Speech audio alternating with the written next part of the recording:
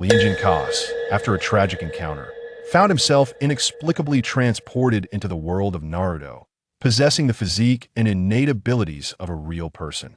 Before he could fully comprehend his situation, a one-eyed dragon coldly proclaimed, "You are my son." Recognizing the figure as Shimura Danzo, the most despised antagonist from Naruto, Lianjian was taken aback by the absurdity of such a hypocritical father-son dynamic. Excellent. Finally, I can send someone to infiltrate the Jinchuriki of the Nine Tails and the Uchiha descendants, Danzo exclaimed. Lianjian, however, was more focused on his newfound predicament. This is fantastic. Once I accumulate enough malice points, I shall transform Shimura Danzo into a formidable being. Chapter 1. I am your father. Random passerby, pure malice. Die Lianjian. Who brought this guy here? Quickly, get rid of this nuisance. Actually, Lianjian is quite handsome. His only flaw is still being alive. Watch as I slice you open along the dotted line. You stitched-up puppet. It was born from human malice, so it's only natural for it to be this vile. It looked best when turned into a meatball. Lianjian, alone and disheveled, stumbled out of the comic convention, wandering aimlessly down the street when suddenly, the piercing blare of a horn startled him. A massive truck was barreling straight toward him. No, wait a moment. Was the truck driver also a fan of Jujutsu Kaisen? Lianjian had no time to ponder as a blinding white light enveloped him. Mom, I've encountered celestial waste. Strangely, no gory scene ensued. Lianjian's figure simply vanished from the spot as if he had never existed. On the opposite side of the street, a group of office workers heading out for lunch rubbed their eyes in disbelief. Wait, what? Where did that person on the road go? Hey, you must be joking. There was no one there. Ah, was there not? None of us saw anyone. Sorry, I might just be confused from all the overtime lately. At this rate, I can't imagine what will happen when I turn 65. Ha ha ha. I'm not even sure I'll live to 65. I might just drop dead at my desk one day. Lianjian's consciousness drifted in a vast, dark fog where faint voices began to pierce through. He seems to be waking up. Quickly, notify Lord Danzo. Lord Danzo? As an avid fan of the second dimension, Lianjian couldn't forget the classics, even as times changed and new anime emerged. Recognizing the familiar title, his awareness sharpened. The black mist finally dissipated, revealing a cat-faced mask adorning a human visage. The mask seemed vaguely familiar, but he couldn't recall where he had seen it. Hey kid, what's your name? The cat-faced figure inquired rudely. Lianjian's gaze shifted, and he grasped the gravity of his situation. It was not good. This was the first thought that crossed his mind. He found himself in a dimly lit basement, devoid of any sounds from vehicles or the outside world. Was he kidnapped? Or was this some horrific prank? Glancing down at his own body, his pupils dilated in shock. What the IBE regressed. His short legs were a stark contrast to his previous stature. Why have my long legs gone? Lianjian collapsed, cradling his head in despair. Yet things worsened. His wig wouldn't come off, no. That was not entirely accurate. His wig had transformed into actual hair. Thankfully, the stitching was still intact. Wait, how had the stitches morphed into tattoos? The trifecta of dyed hair, tattoos, and civil service aspirations were now irrevocably beyond his reach. Returning home in this state would surely result in his parents' wrath. Just as Lianjian's worldview crumbled, a steady cadence of footsteps echoed, accompanied by the sound of a cane tapping against the ground. Instinctively, he looked up to see a figure he knew all too well, Shimura Danzo. What the hell? A character from Jujutsu Kaisen had appeared in Naruto? Was this some sort of prank by the convention organizers? He would take this to the authorities. Lord Danzo, this child refuses to speak, the cat-faced figure reported, retreating behind Danzo. Lianjian was struck by the sheer dramatic irony of the situation. If he is useless, then eliminate him, Danzo coldly dictated, sealing the fate of the unfortunate child he had found. Lianjian. Were they following the same script? Beep. Detected human malice value. 100. Curse energy converted to chakra. 100. The mechanical voice in his mind did little to alleviate Lianjian's fear. The palpable killing intent felt real, like a sharp blade slicing through his skin, sending shivers down his spine. Surely, this was a joke. Had he truly crossed over into the world of Naruto? Or was he merely living as Lianjian? Had he known, he would have cosplayed as Gojo Satoru. No, wait. It would have been better to cosplay as Ryman Sukuna. Despite his reluctance, Lianjian had no choice but to accept the harsh reality of being Lianjian, traversing into the perilous realm of Naruto. As he raised his gaze, he spotted a pair of legs before him. Slowly lifting his head, he saw the dog-faced figure brandishing a kunai. Wait, hold on. I am Lianjian, the real one. The name escaped his lips uncontrollably. Lianjian noticed the dog-faced figure's motion freeze. As if waiting for Danzo's next command, he couldn't help but wonder, was his real name indeed Lianjian? It didn't seem right. Why couldn't he recall his true name? Lianjian fell silent. If one were to ask about his mental age, he would always claim to be 18 forever. But as for his physical age, that he truly had no idea how old he appeared now. I don't know, Lianjian stammered, shaking his head in disbelief. Fearing Danzo might become enraged, he quickly added, I've forgotten. I remember nothing. So please don't pressure him. The classic amnesia excuse was all he had. Danzo remained silent, scrutinizing him intently. Lianjian had never felt such an overwhelming sense of pressure from Danzo in the anime. However, standing before him now, he felt an involuntary tremor coursing through his body. Danzo, the old rascal, was terrifying. The cat-faced figure gazed at Lianjian, seemingly lost in thought, before suddenly proposing, Lord Danzo, he may have sustained a head injury. This child could not have appeared here without alerting the root ninjas. Thus, he must have fallen from somewhere. The root base was hidden, nestled against the mountains, with several villages beyond them, making his origins somewhat plausible. Tuanzong nodded, asserting with an unassailable conviction, You are 12 years old, my son. I am your father. Lianjian exerted considerable effort to stifle the instinctive retort that threatened to escape his lips. Let us dismiss any notion that Tuanzong possesses a benevolent heart. Thus, there must be but one reasoning behind Tuanzang's declaration. He is scheming against him. The sky has fallen. Who among us is unaware of the darkness that resides within Tuanzang's heart? Mao Mian, the epitome of a diligent worker, quickly grasped Tuanzang's implication and added, Indeed, you are Lord Tuanzang's son, having sustained an injury to your brain during training. Could these three conspirators not find a way to avoid his presence? At the very least, their initial statements should align with their subsequent claims. If he were truly Tuanzang's son, would Tuanzong be unaware of his own son's name and age? Could they not afford him a modicum of respect for his intelligence? They evidently regarded him as a fool.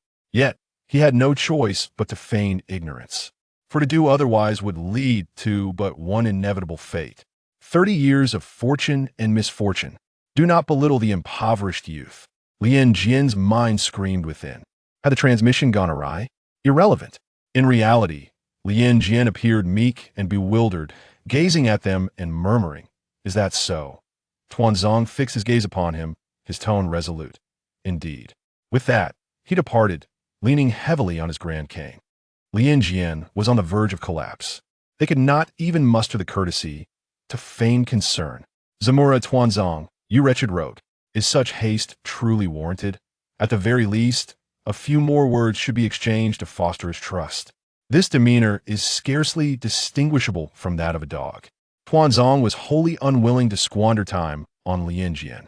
Upon his departure, he left Mao Mian and Go Mian staring at Lianjian, who lay upon the rudimentary wooden bed. Lianjian exchanged glances with them. The three faces were equally perplexed. What should they say? Lianjian glanced at Mao Mian, then at Go Mian. Surely, it was unreasonable to expect a newly amnesiac individual to initiate conversation. It is all right if you have forgotten. We shall inform you of all that you have lost. Mao Mian's voice resonated. This was clearly an attempt at brainwashing, and Lianjian was acutely aware of it. Before we proceed to enlighten you, you must first resume your training. I am Xiao, and I shall be overseeing your training alongside Yiliao. This would serve to assess his aptitude. Should he prove worthless, he would meet his demise. Lianjian's heart wept internally. Why is it that others traverse to this world only to be discovered by noble figures such as Tsunade or Jiraiya, while he is unearthed by Tuanzong? Even being found by Abito would have sufficed. He could have feigned a connection with Rin Noera. Lianjian could not help but admire Tuanzang's efficiency. The very arrangement of determining aptitude through training exemplifies the arduousness of obtaining even a grain of rice from Tuanzang's grasp. Regrettably, Lianjian currently had no option to refuse. To decline would merely hasten his demise. Nonetheless, Lianjian found himself pondering the enigmatic voice that had echoed in his mind. A system? A system. A golden finger. An external aid. Lianjian mentally cycled through myriad ways to call out, yet the voice remained unresponsive. A profound silence enveloped him, rendering him akin to a fool. Lianjian began to reflect upon the contents of that voice. Human malice value, cursed energy, chakra. Having embodied the character of real man, he was, of course, intimately familiar with this persona. A special grade cursed spirit, born from humanity's hatred and fear of humanity. In a world where chakra serves as the primary means of offense, the conversion of cursed energy into chakra indicates, bang. Lianjian felt a lightness in his body. He promptly tumbled to the ground. It was Mao Mian who had pulled him down. Child abuse. A true punishment. Now stand up immediately and commence training. Mao Mian's voice was cold, and the chilling gleam emanating from the small openings in her mask pierced through like the most glaring blade. It sent an inexplicable shiver down his spine. This signified that he had transformed into real man. He could now wield the powers and abilities of real man. Lianjian summarized his recent deductions. Nonchalantly, he rose to his feet, instinctively brushing off non-existent dust from his attire. After all, well-tailored, high-quality clothing is not inexpensive. Truth be told, though he had crashed onto the floor, he felt no pain perhaps due to the cursed spirit's constitution or some other factor. Mao Mian and Go Mian escorted Lianjian to a training ground, which, like all rooms in the route, was subterranean. It was dim and foreboding, clearly a dwelling for those who lurk in the shadows. Though Lianjian had learned the names of Mao Mian and Go Mian, he still preferred to address them by their most distinguishing mass traits. Just as Lianjian steadied himself, he was compelled to endure a barrage of strikes. Yes, you heard correctly, was to be beaten. Lianjian, an ordinary person who avoided a 3,000-meter race, had never been exposed to combat techniques and was now being ruthlessly battered in succession by Mao Mian and Go Mian. These two were evidently not human. They struck with unforgiving ferocity. Lianjian felt as though he would lose his mind. He was terrified of pain. While he had not felt discomfort from his earlier fall, the sheer intensity of this brutal thrashing was unmistakable. Damn it, an inexplicable force coursed through Lianjian's body. Simultaneously, the movements of Mao Mian and Go Mian grew increasingly sluggish in his perception, as if time itself had decelerated. In stark contrast, his own speed accelerated, and he swiftly learned to evade amidst the relentless onslaught. Gradually, the strikes from Mao Mian and Go Mian became less frequent. Whenever they failed to land a blow on him, Lianjian seized the opportunity to counterattack. It was unacceptable to be subjected to their combined assault without retaliation. Was he truly such a benevolent soul? Of course not. After an hour, Mao Mian and Go Mian were astonished to discover that Lianjian had mastered the art of counterattacking. He absorbed combat techniques with alarming speed, like a sponge soaking up water. Another half-hour later, he was able to exchange blows with them in a manner that was neither one-sided nor futile. Mao Mian and Go Mian, relying solely on physical techniques, found themselves unable to contend with him. Pause. Mao Mian declared. Lianjian extricated himself from the overwhelming euphoria, yet the lingering sensations left him flushed, his heart racing. It was an extraordinary feeling. He had never experienced anything like it before. His body and soul were in perfect harmony. His body moved with precise coordination, following his brain's commands flawlessly. The injuries he had previously endured were now entirely absent, no longer affecting his combat capabilities. Mao Mian's complex gaze pierced through her mask, landing upon the child before her. Were it not for witnessing Lianjian's transformation from clumsiness to agility firsthand, she would scarcely believe that this child had not undergone prior training. This could only imply one possibility. Lianjian was a genius. Geniuses are not uncommon in Konoha. Thus, Mao Mian's astonishment was fleeting. She exchanged a glance with Go Mian before vanishing into the depths of the dark corridor. Lianjian surmised that Mao Mian had rushed to report to Tuanzong. He resolved to harbor disdain for her. Now, let us practice the use of weapons. Go Mian tossed a pouch of ninja tools to Lianjian. The heavy pouch contained shuriken and kunai. Swish, swish, swish. The sound of slicing air echoed. Numerous targets, 10 meters away, were embedded with shuriken, each adorned with a perfect bullseye. This seemed simple when viewed in anime, but confronting it in reality proved to be a Herculean challenge. Give it a try. Since Lianjian was a genius, he would be trained in a manner befitting his extraordinary potential. The nightingale directed its gaze upon the figure of the real Lotus. Lotus grasped the shuriken between two fingers. Truth be told, he had never before engaged with such an object. The movements of the nightingale replayed in his mind dozens of times. In the blink of an eye, the shuriken held between Lotus's fingers was launched forth, replacing the dog-faced shuriken and striking the bullseye. Lotus was left dumbfounded.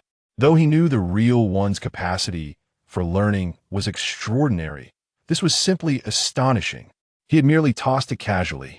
The nightingale proceeded to demonstrate the use of kunai. Similarly, Lotus's kunai hit the target with precision akin to the shuriken. Turning around, he spotted Shimura Danzo, standing not far away. Danzo had evidently witnessed Lotus's earlier display. He beckoned Lotus over with a gesture. As Lotus approached, he was acutely aware that this old schemer was about to concoct something nefarious. Danzo, looking down at him, commanded, "Stick out your tongue." Perverse ding. Detected human malice value. 50. Curse power converted to chakra amount. 50. A voice echoed in his mind once again. Accompanying it was a surge of power coursing through his body. Lotus mused that this must be the chakra. He recalled that Danzo seemed to possess a sealing technique inscribed on the tongue. Beneath the eaves, one must bow their head. Lotus felt a sharp pain at the root of his tongue, akin to a bite from an insect. He instinctively retracted his tongue. Danzo appeared satisfied. The human heart can change. A child raised with care may betray loyal subordinates, might turn against you, but sealing techniques remain steadfast. Ding. Detected tongue curse severing seal with malice value. 500. Tongue curse severing seal converted by curse power, automatically stored as chakra. 500. The burning sensation at the root of Lotus's tongue dissipated. The previously uneven scars appear to have smoothed out. Following the electronic voice's prompts, Lotus gained a deeper understanding of his abilities. Since the real one was born from human malice, it served as nourishment for him. Malice would automatically convert into chakra stored within his body. The tongue curse severing seal was also malice. Thus, it could transform into chakra. Could this imply that Lotus could convert all malicious attacks inflicted upon him into powerful chakra? If so, that would be utterly extraordinary. I can grow stronger just by taking hits. Go ahead, try to kill me. If I do not erupt in silence, I shall transform in silence. Lotus, the real one, had indeed transformed. While reveling in this transformation, he was also perplexed. Was there a standard for this chakra value? Merely looking at the numbers, he could not discern the gap between himself and others, nor could he gauge his progress. Ding! Chakra value standard set to Naruto Uzumaki 100 million. Lotus was astonished. He counted several times to confirm his eyes were not deceiving him. Is this an amount a human can possess? However, considering the nine tails, he felt slightly reassured. Nonsense. Not at all reassured. The real one is a special grade curse spirit. Surely he possesses inherent curse power. Ding. The real one is the real one. Lotus the real one is Lotus the real one. Perceptive of Lotus's confusion, the electronic voice chimed in again. Lotus understood. This device was merely a merciless counting tool and a means of answering questions that it seemed he needed to hasten his collection of malice values. I am your father. Do not disappoint me. Hurry, train diligently, and do not forget our initial agreement. With that parting statement, Danzo departed. Lotus thought, does the old man not even draft a lie? How could a person who had just arrived in the Hokage world through free fall have any agreements with Shimura Danzo?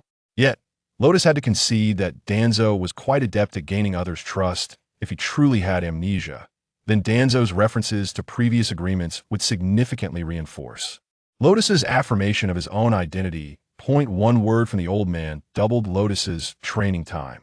The innate learning ability of the real one allowed him to grow at a visibly rapid pace.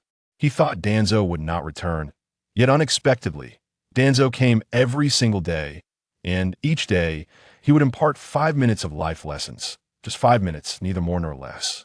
With merely 5 minutes of dialogue, he contributed over 2,000 malice values to Lotus. One can only imagine how the old man was scheming to exploit him. A month later, Danzo, observing Lotus, who had grown considerably, inquired, "Do you remember the agreement we made before your amnesia?" Ding. Detected human malice value, 100. Curse power converted to chakra amount, 100. Chakra 2750100000000. This statement was delivered without a hint of trepidation. What agreement could there possibly be? It was merely a pretext to manipulate him into executing tasks. Lotus feigned a cheerful smile while inwardly cursing the old schemer. Once his chakra levels rose and he grew stronger, he would reward Danzo by transforming him into an invincible toad who would merely croak at others. Danzo's daily 5 minutes were not meant to enlighten him, but rather to brainwash him. The month at the root provided Lotus with profound insights into Danzo's brainwashing techniques. This fellow truly had a knack for it. First, he exploited the real one's fear and confusion regarding the unknown to cultivate trust and reliance on the root. Second, he utilized repetitive phrases to induce self-hypnosis and glorification of Danzo, such as "You once admired me. You said you would become a ninja like me." The realization of a ninja's value can only be witnessed at the root, and the root is the gathering place of all great figures. Third, he reinforced the brainwashing through peer guidance and validation. On the third day of Lotus's training, companions appeared alongside him, including the boy Sai, who had been deeply affected by Danzo's machinations and was now a hollow shell of happiness. With this sequence of tactics, were it not for the fact that Lotus was not an actual child and was aware of Danzo's true nature, he might have fallen prey and recognized Danzo as a father figure. "I remember," Lotus replied obediently with a nod. Danzo would not permit him to forget. This morning, the cat-faced owl had reiterated the agreement 3 times. Even a pig wouldn't forget such a thing. This task was linked to the main characters. Danzo had somehow persuaded the third Hokage, Hiruzen Sarutobi, to assign him to Team 7 as the 4th member. Indeed, that would be Kakashi's team. The true intent was certainly not for Lotus to experience the beauty of the outside world, but rather to surveil the Nine-Tails Jinchuriki, Naruto, Uzumaki, and the orphan of the Uchiha clan, Sasuke Uchiha. At crucial moments, he was to heed Danzo's commands. After all, he was merely an unlikable tool. But who cares? The real one has never been likable. And besides, who cannot act? Today marked the day Lotus would depart from the dark depths of the root. It was also the first day he would shed the identity of shadowy figure. Lotus had long awaited this day. This day was the true commencement of his new life. Before stepping into the sunlight, he glanced back at Sai, left behind in the dim tunnel, and expressed an unapologetic farewell. "My apologies, but I, Lotus the real one, am not a little son. Such heartwarming matters are best left to the professionals. For instance, Naruto Uzumaki, his selfish nature. The cursed spirit can only rejoice at his own escape from suffering." Ding. Detected human malice value, 5,000. Cursed energy converted to chakra, 5,000. Chakra 77501000000000. This exaggerated figure caused Lianjian's pupils to dilate. Slightly, wow. Is this a joke? Sasuke actually contributed such a significant amount of malice value. By the way, why does Sasuke harbor such hatred towards him? He is not the one responsible for the tragic events of Sasuke's childhood. This is unjust. The corners of Lianjian's lips curled up. However, let him continue to despise him. Sasuke, you must perpetually harbor your hatred. The long-awaited sunlight cascaded upon his fair, almost translucent skin. Lianjian's lips formed an angelic smile. Thanks to Danzo and Sasuke, his chakra had now reached 7750. Though it was still alarmingly low compared to Naruto Uzumaki, he must strive for improvement. Sasuke's example served as a reminder for Lianjian. The malice acquired through mundane, irksome means is far too limited. The malice derived from deep-seated hatred, as Sasuke's, is truly substantial. Thus, Lianjian must be clever and efficient, allowing malice and hatred to emerge from love. Such malice value would be astonishingly high. Let him first devise a strategy for collecting malice value from the trio of protagonists. If he were to discover that his trusted companion is connected to Itachi, it would surely be unbearable for him. The only challenge lies with Naruto Uzumaki. Acquiring his malice value is quite a formidable task. After all, he is someone who can even forgive Nagato and Obito. Nevertheless, it is alright, patience is key, and first, trust must be earned. The wise approach is to cast a long line to catch a big fish. Lianjian made his way to the Ninja Academy by asking for directions. With a charming smile, Lianjian easily won the hearts of the villagers and received a free skewer of dango. Sweet, chewy, and utterly delicious. Far superior to the military rations from a root. You should report root for child abuse. Ascending the steps, Lianjian glanced to the classroom doorplate. Ah, this is the class where Naruto and the others are. He pushed the door open. A blackboard eraser came crashing down towards him. Lianjian stepped forward, catching the eraser just as it fell to the ground, sending chalk dust swirling. Lianjian locked eyes with Naruto Uzumaki, who stood on the podium. Naruto blinked, curiously regarding Lianjian. "Who are you?" Before Lianjian could respond, Naruto covered his head in terror. "Could you be Kakashi? Our leading jonin? This can't be. Are you joking? You look just like us. Or are you actually a dwarf?" He chattered incessantly. Lianjian stared at him in fascination. Previously, he had only encountered Naruto Uzumaki in comics and animations. The real Naruto was even more lively than depicted, and his imagination was rather vast. Idiot!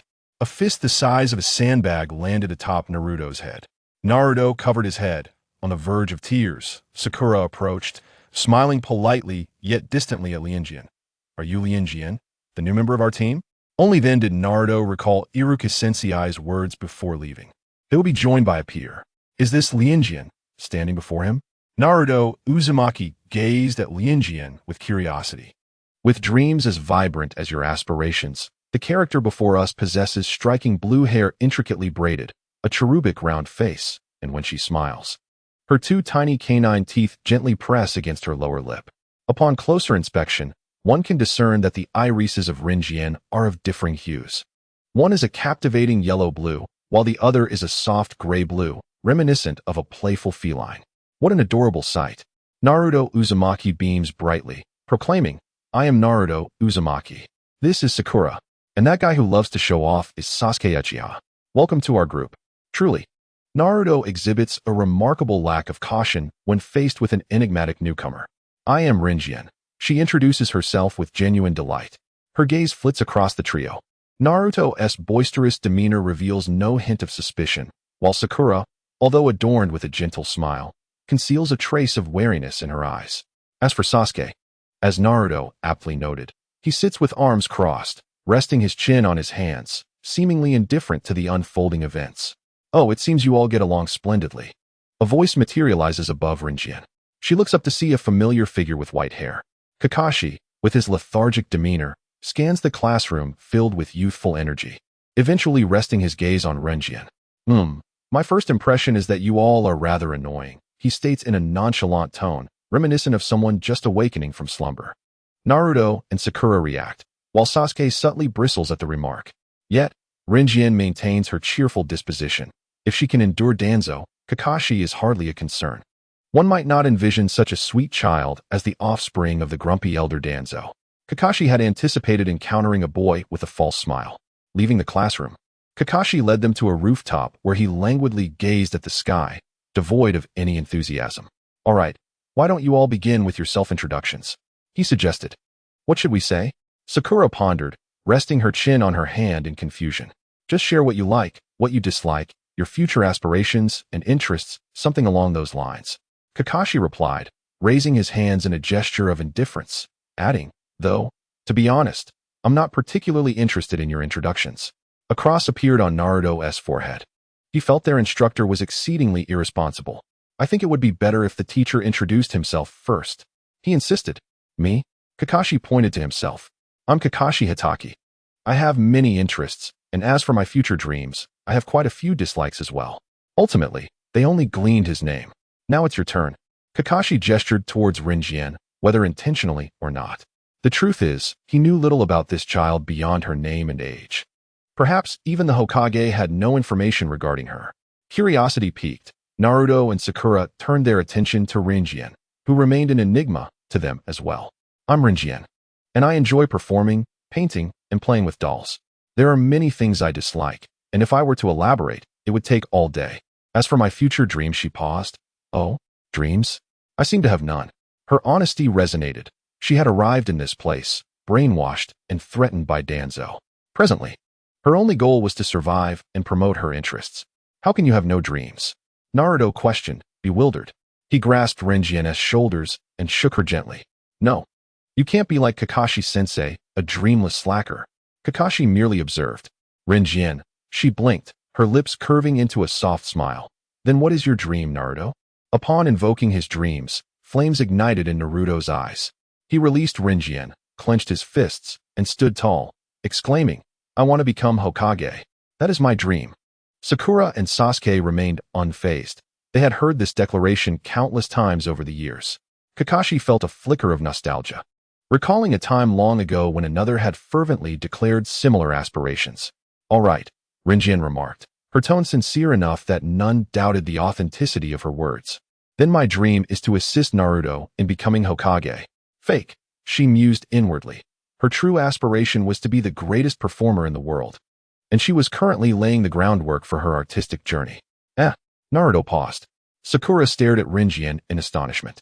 Is there really someone who adopts another's dream as their own? Sasuke cast a curious glance at Rinjian, thinking her foolish for believing Naruto could ever become Hokage. Kakashi's gaze lingered on Rinjian, inscrutable. Wow, while your words are touching, how can you so easily decide on your dreams? Naruto suddenly embraced Rinjian, rubbing his cheek against hers. Teary-eyed with gratitude. You're the first to believe I can become Hokage. I knew we were destined to be friends. Rinjian thought. Gaining Naruto's trust seems far too simple. With a fade that appeared genuine, she too adeptly mirrored his enthusiasm. No, I should be the one thanking you, Naruto, for helping me discover my dream. Wow, Rinjian is so great. A true angel, Naruto exclaimed, refusing to let go of Rinjian. My favorite things are ramen and Rinjian. I detest the 3 minutes of waiting for my ramen to soak. Kakashi diverted his attention from the two affectionate friends. Now it's your turn. Sakura, glancing at the despondent Sasuke, raised her hand with newfound courage. I'm Sakura Haruno, and what I cherish most is the romantic notion of a girl blushing at heartfelt compliments. Naruto whispered to Rinjian, I really don't understand what Sasuke finds appealing. Why else? Rinjian replied earnestly, Sasuke is undeniably handsome, but Naruto possesses a different kind of charm. His is a bright and sunny handsomeness. Naruto blushed deeply, his eyes darting around. Really? I'm not handsome. He struck a pose, fist resting on his forehead, attempting to maintain the fade. Rinjian, unable to watch, inhaled deeply and turned her gaze away. My dream is Sakura gathered her courage, her voice rising with shyness, to become Sasuke's wife. Impressive for a 12-year-old, Rinjian remarked. But dear girl, you are far too mature for your age. Naruto stood frozen in shock. Kakashi sighed inwardly. He found it troubling that young girls today seemed preoccupied with romance. Sasuke, the other protagonist, merely scoffed, finding Sakura's romantic aspirations tiresome. Yet, Rinjian clapped earnestly, noting Sakura's gaze upon her. Upon first seeing you, I recognized your beauty, Sakura. I believe that your diligent and earnest nature will surely lead you to fulfill your dream. Sakura's cheeks flushed, and she felt a pang of guilt for her earlier wariness. Thank you, she murmured, her voice barely above a whisper. Kakashi sighed again. It appeared two of them had already been won over. Only Sasuke remained to introduce himself, and all eyes turned to him. I am Uchiha Sasuke, and I speak for myself. For some reason, the next line automatically formed in Rinjian's mind. There are many things I detest, but little that I cherish. Furthermore, I do not merely regard this as a dream. I possess ambition. I shall revitalize my clan, and, without fail, slay a certain man with my own hands. Sasuke's hand, propped under his chin, remained steadfastly in place. Rinjian felt a bit embarrassed by his words, fidgeting with his toes. The atmosphere inexplicably grew heavy after Sasuke's declaration. Kakashi fixed his gaze on Sasuke, slowly diverting his eyes to the azure sky. Sasuke's reaction was not far removed from what he had anticipated. Although I have not attended school with everyone, I have heard of Uchiha Sasuke's renown. Despite the awkwardness, Rinjian did not forget his persona and mission. With a smile and a tilted head, he addressed Sasuke. You are the top of the Ninja Academy, a figure of genius. I believe only you can accomplish this task. Sasuke remained silent, yet he was undeniably pleased by such words. After all, there is no soul in this world who does not relish sincere praise. Kakashi clicked his tongue. Among the four young ones present, only Rinjian exhibited true mental maturity, while he refrained from commenting on the other three. A child who could be so easily swayed by a mere compliment was hardly synonymous with maturity. Well, the four of you possessed vibrant personalities, which is quite amusing, Kakashi remarked, though with evident insincerity. He continued, from tomorrow onward, we shall commence our missions. Yes, Naruto responded with enthusiasm, starkly contrasting Kakashi's demeanor. He eagerly inquired, what kind of mission is it? We shall begin with tasks that only we five can undertake. Kakashi's words had barely left his lips when Naruto could hardly contain his excitement. What mission? Rinjian already had an inkling of the answer, a survival exercise. Among the 24 graduates, only 9 would be recognized as genin. The remaining 18 would be sent back to school. This survival exercise boasted a staggering 66% elimination rate, rendering it a formidable challenge. The graduation exam merely assessed potential for becoming a genin, while the survival exercise was the true selection process. After elucidating this, Kakashi left with a parting remark. Remember to bring your ninja tools. We gather at 5 tomorrow morning. And do not eat breakfast. You will vomit. Naruto and Sakura were alarmed by Kakashi's warning, and Sasuke's expression grew more serious. However, from his omniscient perspective, Rinjian remained unaffected. Not only would he have breakfast, but he would also bring along some snacks. Once the assembly concluded, they each returned home to their families. As Naruto and Rinjian had no parents, they headed to eat ramen. Sakura opted to return home for a meal, while Sasuke disdainfully declined to join them. Naruto covered the cost of the ramen. As Rinjian was penniless, it was only after they finished that Rinjian remembered he had forgotten to ask Danzo for money. Thus, when Naruto enthusiastically invited Rinjian to accompany him home, Rinjian politely declined, deeming it more crucial to seek funds from Danzo. After parting ways with Naruto, Rinjian effortlessly leaped onto a rooftop, quickly appearing at the root base. Upon entering the facility, he was immediately brought before Danzo. Naruto Uzumaki's aspiration was to become Hokage. Sasuke Uchiha's was to restore the Uchiha clan and eliminate Itachi Uchiha, and Sakura Haruno's dream was to marry Sasuke. The goals and intentions of the three were rather evident. Rinjian first reported the day's news to Danzo. Before any missions commenced, Danzo provided Rinjian with all pertinent intelligence regarding Naruto and Sasuke. Hence, Rinjian could mention Itachi Uchiha's name. Sakura need not report, Danzo stated coldly, displaying disinterest in a girl from a civilian family. There is no need for daily reports. Otherwise, even a pig would become suspicious. Danzo presumed that Rinjian was not so foolish and likely had ulterior motives for returning. In the next moment, Rinjian extended his hand. I would like some pocket money. So you are indeed a child, Danzo remarked, glancing at the cat-faced individual behind him. The cat-faced figure produced a bulging pouch of coins and handed it entirely to Rinjian. Weighing it in his hand, Rinjian noted it was a substantial sum. Danzo proved to be quite generous when it came to spending money. Ding. Detected human malice value 50. Curse power converted to chakra amount 50. Chakra 780010000000. Rinjian paused, looking up at Danzo and the cat-faced individual. So, where did this malice value originate? Rinjian deduced it likely came from the cat-faced figure, as the money was taken from her pocket. Content with his acquired funds. Rinjian departed to find his previous sleeping quarters for rest. The next day, at 5 o'clock a.m., the sky was a deep purple, the mist still lingering. 3 figures gradually converged. Good morning, Sakura rubbed her eyes, her weariness rendering her unaware of her own words. Morning, Naruto extended his hand, eyes still closed, fumbling ahead. Sasuke's face bore fatigue, though not as exaggerated as Sakura and Naruto's. Is Rinjian not here yet? Naruto noticed the absence of one person and turned to scan the surroundings. Finding no trace of Rinjian. Perhaps he overslept, Sasuke remarked coolly. What? Sakura suddenly became alert. What should we do? Kakashi-sensei won't deem him unqualified just because he's late, right? Sasuke's gaze remained indifferent. It matters not. If a ninja cannot even be punctual, then they need not become a ninja. Sakura shot a troubled glance at Sasuke, feeling his words were rather excessive. No, we must go find him, Naruto exclaimed in desperation, but Sakura's words quelled his fervor. Do you know where Rinjian lives? No. They both admitted, their spirits dampened. 5 hours later, the sun had fully risen, illuminating the day. Sakura and Naruto sat on the ground, dozing off. while Sasuke stood with arms crossed, uncertain if he was attempting to appear cool or simply deep in thought. Good morning, everyone. Rinjian, having enjoyed a full 12 hours of sleep and a hearty breakfast, arrived at the gathering place, brimming with energy. Rinjian, Naruto sprang up, grinning as he playfully draped an arm around his neck. I almost thought you had given up. You were so late. The latter part of his statement was laced with resentment. Rinjian was unfazed by his tardiness and invoked Kakashi's name. But Kakashi was late too, wasn't he? Mentioning this incensed Naruto. Damn Kakashi. He was 5 hours late. Ah, good morning, everyone, Kakashi interjected just as they were about to continue their complaints. You are slow. Both Naruto and Sakura retorted in unison. Kakashi cleared his throat. I saw a black cat cross my path on the way here. He noticed Rinjian's spirited demeanor. So, this child has just arrived, has he? Did Elder Danzo inform you of the so-called survival exercise's true nature? However, even with knowledge of the survival exercise's reality, one cannot ignore the habitual tardiness, can one? Luck, perhaps? Kakashi resolved to observe a while longer. All right, let's set the alarm for noon.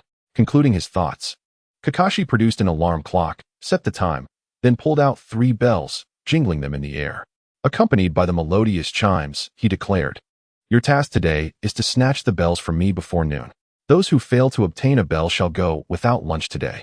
He pointed to 3 horizontal logs not far away, adding, Moreover, you will be tied to the middle log, forced to watch me enjoy my bento. Nothing had changed at all. Lianjian gently touched the ninja tool pouch on his right leg, a smile gracing his face. A true ninja, like him, should be thoroughly prepared for every mission, ever vigilant against all potential occurrences. It's no wonder we were instructed not to eat breakfast. Even Sasuke could hardly suppress his resentment.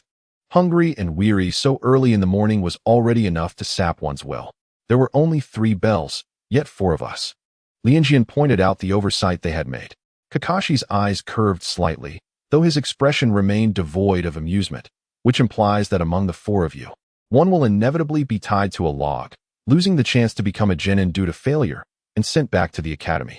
However, it is also possible that you might all be sent back if none of you manage to acquire one. The expressions of Naruto and the others turned grave and serious.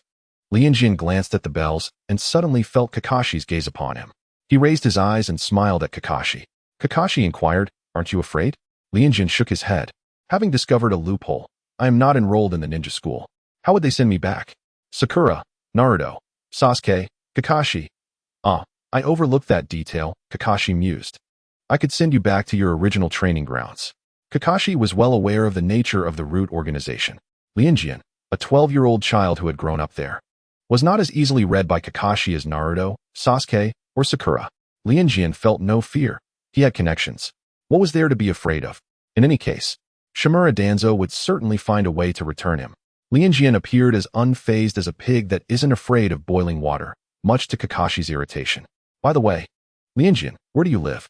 Naruto recalled the tragedy of not knowing where Lianjian's home was today and immediately asked. Kakashi looked at Lianjian, thinking that Naruto had finally asked a pertinent question. The root. Lianjian answered candidly. Kakashi stumbled slightly. The root? What kind of place is that? It sounds strange, exclaimed Naruto.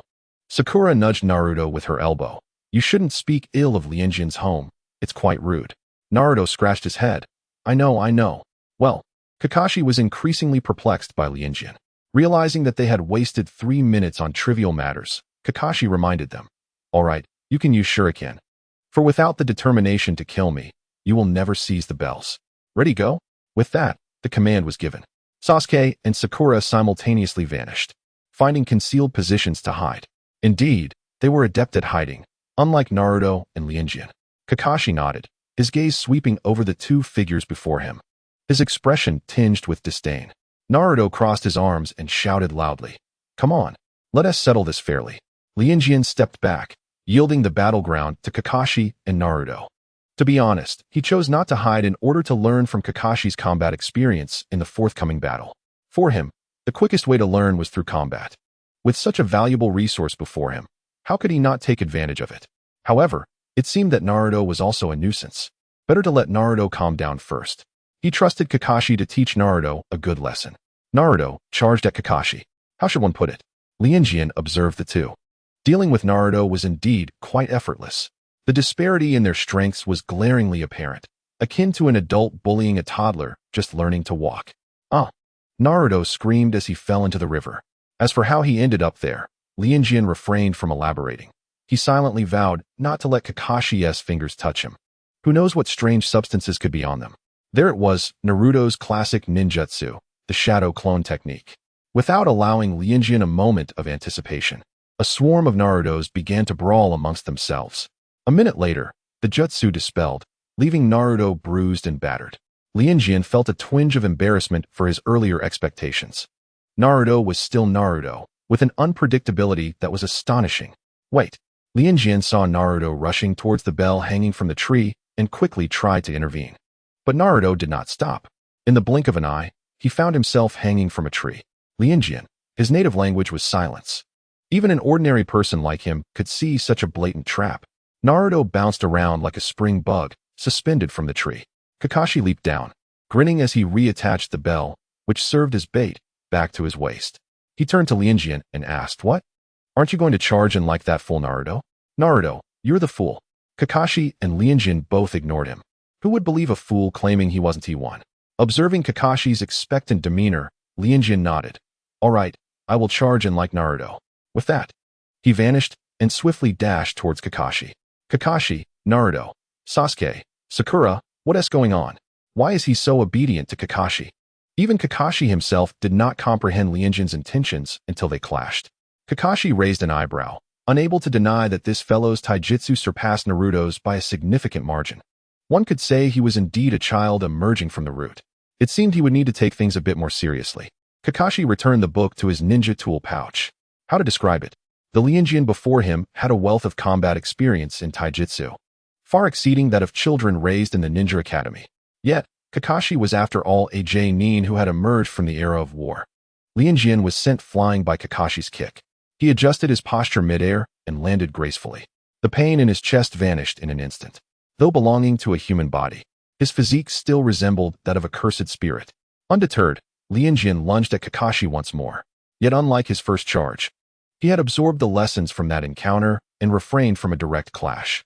His movements were nimble, his speed astonishing, slithering around Kakashi like a serpent. What appeared to be a tiny fist held the ferocity and force of a mighty tiger. He capitalized on the advantage of his small stature, engaging in close combat. As agile as a snake weaving around Kakashi. In the Land of Waves mission, that guy? He can actually combat Kakashi for such an extended period using taijutsu.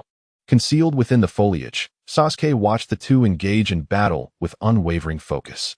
Sakura hesitated, uncertain whether to seize this opportunity to assist Lianjian. Haha. Well done, Lianjian. Give Kakashi-sensei a good beating. Naruto, suspended upside down from the tree, threw left and right hooks at the air as if it were Kakashi. Perhaps I should take this a bit more seriously. Lianjian sensed a shift in Kakashi's energy, followed by a fist that struck him with an untraceable speed, sending him flying. This was not merely taking things seriously, it was exceedingly serious. Lianjian was hurled 10 meters away, but he quickly rose from the ground, refusing to grant Kakashi an opportunity to attack. As soon as Lianjian regained his footing, he felt a change within his body, his breath quickened, and a powerful energy coalesced in his lungs. His heart raced, strength flowing from his heart like a spring to his limbs, continually gathering in his hands. The hormone levels within his body surged to a terrifying extent. Though it may sound cliché, Lianjian could not help but declare, "I feel it. This is the feeling. Kakashi-sensei, please continue to guide me." As his words fell, Lianjian's fist shot towards Kakashi with ferocity. Despite the 10-meter distance between them, he closed the gap in an instant. Standing before Kakashi, Kakashi gazed at the child who resembled a small madman, his expression growing grave. The speed and strength were rapidly escalating. A significant volume of air sliced through the air from Lianjian's fist, producing a distinctly audible whoosh. The air seemed to tear apart, emitting a piercing shriek of agony. What? Kakashi's eyes widened in disbelief. Was space distorted? Bang! Kakashi staggered back several dozen meters before he could steady himself. He stared at Lianjian in shock, who was equally astonished by his own fist. That was just now Black Flash. In Jujutsu Kaisen, Black Flash is described as the phenomenon that occurs when the timing error between a strike and the impact of cursed energy is within 0.0000001 seconds, resulting in a distortion of space. Its power averages at 25 times the usual, and no sorcerer can deliberately invoke Black Flash. However, there exists a vast difference between those who have experienced Black Flash and those who have not, particularly concerning their proximity to the core of cursed energy. Hanging from the tree, Naruto gaped, his eyes filled with awe. Is this a joke? That incredibly powerful Kakashi-sensei was actually defeated by Rinjian with a single punch? Sakura's pupils constricted. Even from a distance, she felt a sense of dread from Rinjian's earlier blow, causing goosebumps to rise on her skin. You remind me of someone. It seems I underestimated you. Noticing the distorted space around Rinjian's fist, Kakashi immediately thought of Might Guy. If this child were handed over to Guy, he would likely cultivate a truly terrifying monster. Thank you, Kakashi-sensei. The three bells clinked together, producing a clear sound. Rinjian's fingertips held three small bells. Kakashi froze. In a flash of realization, he recalled how Rinjian had brushed past him at the waist when he retreated. The connectors of the bells had been severed by a sharp weapon, leaving Kakashi completely unaware. Kakashi smiled, his pupils deepening. He recognized Rinjian's uniqueness. This child was growing amidst battle. That recent move was probably not understood until after he was defeated by Kakashi. No wonder he charged forward like Naruto. Fully aware he could not defeat Kakashi. It was simply his way of learning. Well then, since you have obtained the bells, let us discuss the distribution, shall we, Rinjian? Kakashi crossed his arms, watching him with a sense of amusement. Naruto Uzumaki, Sasuke Uchiha, Sakura Haruno, and Rinjian. There are 4 of you, and only 3 bells. Your distribution will determine who returns to the Ninja Academy. Kakashi found this exercise far more intriguing than a mundane battle. Hanging from the tree and hiding in the bushes, both Sasuke and Sakura were stunned, each lost in their thoughts. Rinjian did not make a decision immediately. He first lowered Naruto and then waved to Sakura and Sasuke. The 4 of them stood together again. No rush. You have ample time to contemplate. Kakashi pulled out a bento box, handing it to Rinjian, Sasuke, and Sakura. As for Naruto, he received nothing and was bound to a log. The reason being he performed the worst among them, as confirmed by Kakashi himself. Let us eat first, and once you've finished, you must make your choice. Kakashi waved cheerfully before departing, and after walking a few paces, he kindly reminded them, no one is to feed Naruto. Otherwise, that person will be deemed unqualified. Once he was entirely out of the young one's sight, Kakashi leaned against a tree trunk, blood rising within him, the metallic taste filling his mouth. He rubbed his chest. The intense pain did not even cause him to flinch. Indeed, one must not underestimate the current Genin. He had learned this lesson the hard way. Rinjian's punch was astonishingly powerful. Gurgle, gurgle. Naruto's stomach emitted an undeniable growl. He awkwardly turned his head away, pretending he hadn't heard anything. He was not hungry at all. Even if he didn't eat, it was fine. I'm not hungry. The stubborn boy's stomach growled several more times. Eat. Rinjian stuffed rice into Naruto's mouth. The 3 others were momentarily taken aback. Sakura nervously glanced around. Rinjian, didn't Kakashi-sensei just say that feeding Naruto would lead to disqualification? Naruto, teary-eyed and moved, protested, I want to eat. Saying that, but his chewing teeth were far from honest. Sasuke did not intervene to stop Rinjian. Kakashi-sensei has lied twice since the beginning. Do you still trust him? Rinjian's words cut straight to the point. Naruto and Sakura agreed. That makes so much sense. They were left speechless. However, Sakura hesitated. Rinjian reassured her, don't worry. It'll be fine. Sakura shook her head. No, I'm worried you'll go hungry. Why don't you eat mine? I can't eat much anyway. Oh. Sakura is such a kind-hearted child. He just happens to enjoy hurting good children the most. Rinjian's eyes twinkled as he quietly said, it's okay. I brought my own food, and I had breakfast. I don't believe Kakashi-sensei. Ding. Detected human malice value 50. Cursed energy converted to chakra amount 50. Chakra 78501000000000, huh? Rinjian turned around and indeed saw Kakashi looming like a dark cloud. So, was the malice value triggered by hearing his distrustful words? You all completely disregard my rules. Kakashi's voice was low, an unusual seriousness causing Sakura and Naruto to tense up. Not at all. Only I don't take Kakashi-sensei's rules to heart. Rinjian answered seriously like a good boy. Ding. Detected human malice value 50. Cursed energy converted to chakra amount 50. Chakra 790010000000. Kakashi rubbed his forehead. Rinjian, you are quite the troublemaker. Rinjian replied confidently. Teacher, just give them the bells. Send me back to the root. Kakashi, I fear that as soon as I send you back, you'll be sent right back by Elder Danzo. The burdensome relationship. Kakashi sighed, waving his hand. You all passed. What was meant to be a grand statement in his plan now felt weak. Huh. Naruto blinked, looking utterly bewildered. Sasuke's voice rang out. It's because the four of us are a team. Cooperation is paramount among teams. If the three of us only focus on ourselves while ignoring Naruto, then we will never be able to work harmoniously during missions. Therefore, if we solely prioritize our own meals, we would truly be deemed unqualified. After Naruto was tied up, Sasuke carefully pondered Kakashi's words from earlier and slowly grasped their essence. He knew Rinjian had likely realized this long ago, which is why he hadn't stopped Rinjian when he fed Naruto. You are the first group to qualify. Those before only knew to rigidly adhere to my rules, leaving their starving companions behind. A ninja must see through schemes. Those who break the rules are scum. But those who disregard their comrades are the scum of the scum. Kakashi said softly, gazing at the sky. This sounds so familiar, Rinjian mused, stroking his chin, as if he had heard it somewhere before. The exercise concludes here. Everyone is qualified, and Team 7 will commence missions starting tomorrow. Excellent. That's fantastic. I am a ninja. A ninja. They returned, filled with excitement about the upcoming tasks. It was a series of low-level missions such as catching cats and weeding. A week later, Naruto, indeed, was unwilling and protested. Inside the Hokage's office, Naruto rolled on the ground incessantly, exclaiming, I refuse to undertake a B-rank mission. I want tea. I refuse to catch cats. It's dreadfully boring. Lianjian looked at the writhing mass at his feet, reminiscent of a disobedient child from a past life, throwing a tantrum to procure toys. He raised his gaze to meet that of the Hokage. It seemed Sarutobi Hiruzen had been observing him all along. Lianjian responded with a radiant smile. Sarutobi mused internally. I can hardly fathom that this child is raised by Danzo. How could a child nurtured by him smile so normally? Shouldn't he exhibit a sinister grin akin to Danzo's? The sweat trickled down Sarutobi's brow. Oblivious to Sarutobi's thoughts and unconcerned, Lianjian yanked the unidentified creature, Naruto, back to his feet. Naruto turned his head away, sulking at Sarutobi. Sarutobi, conceding, thought to himself that no one could tolerate the antics of a mischievous child. Not even the Hokage himself. Very well, if that is the case, I shall assign you a B-rank mission. You are to protect a certain individual. As Sarutobi's words fell, Naruto eagerly inquired, is it Lord Daimyo?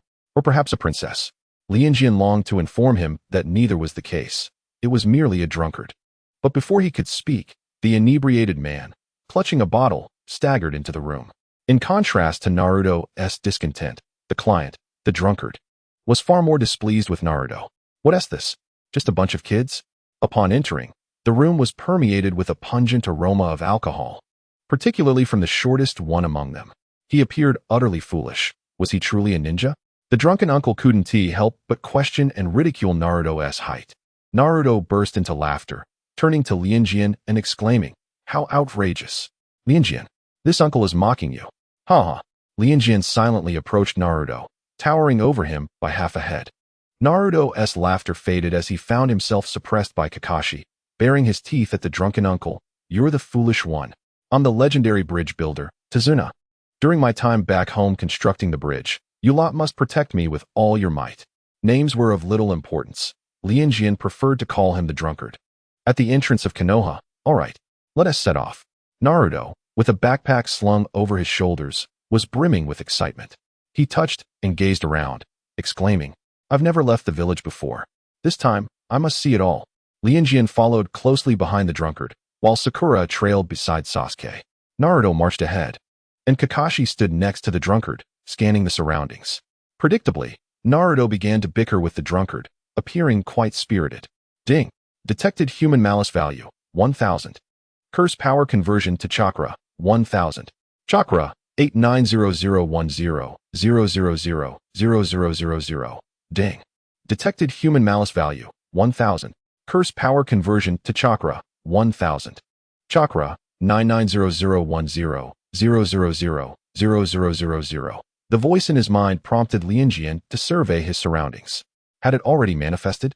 Such intense malevolence. It seemed they were destined for slaughter. However, he welcomed it. The greater the malice, the better. Mr. Tazuna, Your country is the land of waves, correct? Does it have ninjas? Sakura inquired. Tazuna acknowledged her question. Kakashi answered the next. No, the land of waves is unaffected by other nations. On such a small island, the presence of ninjas is unnecessary. Sakura nodded in understanding. Some knowledge of the ninja world could be gleaned from classroom teachings, while others could not. Textbook knowledge primarily pertained to the 5 great nations, with little mention of smaller countries like the land of waves. Kakashi gently patted Sakura's head, reassuring her, rest assured, B-rank missions do not involve confrontations between ninjas. Upon hearing this, Lianjian glanced up at the drunkard, who blinked nervously. Indeed, they had great trust in Mr. Drunkard, if he were to play a trick on them. May he meet a tragic end. Lianjian eagerly anticipated this outcome as he gazed at Tazuna. Ding. Detected human malice value, 50. Curse power conversion to chakra, 50. Chakra, 995010000000. Was it he who had lied, now feeling malice toward him? Wow, that was quite frightening. Naruto exclaimed, looking at Lianjian with astonishment. Kakashi replied, so why are you surprised? However, did Lianjian sense something? As Kakashi walked past a puddle, he casually glanced over. A piercing sound, akin to a bird's cry, erupted. A chilling aura materialized behind Kakashi. Naruto's pupils dilated as he witnessed Kakashi's body entangled by iron chains, being violently shredded. The gruesome scene struck terror into the hearts of the freshly graduated genin. One down. Next, the voice of death echoed in Naruto's ears. Cold sweat dripped down his brow, his limbs numb, rendering him immobile. Despite knowing that remaining still would lead to his demise, Lianjian, possessing swift reflexes honed from battling monsters, darted forward, supporting Naruto's shoulder with his left hand while delivering powerful kicks to the throats of 2 ninjas. The assailants rolled on the ground, struggling to alleviate the force of the blows while creating distance from Lianjian. Their throats swelled painfully, rendering them voiceless, as cold sweat beaded on their backs. Had they hesitated for a moment longer, their throats would have been crushed. Crack! The iron chains swung through the air, aimed at Lianjian. Evading would be the most foolish choice. The adversary's target was not him, but the drunkard. If he dodged, they would immediately shift their attack toward the drunkard. Bang! Lianjian deftly plucked a shuriken from his ninja tool pouch, driving it into the tree trunk to halt the oncoming chain. Subsequently, the 2 ninjas heard a series of bone-cracking sounds emanating from their own bodies. In an instant, they were left bewildered by the unfolding events. Concealed in the shadows, Kakashi observed clearly. Lianjian employed the shuriken to neutralize the chain before executing the same move he had used against Kakashi. His fist, imbued with black-red lightning, penetrated the chests of both ninjas. Due to Lianjian's small stature, swift speed, and precise movements, coupled with the spatial distortion caused by his fists, the 2 ninjas failed to perceive his presence. Their bodies collapsed to the ground. Kakashi emerged as well. Kakashi-sensei, you're still alive. Sakura exclaimed in astonishment. Kakashi assessed the situation before him. Even amidst fear, Sakura stood resolutely in front of the client, while Sasuke, seeing Lianjian handle the 2 ninjas with ease, remained vigilant for further ambushes. Lianjian required no commentary. As for Naruto, he was utterly paralyzed with fear. The pool of blood on the ground had transformed into splintered wood. Kakashi addressed Naruto. I apologize for not reaching you sooner, but I never anticipated you would remain so still. Regardless, Lianjian, Sasuke, and Sakura, you all performed admirably. Kakashi generously offered his praise. Naruto stood rooted in place, head bowed, silent. From Lianjian's perspective, he appeared on the verge of shattering. Next, Kakashi needed to interrogate Tazuna about some matters. Lianjian approached Naruto, offering comfort. It's all right. It's always like this the first time. In the early days at the root, I too was completely defenseless, passively enduring blows. After offering Naruto a few words of comfort, Renji approached the drunken man with a steely resolve. Your concealment of the information nearly cost us our lives. So let the words I just spoke come to fruition. Please meet a miserable end. Ding. Detected human malice value, 100. Curse power converted into chakra, 100. Chakra, 10, 0, 50, 100, 000, 000. It seemed the drunkard had begun to sense fear. It's fine. If I must die, so be it. My only concern is that my lonely grandson will be left to fend for himself. Dasna observed the expressions of the ninjas around him. The blue-haired and white-haired ninjas were utterly unfazed. This was troubling. Since you have accepted your fate, allow me to expedite your journey.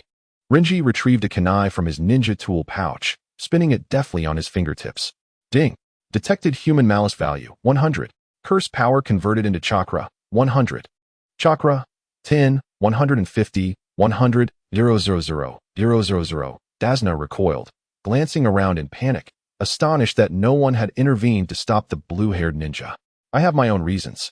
I can only afford the commission for a high-level mission. Renji remained unmoved. That is your concern. Ding! Detected human malice value, 500. Curse power converted into chakra, 500. Chakra, 10, 650, 100, 000, 000. You wicked little imp. Dasna could not suppress his outburst. Kakashi chuckled softly. Enough, Renji. Don't frighten him further, Kakashi interjected. Renji smirked. Did you truly think he was intimidating? Whatever, as long as I acquire the malice value. A thick fog enveloped the sea as their small boat advanced slowly through the mist. Under Kakashi's penetrating gaze, Dasna divulged the entire truth. My life has long been targeted by someone you may know, a wealthy tycoon in the shipping industry named Kato. On the surface, he is the owner of a shipping company. But behind the scenes, he exploits thugs and ninjas to traffic drugs and contraband, ultimately devouring other businesses and nations through his nefarious dealings. About a year ago, he set his sights on the land of waves. With his financial power and violence, he swiftly monopolized the island's maritime transport. For an island nation like the land of waves, controlling the seas equates to controlling all wealth, politics, and its people. Kato's sole fear now is the completion of the bridge that has been under construction for some time. Thus, I have become an obstacle in his eyes. The land of waves is a severely impoverished nation. Even the feudal lords lack funds. I am certainly destitute as well, hence the need to conceal the mission's level. Renji idly skimmed his fingers across the surface of the water, while the anxious boatman appeared on edge, seemingly bracing for an ambush at any moment. Renji turned to Kakashi. So, shall we proceed with this mission? Kakashi sighed. There's no choice. If we abandon it, this man will be killed upon landing. As he said, his 8-year-old grandson will harbor a lifelong hatred for us leaf ninjas. How utterly shameless, Renji remarked, and Kakashi did not refute him. Dasna nervously shielded himself with the brim of his hat. Kakashi-sensei, Renji asked, could you teach me a powerful jutsu? Kakashi paused, gazing at Renji. To be honest, despite Renji's connections to Elder Tazuna, the boy was rather endearing. Kakashi's hand fell gently on Renji's blue hair. Once the mission concludes, I shall teach you ninjutsu. Renji blinked in surprise and nodded, staring down at his hands. Truthfully, he had yet to unlock many of the skills inherent to his true self. We're almost there, the boatman announced, as they passed through an arched bridge. The view opened up dramatically before them. The fog dissipated under the sun, revealing trees emerging from the sea. The small boat docked, and Renji and the others disembarked onto the makeshift wooden pier. To reach Dasna's home, they still needed to traverse a dense forest. Kakashi understood that what awaited them could very well be not just Chunin, but Jounin, and he felt a slight headache coming on. Additionally, there was the overly vigilant Naruto, whose recent encounter with enemies had left him hyper-alert. The slightest rustle set him on edge. A kunai was launched, revealing an innocent little rabbit. Sakura was reprimanding Naruto with a hammer, while he apologized to the small creature, and Sasuke berated him for being foolish. Dasna sipped his drink, and Kakashi pondered the situation. With a sharp sound reminiscent of piercing bird cries, Kakashi shouted, "Get down." He pressed Naruto and Sakura's heads down, shielding them. Simultaneously, Sasuke and Renji kicked Dasna to the ground. A massive sword that could sever a person in half whizzed overhead, embedding itself deeply into a tree trunk. Ding! Detected human malice value, 2,000. Curse power converted into chakra, 2,000. Chakra, 12, 650, 100, 000, 000. A figure silently stood atop the sword's hilt, clad only in striped lantern pants, with the lower half of his face wrapped in bandages, his muscular torso exposed. Oh, is this not the rogue ninja Zabuza Momochi from the mist? Kakashi took a few steps forward, his tone casual, yet laced with wariness. Naruto, eager to redeem himself, took a few steps forward before Kakashi halted him. Step back. You all need to protect Dasna. Why? Naruto protested. Because this man is entirely different from the previous two. Engaging him will only hinder our efforts, Kakashi replied candidly, realizing that facing this opponent would be somewhat challenging. He lifted the forehead protector that concealed his left eye. A pair of blood-red eyes with black tomo emerged for all to see. Zabuza turned, excitement illuminating his features. I never expected to battle the copy ninja Kakashi, who possesses the Sharingan. Renji expressed his disdain for the pre-battle flattery that often accompanied such encounters. If you're going to fight, just fight. Why the need for introductions and mutual admiration? Are you all fans of each other or something? The fog thickened, and Renji surveyed his surroundings. The mist enveloping the entire forest, distorting the figures and faces of his companions. Ninjutsu, hidden mist technique. Zabuza completely vanished from their sight. The fog grew denser, rendering everything invisible, including the faces of comrades nearby. The land of waves was surrounded by the sea, providing an excellent battleground for the rogue ninja from the mist. Silence enveloped them, broken only by Renji's own breathing. In the pitch blackness, Zabuza's voice echoed through the mist, seemingly whispering in each person's ear, "So, which vital point shall I target?" The murderous intent permeated the air like the fog itself. The killing intent emitted by the Jounin clashed with one another, slicing through the atmosphere like sharp blades against flesh, paralyzing them with fear. The slightest movement felt as though it would invite death. Sasuke trembled, cold sweat trickling down his brow. What with the theatrics? Renji scoffed. Zabuza's bravado was excessive. Once disdainful, Renji now secretly learned from it. Sasuke, I will protect you with all my might. Do not worry. Perceiving the fear in Sasuke's eyes, Kakashi reassured him. Could it truly be so? As Zabuza's voice fell, Kakashi's pupils suddenly constricted. Zabuza had materialized out of thin air behind Lianjian and Sasuke. An involuntary tension seized Sasuke's muscles. His skin prickled with goosebumps, and his hair stood on end. His facial muscles twitched uncontrollably, and his teeth chattered. Ding! Detected human malice value, 1000. Curse power converted chakra amount, 1000. Chakra, 136501000000000. Lianjian's body felt as if struck by a jolt of electricity. In an instant, he transitioned from stillness to motion, his movements swift as lightning. The force of his fist dispelled the surrounding mist. His punch erupted with black-red electrical sparks, leaving a ghostly afterimage before the astonished onlookers. Crack! Not only Kakashi and the others, but even Zabuza himself was taken aback, for the blade he had crossed defensively shattered beneath Lianjian's strike. Boom! The fist penetrated the weapon without pause, landing squarely on Zabuza's chest, his form dissipating into streams of water. Do you think donning a headband makes you a true ninja?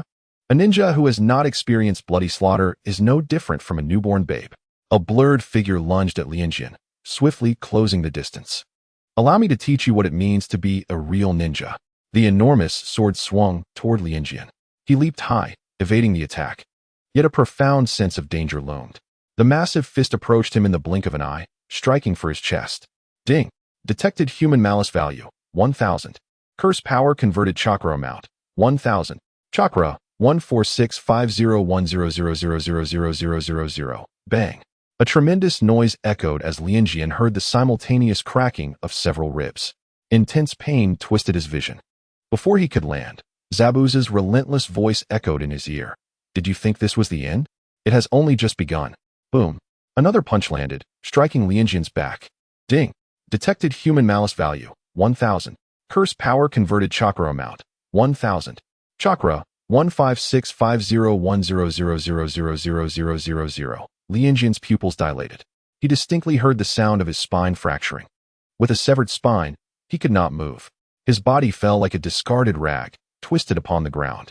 Lianjian, Kakashi, engaged in battle with Zabuza's water clone, momentarily faltered as a kunai from the clone pierced his shoulder. Real person. Real person. Yes, he was indeed real. Lianjian was real. The technique of Wu-Wei transformation ensured that, without harming his soul, his body could sustain no injury. Blue chakra enveloped him, and his broken spine and ribs instantly returned to their original state. The commotion drew Zabuza's attention. He turned slightly, gazing incredulously at Lianjian, who had risen once more. I distinctly remember breaking your spine. Can a person stand with a completely severed spine? Impossible. Lianjian lifted his head, a radiant smile gracing his face, his gaze towards Zabuza ablaze with excitement. Kakashi-sensei, you know, I grow by absorbing the nutrients of battle, so please, do not concern yourself with me from here on. Allow me to engage in a proper match with this sparring partner. With a piercing cry, the sound of slicing air echoed once more. Zabuza wielded his great sword, aiming for Lianjian. However, before the attack could reach him, Lianjian's figure flickered, appearing behind Zabuza. Too slow. Is this truly your strength? Lianjian extended his hand, his smile deepening. Touching me could cost you your life. Though lacking in certainty, he felt capable of performing Wu-Wei transformation now. Zabuza's expression darkened. This young boy had ignited an unprecedented murderous intent within him. The sound of the blade slicing through the air echoed relentlessly. Lianjian moved with the slippery grace of an eel, weaving around Zabuza with increasingly bizarre footwork. No matter how deep the wounds Zabuza inflicted, Lianjian healed completely within a second. This young boy was a monster. Zabuza realized this truth. Just as the boy had said, he absorbed nutrients through combat. It was as if he had been trained by Zabuza himself. His speed escalated, his strength amplified, and he even began to anticipate Zabuza's strikes. Zabuza felt a sense of helplessness and fury akin to striking against cotton.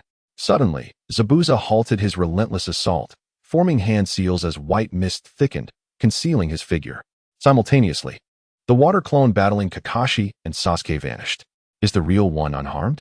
Kakashi, vigilant against Zabuza's potential ambush, inquired. I'm fine, Lianjian replied, his smile unwavering. I feel better than ever. The sound of countless sharp explosions resonated almost simultaneously. A barrage of punches coalesced into a wall of fury, with Lianjian situated at its center. His body was battered, creating a series of deep craters upon impact, blood pouring from his mouth, soaking his clothes. Yet, in an instant, his battered form restored itself. He grasped Zabuza's fist. The bones shattered by the strike mended in the blink of an eye. I've touched your soul. Lianjian's pupils widened, blood veining across his eyes. He realized he could reach the essence of the body through the clone. Bang, bang, bang. The explosive sounds continued. The mist dissipated abruptly, and the harrowing sounds of flesh exploding ceased. As clarity returned, the onlookers gasped in horror at the sight before them. Zabuza lay sprawled on the ground, his limbs exploded. Blood seeping from his mouth, his eyes vacant. Yet, the faint rise and fall of his chest signaled he was not yet dead. Zabuza's demise was inevitable. It was merely a matter of time due to his excessive blood loss. However, at that moment, Lianjian did not receive any malice points from him. Did this mean that those who killed him held no malice? While those who could not defeat him brimmed with it. I acknowledge you, little brat, Zabuza murmured. A smile curving his lips as he lay in a pool of blood, his voice barely audible. This man was even crazier than he had been as a child. He chuckled. He did not believe such a person would remain in Konoha. Death was the fate of every ninja. Zabuza felt no pain. From the moment he took his first life, he knew his fate would mirror that of his victims, death at the hands of another. Zabuza's pupils dimmed entirely. Simultaneously, Lianjian's vision darkened, and he fell backward. Lianjian, real person. Kakashi caught Lianjian, lifting him up, while using one hand to store Zabuza's bloodied, reformed blade into a scroll. Naruto, Sakura, and Sasuke rushed over. Kakashi-sensei, is Lianjian all right? Naruto asked anxiously. Kakashi assessed the situation and shook his head. Yes, fine. He merely expended too much chakra. Naruto let out a sigh of relief as Kakashi glanced at Zabuza's lifeless body and, cradling Rinjian, moved forward. Let us proceed to the home of Tazuna, where Rinjian can rest adequately. After saying this, he looked down at Rinjian in his arms, pondering the multitude of unanswered questions that would only be resolved upon Rinjian's awakening. Ding. Detected human malevolence value. 10,000. Cursed energy conversion chakra amount. 10,000. Chakra. 25, 650, 100, 000. Once they departed, a slender figure materialized before Zabuza's corpse. The sound of seagulls echoed in the air, while a gentle breeze caressed the cheeks like a delicate veil. Rinjian opened his eyes, feeling an unprecedented vigor as he lay on a soft surface, with a bright light before him. Awake at last. Are you feeling better? A young woman with flowing hair entered the room. Rinjian realized he had never seen her before, yet the surrounding environment hinted at a connection to Tazuna. Much improved, he replied, rising to stretch his limbs. The woman smiled warmly. Seeing you in such good spirits puts me at ease. Come, let us join everyone for a meal. Rinjian nodded, and the woman exited first. Approaching the window, he beheld the vast sea and seagulls soaring freely in the sky. He rolled his shoulders, and a familiar electronic voice resonated in his mind. Ding. Current chakra amount, 25, 650, 100, 000, 000. Rinjian paused at the doorway, bewildered. What had transpired? How had his chakra increased so dramatically? Although it paled in comparison to Naruto's, he was still curious about the events that unfolded during his unconsciousness. Rinjian, you're awake, Naruto exclaimed, patting the cushion beside him with eager anticipation. As Rinjian settled next to him, Naruto pulled him into a friendly embrace. Hey, Rinjian, you were amazing. How did you manage that? I didn't see a thing. How did you defeat that guy? Sakura, observing Naruto's rough enthusiasm, chided, Hey, Naruto, be gentle. Rinjian has just woken up. Don't worry, Sakura, Naruto reassured her. Rinjian is incredibly talented. Despite his words, Naruto's grip had noticeably softened. Rinjian flashed a smile at Sakura, revealing his small tiger-like teeth. I'm fine, thank you, Sakura. Sakura's face flushed as she lowered her gaze, speaking softly. I didn't do anything. I even needed Naruto's protection. Why thank me? Rinjian shook his head earnestly and grasped her hand gently. No, Sakura, it was no small feat to protect that troublesome drunkard in such circumstances.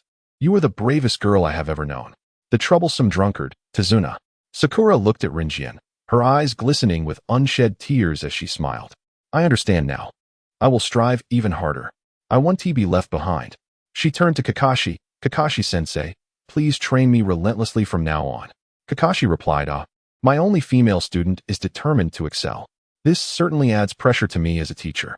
Rinjian, you haven't told me how you accomplished that. Naruto leaned closer, grinning. Teach me, please.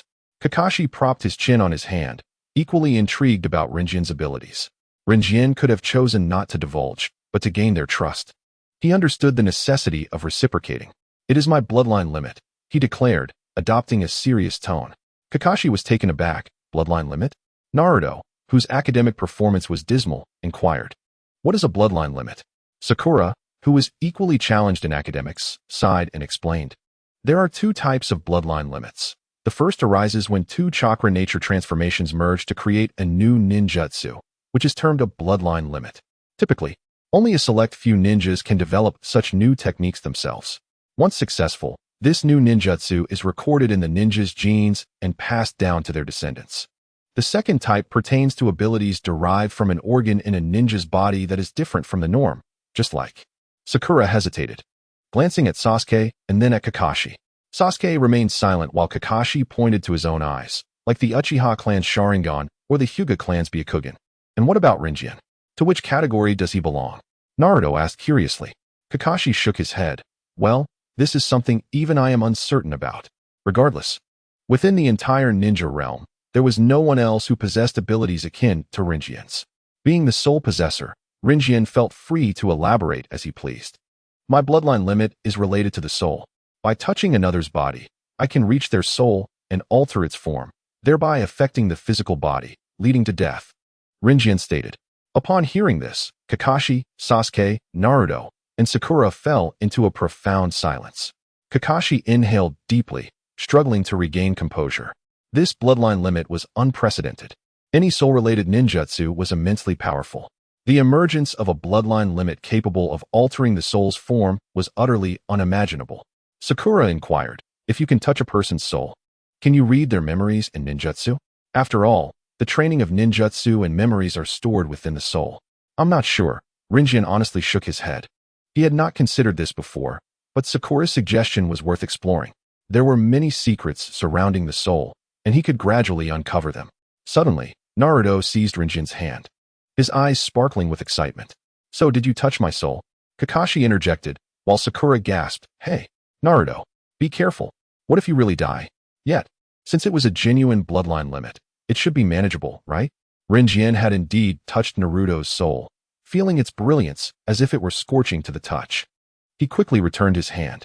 Sasuke tightened his grip on the chopsticks in his hand. Throughout this mission, it had been Rinjian who saved them. Despite being of the same age, Rinjian had single-handedly defeated an opponent so formidable that even Kakashi found him troublesome. After finishing their meal, Kakashi led them to the woods behind the cabin for training. Kakashi-sensei, aren't we leaving this place? Sakura asked along the way. Kakashi sighed. No, until Kato appears. If we leave Tazuna's home, he will still be in danger. Does that mean we will remain here indefinitely? Rinjian harbored a disdain for the drunken family's concealment of the mission's true nature. No, Kato will undoubtedly appear on the day the bridge is completed, Kakashi replied. When will the bridge be completed? In a week. Thus, they would remain here for a week. However, the prospect of training in this location was not entirely unwelcome. Upon reaching a clearing in the dense forest, they came to a halt. Kakashi addressed the four of them. Let us begin by mastering the agile application of chakra. Huh. Naruto expressed his disappointment. Kakashi-sensei, we already know how to use chakra. Sasuke agreed. All four of us are capable of utilizing chakra. Kakashi firmly denied their claims. No. You are still unable to efficiently utilize chakra. Regardless of how much chakra you possess, without control and balance, the effectiveness of your techniques will not be fully realized. Inefficient chakra consumption leads to vulnerabilities, such as an inability to sustain prolonged battles. The training ahead requires you to physically memorize the sensation of maintaining balance. It will be arduous and demanding. Kakashi stated gravely, the foundation of a ninja determines how far they can go. Thus, what may appear to be simple foundational training is often the most crucial and should not be neglected. So what shall we do? Sakura inquired. Climb trees. Climb trees? Indeed. But not with your hands. Rather, with your feet, much like this. Kakashi affixed his chakra beneath his feet, ascending and descending the tree effortlessly and vertically. Although Lianjian recognized that this was a world of ninjas, which was already quite fantastical, he could not help but recall Newton, who was famously struck on the head by an apple. Lianjian's body and soul were intertwined in a wondrous manner, appearing to merge while also seeming to separate. His soul could easily perceive and govern his body, with no delay or error between the two. Whenever his soul issued a command, the body acted in perfect synchrony, bypassing any reaction time. He attributed this to the absolute control of the soul. And what about chakra? Lianjian approached the trunk of the tree. He effortlessly walked upon it. Hanging upside down like Kakashi, the chakra beneath his feet faint, but firmly adhering to the tree trunk. He descended again. The experiment concluded. Lianjian understood that as long as his soul comprehended something, his body could certainly achieve it. This process required no formal training, akin to how he learned during combat. Each time he was struck, his soul grasped the opponent's attack, and thus his body could replicate the same maneuver in the subsequent moment. His soul was superior to his body. His nemesis was those whose physical prowess surpassed their soul. Fortunately, most individuals had stronger souls than bodies.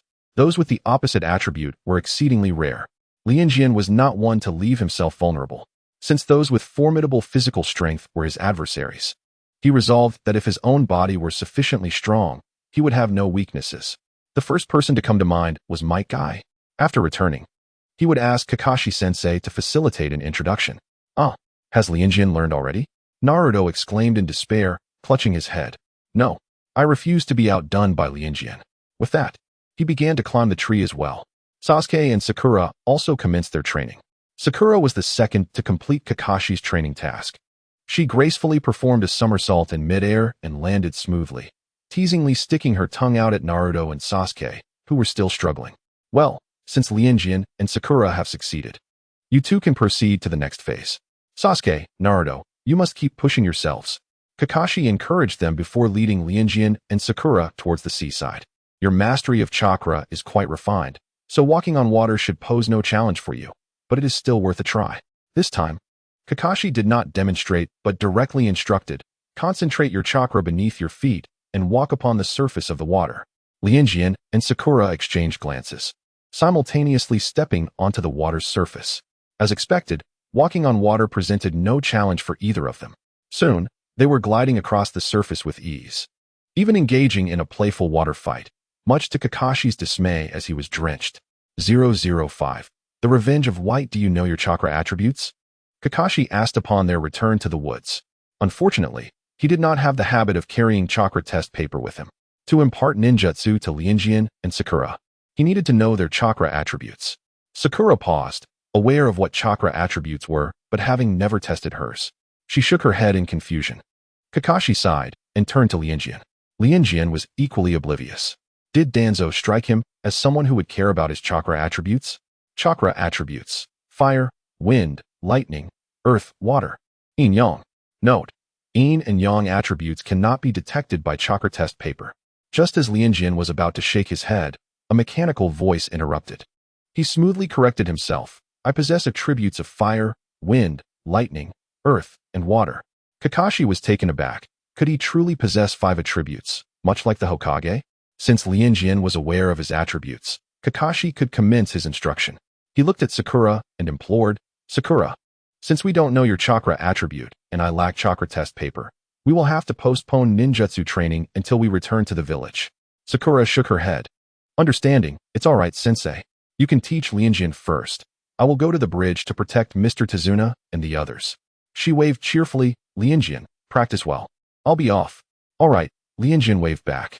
They withdrew their gazes only after Sakura's figure had vanished into the woods. Kakashi-sensei, I wish to learn the strongest ninjutsu. Upon hearing Lianjian's words, Kakashi's immediate thought was of Raikiri. However, he was uncertain if it was too early for Lianjian to practice Raikiri at this juncture. Although Lianjian was under Danzo's tutelage, he was nothing like Danzo. At the very least, Kakashi had long considered him his student. Shouldn't you begin with conventional ninjutsu first? Kakashi suggested. Lianjian shook his head defiantly. No, I want to challenge myself. No, that was a falsehood. The truth was, he had never witnessed a powerful ninja being defeated by ordinary ninjutsu.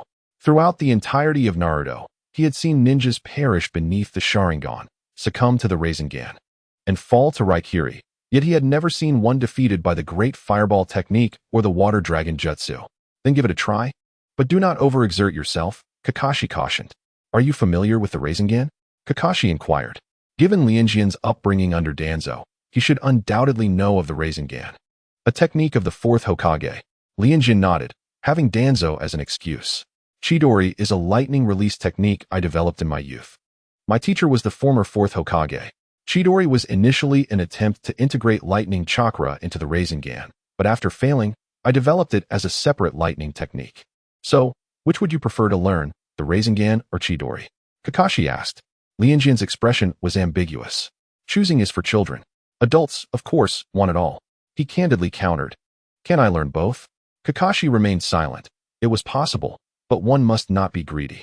He was concerned that if Lianjian attempted to learn both, he might not master either. It was essential to refine a potentially powerful technique to unleash its true might. Looking into Lianjian's eager eyes, Kakashi swallowed his advice. Lianjian was unlike Naruto and Sasuke. He was mature. Certain truths need not be explicitly stated by Kakashi, for Lianjian would make his own choices through experience. Then let us begin with the Rasengan. Speaking of which, how had he learned the Rasengan initially? Sensei Minato had demonstrated it before him, complete with a tutorial. First this, then that, and finally this. All right. Thus, Kakashi cleared his throat and replicated Minato's tutorial.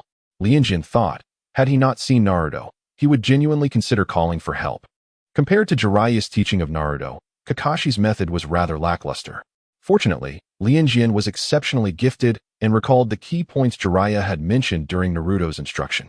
The principle of the Rasengan is to concentrate chakra in the hand, causing it to flow in an irregular direction while compressing it, forming a chakra sphere the size of a palm to attack the opponent. The first step is to gather chakra in the palm. Success in the first step. The next step is to maintain a stable and continuous release of chakra. Success in the second step. Maintain the released chakra while materializing it. Accumulating high-density chakra in the hand, and sustain it until it solidifies, forming a small typhoon. Success in the third step. Lianjian aimed at the trunk with determination. The trunk has been inexplicably pierced by humans. The intricate and elusive art of ninjutsu can be deconstructed into simple and comprehensible steps, allowing the body to act in accordance with the soul's understanding. Thus, even the most challenging ninjutsu can be mastered swiftly. Once the technique is successfully deconstructed, executing it again no longer requires complex steps, as the soul has already guided the body to comprehension. Kakashi clapped his hands. Exactly. That's right. His teaching method was indeed effective. He had learned in a similar manner.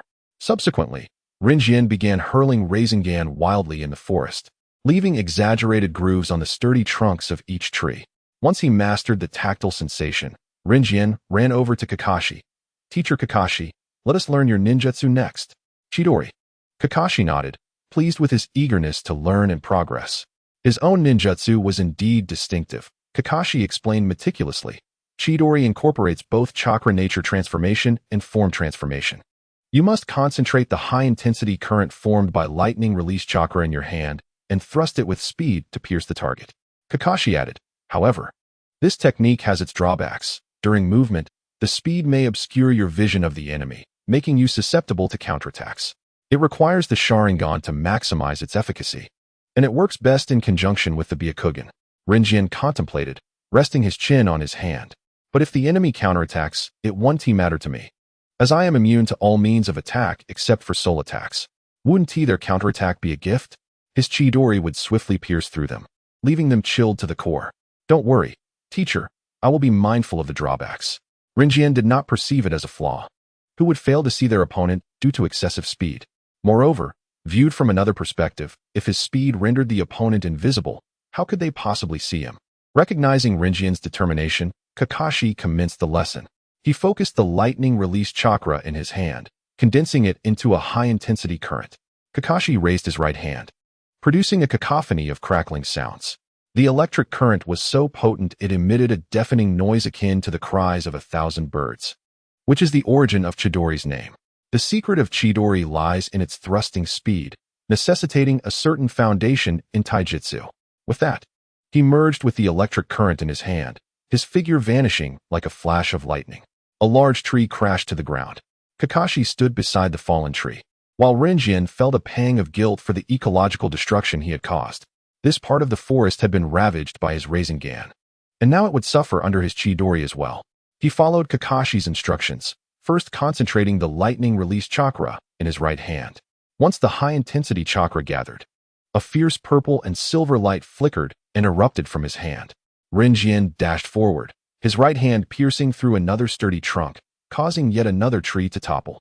Oh, let us take a break, sensei, Kakashi remarked, observing the beads of sweat forming on Rinjian's forehead. The almost robotic Rinjian nodded, sitting down against the tree trunk and closing his eyes. It wasn't fatigue, he simply felt an urge to sleep. Kakashi sat beside him, observing his youthful visage, and asked, in terms of ability, Rinjian surpasses Naruto by far, even leaving Sasuke in the dust. Why doesn't Rinjian aspire to become Hokage? Rinjian kept his eyes closed, reluctant to open them. The cool breeze was delightful, and the afterglow of the sunset was stunning. The grass exuded a fragrant aroma, soft beneath him. On such a twilight, one could easily drift into slumber. Because being Hokage is exhausting, Rinjian replied. Endless paperwork, incessant worries, and never-ending disputes. I certainly do not desire such fatigue. Oh, what a remarkably wise answer, Kakashi mused. To articulate such thoughts suggests that Rinjian comprehends the heavy responsibilities and burdens concealed beneath the so-called honor of Hokage. Quite mature indeed, surpassing even Naruto in this regard. Naruto, despite his proclamations of wanting to become Hokage, was utterly oblivious to what that entailed. Kakashi ruffled Rinjian's hair and stood up, saying, let us return after a short rest. We wouldn't want to miss dinner. He headed towards the home of Tazuna. Rinjian lay on the ground for a brief moment before standing up, fearing that if he continued lying down, he might end up sleeping there for the night. He walked in the direction Kakashi had taken and predictably encountered Naruto and Sasuke, who were still practicing tree climbing. Naruto, Sasuke, are you still at it? Rinjian greeted them, glancing at their progress marked by kunai on the tree trunks. They had indeed made advancements since the morning. Although Sasuke was still higher than Naruto, the gap was beginning to close. Rinjian, Naruto dashed over, excitement radiating from him. What did you learn with Teacher Kakashi? Is it some powerful ninjutsu? Rinjian nodded. Yes. Teacher Kakashi asked about my chakra attributes and taught me 2 ninjutsu. What ninjutsu? What ninjutsu? Naruto asked eagerly. Rasengan and Chidori. Rinjian figured Naruto would be unfamiliar with them. As expected, Naruto looked puzzled. Never heard of them. Rinjian shifted his focus back to their progress. It seems you've made significant improvements. Remembering their current endeavor, Naruto's face fell, and he squatted on the ground, looking dejected. It's so hard. Really, it's so difficult. Why can't I do it as easily as you and Sakura? Sasuke remained silent, his expression stiff, suggesting he shared Naruto's sentiment. Rinjian, do you have any tips to share with us? Naruto grasped Rinjian's hand. I asked Sakura, but I still can't manage it. Rinjian thought for a moment, unsure of any simple secrets to climbing trees, as it seemed straightforward enough. However, seeing Naruto's eager face and Sasuke's focused gaze, he endeavored to organize his thoughts. When you are climbing, Focus your mind, not on the thought, I must succeed this time, but rather empty your mind of distractions. This might help. He pointed at the night sky, which had shifted from dark purple to deep blue. But we should head back for dinner now. Another day dawned. Upon waking, Rinjian noticed that Naruto and Sasuke were already absent from Tezuna's house. He didn't need to guess where they had gone. Those two were truly diligent. For the past few days, Naruto and Sasuke had risen early and stayed late, striving to master chakra with the same ease as Rinjian and Sakura. Sakura leisurely finished her breakfast, intending to accompany Tezuna to the market. Kakashi, meanwhile, was lying in his room, secretly perusing a book he never parted with. Rinjian, feeling bored, ventured into the forest. However, instead of joining Naruto and Sasuke, he opted for a secluded spot. He found a field of blooming flowers, not particularly rare. Just clusters of small white blossoms scattered across the hills. Sunlight filtered through the grand treetops, leaving behind only tiny, flickering spots of light. The wind rustled the treetops, creating a gentle, soothing sound. Rinjian reclined on the soft grass, closing his eyes. A slender figure, clad in wooden sandals, approached slowly. A pink kimono fluttered in the wind. Long black hair framed her face, and her dark eyes were devoid of emotion as they fixated on the boy lying beneath her. The boy's long blue hair spread like seaweed among the white flowers, his skin pale and luminous, breathing shallowly, resembling a corpse. She crouched down slowly, her hand reaching for his neck.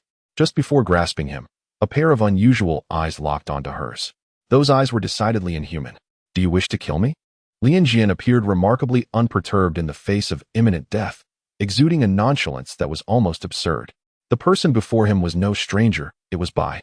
He had nearly forgotten about Bai amidst the chaos of recent events. Suddenly, Lianjian realized that the surge of malevolence he had felt in recent days could be traced back to this individual. Indeed, Bai nodded slightly, affirming, "You cannot kill me." Lianjian stated this as a matter of fact. The most effective means to eliminate him would undoubtedly be through the sealing technique known as the corpse ghost sealing, which was specifically designed to capture souls. Bai regarded him with intensity. "Either I kill you, or I perish in the attempt." Lianjian comprehended. Bai was seeking vengeance through a self-destructive path. Without Zabuza, he had no reason to continue living. To die while avenging Zabuza would represent the pinnacle of fulfillment for him. Bai stood, creating distance between them. Despite having the opportunity for a surprise attack moments ago, he chose a direct confrontation instead. "Do you have someone extraordinarily important to protect?" Bai inquired, perhaps reminiscing about Zabuza, his eyes reflecting a poignant nostalgia. Lianjian found Bai's demeanor to be rather peculiar. Faced with the enemy who had slain Zabuza, he maintained an unusual calmness. "No," Lianjian replied, "I live for myself." "For oneself?" Bai echoed softly, pondering, how is such a thing accomplished? What significance does living for oneself hold? Although his words were somewhat hurtful, Lianjian felt compelled to unveil the truth. Living for oneself is the hallmark of a normal life. Living for others is a sign of affliction. He swore he meant no offense. Rather, he was merely stating facts, suggesting that Bai might be suffering from a psychological ailment. In the backward world of shinobi, such matters were scarcely acknowledged. After all, among 10 individuals, 9 could be deemed mentally disturbed. Without such afflictions, this narrative could not even unfold, as it revolved around the struggles of a group of patients. A psychological clinic in the shinobi world would surely be immensely profitable. Bai pursed his lips, "Is that so?" "Perhaps. I have witnessed your battle with Mr. Zabuza. Your taijutsu is formidable. Engaging in a stalemate with you is futile. Although I am unaware of how you managed to kill Mr. Zabuza, I assure you, you will not touch me." Secret technique, 1000 kill water soar. With that declaration, droplets of water in the air instantaneously crystallized into slender ice needles, piercing toward Lianjian from all directions. Instead of retreating, Lianjian advanced, his right hand erupting with a sharp crackle as lightning coalesced in his palm, striking toward Bai's chest with the ferocity of a comet. He did not even attempt to evade the ice needles.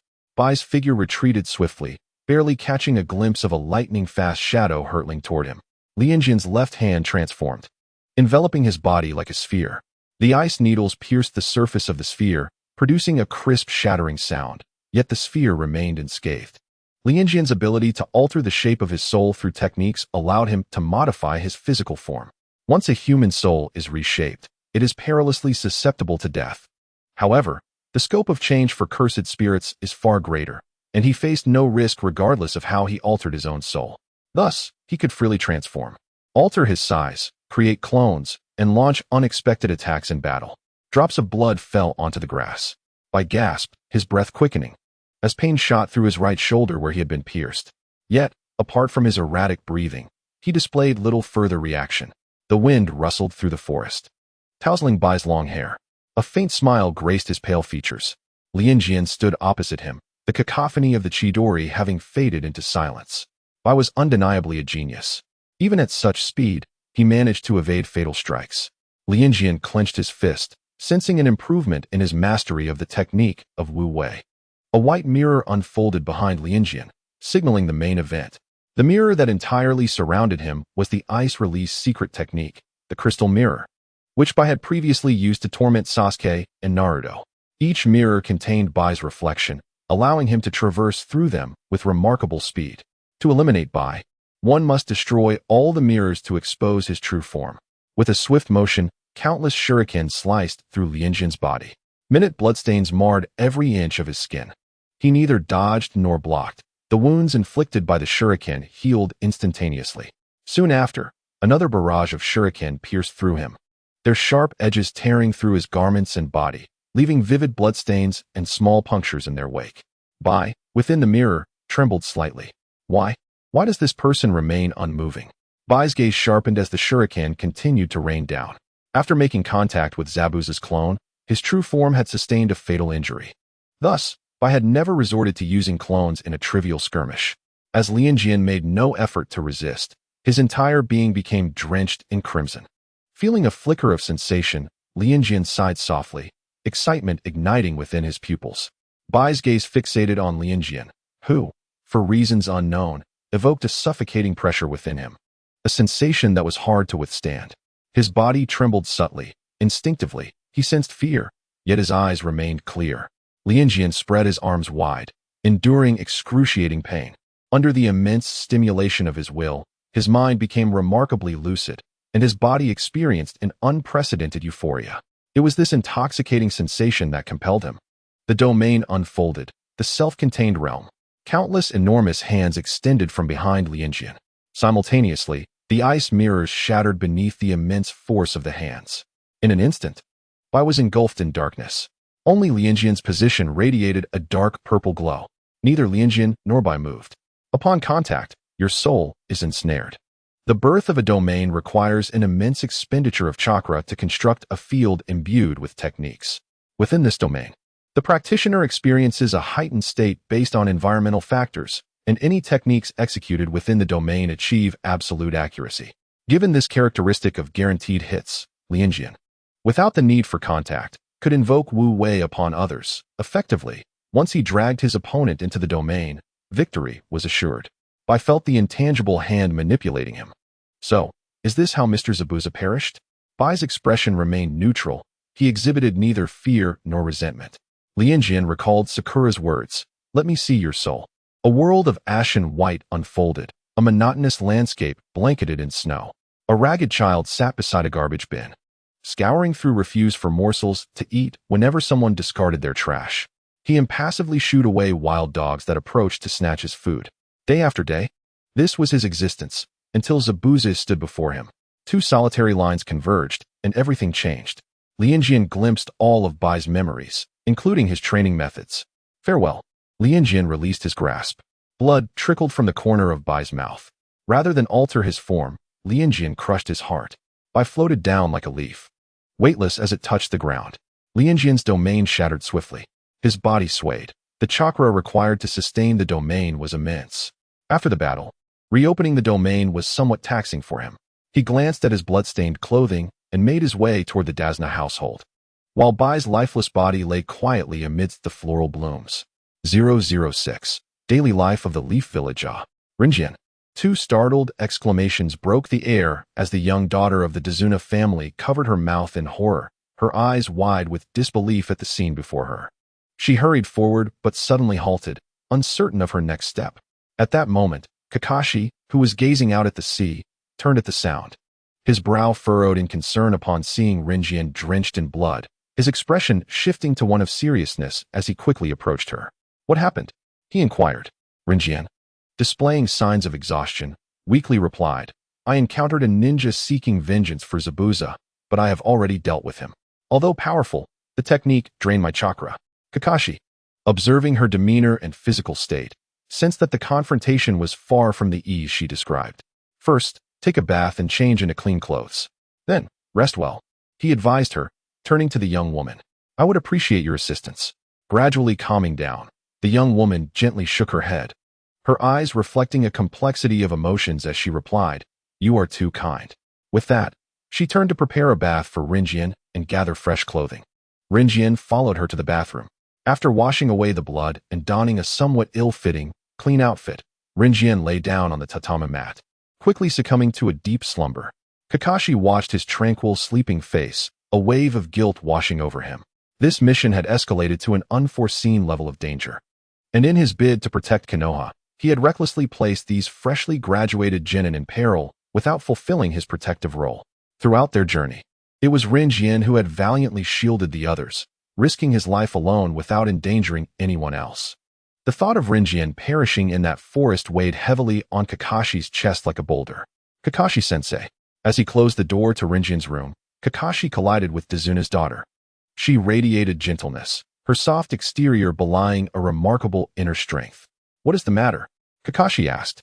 She shook her head, fixing her gaze on him, and said, I merely feel that you need not blame yourself. Kakashi was taken aback. Ah, you've seen through me. She smiled and added, Let us have a grand feast tonight. For tomorrow marks the official completion of the bridge. That evening, moonlight cascaded upon the sea, shimmering like a grove of white birch trees emerging from its depths. Rinjian! Rinjian! Naruto shouted as he dashed into the living room, only to be intercepted by Kakashi. Kakashi-sensei? Naruto looked up in confusion, seeking clarity. Sasuke, noticing the commotion, wore a similar expression of puzzlement. Sakura glanced at the closed door of Rinjian's room. Kakashi-sensei, is Rinjian resting? Kakashi nodded. What's going on? Naruto pouted, scratching his cheek in frustration. That guy has been sleeping all day. We should wake him up.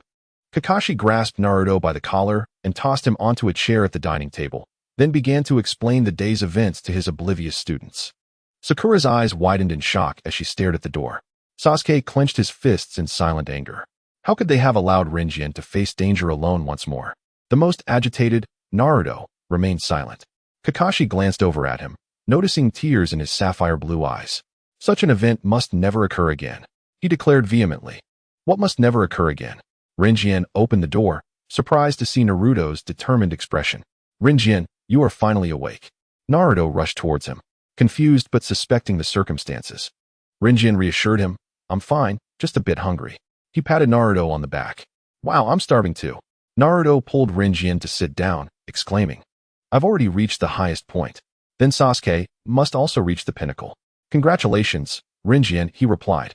At the dining table, Dezuna expressed his gratitude. Rinjian ignored him. Tomorrow, Kato should make his appearance. The following day, dawn broke. Kakashi and the three others, laden with their packs, headed toward the bridge. They witnessed the final touches being applied to the structure, a completion that some were determined to hinder. Amidst the mist rising from the sea, Kato and a throng of ninja and rogue warriors blocked their path. Ah, Kakashi, as expected, they have arrived, he remarked nonchalantly. Rinjian added, after all, with the strongest forces of Zabuza and Haku defeated, he must be in a state of desperation. Kakashi smirked, narrowing his eyes. What do you think we should do, Rinjian? Naruto, brimming with eagerness, exclaimed, we should certainly give them a sound thrashing. Let them never dare to return to the land of waves. Rinjian responded to Naruto. Fleeing ninjas and rogue warriors are ruthless criminals. In their quest for survival and wealth, they will seek out another land of waves to continue their wickedness. We must drive them out. Naruto paused, blinking in surprise, clearly grappling with a knowledge gap. Then what should we do? Rinjian turned to Kakashi. Kakashi-sensei, let them be my sparring partners. Kakashi noted Rinjian's astonishing recovery, seemingly invigorated after having appeared utterly drained just the day before. Rinjian shook his head, his eyes gleaming with excitement. Not at all. It is not a burden. He stepped forward, drawing laughter from Kato's side. Ha! Have you truly run out of capable fighters? You send a mere child to face us. How pathetic. Wow. Does he need to drink milk? Have you ever seen a blade? Shall I take you for a little play? Ahaha. Truly, A creature so feeble that I could squash with a single finger fails to pique my interest. The ninjas and warriors surrounding Kato roared with laughter, some doubling over, as if eager to encourage Rinjian's folly. Observing their brazen demeanor, Rinjian felt no anger. He understood that foolishness and ignorance were common human traits. If he allowed their mockery to affect him, he would merely lower himself to their level. Yet, witnessing their exaggerated antics, he couldn't help but reflect. Kakashi-sensei was indeed correct. Those who are weak and powerless tend to shout the loudest. Though this was originally used to describe Naruto, it seemed far more fitting for this raucous assembly. In an instant, he dashed forward. The next moment, a sharp slap echoed in the air as Rinjian's hand met the cheek of one of the mockers. The assailant's eyes widened in shock at Rinjian's terrifying speed. But as he felt the impact, he froze momentarily before erupting in laughter. "Ah, you must be starving. Are you tickling me?" He struggled to find his voice, his mouth overflowing with saliva. However, an even more horrifying transformation began. His skin swelled with grotesque lumps, as if something were attempting to break free from within. In an instant, his entire body began to turn a sickly green. Rinjian stood calmly, a slight smile gracing his lips as he softly commanded, "Go." No sooner had the words left his mouth than the now monstrous figure erupted into a frenzied roar, snapping its jaws around Kato's head, the closest target. Kato's head exploded like a ripe watermelon smashed against the ground, blood splattering everywhere. The surrounding ninjas and samurais let out terrified screams, plunging the scene into chaos. Rinjian observed everything with a calm demeanor, contemplating the rarity of this opportunity and how to make the most of it. He extended his hands, seizing one ninja with each grip. The ninjas, paralyzed with fear, could only gaze at him with terror-filled eyes. "Let me give it a try. Become nourishment for my strength." Multiple soul extraction. The two modified individuals were forcibly fused into one entity. An explosive force surged towards the fleeing ninjas and samurais. Bang! A deafening sound echoed, leaving devastation in its wake. Bodies lay strewn across the ground, and the modified beings were slain by Rinjian as well. Turning around, he noticed the varied expressions on their faces. Kakashi wore a grave countenance, his gaze toward Rinjian filled with complexity. Naruto, Sasuke, and Sakura were utterly dumbfounded. "Kakashi-sensei, let us go? Kato has been dealt with," Rinjian said with a gentle smile, making it impossible to associate him with the carnage behind him. "Let us go?" Kakashi suppressed his contemplations and addressed the dazed trio beside him. 3 days later, they finally returned to Konoha. Rinjian's foremost desire was to indulge in a long sleep and a hearty meal. However, before that, he had to pay a visit to Danzo. "I'm back." Danzo remained seated, his eyes not even opening. Rinjian nodded, affirming his return. He recounted the mission's events from start to finish, omitting his battles and filling the narrative with trivial details, such as how many bowls of rice Naruto consumed and when Sasuke decided to show off. As Rinjian rambled on, Danzo interjected, "That's enough. What is this about?" Rinjian retorted, almost revealing Kakashi's expression while reading a Risku novel. Danzo replied, "Some details are unnecessary." Rinjian pouted, "All right then." He swayed slightly on the spot, appearing as if he wanted to speak further. Danzo's eye twitched, and he signaled to the cat-faced individual beside him. The cat-faced ninja produced a bulging pouch of money and handed it to Rinjian. Chime. Detected human malice value 100. Cursed energy converted chakra amount 100. Chakra 257501000000000. Rinjian accepted the pouch with a radiant smile. "Arigato," Danzo remarked. "Cat-faced ninja. Why is it always her who gives the money?" "Why?" "On the streets." Rinjian decisively opted for a lavish feast of grilled meat. After all, Danzo had always been generous when it came to finances. Once he spent it all, he could simply ask for more. Upon entering the barbecue restaurant, he was greeted by a bustling atmosphere, filled to the brim with patrons. The air was thick with the mouth-watering aroma of grilled meat, and the sizzling sounds of fat dripping onto the grill made Rinjian salivate. When approached by a staff member, Rinjian extended his hand and declared, "Just one. Please arrange for me the table where the food arrives the fastest." "Certainly," the staff member replied, leading him to a table near the kitchen. Rinjian sat down and began to order with great enthusiasm. After placing his order, his eyes wandered, spotting many familiar faces in the restaurant. Of course, they were familiar to him, but to others, he was a stranger. Might Guy and Asuma Saratobi's team were also dining there, albeit at a considerable distance from each other. Is that the new addition to Team 7? Ino Yamanaka inquired, glancing curiously at the blue-haired boy's back. Asuma nodded, yes. This is known by almost all the Jounin leaders since the establishment of Konoha.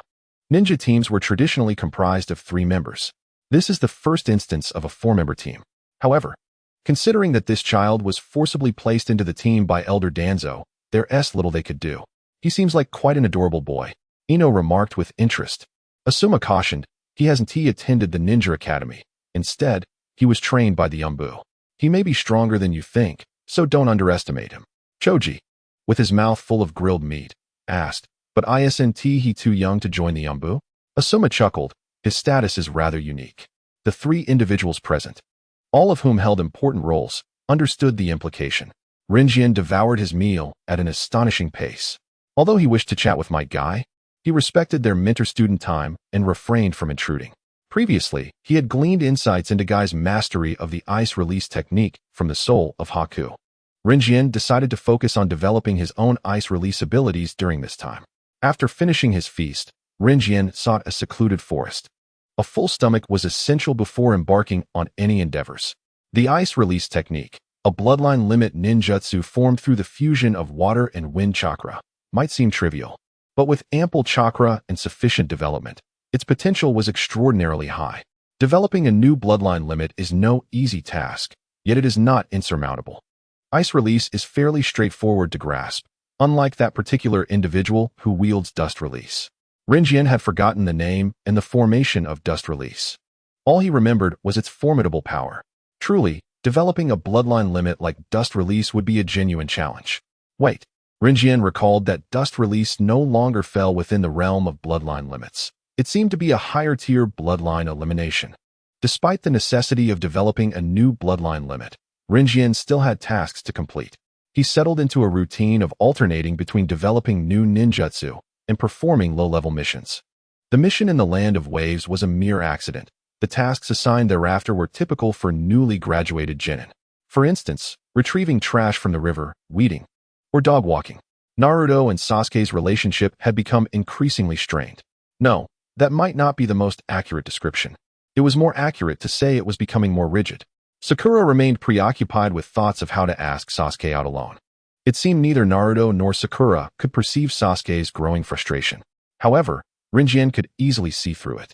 He understood all too well the plight of a diligent student yearning for progress without a clear path. This presented a splendid opportunity for him. As dusk fell, a fatigued Naruto returned home after completing his mission. The low-level tasks were typically simple, but he insisted on competing with Sasuke, exhausting himself in the process. Spiritually drained, Naruto floated home. Kakashi had vanished before the mission was complete, as was his usual manner, and Rinjian and the others had grown accustomed to it.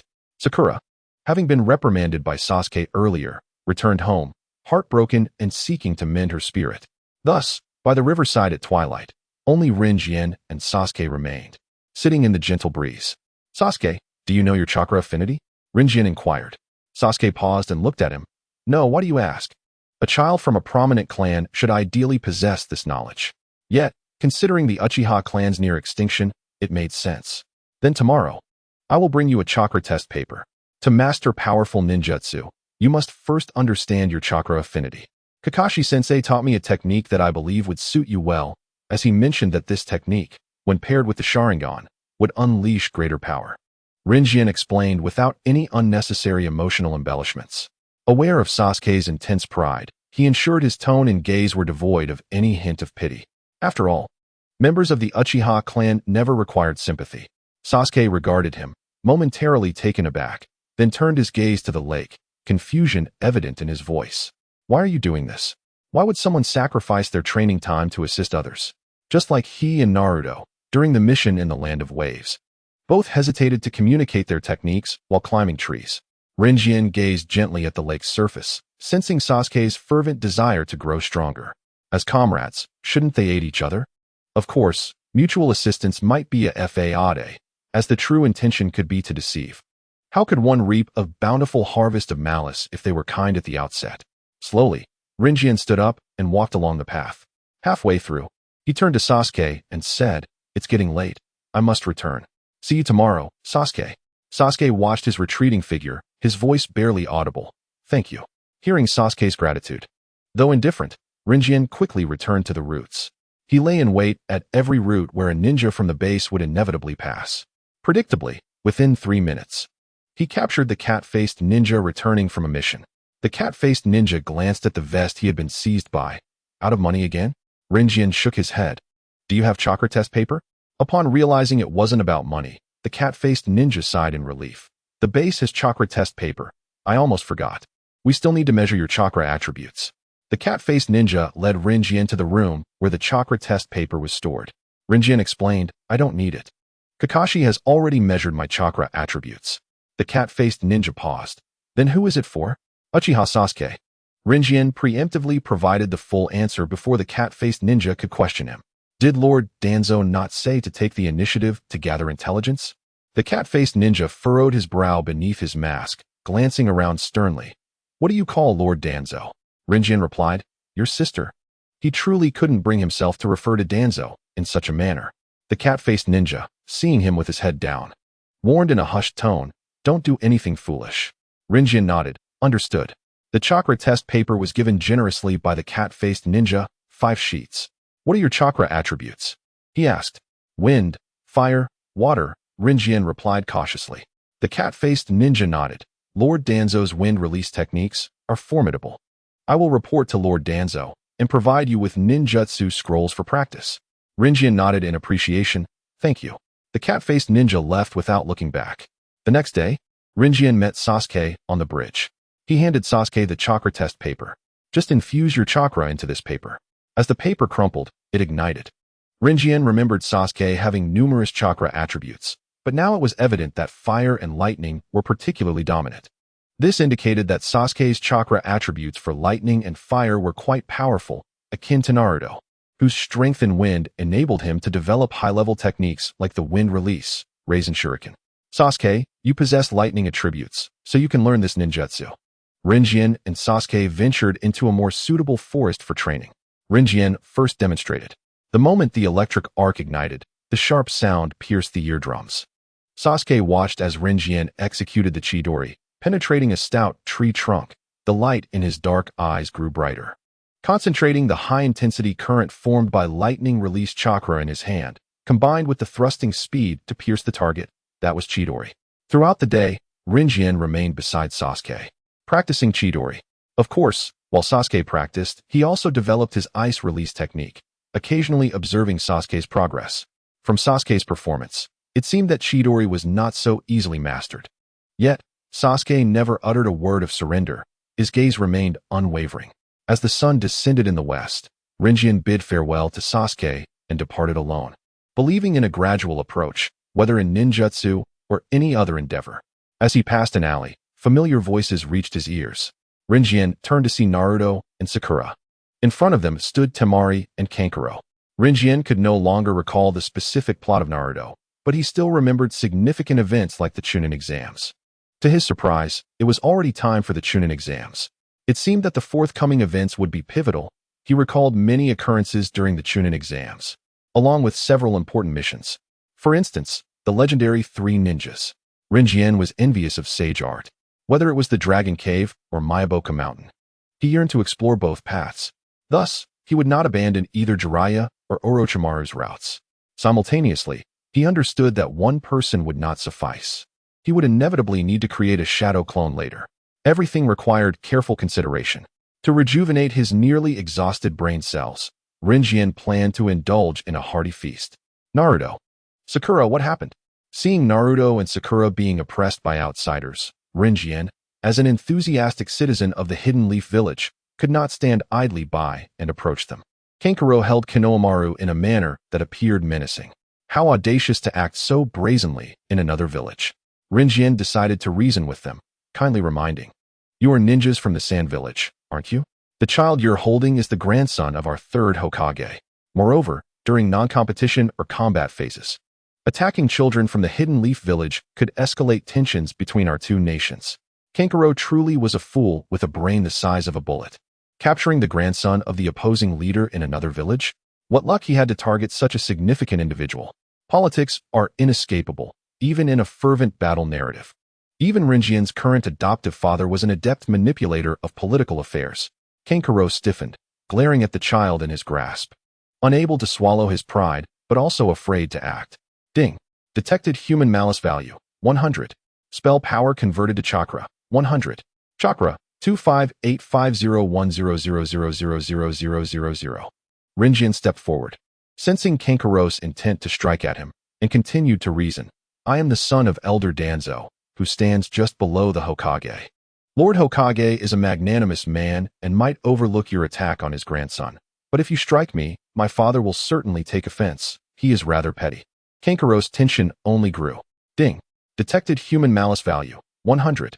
Spell power converted to chakra, 100. Chakra, 25950100000000. Rinjian took Konohamaru from Kankuro's hands and patted his shoulder.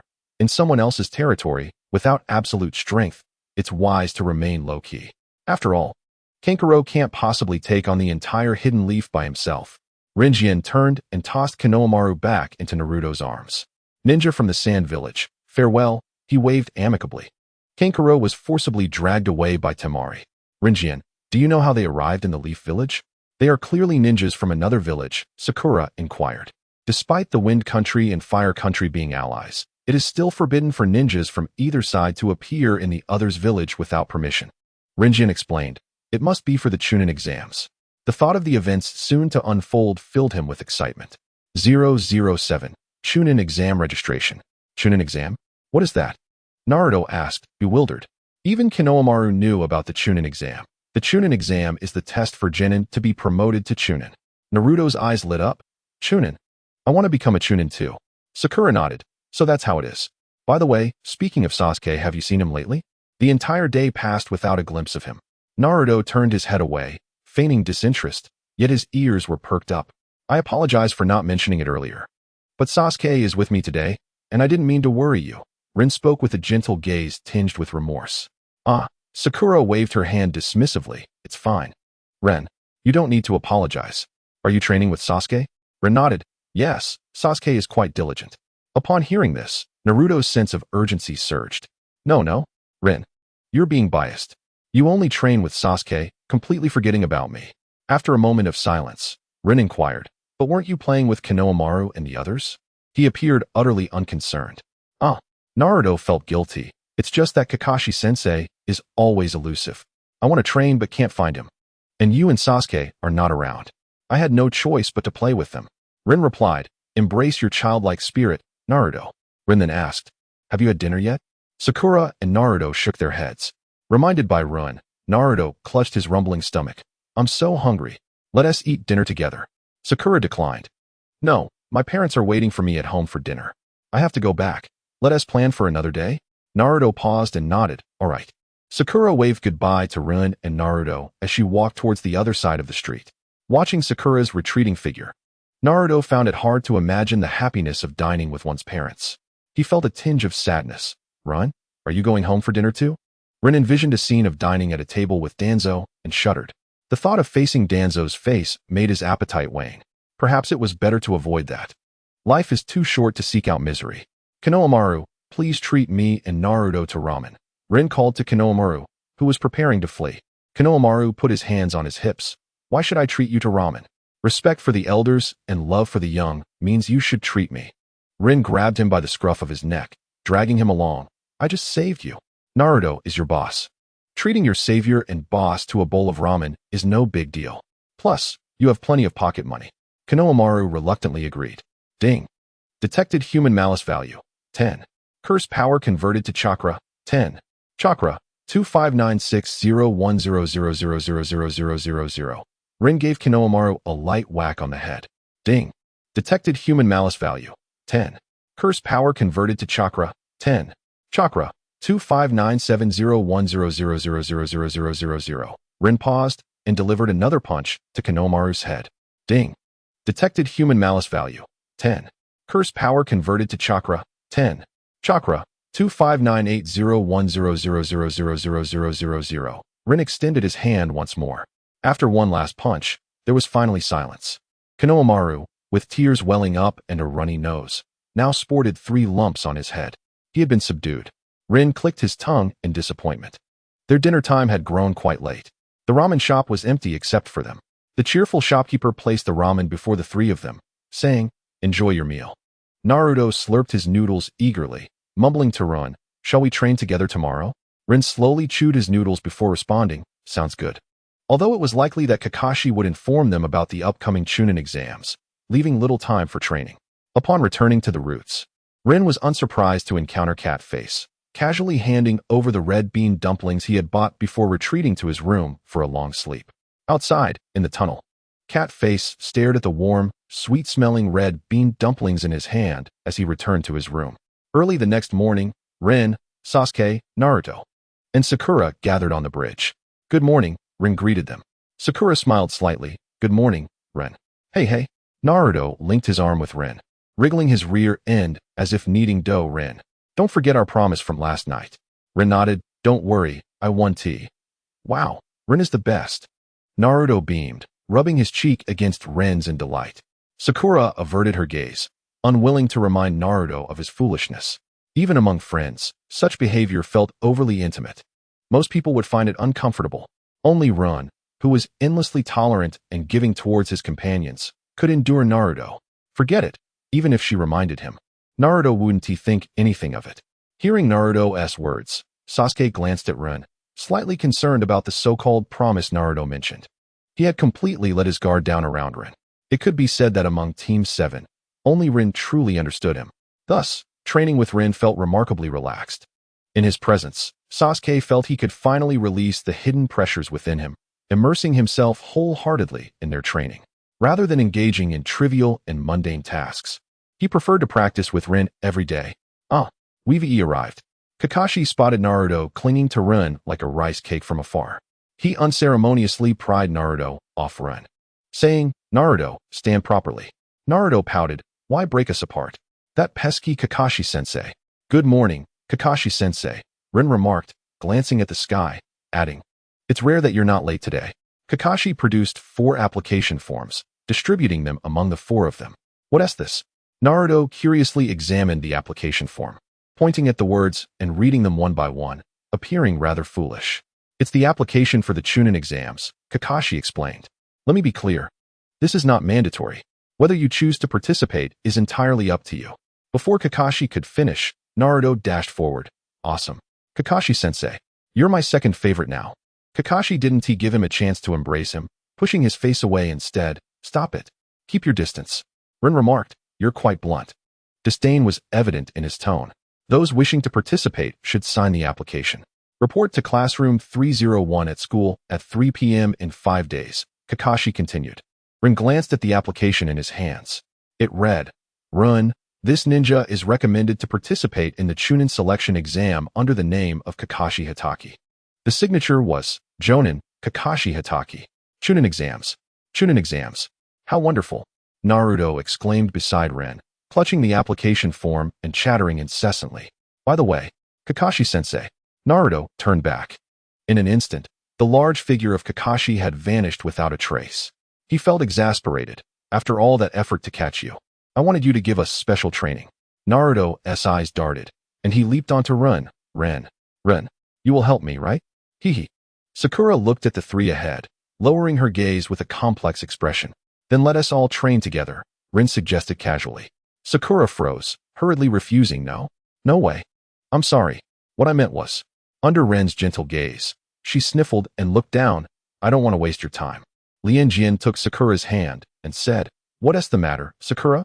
If you consider me a companion, then please refrain from uttering such hurtful words. Did we not agree to participate in the Chunin exam together? I will surely protect you."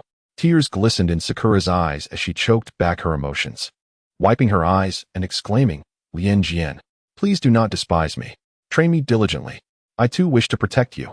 "And Naruto," he cried, leaning on Lianjian's shoulder, his eyes brimming with tears. "Everyone is truly wonderful." In the distance, perched on a branch, Kakashi observed the scene below. He shook his head, pondering that among them, the one with the true potential to become Hokage was undeniably Lianjian. Gentle, powerful, and caring towards his comrades, he couldn't help but think of someone else. How difficult it is. But I shall not give up. This was Naruto, panting heavily as he struggled to burst the balloon in his hand. Lianjian, drawing from Jiraiya's training methods, was teaching Naruto how to practice the Rasengan. Sasuke, on the other hand, was mastering Chidori at a pace far quicker than Naruto's. He was drenched in sweat, yet his training continued unabated. Chidori demanded high physical prowess, and his training intensity was the greatest among them, showing the fastest progress. Sasuke harbored an unwavering determination to enhance his strength, a testament to the influence of his role model, Itachi Uchiha. Though Sakura lacked a bloodline limit and possessed a modest chakra reserve, she was exceptionally intelligent, demonstrating strong control and utilization of chakra. Thus, Lianjian began teaching her ninjutsu. The ninjutsu scroll was acquired from Danzo by Cat Face and handed over to him. The scroll contained detailed steps, posing no challenge for Lianjian. Observing the three of them training diligently, Lianjian couldn't help but smirk, although the smile carried an oddly sinister undertone. He eagerly anticipated the day he would harvest their malice points, an undoubtedly formidable sum. 5 days later, the four of them set off to register at the Ninja Academy. Knowing that Lianjian had never attended the academy, Naruto enthusiastically introduced him. Midway through, however, his curiosity was piqued, and he asked, Lianjian, if you haven't gone to the Ninja Academy, then how do you train? Naruto was utterly oblivious to anything beyond the academy, unaware even of the root and umbu ninjas. I train at home, Lianjian replied with a smile. It's like what you mentioned about the root. I've never heard of such a place in the village. Naruto scratched his head, puzzled. Sakura was equally curious. She had only heard of the umbu and was unfamiliar with root. Because root does not expose itself to the public, it only executes tasks for the village in secrecy. Lianjian explained. Wow, Naruto exclaimed, clearly misled by Lianjian's words. That sounds impressive. So, you're like a hero lurking in the shadows? Lianjian's eyes sparkled with amusement. Indeed, you are quite right, Naruto. They ascended the stairs with their application forms in hand, distant chatter echoing in the air. A large crowd had gathered at the entrance of room 301, all there to submit their applications. Upon halting, a figure strode directly toward them, more precisely, toward Sakura. You must be Sakura. Please go out with me. I will protect you until death. A boy with an unappealing bowl haircut and a green jumpsuit, sporting eyebrows thicker than Naruto's, stood before Sakura, his face flushed with an odd hue. The corridor fell silent. Naruto gaped at the boy. Hey, this guy? I haven't even confessed yet. Lianjian perched on the railing, propping his chin on his hand. You could always approach him. You two would make quite the pair of unfortunate souls. Sakura won't need to reject you separately. You can both be turned down at once. Naruto slowly turned to Lianjian, his eyes devoid of hope. Do I really seem so unappealing in your eyes? Lianjian scrutinized him closely, noting the redness creeping across his face, and cruelly nodded. Indeed, not only in my eyes, but in everyone else, Naruto pales in comparison to Sasuke. Naruto was deeply wounded, sinking to the ground in despair. After decisively and mercilessly rejecting Rock Lee, Sakura hurriedly pulled Lianjian and Sasuke to submit their applications, her urgency indicating a strong desire to escape the gaze of the bowl-cut boy. Dejected and overlooked, Naruto could only stand and follow them. After submitting their applications, the four of them descended the stairs in high spirits. I really want to eat barbecue, Naruto exclaimed, rubbing his stomach. Lianjian concurred, I too desire it. One cannot resist the allure of barbecue. Sasuke replied nonchalantly, which was his way of agreeing. After spending so much time together, Lianjian and the others had learned to easily interpret Sasuke's subtle cues. Sakura nodded, let us charge it to Kakashi-sensei's tab. Other instructors have treated their students to barbecue, except for him. Agreed, echoed Lianjian, Naruto, and Sasuke in unison. Suddenly, they heard a voice from above, that fierce-looking guy. Wait. As they entered the hall, Lianjian anticipated this turn of events. The only fierce-looking guy present was Sasuke, who bore an expression as if someone owed him millions. What?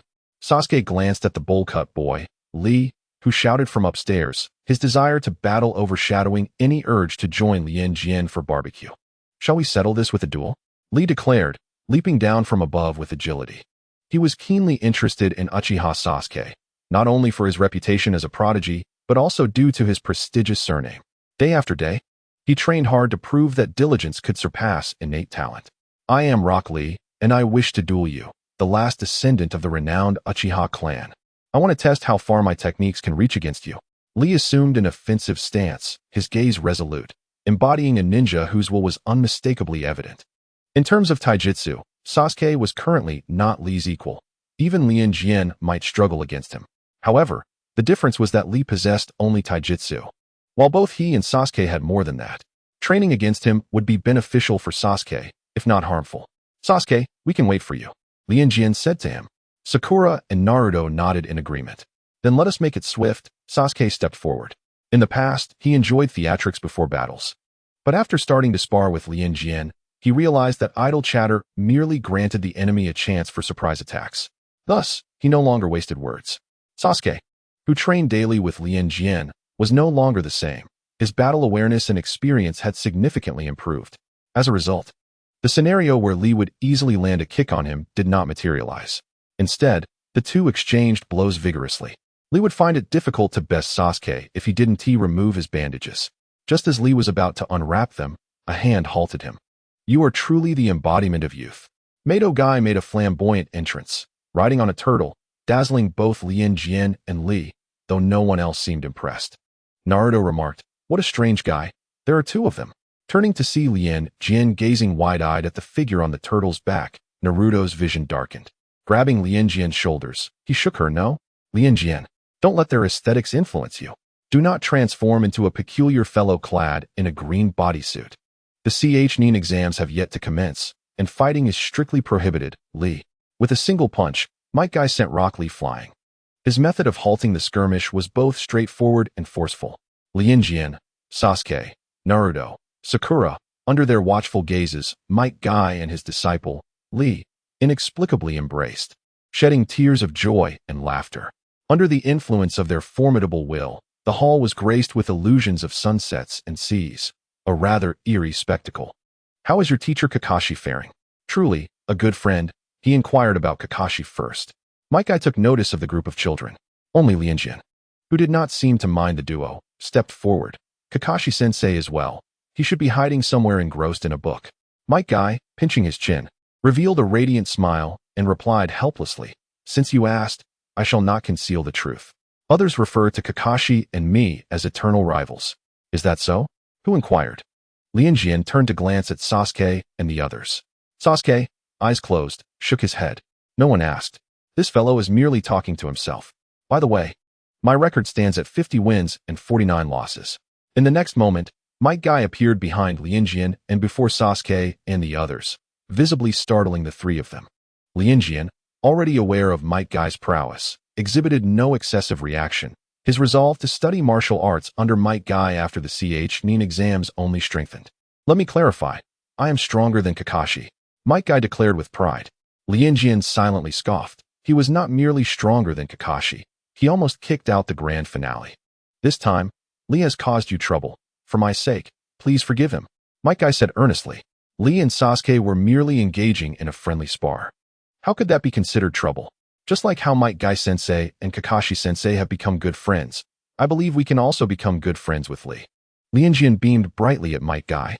Might Guy paused, his gaze fixed on Lianjian. Is this child truly the offspring of Elder Danzo? Lianjian is indeed remarkable. Oh, it feels as if we are old friends.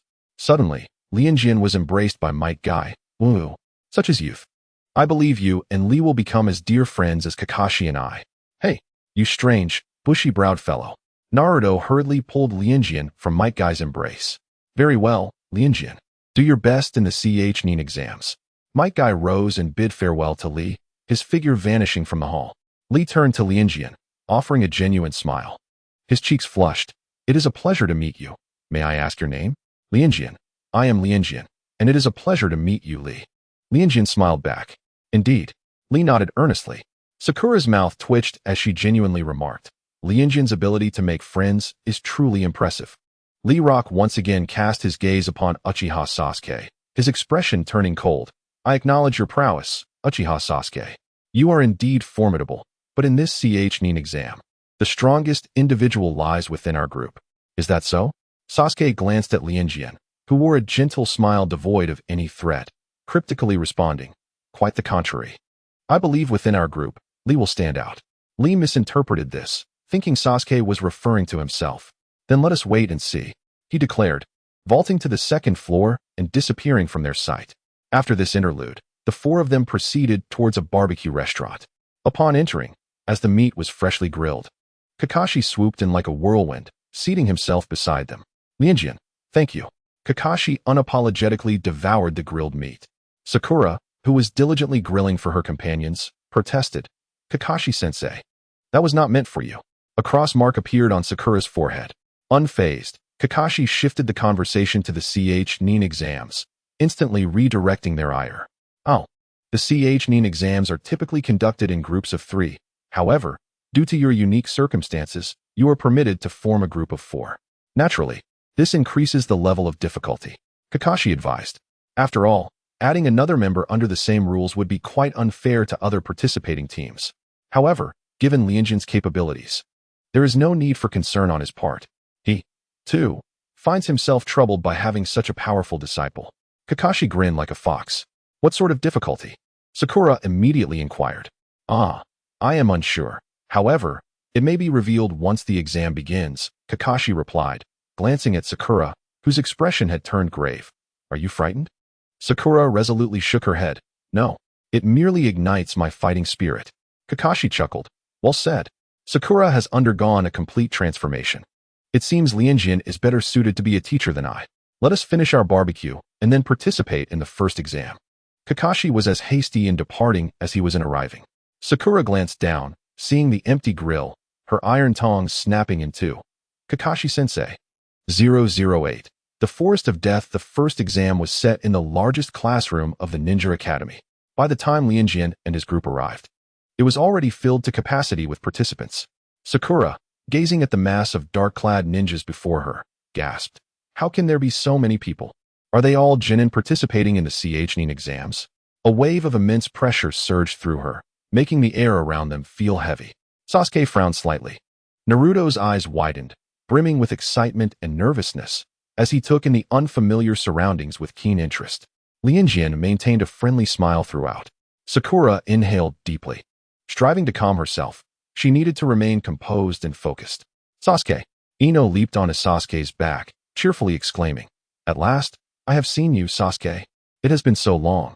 The prospect of seeing you every day fills me with joy. You big pig. Sakura's supposed calm and focus evaporated instantly. Ino was her trigger. While the two were embroiled in their bickering, Lianjian, unwilling to be the subject of their antics, chose an empty seat, resting his chin on his hand and observing them. What a rare opportunity for such a close view. What? You troublesome exam participants are here too? With a despondent expression, Shikamaru and the ever-snacking Choji approached. Yo, what a find, everyone is here. Inuzuka Kiba, sporting a small dog atop his head, strolled over, accompanied by the understated Yamanaka Ino and a blushing Hinata. Before Naruto could speak, he was cornered by Inuzuka Kiba. Hey Naruto, who is that blue-haired individual? I noticed you all together. Oh right, Lianjian. Naruto located Lianjian in the third row, who was completely engrossed in conversation with unfamiliar ninjas, entirely forgetting about his companions. I shall not divulge any information about Lianjian. He is our secret weapon, Naruto proclaimed, crossing his arms with an air of superiority. Inuzuka Kiba could not help but interject. Fool, you just revealed everything. His name is Lianjian. He possesses great strength, and if he is a secret weapon, his prowess must rival that of Sasuke. Another formidable rival. At this moment, Lianjian rested his chin on his hand, patiently listening to the ninjas around him boast. Is that so? Sounds impressive. Hearing Lianjian's words, the others became increasingly animated, nearly revealing the color of their undergarments, seeking Lianjian's praise of their taste. Naruto and his companions had drawn the attention of most of the lower-ranked ninjas in the classroom. Though the gazes were far from amicable, this prompted Kabuto to step in and remind them, while also seeking to build rapport. Dear junior comrades, allow me to bestow upon you some invaluable intel, conveyed through this ninja identification card. Yakushi Kabuto spoke in a tone reminiscent of a teacher enticing young students. The 9 of them encircled Kabuto, their heads huddled together in curiosity as they gazed at the card in his hand. At Sasuke's request, Kabuto produced the identification card containing information about Rock Lee. Rock Lee, 1 year older than you, with a mission experience level of 20, 11 times classified. And instructed by Guy. This year, he has shown remarkable progress in physical combat, though he falters in other areas. Last year, he was renowned as a capable genin. Yet he did not participate in the Chunin exams, making this his first attempt, alongside teammates Tenten and Niji Hyuga. It is essential to note the presence of Gaara from Sunagakure. With mission experience at 8 and classified once, it is impressive that, as a genin, he has undertaken such tasks. As a foreign ninja and a newcomer, there is limited information available. However, it appears he has returned unscathed from every mission. Kabuto regarded the new students before him, a subtle smile gracing his features as his gaze subtly brushed past Sasuke's face. Senior Kabuto, do you have any information regarding Yamanaka Ino? Inazuka Kiba inquired hastily. They were entirely in the dark about Ino's background. Ino? Shikamaru turned his attention to the figure within the classroom, who, despite being a Konoha ninja, mingled effortlessly among the others. Kabuto replied regretfully, I'm afraid not. Even I know nothing about her, given her association with that individual. With a smug expression, Naruto turned to Kiba, relishing the response. You wouldn't know. Lee, spotting Ino amidst the crowd, waved enthusiastically. That's not Uchiha Sasuke's teammate, is it? When did you become so familiar? Tenten inquired, puzzled. But he is quite handsome. A gentle little son that no girl could resist. His smile is utterly adorable. It was just this morning that I met him, Lee said, giving a thumbs up. He is an incredibly enthusiastic and kind-hearted person. But how skilled is he? Niji Hyuga's interest was piqued, despite the seemingly harmless demeanor of the individual in question. Lee paused, replying honestly, I do not know. However, Tenten and Niji turned their gazes toward him. I can sense that Team 7 revolves around him, Lee stated earnestly. Sakura, when making decisions, instinctively looked towards Ino. Even the proud Uchiha Sasuke could be easily influenced by Ino's words. As for that Uzumaki Naruto, he rarely shifted his focus away from Ino, demonstrating their trust in her. Indeed, Ino is genuinely a kind person. Lee beamed. Tenten furrowed her brow, a serious expression overtaking her features. He did not receive formal education at the Ninja Academy, yet suddenly joined Team 7. They have likely only known each other for a few months. This suggests that he must either possess formidable strength or naturally exude strong leadership and cohesion. Niji regarded Ino thoughtfully. It is possible he possesses both attributes. Regardless, whether he embodies one or the other, he is undoubtedly a formidable opponent to be wary of.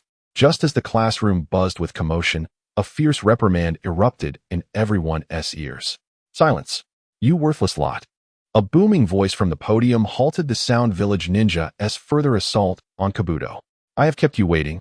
I am Marino Abiki, the proctor for the first examination of the Chunin selection, with satisfaction evident on his scarred face.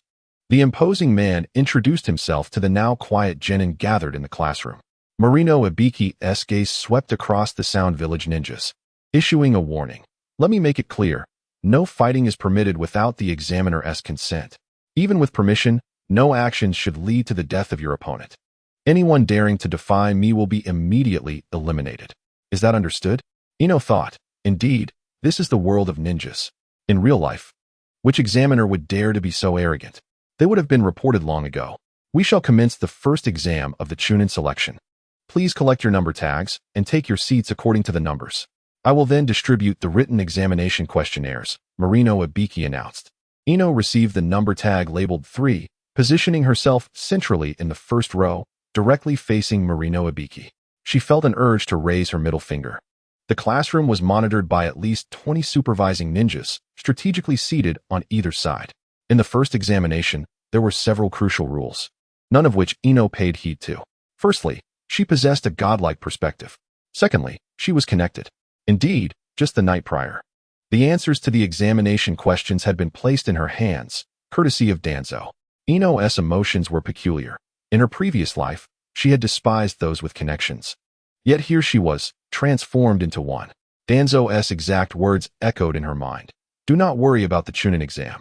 Just focus on executing your tasks. Thus, Ino reclined comfortably. When the examination papers were distributed, they mirrored the questions she received the previous night, with not even a slight deviation in order. Like a machine, she swiftly filled in the answers within 2 minutes. Then, she began to lock gazes with Marino Abiki. Given her position in the front row, she could see him clearly. Marino Abiki furrowed his brow upon observing her filled-out paper. Ino understood. Examiners harbored disdain for those with connections. Ding! Detected human malice value, 50. Curse power conversion chakra amount, 50. Chakra, 260301000000000. Even the smallest mosquito is still meat. Ino silently thanked Marino Abiki for contributing malice value without her lifting a finger. Throughout the lengthy 45 minutes of answering, one by one, individuals were eliminated. Knowing the results of this examination, Ino's fingers diligently crafted an ice rose. Seemingly simple, yet it was far from easy. Such delicate maneuvers tested her mastery of ice release. Anyone could release a chunk of ice, but this intricate task truly challenged one's control. Number 59. Eliminated. Number 18. Eliminated. Number 36. Eliminated.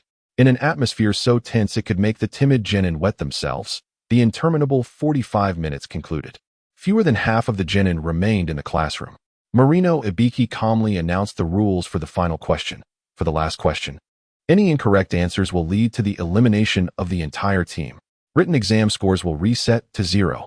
Those who choose not to answer will also have their entire team eliminated. This rule incited a commotion among the remaining genin in the classroom. Marino Ibiki maliciously added, "Oh, and those who answer incorrectly will not only drag their entire team down, but will also be stripped of the opportunity to participate in the Chunin exams for life." This question had not been provided to Ino by Danzo, suggesting that Marino Ibiki had likely disclosed this information to no one but himself. Nevertheless, Ino happened to know the answer. Though aware that Naruto would not withdraw, she pondered the possibility of being influenced by his butterfly effect. Ino glanced back at Naruto, addressing Marino Ibiki with an unwavering resolve. "We are all ninjas. We do not abandon our comrades before the battle has even begun. When we chose the path of a ninja, we prepared ourselves to face any challenges that arise." Ino smiled at Naruto. "Right, Naruto?" His pupils quivered, and an inexplicable surge of strength flooded through him. He slammed his palms on the desk and stood up, exclaiming, "That's right. Don't underestimate us. We are not the kind of ninjas who would flee at the last moment." After declaring this, he collapsed, exhausted, onto the desk. What a fib. He still feared that Ino and Sasuke would be burdened by his presence, relegating them to a life of genin. Yet, Ino had such unwavering faith in him. Naruto clenched his fists, resolute not to disappoint Rinjian. Was it true? Mori no Ibiki felt a twinge of disappointment at the lack of results, but was also pleased that they had persevered. Even with the stakes being their ninja careers for the latter half of their lives, they chose not to give up, did they? No one else raised their hands in surrender. Having committed their lives to being ninjas, what was there to fear? Amidst the tension, Mori no Ibiki realized that prolonging the stalemate would not yield the desired outcome, so he announced a rather unexpected verdict for the genin in the classroom. All qualified. Naruto was prepared to exhaust every brain cell to answer the final question. Amidst the confused and dissatisfied inquiries from the genin, Mori no Ibiki calmly explained, "There was never a 10th question. The 10th question was merely about choosing to act or not. You have already provided your answer." The written exam fulfilled its purpose, which was to test your ability to gather intelligence. Mori no Ibiki cast a glance at Rinjian, whose intelligence-gathering skills were indeed the most formidable. He had already obtained the answers the day before. The first exam of the Chunin selection is concluded. Rinjian stood and approached Naruto, extending his hand. Under normal circumstances, Naruto would have been too weak to stand. Rinjian helped him up, his legs trembling. "I almost thought I'd be condemning you, Sasuke, and Sakura to a lifetime as genin." Rinjian's expression was subtle. In truth, Naruto and Sasuke were indeed destined to remain genin for life. Therefore, even if there had been a real question, Naruto's incorrect answer wouldn't have mattered much. Bang! Glass shattered everywhere. A figure burst onto the scene, kicking open the classroom window, dramatically unveiling a red curtain behind her. "I am Mitarashi Anko, the proctor for the second exam. Let us proceed." No one in the classroom paid her any mind. It wasn't intentional disregard. Rather, most were still recovering from the previous exam. 79 participants, 26 teams. "Ibiki, you're not doing so well." Anko smiled slyly at the remaining number of students in the classroom. Ibiki's expression remained unchanged. "This year, there are many outstanding candidates." "Is that so?" Anko scoffed, appearing much more talkative than Ibiki, yet surprisingly formidable. "For the second exam, let me assist you in eliminating half of them." "I look forward to it," Ibiki replied. "The second exam will take place tomorrow. Inquire with your Jonin teachers for specific times and meeting locations." That's all dismissed. In the root headquarters, candlelight flickered. Danzo regarded Rinjian and inquired, "How did the exam go?" Rinjian dutifully reported, "The written exam posed no issues, and the final question was also manageable. I successfully passed." Danzo nodded. "If you hadn't you wouldn't need to return. Better off dead outside, right?" Rinjian, "For tomorrow's second exam, please relay the specific rules and precautions to him." Danzo glanced at the cat face. "Yes." Cat face nodded. As Danzo walked towards the secret passage, just as his figure was about to step into the darkness where candlelight could not reach, he turned back to Rinjian. "Pay close attention to the Jinchuriki of the Nine Tails and Uchiha Sasuke during tomorrow's exam." Rinjian tilted his head, a bit puzzled about the deeper meaning behind Danzo's words. Is it to kill them or to assist them? Danzo replied, "Neither. Monitor them and report any anomalies to me." "Understood." Rinjian nodded. "During the second exam, personnel from Root will enter. Any abnormalities you discover should be directly reported to them." With that, Danzo departed. Catface unfurled a scroll depicting a map. "This is the map of the Forest of Death. Your exam will take place there." Rinjian, "It's wonderful to have connections." At the entrance of the Forest of Death, a massive iron net separated them from the forest, where towering trees, which could easily be embraced by several individuals, blocked out the sun. A white warning sign boldly proclaimed the prohibition of entry in vivid red letters. Occasionally, the cawing of crows echoed from within the woods, casting ominous shadows over the hearts of the participating genin. Rinjian shielded his forehead with his hand against the not-so-blinding sun. In his line of sight, a colossal python, thicker than a person, slithered slowly along the sturdy branches of the giant trees. Beside him, Naruto was provoking Anko, wriggling like a worm. Not only Anko, but even Rinjian found his antics irritating. Looking back at Anko, her smile was laced with lethal intent. A kunai flew from her hand, on the verge of slicing Naruto's cheek, only to be caught by Rinjian. Anko's expression darkened for a moment. "Teacher, Naruto didn't he mean it. Please don't be angry with him. If your beautiful, smooth face gets any wrinkles, I would be quite regretful." Rinjian approached politely and handed her the kunai. Anko, maintaining her stern demeanor, accepted the kunai and immediately turned away, ignoring Rinjian. He returned to Naruto's side, while Anko, facing away from her students, was drenched in sweat. What is happening? Why is it so difficult to speak harshly in front of such an angelic face? How infuriating. This cruel exam has such a well-behaved child. What if something were to happen to that child? Anko managed to regain her composure, but it lasted not even a second, as Naruto was hiding behind Rinjian, making faces at her. How infuriating. Anko's teeth ground together. How did two individuals with such contrasting personalities become friends? This is the consent form. All participants must fill it out, as someone may die later on. If you don't sign, it becomes my responsibility, ha ha ha. Anko struggled to avoid looking at Naruto, pulling out a stack of consent forms and distributing them. After Rinjian signed his name and submitted it, he smiled politely at Anko.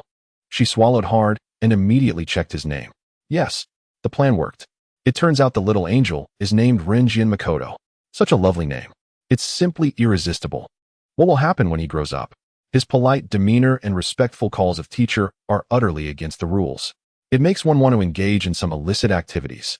She couldn't bear to let such a child perish in this dreadful place. All right, let us now begin to explain the rules for the second exam. Anko's mind was racing. Rinjian had already heard the rules the previous night. In summary, it was a wilderness survival challenge in the Forest of Death.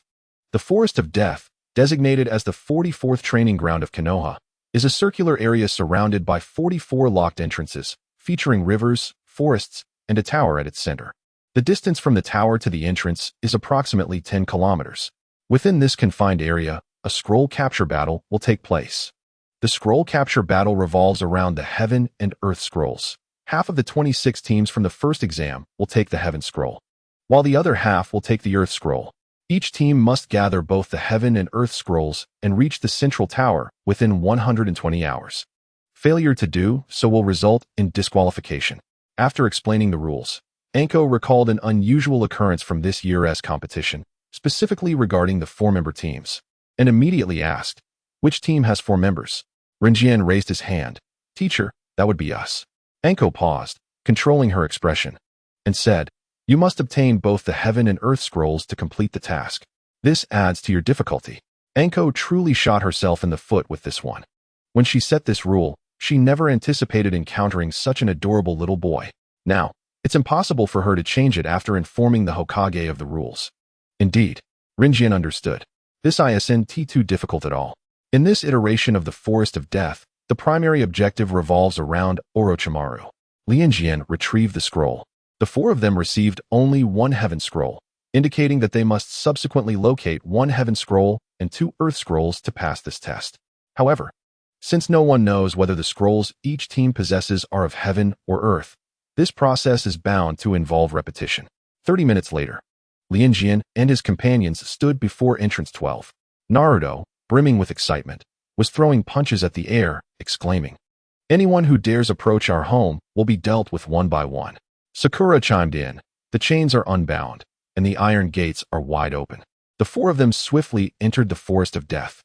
Upon stepping into the forest, sunlight vanished, casting an ominous shadow. Towering trees and their expansive canopies obscured most of the light, allowing only scattered beams to filter through the branches. The air was thick with a shifting mist. Occasionally, the anguished cries of other competing genin echoed through the woods. The battle for the scrolls commenced the moment they entered the Forest of Death. Although Naruto and Sakura were prepared, the chilling screams still sent shivers down their spines. Naruto was frightened, yet he refused to admit it. This manifested in his reluctance to address his physiological needs alone. He sidled up to Lianjian, asking, "Lianjian, want to go pee together?" Lianjian replied, "No thanks." Naruto pouted, looking pitiful, "But will you accompany me?" Sakura glanced at Naruto, teasing, "Naruto, you aren't scared, are you? You are just dragging Lianjian along." "What?" Naruto vehemently denied. "Of course not. I'm not scared. I merely want Lianjian as company. I can handle it alone." To prove his bravery, he boldly marched toward the bushes. 009. "Thanks to my number one brother, Orochimaru." Lianjian looked at Sakura, who smiled back. "Don't indulge that clingy Naruto too much, or he'll take advantage." Lianjian nodded. What do you mean, You won't change next time, will you? Such a weakling when it comes to companions." She was too gentle to say anything harsh. "Wow. Impressive. What a massive stream." Naruto emerged from the thicket, adjusting his pants. "That was quick," Lianjian remarked, his expression bemused. "Naruto, come here." Lianjian beckoned him over. Naruto grinned. "What is up? Come over here," Lianjian urged, perplexed. "You used to come without question. Why ask now?" Naruto scratched his head, striding toward Lianjian. "I was just asking." "Is that so?" Lianjian playfully tapped his cheek. "But your soul is not truly Naruto." At this, Sasuke and Sakura immediately drew their kunai, on guard. "What are you talking about? You can't even see souls." Naruto's eyes brightened, his hand delving into his ninja pouch. "You know." Lianjian gazed at him sympathetically. "I can see souls." Naruto's expression darkened, and before he could react, his chest swelled ominously. His heart felt as if it had exploded within him. Lianjian released his grip. The body crumpled to the ground, enveloped in white smoke. The figure sprawled on the grass was clearly not Naruto. Naruto emerged, witnessing the scene before him. "Wow. Someone took the opportunity to ambush you while I was away. How despicable. If I had been there, they wouldn't have dared." Sakura confirmed. "This one is definitely the real Naruto." "Naruto," Lianjian called out. Naruto looked at him in confusion. "Huh?" Lianjian waved him over. Naruto approached, stopping in front of Lianjian. Lianjian smiled, cupping Naruto's chubby face. "Naruto, don't turn me into a bald freak." Lianjian retorted, "Naruto meant a modified person. Someone took advantage of your absence and transformed into your likeness to snatch the scroll." Sasuke explained. Naruto scratched his head. With Lianjian around, nothing can be concealed. After all, Lianjian's bloodline limit allows him to touch souls. Suddenly, Lianjian reached out, brushing his cheek, his fingertips stained with blood. A powerful gust of wind surged. A palpable aura of death slicing across his face. Orochimaru was here.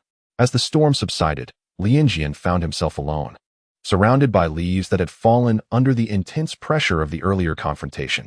Orochimaru had separated them, as his intent was to confront Sasuke. Lianjian leapt onto the high branches, racing towards the source of the commotion. Sunlight filtered through the gaps, illuminating Sasuke. The voice of a figure from his mind resonated clearly.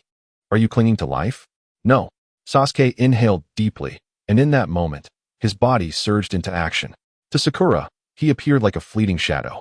Sakura sensed a profound change within Sasuke, one that filled her with trepidation. A tempest of flames engulfed the scene as Sasuke unleashed his fire techniques, raising the temperature of the space surrounding them. It was an unprecedented display of power. Sakura could hardly believe how strong Sasuke had become. A force, unwavering as a mountain, erupted from within him. The blood of the Uchiha clan ignited. Orochimaru's eyes widened with excitement. Sasuke, that's the look. Indeed, a true Uchiha. Your blood is beginning to stir. Sasuke's speed accelerated, yet Orochimaru's pace remained perpetually just out of reach. Orochimaru's fist struck Sasuke's chest with ferocity, causing his insides to tremble and blood to spew forth. Tears glistened in Sakura's eyes as she witnessed the disparity in strength. Even though Sasuke had transcended his limits today, Orochimaru still held overwhelming advantage.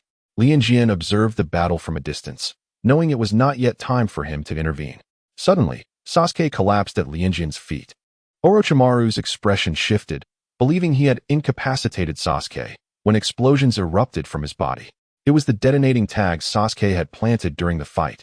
Before Orochimaru could react, he was ensnared by thin, iron threads, binding him to a tree trunk. This was the Sharingan's manipulation technique, Windmill's third blade. Flames danced dangerously close to Orochimaru's eyes. Sasuke's voice echoed through the forest, fire style, dragon fire technique. Time seemed to stretch. The flames relentlessly assaulted Orochimaru's form, melting his exterior, yet his eyes glimmered with intensity. Sasuke, a remarkable physique. You harbor greater power than Itachi. Exhausted, Sasuke slumped against the tree trunk. Sasuke. Sakura rushed to his side, catching him, her eyes filled with astonishment. Sasuke, you defeated that ninja. Truly remarkable. Suddenly, Orochimaru, presumed dead, extended his neck toward Sasuke's throat. Sasuke and Sakura's pupils constricted in terror. Blood splattered. Ding. Detected malicious intent within the Heaven Curse Seal, 10,000. The Heaven Curse Seal's power is converted and automatically stored as chakra, 10,000. Chakra, 36030100000. A sharp pain pierced Lianjian's neck. Yet it was bearable. He was quite resilient to pain. The power of the Heaven Curse Seal transformed into chakra the moment it was injected into his neck. Thank you for the generous donation, my esteemed brother Orochimaru. He has not wasted his time lurking here for so long. If only he could have another taste. The real deal.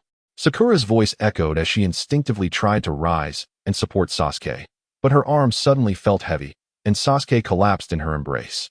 Sakura, protect Sasuke. Rinjian urged, leaping onto a nearby branch. As she beheld Rinjian's silhouette, Sakura's eyes brimmed with tears. The outer layer of Orochimaru's human skin had been scorched halfway by Sasuke. With serpentine coldness, his slitted eyes fixated on Rinjian, witnessing the curse mark vanish from Rinjian's neck, an occurrence even Orochimaru could not comprehend. He needed Uchiha Sasuke's body. If this reckless child stood in his way, then he might as well eliminate him first. He was intrigued by this child's physique as well. Perhaps he could take the corpse back for research. If he could capture him alive, that would be even better. Orochimaru chuckled softly, his voice rasping and chilling. In the next moment, he appeared behind Rinjian, moving tenfold faster than when he faced Sasuke.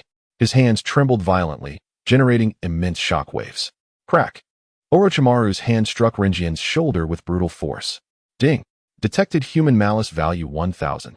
Curse power converted to chakra amount 1000. Chakra 3703010000000. Rinjian heard a piercing crack from his shoulder. The overwhelming shockwave coursed through his bones. It felt as though not only half his shoulder, but also the very structure of his body was shattered, and his internal organs were severely injured. Rinjian quickly distanced himself from Orochimaru, his wounds healing in the blink of an eye, faster than the speed at which his bones had fractured. Rinjian couldn't help but lament the disparity in treatment. When Orochimaru fought Sasuke, he was remarkably gentle, yet when it came to him, it was a relentless assault. However, this was precisely the opportunity Rinjian had been waiting for. He could hardly fathom the amount of chakra he might gain from this battle. Orochimaru's malice was quite generous. Swish! Rinjian's figure flickered, suddenly appearing before Orochimaru, his kunai slicing towards Orochimaru's neck. Orochimaru snorted disdainfully, twisting his body in a manner impossible for ordinary humans to evade this strike. In the next second, Rinjian's other hand erupted with dazzling white light. The purple lightning arced, transforming into a beam that shot towards Orochimaru. Orochimaru took a step back, lowering his gaze. Despite his rapid evasion, a gruesome wound marred his arm. His expression darkened. Realizing he had made a fatal error, he had underestimated his opponent. He thought Uchiha Sasuke was the strongest here, only to discover a lower ninja proficient in Kakashi's lightning cutter. It seemed he had no choice but to take this seriously.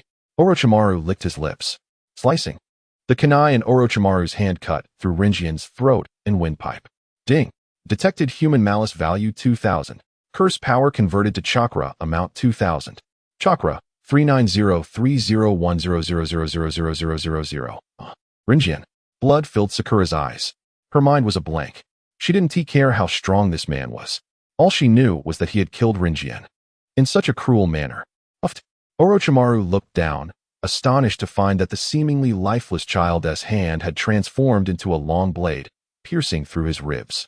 Accompanied by a sickening crack, Rinjian spat a copious amount of blood, his body propelled away by Orochimaru's kick. As he soared through the air, his body rapidly healed, adjusting its position to land gracefully on a branch. Water style, water dragon bullet. Sakura formed her hand seals with remarkable speed. A colossal water dragon surged towards Orochimaru. Frowning, Orochimaru clutched his chest, instantly transforming into countless small snakes that scattered in all directions. Ugh! Reassembling into human form, Orochimaru effortlessly appeared behind Sakura. He had no interest in ordinary people. With a slight lift of his arm, swish. The water dragon bullet, having exhausted all chakra, caused the unconscious Sakura to be rescued by Rinjian, who swiftly darted from beneath Orochimaru's grasp. Orochimaru chuckled. Rinjian watched with satisfaction as the black curse mark appeared on Sasuke's neck. Orochimaru's lips curled in a smirk as he gazed at Rinjian, sensing that he would meet this child again. With an unexpected gust of wind, Orochimaru vanished. Standing on the branch, Rinjian cradled Sakura and assessed his three companions. Sasuke was gravely injured with a high fever. Naruto lay unconscious. Sakura remained in a deep slumber. A raven circled overhead, issuing ominous cries. The setting sun bathed the deathly forest in a blood-red hue. Rinjian sighed, finding a large tree hollow, and carefully moved each of them inside. As night fell, he lit a bonfire. The large flames could deter wild beasts and attract other teams to him, saving him the trouble of searching. A twofold benefit. Sitting beside the bonfire, Rinjian gazed at the trio sleeping side by side in the tree hollow. Sasuke's body trembled occasionally, the pain from the curse mark tormenting him even in unconsciousness. Sakura would likely awaken sooner. Rinjian patted his flat stomach, retrieving a space scroll from his ninja pouch, extracting the sealed food within. It was well known he had connections. Essentials like food and water for survival in the wild had, of course, been prepared in advance. Rinjian dismissively set aside the military rations prepared for him by Cat Face, opting instead for the sushi of bonito, tuna, yellowtail, and salmon he had purchased himself. Halfway through the sushi, he produced some juice.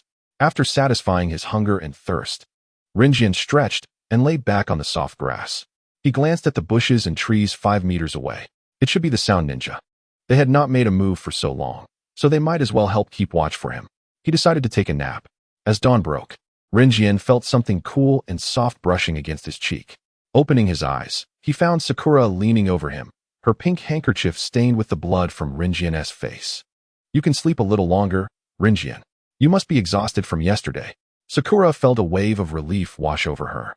Thankfully, Rinjian was unharmed. Otherwise, she truly didn't know what she would have done. She had no desire to sleep any longer. Rinjian had rested enough. He stood up energetically and stretched. Sakura suddenly stood up, recalling something, and walked towards the tree hollow, retrieving 2 red fruits and offering them to Rinjian. I just picked these. They are edible and not poisonous. Sakura couldn't quite remember which book it was from, but she was certain it stated that these fruits were safe to eat. The sweet aroma enveloped Rinjian's senses as he took one, biting into the unfamiliar sweet fruit. He said to Sakura, "Let us eat together." Sakura gazed at the fruit still resting in her palm, smiled, and nodded earnestly, "Yes. It's wonderful having you, Rinjian." With Rinjian around, it felt like no difficulty could deter her. Sakura sat beside Rinjian, taking small bites of the fruit. Suddenly, she stood up. 3 figures appeared before them. "Let us eliminate these 2 useless beings. Just so we're clear, Sasuke is mine," Sokka declared, eyeing Rinjian and Sakura. Ding. The malicious intent detected, is at an alarming level of 100. The conversion of cursed energy to chakra amounts to 100. Chakra 3913010000000. Rinjian remarked, "What a useless fellow. Wanting to kill him with such low malice. He doesn't even compare to a fraction of Orochimaru's strength." And this statement sounds quite peculiar. Is Sasuke truly his? How ambiguous. He turned to Sakura and asked, "Can you handle that female ninja?" Sakura, taken aback, widened her eyes, a determined light flickering within them. "Rest assured. That wretched woman. Does she think I am so easily dealt with?" Hearing their conversation, Kin's eyes widened in anger as she charged towards Sakura. Tors, exasperated, rubbed his forehead, so easily provoked. The expression in his eyes darkened. "Sak, I'll leave Sasuke to you. This one I'll handle myself." Sak replied, "No problem." Rinjian chuckled. "Such rudeness. Fools. Who gave you the right to negotiate?" Tors' eyes widened. Rinjian positioned himself between them, placing a hand on both their shoulders. In an astonishing display, Sak and Tors visibly shrank, becoming miniature figures held within Rinjian's palm, stowed away in his ninja tool pouch. "Tors, Sak, what have you done?" Kin and Sakura distanced themselves, cold sweat trickling down their backs. "How could this be possible? What kind of jutsu is this? Fools, your enemy is me." Sakura appeared behind Kin, seizing her long black hair and forcefully slamming her head into the ground. It seemed Sakura's violent tendencies had long been evident. Rinjian observed this scene, moving beside Sakura, placing a hand on the unconscious Kin's back. In the next moment, another shrunken modified ninja appeared in Rinjian's grasp, also placed into his tool pouch. He picked up Tors' fallen scroll from the ground. It was the Earth Scroll. Now, only the Sky Scroll and another Earth Scroll were needed. "What's wrong?" Sakura asked, noticing Rinjian suddenly fixating on a direction. Rinjian revealed a familiar smile and silently approached the thicket. He parted the lush grass. "What are you doing?" The Inoshikicho trio, hiding in the bushes with their backs to Rinjian, screamed in fright. Rinjian seized CHG and Shikamaru by their collars, dragging them back into the hollow of the tree. Ino, tearful, had no choice but to follow, though they considered resisting. Rinjian's single statement extinguished their fighting spirit. "If you move, I'll turn you into toads." They fell silent instantly. Ino, Shikamaru, CHG. Sakura regarded the spoils dragged back by Rinjian, puzzled. Ino, disregarding her previous animosity towards Sakura, hid behind her, wailing, "I don't want to become a hairless monster. I don't want to." Sakura. Sakura quickly grasped the situation, suppressing a smile. "Don't worry. Rinjian is just trying to scare you. He would never harm comrades from our village." Sakura firmly believed in Rinjian. Ino peeked out from behind her. She discovered Rinjian had released Shikamaru and CHG, now sitting by the fire. His gentle smile a stark contrast to the earlier battle. This fellow, Shikamaru thought, felt strange, yet he certainly lacked the sense of imminent danger. Despite their fearful cries, they seemed to be convinced that he would not harm them.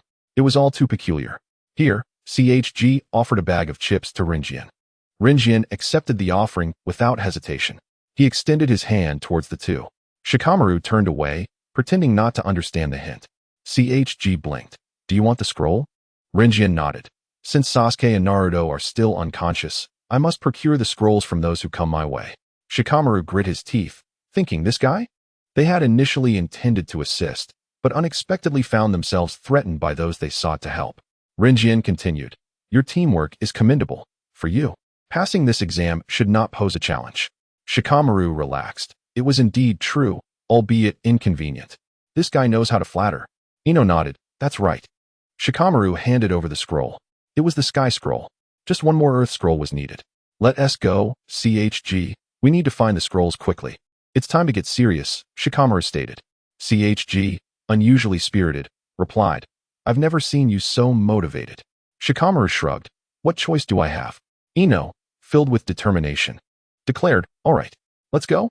The three leaped onto the branches, swiftly disappearing from Sakura and Rinjian's view. Rinjian stood up and said to Sakura, "Sakura, I'll go find lunch. I leave Naruto and Sasuke in your care." Sakura nodded. "Leave it to me." She watched as Rinjian's figure faded away. After a few jumps, he distanced himself from their hollow. Not long after he stood still, a masked figure quietly appeared before him. "What scrolls do you still lack?" the Root Ninja inquired, holding the Sky and Earth Scrolls. "An Earth Scroll." The Root Ninja handed over the Earth Scroll, destroying the remaining sky scroll. Yesterday, I fought Orochimaru. He bit Uchiha Sasuke, leaving a curse mark on his neck, but I am unaware of its specific effects. The expression of the root ninja shifted. Orochimaru, you say? Additionally, Rinjin added, Orochimaru also tampered with the seal on the Nine-Tails Jinchuriki, but I lack knowledge of sealing techniques and cannot ascertain what he did. The root ninja nodded. Understood. I will promptly report to Danzo-sama. You continue your surveillance. Rinjin nodded. By the way, do you have any wild rabbits or chickens? Seeing the root ninja glance over, Rinjin shrugged. After all, I left under the pretense of searching for lunch. I can't return empty-handed. The root ninja paused. I'll go catch some for you. Rinjin sat back and enjoyed the spoils.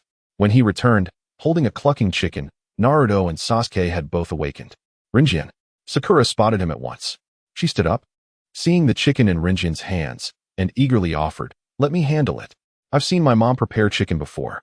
What a hassle, Sakura. Rinjin thought she would question why they needed to eat such a cute chicken. His mind indeed wandered into strange territory. The clucking soon ceased, and Rinjin need not look to know the reason. It was Sakura's doing. Rinjin settled down by the fire, laying out the 4 scrolls on the grass. Naruto's eyes widened, his jaw nearly dropping to the ground. Rinjin, did you gather all of these? Rinjin nodded. Yes, I obtained 1 scroll from a sound ninja, another from Shikamaru and the others, and the last one I seized during my lunch search when I stumbled upon a small team. That's incredible, Rinjin, Naruto exclaimed, leaping toward him. Sasuke gazed at the scrolls on the ground. Thank you. Rinjin shook his head. I arrived late yesterday.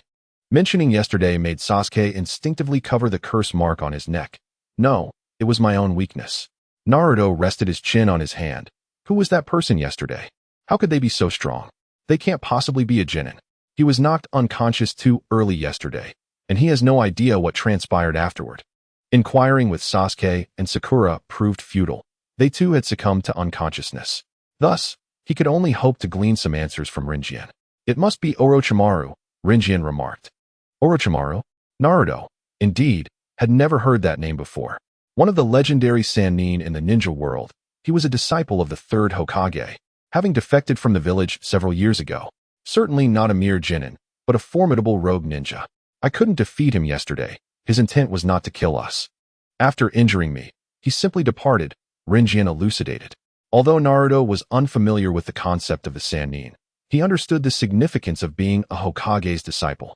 Rinjin withheld the fact that Sasuke had been bitten, visibly relieving Sasuke, who preferred that Naruto and Sakura remain oblivious to the incident. How infuriating. Naruto thought of his utter helplessness before the vast disparity in strength yesterday, unable to contain his anger. By the way, Rinjin, let me see your wounds. As he attempted to peel back Rinjin's clothing, Rinjin halted him. I must have mentioned that my bloodline limit allows me to alter my physical form through my soul. Likewise, I can protect my body through my soul, endowing it with remarkable self-healing capabilities, so there is no need for concern. Rinjin refrained from revealing all his cards, as he feared future enmity might lead to a precise attack on his soul. All right, once the food is ready, let us fill our stomachs and set off towards the central tower. Sakura threaded the cleaned game hen onto a wooden rack and placed it above the fire. A day later, the 4 of them arrived at the foot of the central tower. Along the way, they encountered traps and ambushes. Yet as long as their foes were not of Orochimaru's caliber, the 4 of them could easily handle them in unison. Naruto opened the crimson door ahead, and they stepped inside. The interior revealed a spacious arena. The stairs at the entrance led to the 2nd level, resembling a spectator's gallery. Before them was a grand calligraphy piece. Sakura read aloud the inscription and boldly unrolled the scroll. Observing Sakura, Rinjin noticed her evident transformation. Sakura was becoming increasingly decisive and resilient, now capable of standing on her own as a ninja. No longer just a girl preoccupied with Sasuke and romance upon their first meeting. Suddenly, thick smoke erupted from the unrolled scroll. It was a summoning technique. Sasuke hurled 2 scrolls away, causing a cloud of white smoke to envelop the area. A familiar figure emerged. Iruka-sensei, Naruto exclaimed, leaping to embrace Iruka. Iruka chuckled helplessly as he set Naruto down. It seems you have endured quite a lot, he said, surveying the 3 students before his gaze settled on Rinjin. Though he had not taught this child, it was evident that he was a good one. Iruka-sensei, what are you doing here? Naruto inquired. Because at the conclusion of the 2nd exam, It is the responsibility of us Chunin to welcome the candidates. And by chance, I've become your important messenger. Congratulations on passing the second exam. Irika continued. While I would love to treat you to some Ichiraku ramen, I must escort you to the location of the third exam. The three of them were momentarily dumbfounded. The third exam? Aren't we getting a break? Sakura frowned. Irika sighed, indeed. Under Irika's guidance, they entered a larger, more spacious room. Already populated by the Hokage and numerous jounin, as well as other successful genin. They recognized many familiar faces. As Rinjian passed by, he raised his hand enthusiastically to greet acquaintances, such as Lee and Shikamaru. Lee was even more exuberant than Rinjian. I knew it. You all would pass the exam. Shikamaru remarked, TCH. He had never doubted their success. I'm so hungry, Choji lamented, patting his flat stomach. Next, the Hokage will introduce the third exam, so please listen attentively. A voice rang out. Rinjian imagined he could hear the school host's impassioned announcement. Now, let us welcome the principal. Typically, the principal's address was interminable. Rinjian stared at the ceiling, his mind wandering as he grasped the rules. Before introducing the third exam, I must clarify an important matter. The true purpose of this exam, in collaboration with the allied nations, is to foster amicable coexistence and elevate the level of ninjas. This is its genuine significance. This exam can be seen as a microcosm of the conflicts between allied nations. The current allies were once countries that battled each other throughout history. To avoid mutual destruction and further casualties, the Chunin exam was established. This is its origin, and it also serves the purpose of selecting Chunin. Therefore, all genin must fight bearing the dignity of their countries. During the third exam, numerous lords and notable figures from various nations will attend to commission tasks, observing your battles. If there is a significant disparity in strength, the stronger nations will receive many commissions. Conversely, weaker countries will receive fewer. The strength of a nation equates to the strength of its ninja village, and the strength of a ninja village reflects the prowess of its ninjas, which can only be truly revealed through desperate combat. This exam serves as a stage for showcasing the ninja strength of one's country to others. After an excessive amount of idle talk, the rules of the third exam remained unknown to everyone. Unable to endure any longer, Tsukiakari swiftly interjected, I apologize, Hokage, but I shall now explain as the referee. Rinjian mentally applauded this colleague for his workplace reform. Before the third exam, there will be a preliminary round, which entails the one-on-one battles you are about to engage in. Those who lose will be disqualified from the third exam. The preliminaries will commence shortly, and you will have no time to rest or eat. Therefore, those who feel unwell may choose to withdraw voluntarily. Except for Kabuto, no one opted to forfeit. Rinjian glanced at Sasuke, who was also looking at him. Rinjian smiled at him and lowered his voice. Sasuke, even while enduring pain that others cannot comprehend, you will easily triumph in this battle. Sasuke covered the cursed seal, and a genuine smile appeared on his pale face. Indeed, he was still a child, and not much harder to manipulate than Naruto. With one person voluntarily withdrawing, only 19 remained, meaning one would receive a bye into the third match. The one-on-one battles have no other rules. They continue until one party is dead, incapacitated, or concedes. Thus, if you wish to avoid death, it would be prudent to surrender early. However, if I determine that the outcome is clear, I will intervene to prevent unnecessary casualties. Tsukiakari, who held their fates in his hands, gestured towards the electronic board on the left corner of the wall behind the Hokage, stating, this electronic bulletin board will randomly display the names of the two combatants for each match. Now, let us reveal the first pair of competitors. The names on the electronic board flashed rapidly. As Rinjian had anticipated, it was still Uchiha Sasuke versus Akatsuki. To be honest, when he heard about that fortunate by rule, Rinjian couldn't help but think of Danzo. Yet, he believed Danzo would not be so brazen. Will the two competitors please step forward? Everyone else, please move to the stands. The crowd dispersed towards the viewing area. Rinjian remained still. Rinjian? Sasuke looked at him, his eyes filled with confusion. Kakashi approached and inquired, what happened? Rinjian glanced at his own hand. The transformation of the formless was achieved by altering the physical form through the touch of the soul. Thus, could he not, by touching Sasuke's soul, temporarily separate the cursed seal from his body? If he could merely create a thick layer of skin between the cursed seal and the blood, it might suffice. Although it would not entirely eliminate pain, it could at least alleviate it. Sasuke, do you trust me? Rinjian extended his hand. Sasuke looked at him, a faint smile gracing his lips.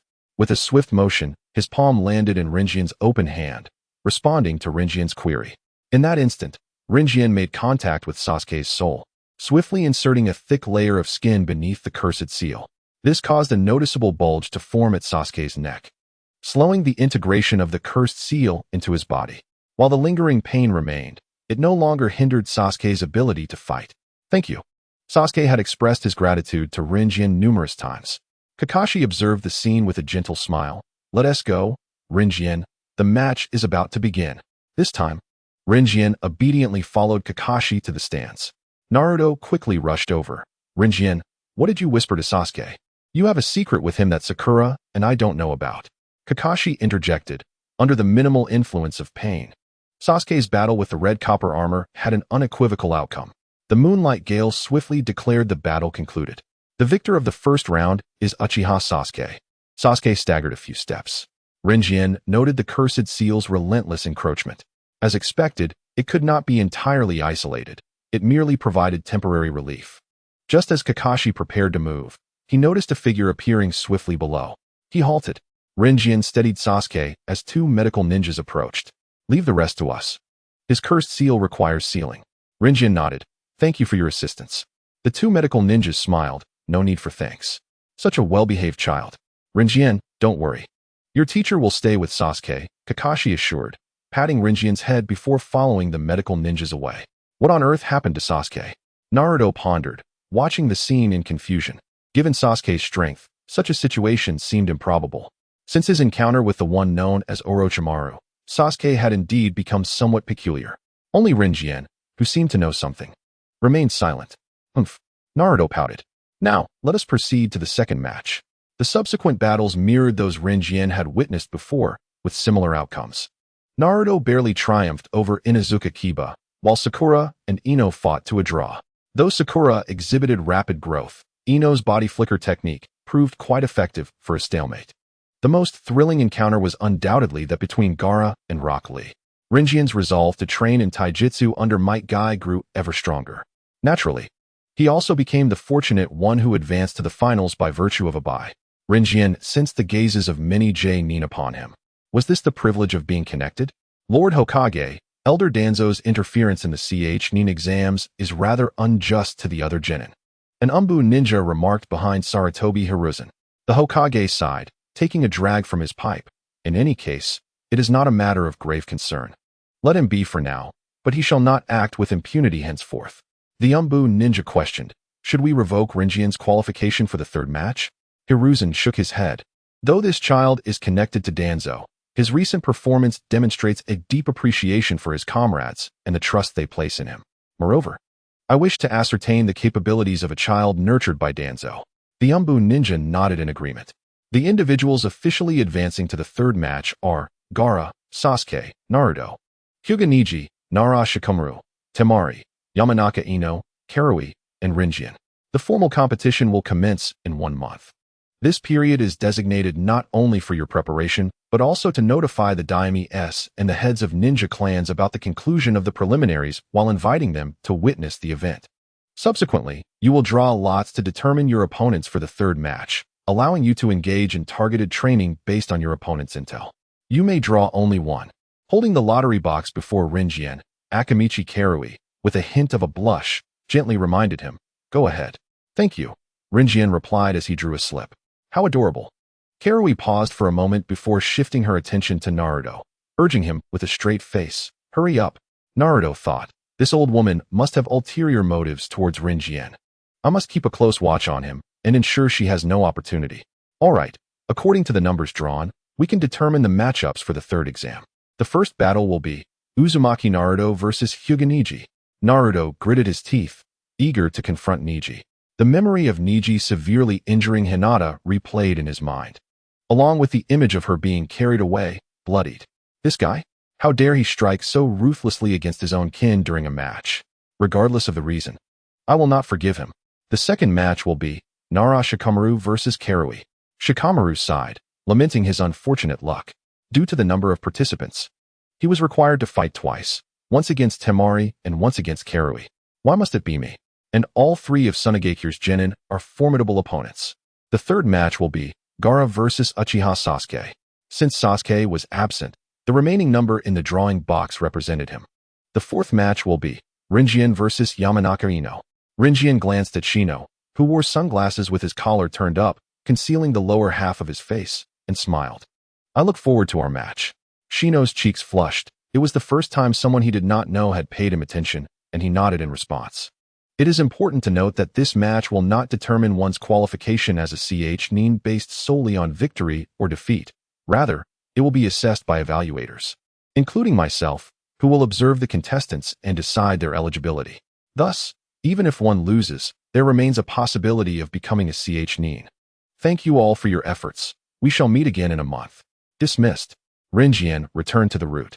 Danzo awaited him, approaching with a document in hand. Upon opening it, Rinjian discovered it was about Yamanaka Ino, containing detailed information, even noting when she tripped at a young age.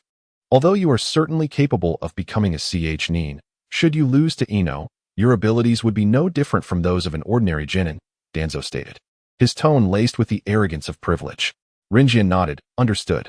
Upon returning to his quarters, Rinjian was followed by Danzo, who inquired, "Do you have any pocket money left?" Rinjian replied, somewhat surprised, "Yes. I haven't spent the last allowance you gave me." Danzo nodded, but still handed him a bulging pouch of money. "You performed admirably in the second exam, displaying the courage to face a ninja like Orochimaru. Additionally, the information you relayed was quite useful." Rinjian smiled, "I appreciate it." As he walked towards the entrance of the route, Danzo encouraged, "Good luck in the third match." "Yes." Rinjian nodded earnestly, watching as his figure faded from sight. A smile emerged on the face concealed beneath the owl mask. Regardless of the circumstances, Lord Danzo would undoubtedly advocate for Rinjian to ascend to the rank of Chunin. However, she could not bear the thought of witnessing Rinjian's defeat. After all, she had personally witnessed the growth of this ninja. Rinjian purchased 2 bouquets of lilies from a flower shop and made his way towards the hospital. Upon inquiring at the front desk about Sasuke and Lee's hospital rooms, he proceeded to Sasuke's chamber. Inside, Kakashi stood watch while Sasuke remained in a deep slumber. "Ah, it's Rinjian," Kakashi remarked as he turned to see him at the door. Rinjian placed the flowers on Sasuke's bedside table and asked, "Kakashi-sensei, when will Sasuke awaken?" Kakashi ruffled his hair. "It should be soon. For the next month, I will be conducting special training with Sasuke, so I must ask you to take care of Naruto." Rinjian nodded. "Rest assured, Kakashi-sensei." Kakashi sighed, feeling a pang of affection for the thoughtful child, and winked at Rinjian. "Oh, by the way, for the next month, I've arranged for Gai-sensei to train you in taijutsu." Rinjian's eyes lit up. "That's wonderful. Thank you, sensei." Kakashi had recognized Rinjian's unique talents during their first battle, and entrusting him to Gai for specialized training might yield unexpected advancements. "All right, leave Sasuke to me," Kakashi said. After bidding farewell to Kakashi and Sasuke, Rinjian made his way to Lee's room. Lee too was in a state of deep unconsciousness. Inside his room were Gai, Tintin, and Niji. Rinjian knocked on the door, and when the three turned their gazes towards him, he announced, "I'm here to visit Lee." Gai's expression softened. "Come in." Rinjian placed the bouquet on the bedside. Observing Lee's pale face as he slept, Rinjian felt a deep sense of regret for him. Once a great technique is unleashed, it seals one's fate. Such is the disparity between protagonists and supporting characters. "All right, Rinjian, your Kakashi-sensei has entrusted you to me," Gai declared, placing a large hand atop Rinjian's head. "Yes. I look forward to your guidance, Gai-sensei." Rinjian bowed. Gai gave a thumbs up. "Leave it to me. I will not let your youth go to waste." Having agreed to commence training the following day, Rinjian bid farewell to Gai and his team and set out to find Naruto. As he passed by an izakaya, the sound of sharp slaps reached his ears. He glanced over, his attention immediately caught. A tall man with a bright red handprint on his face was chasing a woman, shouting, "Don't do this. You with your impressive curves. Pervert. Go to hell." Another slap followed, and the beautiful woman fled. Rinjian witnessed the entire scene and exchanged glances with a white-haired old man. "What are you staring at?" The old man, possibly disturbed by Rinjian's gaze, shouted, "You little brat. Don't you know not to watch indecency? It's that woman with the impressive curves who left. Just wait, I'll make your backside swollen." Rinjian fixed him with a penetrating stare and uttered 2 words, "Pervert." "What?" the old man exclaimed, his anger evident. "You lecherous sage. You shall not bully Rinjian." A yellow figure charged at Jiraiya, only to be seized by the ankles and thrown away. As he flew, Rinjian caught him. Dazed, Naruto clutched Rinjian. Rinjian. Where did Kakashi-sensei go? I want to train, but I can't find him. Rinjian explained, Sasuke's condition is quite serious, so Kakashi-sensei must remain by his side. He might not have time to train with you, but he entrusted me to teach you the Rasengan. During the last attempt at the Rasengan, Naruto had only grasped half of it. He had yet to master the technique completely. Suddenly, a shadow fell over Rinjian. Jiraiya bent down, his gaze intense. You can perform the Rasengan? Yes, Kakashi-sensei taught me, Rinjian replied. Jiraiya stroked his chin, noting that there were indeed new developments in Konoha. Naruto hesitated. Will this affect your training, Rinjian? After all, you have to participate in the tournament in a month. Rinjian shook his head. Do not worry, it will not. Hey, this little brat has quite the audacity. Jiraiya exclaimed, hands on his hips. That is slander. He has no such audacity. Rinjian countered, looking at Jiraiya, hoping to entrust Naruto to him. After all, he wished to focus on his training under Guy. Can I leave Naruto in your care? Rinjian put on a cheerful smile. No. Jiraiya flatly refused. Naruto, puzzled, asked, huh? Why does Rinjian want me to follow this lecherous sage? Rinjian replied, although the old man is a pervert, his strength is quite formidable. Is that so? Naruto expressed doubt. Jiraiya, veins bulging on his forehead, couldn't believe Naruto dared to question the mighty sage. I don't have time to guide him. I need to gather materials. Do you understand? Jiraiya shouted, gripping Rinjian's shoulders.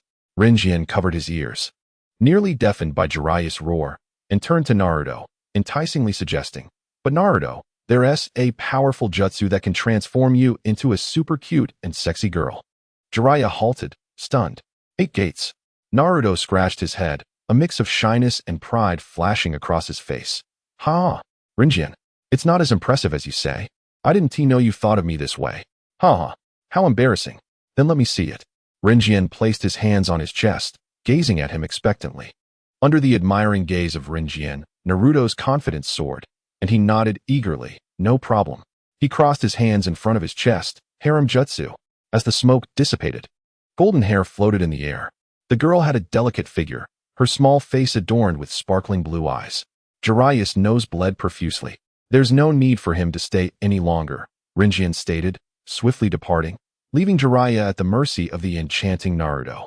As Naruto dismissed the harem jutsu, Rinjian's figure had already vanished. His blue eyes dimmed slightly. Thus, it seemed he had indeed caused Rinjian some trouble. Hey, noticing Naruto's sudden gloom, Jiraiya crouched beside him and deliberately remarked, if you can maintain that form, I wouldn't mind guiding your training. Naruto huffed in a haughty manner. Pervert. Jiraiya, looking into Naruto's blue eyes, pondered something and asked, I can perform the Rasengan too. In fact, the Rasengan was a technique I created with someone. Naruto looked at him in astonishment. You must be joking. Jiraiya extended his hand, forming a Rasengan in his palm. Ah, lecherous sage. Hurry and guide me in training. Naruto's eyes sparkled as he eagerly clutched Jiraiya's arm, bouncing with excitement. All right, but you must answer my questions obediently. No problem, Naruto replied, following closely beside Jiraiya, anticipation shining in his eyes. First question, who was that kid? Rinjian, Jiraiya replied. Full name, age, family background, and identity. Do you even know how to answer questions seriously? Naruto scrutinized him. Why do you want to know that? What if you bully Rinjian? He muttered. After all, you're a lecherous old man. Jiraiya paused, realizing that the bond between Naruto and Rinjian was quite strong. Otherwise, Naruto, being somewhat oblivious, wouldn't he instinctively worry about someone's safety? I only like beautiful girls. Plus, I am a Konoha ninja. How could I possibly harm my own village's ninjas? Idiot, Jiraiya retorted. Hey, I'm not stupid.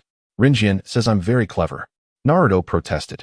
Lianjian is said to be a remarkably intelligent child, though he had previously received little guidance. Jiraiya snorted, dismissing the childish debate about who is foolish. All right, answer my question. When Lianjian is mentioned, Naruto could speak for 3 days and nights without pause, unable to resist singing praises in front of the lecherous sage. Lianjian's full name is Lianjian Jinren, and like Sasuke and Sakura, he is a member of our Team 7.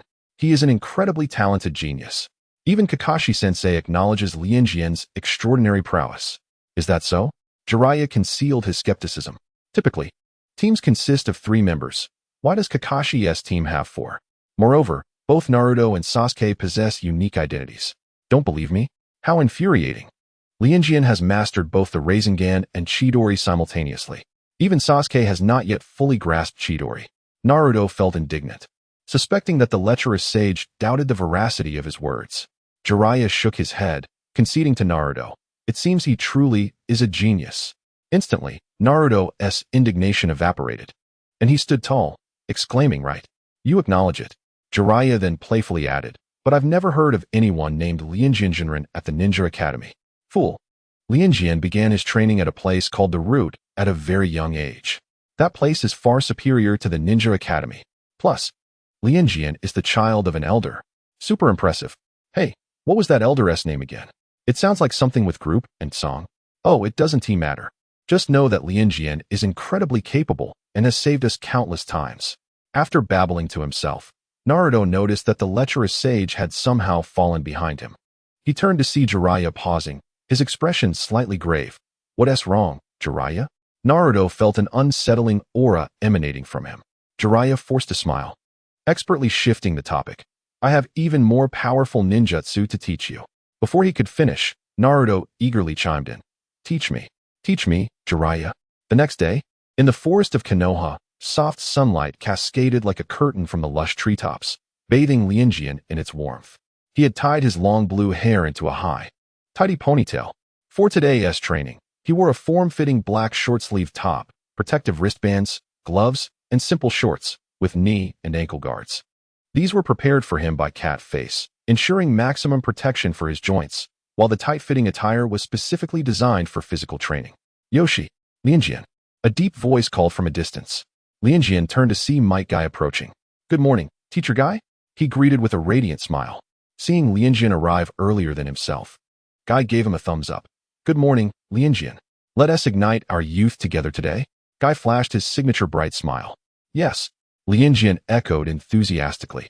The thought of being able to reuse the technique that almost kicked off the grand finale exhilarated him. Although Guy may seem as nonsensical and unreliable as Kakashi-sensei, he is equally trustworthy when it matters. Truly, a lifelong great friend. Guy assessed Lianjian before him. Judging by his muscular lines, Lianjian was remarkably well built, slim yet powerful, devoid of exaggerated bulk. The best way to gauge a person's potential and strength is through combat, especially in the ninja world. Just like the survival exercise of snatching bells, the goal is not only to make newly graduated genin realize the importance of teamwork, but also to provide jonin with the most efficient means of assessing their subordinates' abilities. "Lianjian, let us understand each other through combat," Guy declared passionately, striking a battle stance. His voice booming. Birds in the forest fluttered away, startled by his enthusiasm. Lianjian, influenced by his fervor, smiled broadly. He adored fighting, especially with a master like Might Guy, who embodied the pinnacle of physical prowess. Lianjian observed Guy's stance with a glint of determination in his eyes. Guy stood 3 meters away, his right foot planted firmly, while his left leg was drawn close to his abdomen, knees slightly bent, arms raised like an eagle spreading its wings, broad shoulders exuding an immovable strength. This seemingly simple pose demanded exceptional physical balance. Any misstep could lead to a fall, yet Guy emanated an aura of steadfastness. A tremendous pressure radiated from him.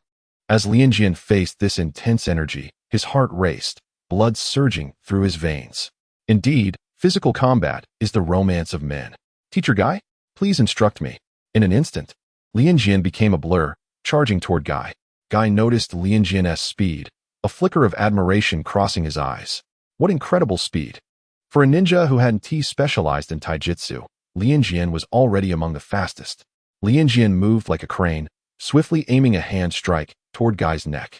The air seemed to part with a sharp whoosh, the gusts stinging his skin. Just as his hand neared Guy by a mere centimeter, Guy tilted his head slightly, a playful smile gracing his lips.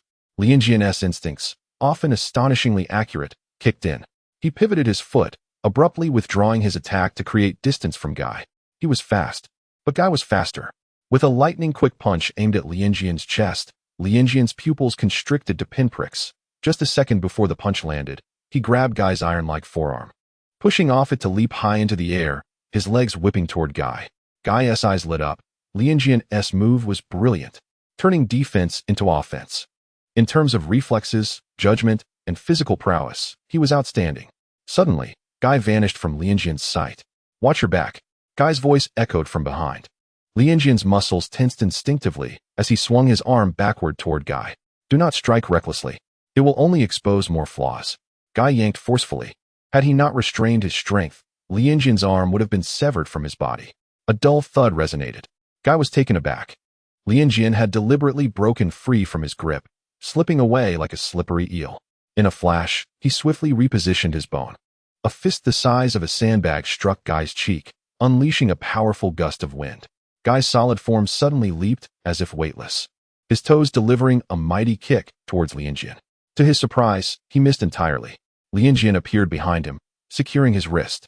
Guy had never encountered anyone who exemplified the phrase applying what they've learned so vividly. The speed of Lianjian's learning was astonishing.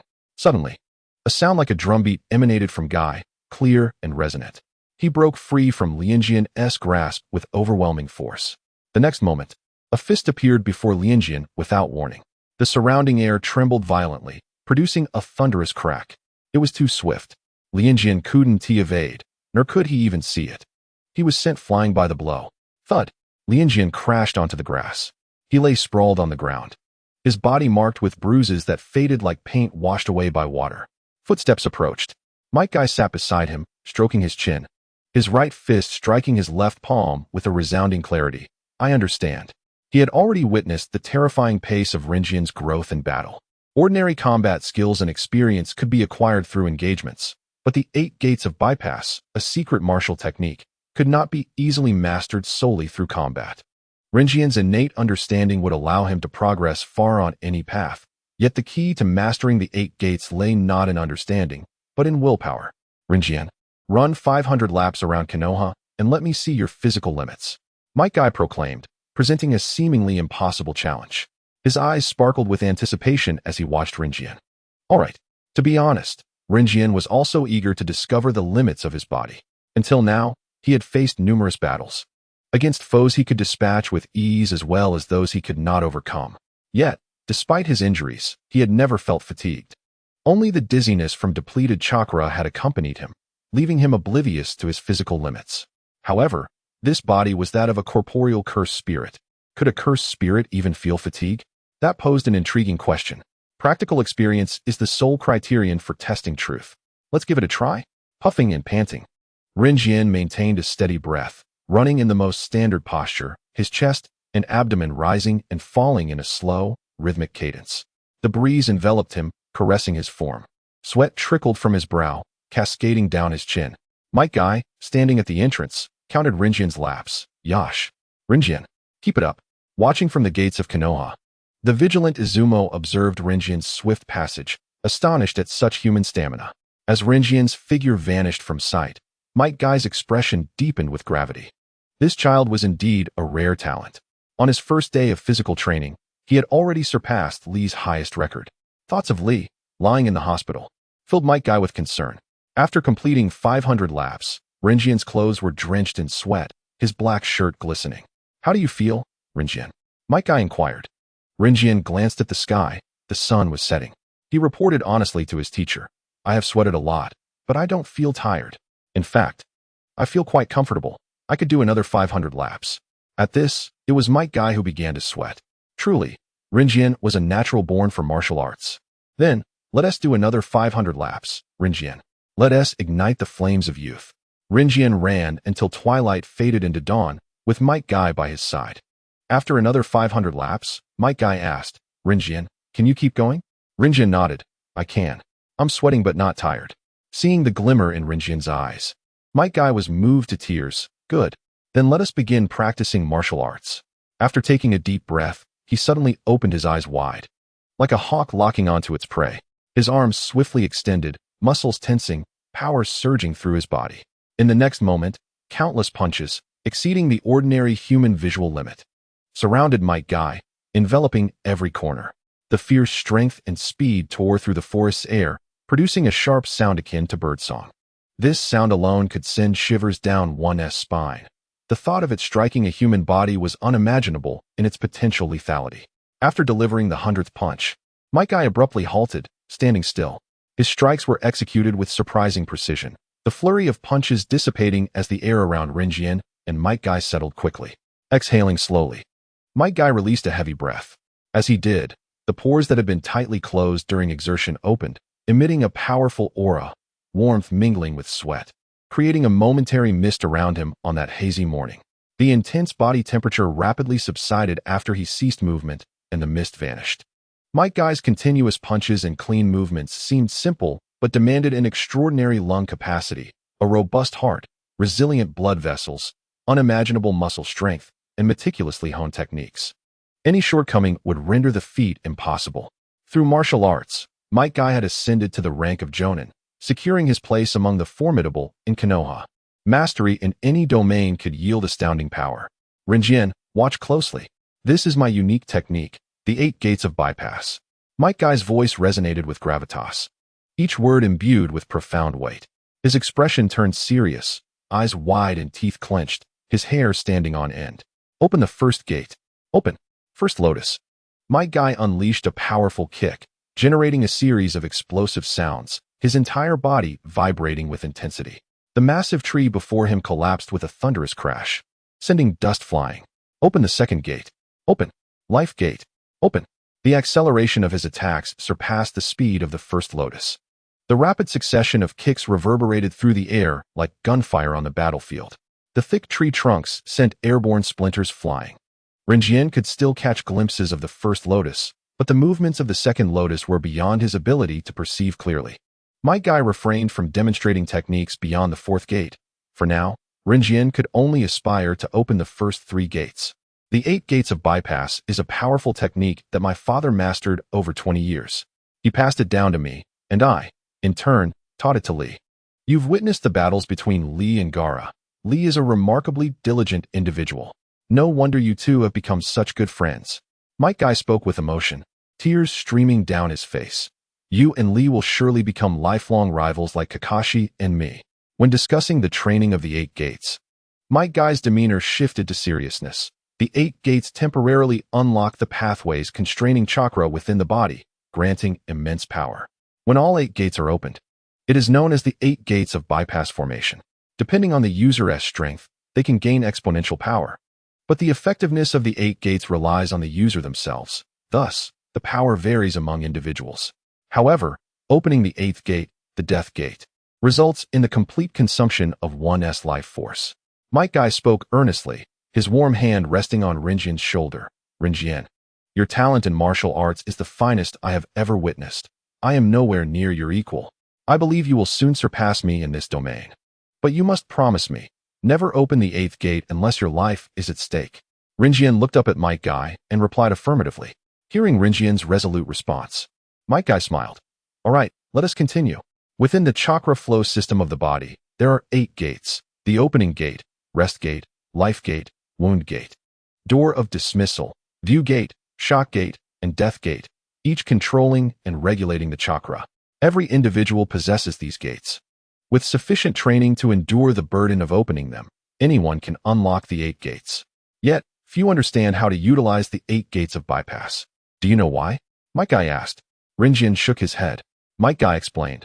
The key reason lies in the prerequisite of using the 8 gates. It requires extraordinary, excessive, and prolonged training beyond the limits. In order to effectively train various parts of the body and its organs to withstand the burdens encountered during activation, it is essential to gradually acclimate them, thereby minimizing the potential damage caused by the immense energy unleashed. Forcing the activation is not advisable. Furthermore, through years of dedicated training, one can bypass the initial gates that restrict chakra, directly accessing the subsequent gates. Not every ninja possesses the tenacity to endure such rigorous training day in and day out. Might Guy, with a serious demeanor, gazed intently at Rinjian. Rinjian, can you accomplish this? Rinjian nodded emphatically. I can.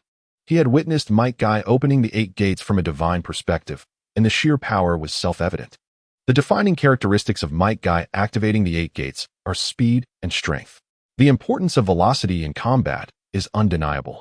Preemptively subduing the enemy is particularly crucial for taijutsu-focused ninjas. The 8 gates technique allows for an unrestrained release of internal energy, significantly augmenting speed. As Rinjian had observed during the Chunin exam preliminaries, Li's speed was so extraordinary that his movements were nearly imperceptible to the naked eye, allowing him to incapacitate Gaara effortlessly. Strength holds a paramount position in taijutsu combat. When utilizing the 8 gates, internal energy is released without restraint, while power amplifies tremendously. The opening of the first gate is achieved by lifting the cerebral restrictions, enabling the individual to unleash 100 of their physical capabilities, resulting in an overload of energy consumption that enhances attack speed. Once activated, one can employ the Lotus Bloom, given your current physical condition. Opening the first gate should pose no challenge for you. Rinjian. Might Guy inquired, "Do you remember my earlier demonstration?" Rinjian responded with a nod. "I do. Let me give it a try, Teacher Guy." "Very well." Might Guy stepped back, his eyes filled with anticipation. As night fell, Rinjian's spirit effortlessly transcended to a higher dimension. Surveying his physical form, he easily discerned the position of the gates within his body, with the opening located in his right hemisphere. Upon unlocking the first gate, his chakra surged, his entire being brimmed with vitality. Lotus Bloom. He effortlessly felled a tree. Without any prompting from Might Guy, Rinjian was already immersed in this extraordinary sensation. His body felt weightless, suffused with energy and vigor. Rinjian soon spotted the rest gate, situated in the left hemisphere. Rest gate. Open. By unlocking this gate, he alleviated physical fatigue, allowing for the overexertion of energy to restore stamina and counteract the fatigue resulting from the activation. Rinjian was unstoppable. He was eager to test the limits of his physical prowess and see how many gates he could unlock. Life gate. Open.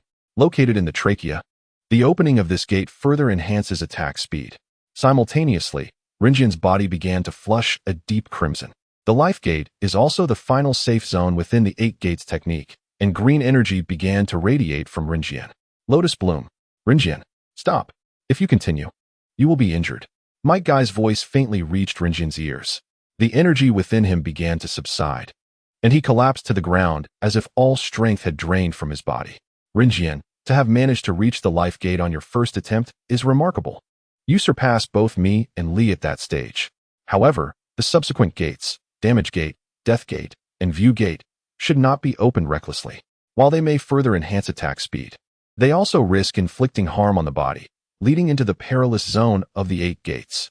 The 8 gates technique is a cataclysmic eruption of physical limits, and the extent of that power directly correlates to the level of damage sustained. No matter how robust one may train their body, the resultant injuries can only be mitigated, not entirely eradicated. Might Guy spoke with profound sincerity. Seeing Rinjian before him, he couldn't help but recall the still unconscious Li. Li had forced open the damage gate during the Chunin exam, resulting in his current state. Despite having reached the ability to open 5 gates, insufficient training had left him grievously injured, with torn muscles and meridians. Medical ninjas declared that even if he were to awaken, he would be rendered incapacitated. Might Guy was determined to prevent Rinjian from suffering a similar fate. It's already noon. Might Guy pushed his heavy thoughts aside, raising a cheerful smile at Rinjian. Rinjian, let us conclude today's training here. Next, I shall treat you to some barbecue. Great.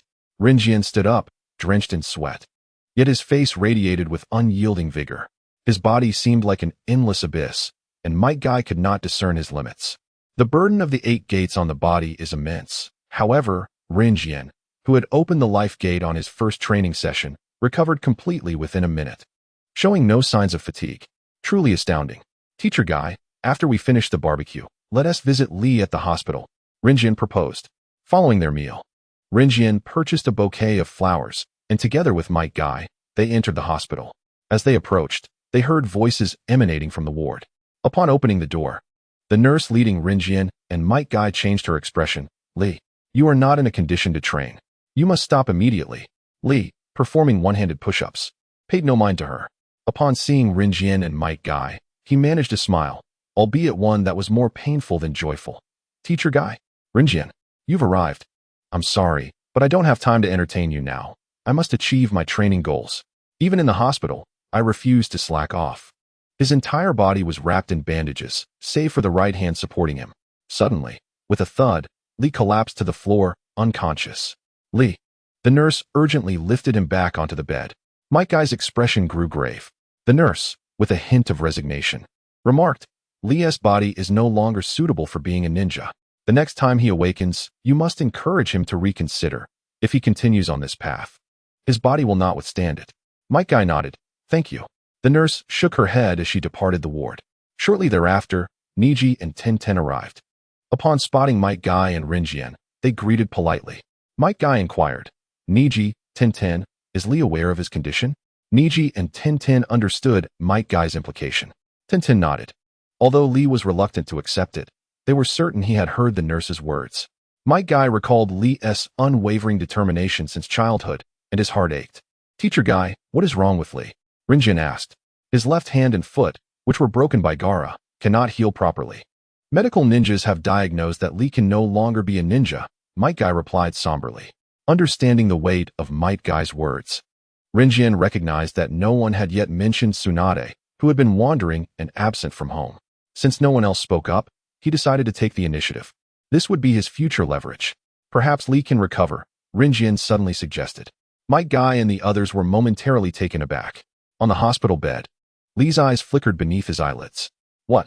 Might Guy's expression shifted to one of excitement.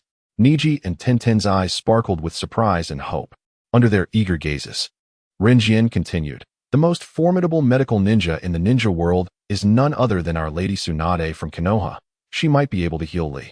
But Lady Tsunade has been missing for quite some time. Might Guy thought of Tsunade, his heart filled with hope. Yet another challenge loomed. I know where Jiraiya is. Once the final match of the Chunin exam concludes, I will ask Jiraiya to take me to find Lady Tsunade. He gazed steadfastly at his companions. Teacher Guy? Xiao Li is a dear friend of mine, and regardless of the circumstances, I must seek the esteemed Tsunade's aid for his healing. Please trust me.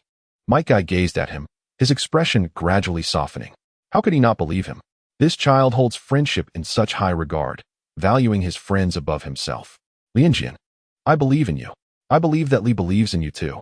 They exited the hospital room. On the bed, Xiao Li had not opened his eyes. Yet a tear glistened at the corner. Outside the ward, Tintin and Niji expressed their gratitude to Lianjian. Thank you for caring for Xiao Li, Tintin said. Lianjian smiled at her. Xiao Li is also my friend. Niji looked at him. Let us train together sometime. Lianjian nodded in agreement. After parting ways with Niji and the others, Lianjian set off in search of Naruto and Jiraiya. Eventually, he found them by a low waterfall and a refreshing stream. Lianjian noticed a pair of eyes peeking through the grass and glanced at the beautiful women in bikinis by the stream. There was no doubt about the identity of the owner of those eyes. It was none other than the notorious Jiraiya. Wow, what an adorable little ninja. Why aren't you out on a mission? What brings you here? Could it be that you're a little pervert? Exclaimed one of the women. How cute. One hand seized Lianjian's arm, and before he could resist, he found himself enveloped in a warm embrace. The ladies surrounded him in the center of the stream, playfully commenting on his face and physique. Wow, those little tiger teeth are sharp. Do you want to bite your elder sister? It was evident that his well-defined abs were a result of rigorous training. Of course, he could flex his muscles, which were certainly enhanced by his aesthetic appeal. Since you're not going on a mission, let us have some fun. A sweet kiss landed on Lianjian's cheek, causing him to cover his face like a lamb lost among wolves. The beautiful women grew even more excited. Suddenly, a figure strode out from the grass, proclaiming with righteous authority, Lianjian, as your father, I cannot bear to watch any longer. Go train. I will take care of things here. Lianjian, surrounded by the ladies, thought.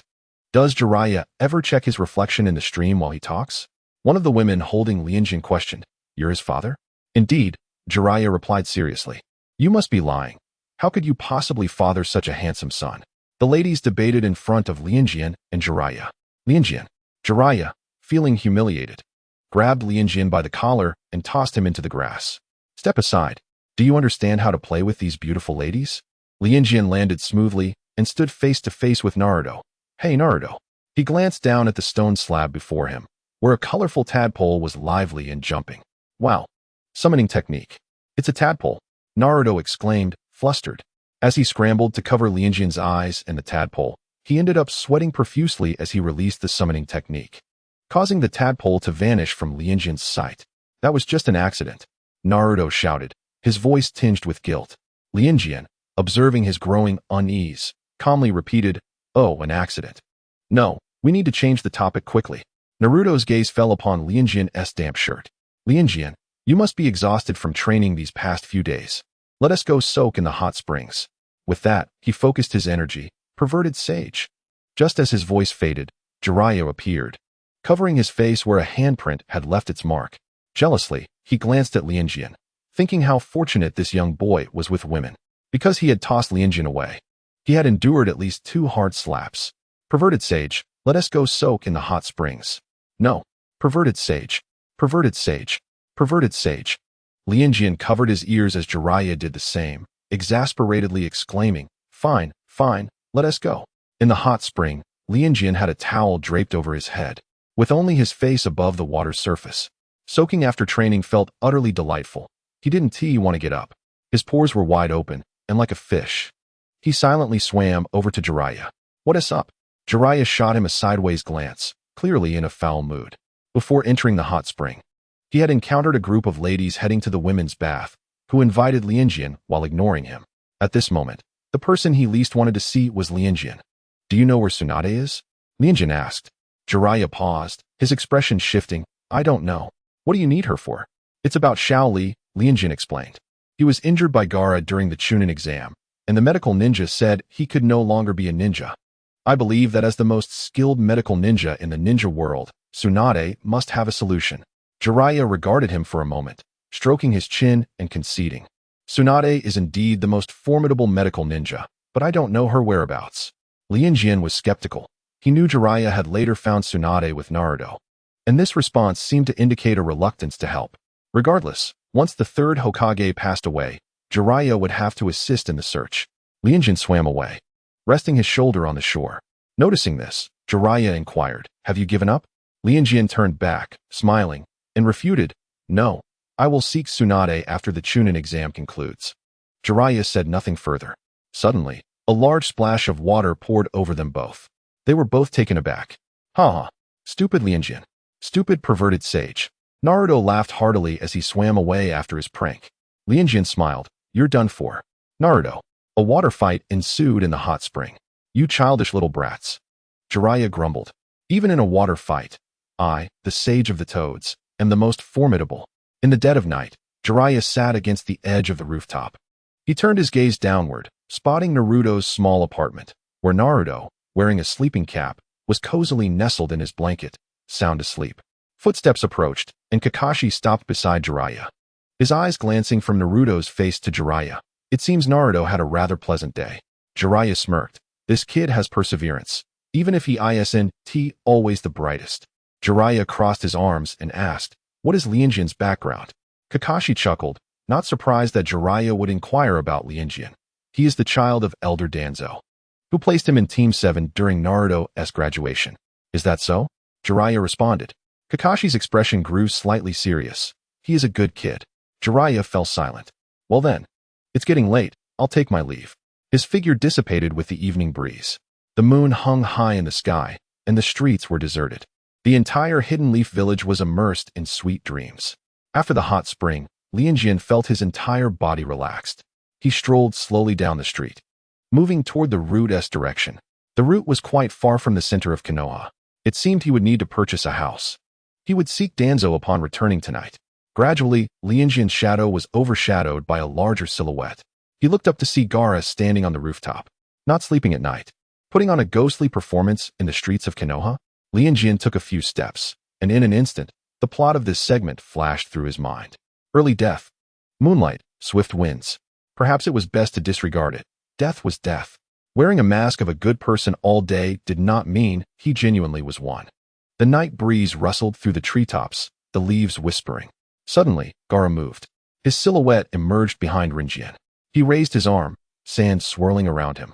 Eager to spring into action, the serene atmosphere of the night was abruptly shattered. What is this? A provocation? Rinjian turned around. What do you intend to do? Pretending to be profound in the dead of night? The words were blunt. The malice value instantly surged by 1,000. Ding. Detected human malice value 1,000.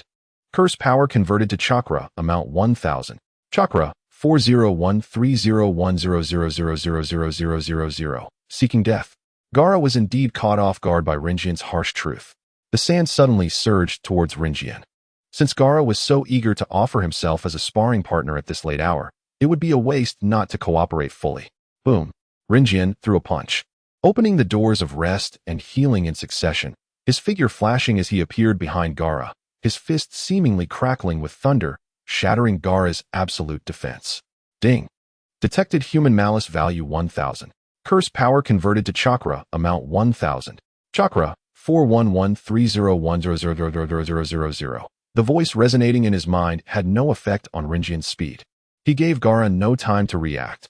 Unleashing a barrage of punches and kicks, the door of life also opened, a fierce wind swirling around him. The punch winds entwined with swirling sand encircling Gaara, causing his absolute defense to crack inch by inch. As his body slammed heavily against the wall, Gaara's mind conjured the visage of Rock Lee. Emerging from the rubble, although his absolute defense was shattered, he remained unscathed. His gaze was dark, the sand saturated with a heavy scent of blood. Ding. Detected human malice value 2000. Curse power converted to chakra amount 2000. Chakra 4313010000000. He began to grow agitated. No matter, Rinjian would help him regain his composure. The fourth gate, the injury gate. Open. The fourth gate, which had not been opened before Might Guy, was now unleashed by Rinjian this night. He could feel every fiber of this body, every muscle and bone, teeming with explosive power, the chakra doubling, speed and strength on an entirely different level than before. His body was like a taut bowstring, his figure flickering like an arrow released from its bow, hurtling towards Gaara. This time, Gaara did not even catch a glimpse of his afterimage. Bang! A tremendous crash. Rinjian's punch struck like a thunderclap, penetrating the absolute defense. Blood dripped from the corner of Gaara's mouth. The sand, continuously attacking Rinjian, but unable to keep up with his speed, became utterly frenzied. Upon closer inspection, Rinjian noticed Gaara's arm beginning to mutate. The beast transformation was too conspicuous. Rinjian had no intention of granting him the time to complete his transformation. The fifth gate, the closing gate. Open. Rinjian stepped back with his right foot. Power surging in layers, coalescing into a single point, his body akin to a bowstring ready to snap, his hair like thunder, the force of his strikes radiating outward. Gaara's pupils shifted, and in the next moment, his body was launched into the air, Rinjian's leg whip following closely behind. Bang! Gaara spat blood. He had no time to react. The floor beneath him cracked like a spider's web. He sank into a depression, his ribs fracturing. This was the first time he had been injured since birth, and it was a grievous wound. Gaara gazed at the deep night sky. His body had managed to rise, but his will was drifting further away. The fierce consciousness of the tailed beast encroached upon his will, transforming his body into a vessel for the beast's wrath. Half of Gaara's face morphed into a grotesque beast, his eyes a fierce crimson, his shoulder dipped, and his body shot forward like a cannonball. A massive hand reaching for Rinjian. As the giant claw extended, the air was violently torn apart, emitting a shrill whistle. Bang! The fists collided. Rinjian stood firm as a mountain. Though his arm throbbed with pain, the sting quickly subsided. He pivoted, flashing to Gaara's rear, delivering a heavy kick to Gaara's neck. Bang! Gaara crouched low, stumbling as his razor-toothed mouth emitted a sharp roar. Rinjian took a deep breath, steady and powerful. The sixth gate, the view gate. Open. Bang! Enormous force erupted from beneath his feet, the ground cracking silently like a tortoise shell. Simultaneously, his muscles and bones resonated, a powerful force rising from his feet, ascending to his shoulders and elbows. In the next instant, his arm bent, and with one elbow strike, he aimed directly at Gaara's chest. Gaara was sent reeling back dozens of meters, yet Rinjian appeared behind him.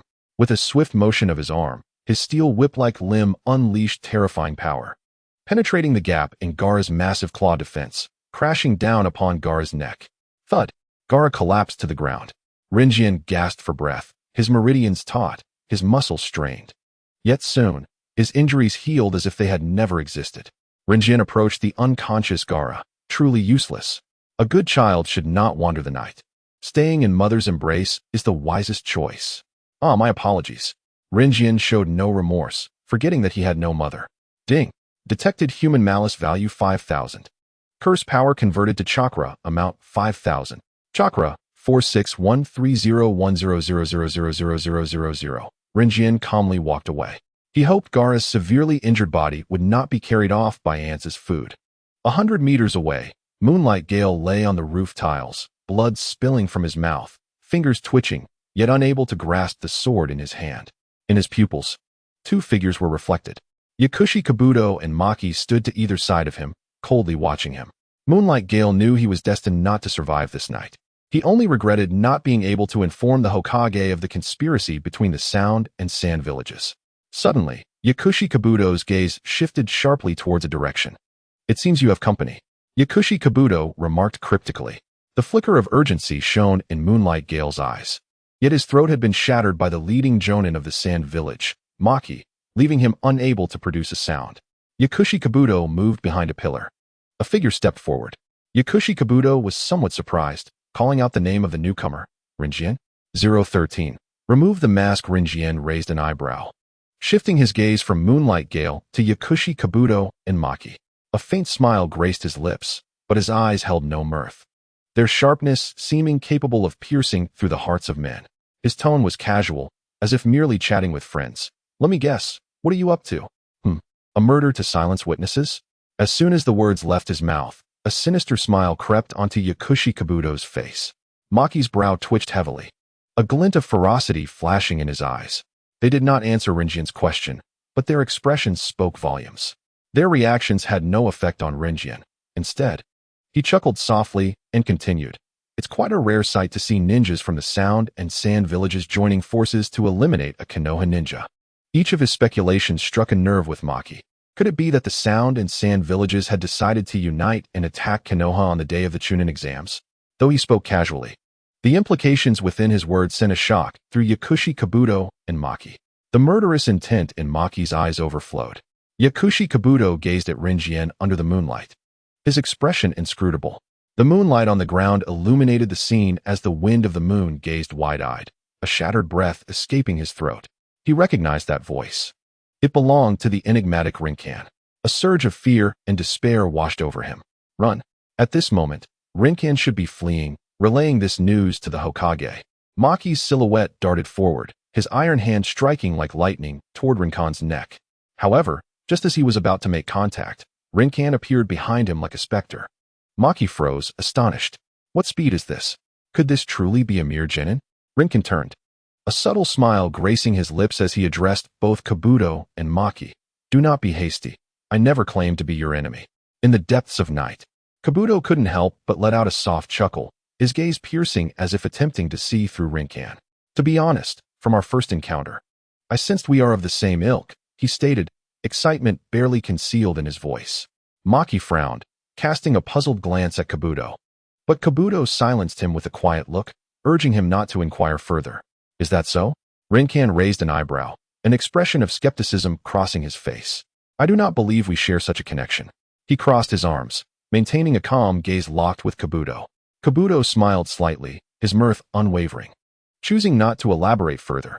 "Those who wear masks can often see through the facades of others.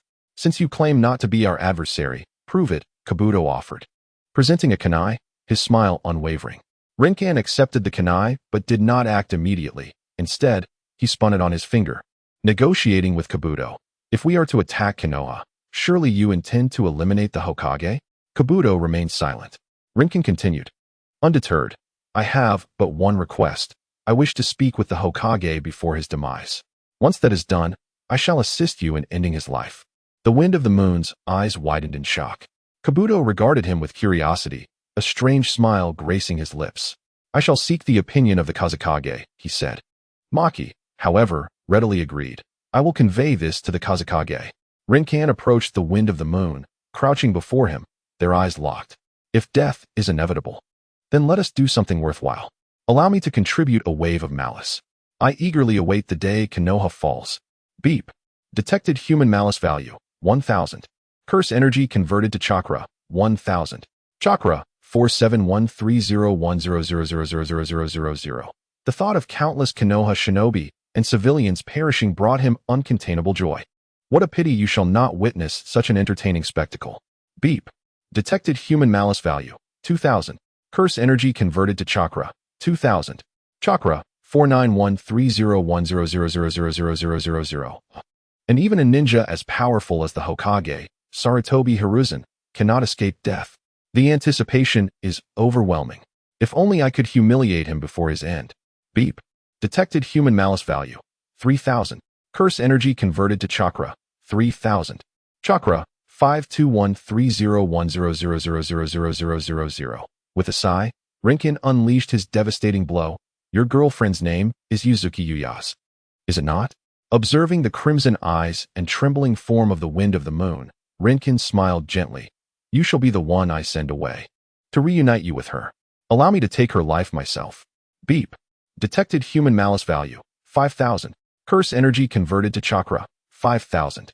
Chakra, 5713010000000. It truly is a splendid night. The moonlight danced with the cold gleam of the kunai stained in blood, carelessly discarded to the side. Rinkin evaded Maki's surprise attack, seizing his wrist. Do you seek death? Rinkin remarked. Maki's face began to swell with bruises. Kabuto's eyes sparkled with excitement as he observed the unfolding scene. Rinkin turned to him, inquiring, if this man dies, it poses little issue, does it? After all, the Kazekage is merely Orochimaru in disguise, and Maki is of no consequence. Before Kabuto could respond, Maki underwent a dramatic transformation. The modified Maki shrank to the size of a finger and was stowed away in a ninja tool pouch. Frugality is a cherished virtue of our culture. As Rinkin approached, Kabuto stepped back, intrigued yet wary. Though I am uncertain of your methods, your abilities are fascinating. Kabuto's eyes glowed with a fervent madness. Were it not for the constraints of his power, he might have been tempted to dissect Rinkin on the spot to uncover his secrets. Rinkin whispered, inform the Kazekage. Oh no. I should say Orochimaru. Kabuto's pupils constricted, his expression shifting slightly. It was known that aside from him and a few sound shinobi, none were aware that Orochimaru was the Kazekage. I shall not divulge your plans to anyone. In fact, I will assist you in executing them. My desires are simple. When Orochimaru eliminates the Hokage, I wish to be by the third Hokage's side. Rinkin recalled this battle vividly. Orochimaru used the reanimation jutsu to summon the souls of the first and second Hokage. Then, the third Hokage, Sarutobi Hiruzen, sealed the first and second along with Orochimaru's hands using the dead demon consuming seal before his death. Rinkin could not afford to miss such an opportunity. Firstly, he could amass a substantial amount of malice before the Hokage's demise. Secondly, the souls of Hashirama Senju and Tobirama Senju might conceal countless ninjutsu and secrets. Rinkin was determined not to let this chance slip away. Otherwise, the next opportunity to encounter their souls would not arise until the Fourth Great Ninja War. Rinkin had no time to wait that long. Kabuto smiled. I must consult with Lord Orochimaru. Rinkin denied him this chance. Does such a trivial matter require discussion? I am not attempting to save the Hokage. I merely wish to deliver a final blow before his end. However, should you refuse, I assure you, tomorrow you will find yourselves surrounded by Konoha shinobi. How naive. They had failed to cherish the opportunity just given to them, and now they wish to deliver it? Impossible. Kabuto smiled. It seems we have no power to refuse. Rinkin nodded. Good to know. He leaped from the rafters, striding away confidently. 014. The Training of Life and Death. In the roots, Rinkin sneaked into Shimura Danzo's chamber. As expected, Danzo was still awake. Seated on a stool, he glanced at the door as it swung open, revealing a blue-haired figure. Danzo remarked, with those shifty eyes, one would dare disturb me at this hour. None other than Rinkin. What brings you here? Danzo inquired. Rinkin rushed to him. I have just uncovered a staggering secret. Danzo's interest piqued. Speak. He detected the faint scent of blood lingering around Rinkin. Danzo's gaze darkened as he scrutinized Rinkin from head to toe, noting the absence of any wounds. Thus, the blood must have originated from another. The Kazekage approaching Konoha is, in fact, Orochimaru, Rinkin stated, but Danzo was skeptical. Danzo's eyes bore doubt. What is the source of this information? Rinkin recounted his encounters with Gaara and Kabuto, ensuring to attribute the killing of the Wind of the Moon to Maki in his narrative. Originally, it was Maki who caused the demise of Moonlight Gale. It was merely a slip of his hand that led to the loss of his weapon. The death of Moonlight Gale has no bearing on him or on the truth known only to Yakushi Kabuto, who has chosen to keep it concealed.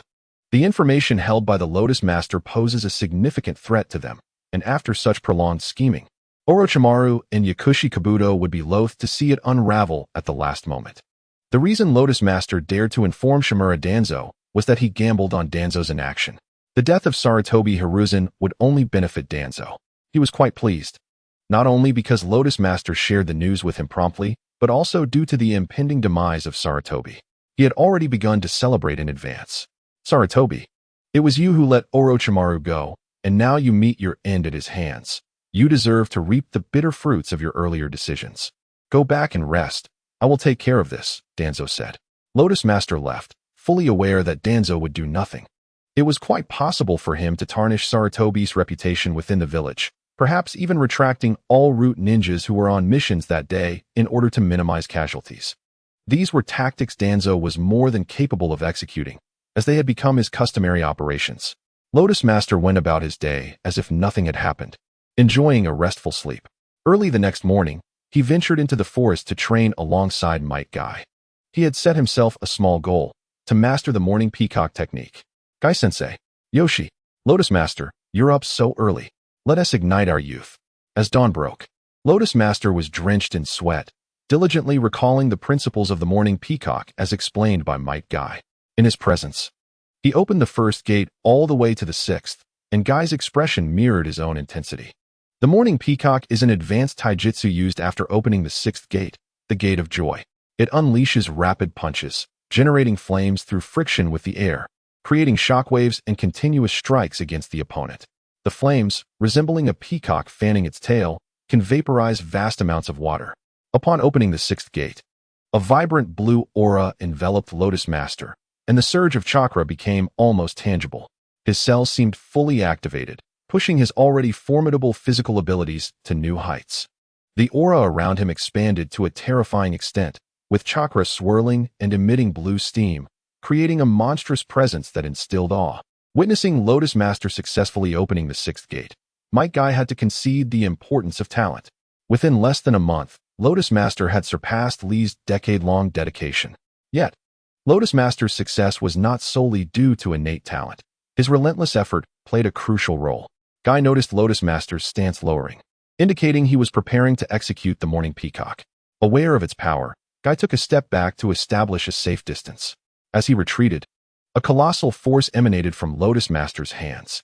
A blazing light engulfed a radius of several meters around him. Guy observed as the red light morphed, the flames coalescing into a lifelike giant peacock.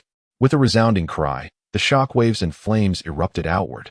Within a 20-meter radius, the moisture in the forest evaporated due to the intense heat. Trees were severed in half, and flames ignited a swath of woodland, unintentionally wreaking ecological havoc. Lotus Master hastily performed the water release, great waterfall technique. A massive water sphere burst in the air, extinguishing the raging inferno. He exhaled in relief. Guy noted the clear burn marks on Lotus Master's clothing, as well as the signs of thermal injury on his skin. Visible bruises indicated possible capillary rupture. Such injuries were expected after opening the sixth gate and the lack of mastery over the morning peacock. Yet, in the blink of an eye, all wounds vanished, his skin returning to its smooth, unblemished state as if he had never been harmed. Guy was taken aback. Lotus Master noticed Guy's astonished gaze and smiled, explaining, Guy-sensei, this is related to my bloodline limit. As long as it's not a fatal injury, I can heal rapidly. Guy beamed, excellent. This means I can confidently intensify your training. Brace yourself, Lotus Master. Starting tomorrow, the training intensity will increase significantly. Lotus Master welcomed this. Yes, today's training ends here.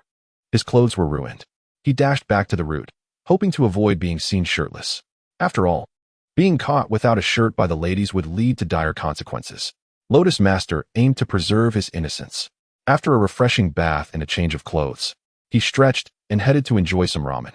By coincidence, he encountered Naruto and Jiraiya at the ramen shop. Naruto, filled with excitement, sat beside Lotus Master.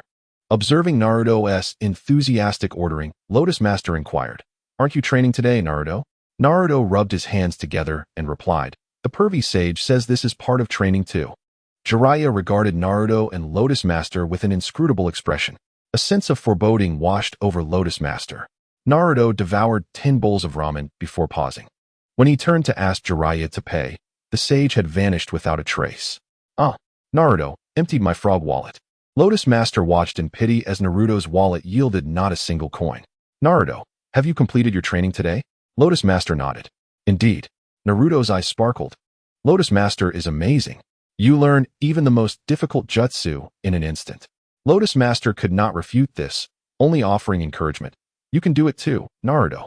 Reinvigorated, Naruto declared, though I don't understand why the pervy sage's training is so peculiar today, I will give it my all.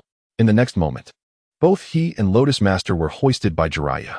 Lotus Master, will I be needed for Naruto's training today? Jiraiya, carrying the two young men toward the cliff's edge, nodded, surprised by Lotus Master's keen perception. Yes, Naruto laughed, awesome. Then, he was suddenly propelled into the air. Lotus Master had just been set down when he witnessed Naruto soaring away. Jiraiya remarked beside him, Naruto must confront the brink of death to unlock his true power. If he fails, then I can only express my regrets. No sooner had he finished speaking than Lotus Master found himself flying through the air as well. Jiraiya raised an eyebrow. 015. The eve of examination, Naruto plummeted swiftly downward, unable to control his descent. His pupils dilated, filled with despair and terror. The rush of wind deafened him, enveloping him in an abyss of silence. I'm going to die. This thought echoed relentlessly in his mind, consuming his consciousness, drowning out all other thoughts. Just then, a flash of blue caught his eye, drawing nearer. As he focused, he realized it was Lotus Master. Why is Lotus Master coming down? No, I can't die. Not with Lotus Master here. I must save him. A potent desire for survival surged within Naruto.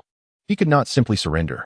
He had once promised Hinata that he would ensure her safety, and now was the moment to fulfill that vow. Naruto concentrated, striving to adjust his posture in an attempt to slow his descent. Suddenly, darkness enveloped him, and the surroundings transformed.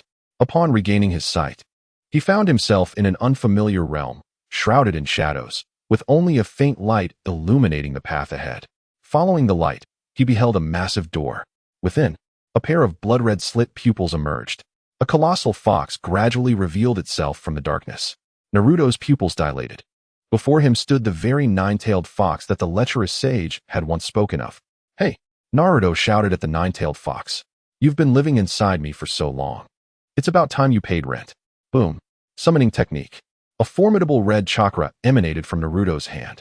In the next instant, he and Hinata landed on a soft yet resilient surface, like a trampoline. Hinata steadied Naruto as they looked down at the enormous red creature beneath them. From their vantage point above, they could not fully comprehend the sudden appearance of this immense being. However, Hinata quickly guessed its identity. Frog Wanta from Mount Myaboku. Huh. What on earth is this place? What is Jiraiya up to? Why summon me at this moment? Frog Wanta's voice echoed through the chasm. Naruto's eyes sparkled with excitement as he slid over to Wanta's cheek, exclaiming, It's not the lecherous sage. It's me. I summoned you. Naruto was astonished that he could summon such a powerful creature. Humph. Frog Wanta scoffed. All right, tell me where Jiraiya is. He was entirely skeptical of Naruto's claims. Frustrated, Naruto shouted, Believe it or not, but I did summon you. The lecherous sage threw Hinata and me down here to teach me the summoning technique. Frog Wanta fell silent for a few moments, contemplating the authenticity of Naruto's words, as the scene before him indeed lent some credence to the boy's assertions. However, Frog Wanta, the great toad, would never allow himself to be commanded by such a child. With a push of his hands, the entire toad leaped into the air, sending Naruto and Hinata soaring upward. An exhilarating, unconventional thrill ride. Hinata's eyes gleamed with excitement. They landed back on Frog Wanta's back. Humph. Great toad. If I manage to stay on your back until the sun sets, then I shall be your leader. Naruto boldly proclaimed, issuing a challenge to Frog Wanta. Hinata deftly slid off Frog Wanta's back, retreating to a high branch to cheer. Naruto, you can do it. Naruto's determination surged. Don't worry, Hinata. He pressed on. Knowing she had left the area to avoid being entangled in the agreement between him and Frog Wanta, he settled on a cliffside, where a familiar figure soon appeared, Jiraiya. Leaning against a tree trunk, he asked, Why did you jump down with Naruto? Hinata smiled, Because I believe in Naruto. He may be the underdog, but he has always fought hard and remained resilient. I trust he will succeed. Even if he doesn't, I will be there to rescue him. As Jiraiya, Naruto's mentor, sought to inspire him to unleash his potential, Hinata wished only to serve as Naruto's ally and support. Jiraiya gazed at her, and as the sun began to set, he found himself reminded of someone else. Hinata bore a striking resemblance to that person in both temperament and talent, and had become Naruto's friend as if destined by fate. As the sun dipped below the horizon, Naruto's joyful voice echoed, bouncing on Frog Wanta's head as he jubilantly exclaimed, "Haha, I did it! Haha, Hinata, I did it!" Laughing, he lost his balance and slipped off Wanta's head, utterly exhausted. Wanta's tongue swiftly wrapped around him. Jiraiya chuckled, realizing that Wanta had acknowledged Naruto. He handed a large scroll to Hinata, saying, "Present this to Frog Wanta." Hinata took the scroll and promptly approached Frog Wanta, helping to unfurl it. Upon seeing the name Naruto Uzumaki, Wanta huffed in surprise. He had not anticipated that this little rascal had indeed summoned him. Gently placing the sleeping Naruto beside Hinata, Wanta vanished in a puff of smoke. Jiraiya departed with the scroll, while Hinata carried Naruto back to his home. According to the information provided to Hinata by Danzo, Naruto's residence was a modest single apartment. Upon entering, he was greeted by a chaotic scene of scattered instant noodles, milk cartons, and clothing strewn across the living room. Hinata laid Naruto on a small sofa, covering him with a blanket before taking her leave. In the morning, Naruto awoke and immediately sought the lecherous sage. "Hey, Jiraiya, were you the one who brought me home yesterday?" he inquired. Jiraiya shook his head. "No? Naruto pondered. Could it have been Hinata? Remembering her, he felt a surge of anger, shouting, "Jiraiya, I haven't settled the score with you yet. You not only tossed me off a cliff, but you also threw Hinata down." Jiraiya paused, gazing at Naruto. "Are you really that foolish?" Naruto instinctively retorted, "You're the foolish one." "I'm not foolish at all." Hinata said, "I'm not." Jiraiya sighed, exasperated. "That kid jumped down on his own accord. He wanted to save you and believed you could succeed." Naruto stood stunned. Today, Hinata had no training, as it marked the final day of the month-long deadline. Tomorrow was the Chunin exam. Might Guy had initially intended to invite Hinata, Tintin, and Niji for a barbecue. But Niji insisted on training. Tintin had to accompany him, and Hinata had declined. Hinata needed to return to the roots. Cat Face had contacted her, and it seemed Danzo had devised yet another mission for her. Upon returning to the roots, Hinata did not encounter the masked Cat Face, but rather a stranger. With long black hair and a complexion slightly pale from years of underground living, she had crimson lips and black pupils, normal traits in the world of Naruto. Hinata sensed a familiar aura emanating from her. "Let's go," the woman spoke, and at that moment, Hinata instantly recognized her. She was Cat Face Kuro. Hinata hesitated, looking at her with confusion. "Where are we going? Don't you wear a mask for missions?" Cat Face held one arm with the other and quietly replied, "Tonight, I will treat you to barbecue." It was only then that Hinata noticed Cat Face was not dressed in the standard uniform, but rather in a plain long dress.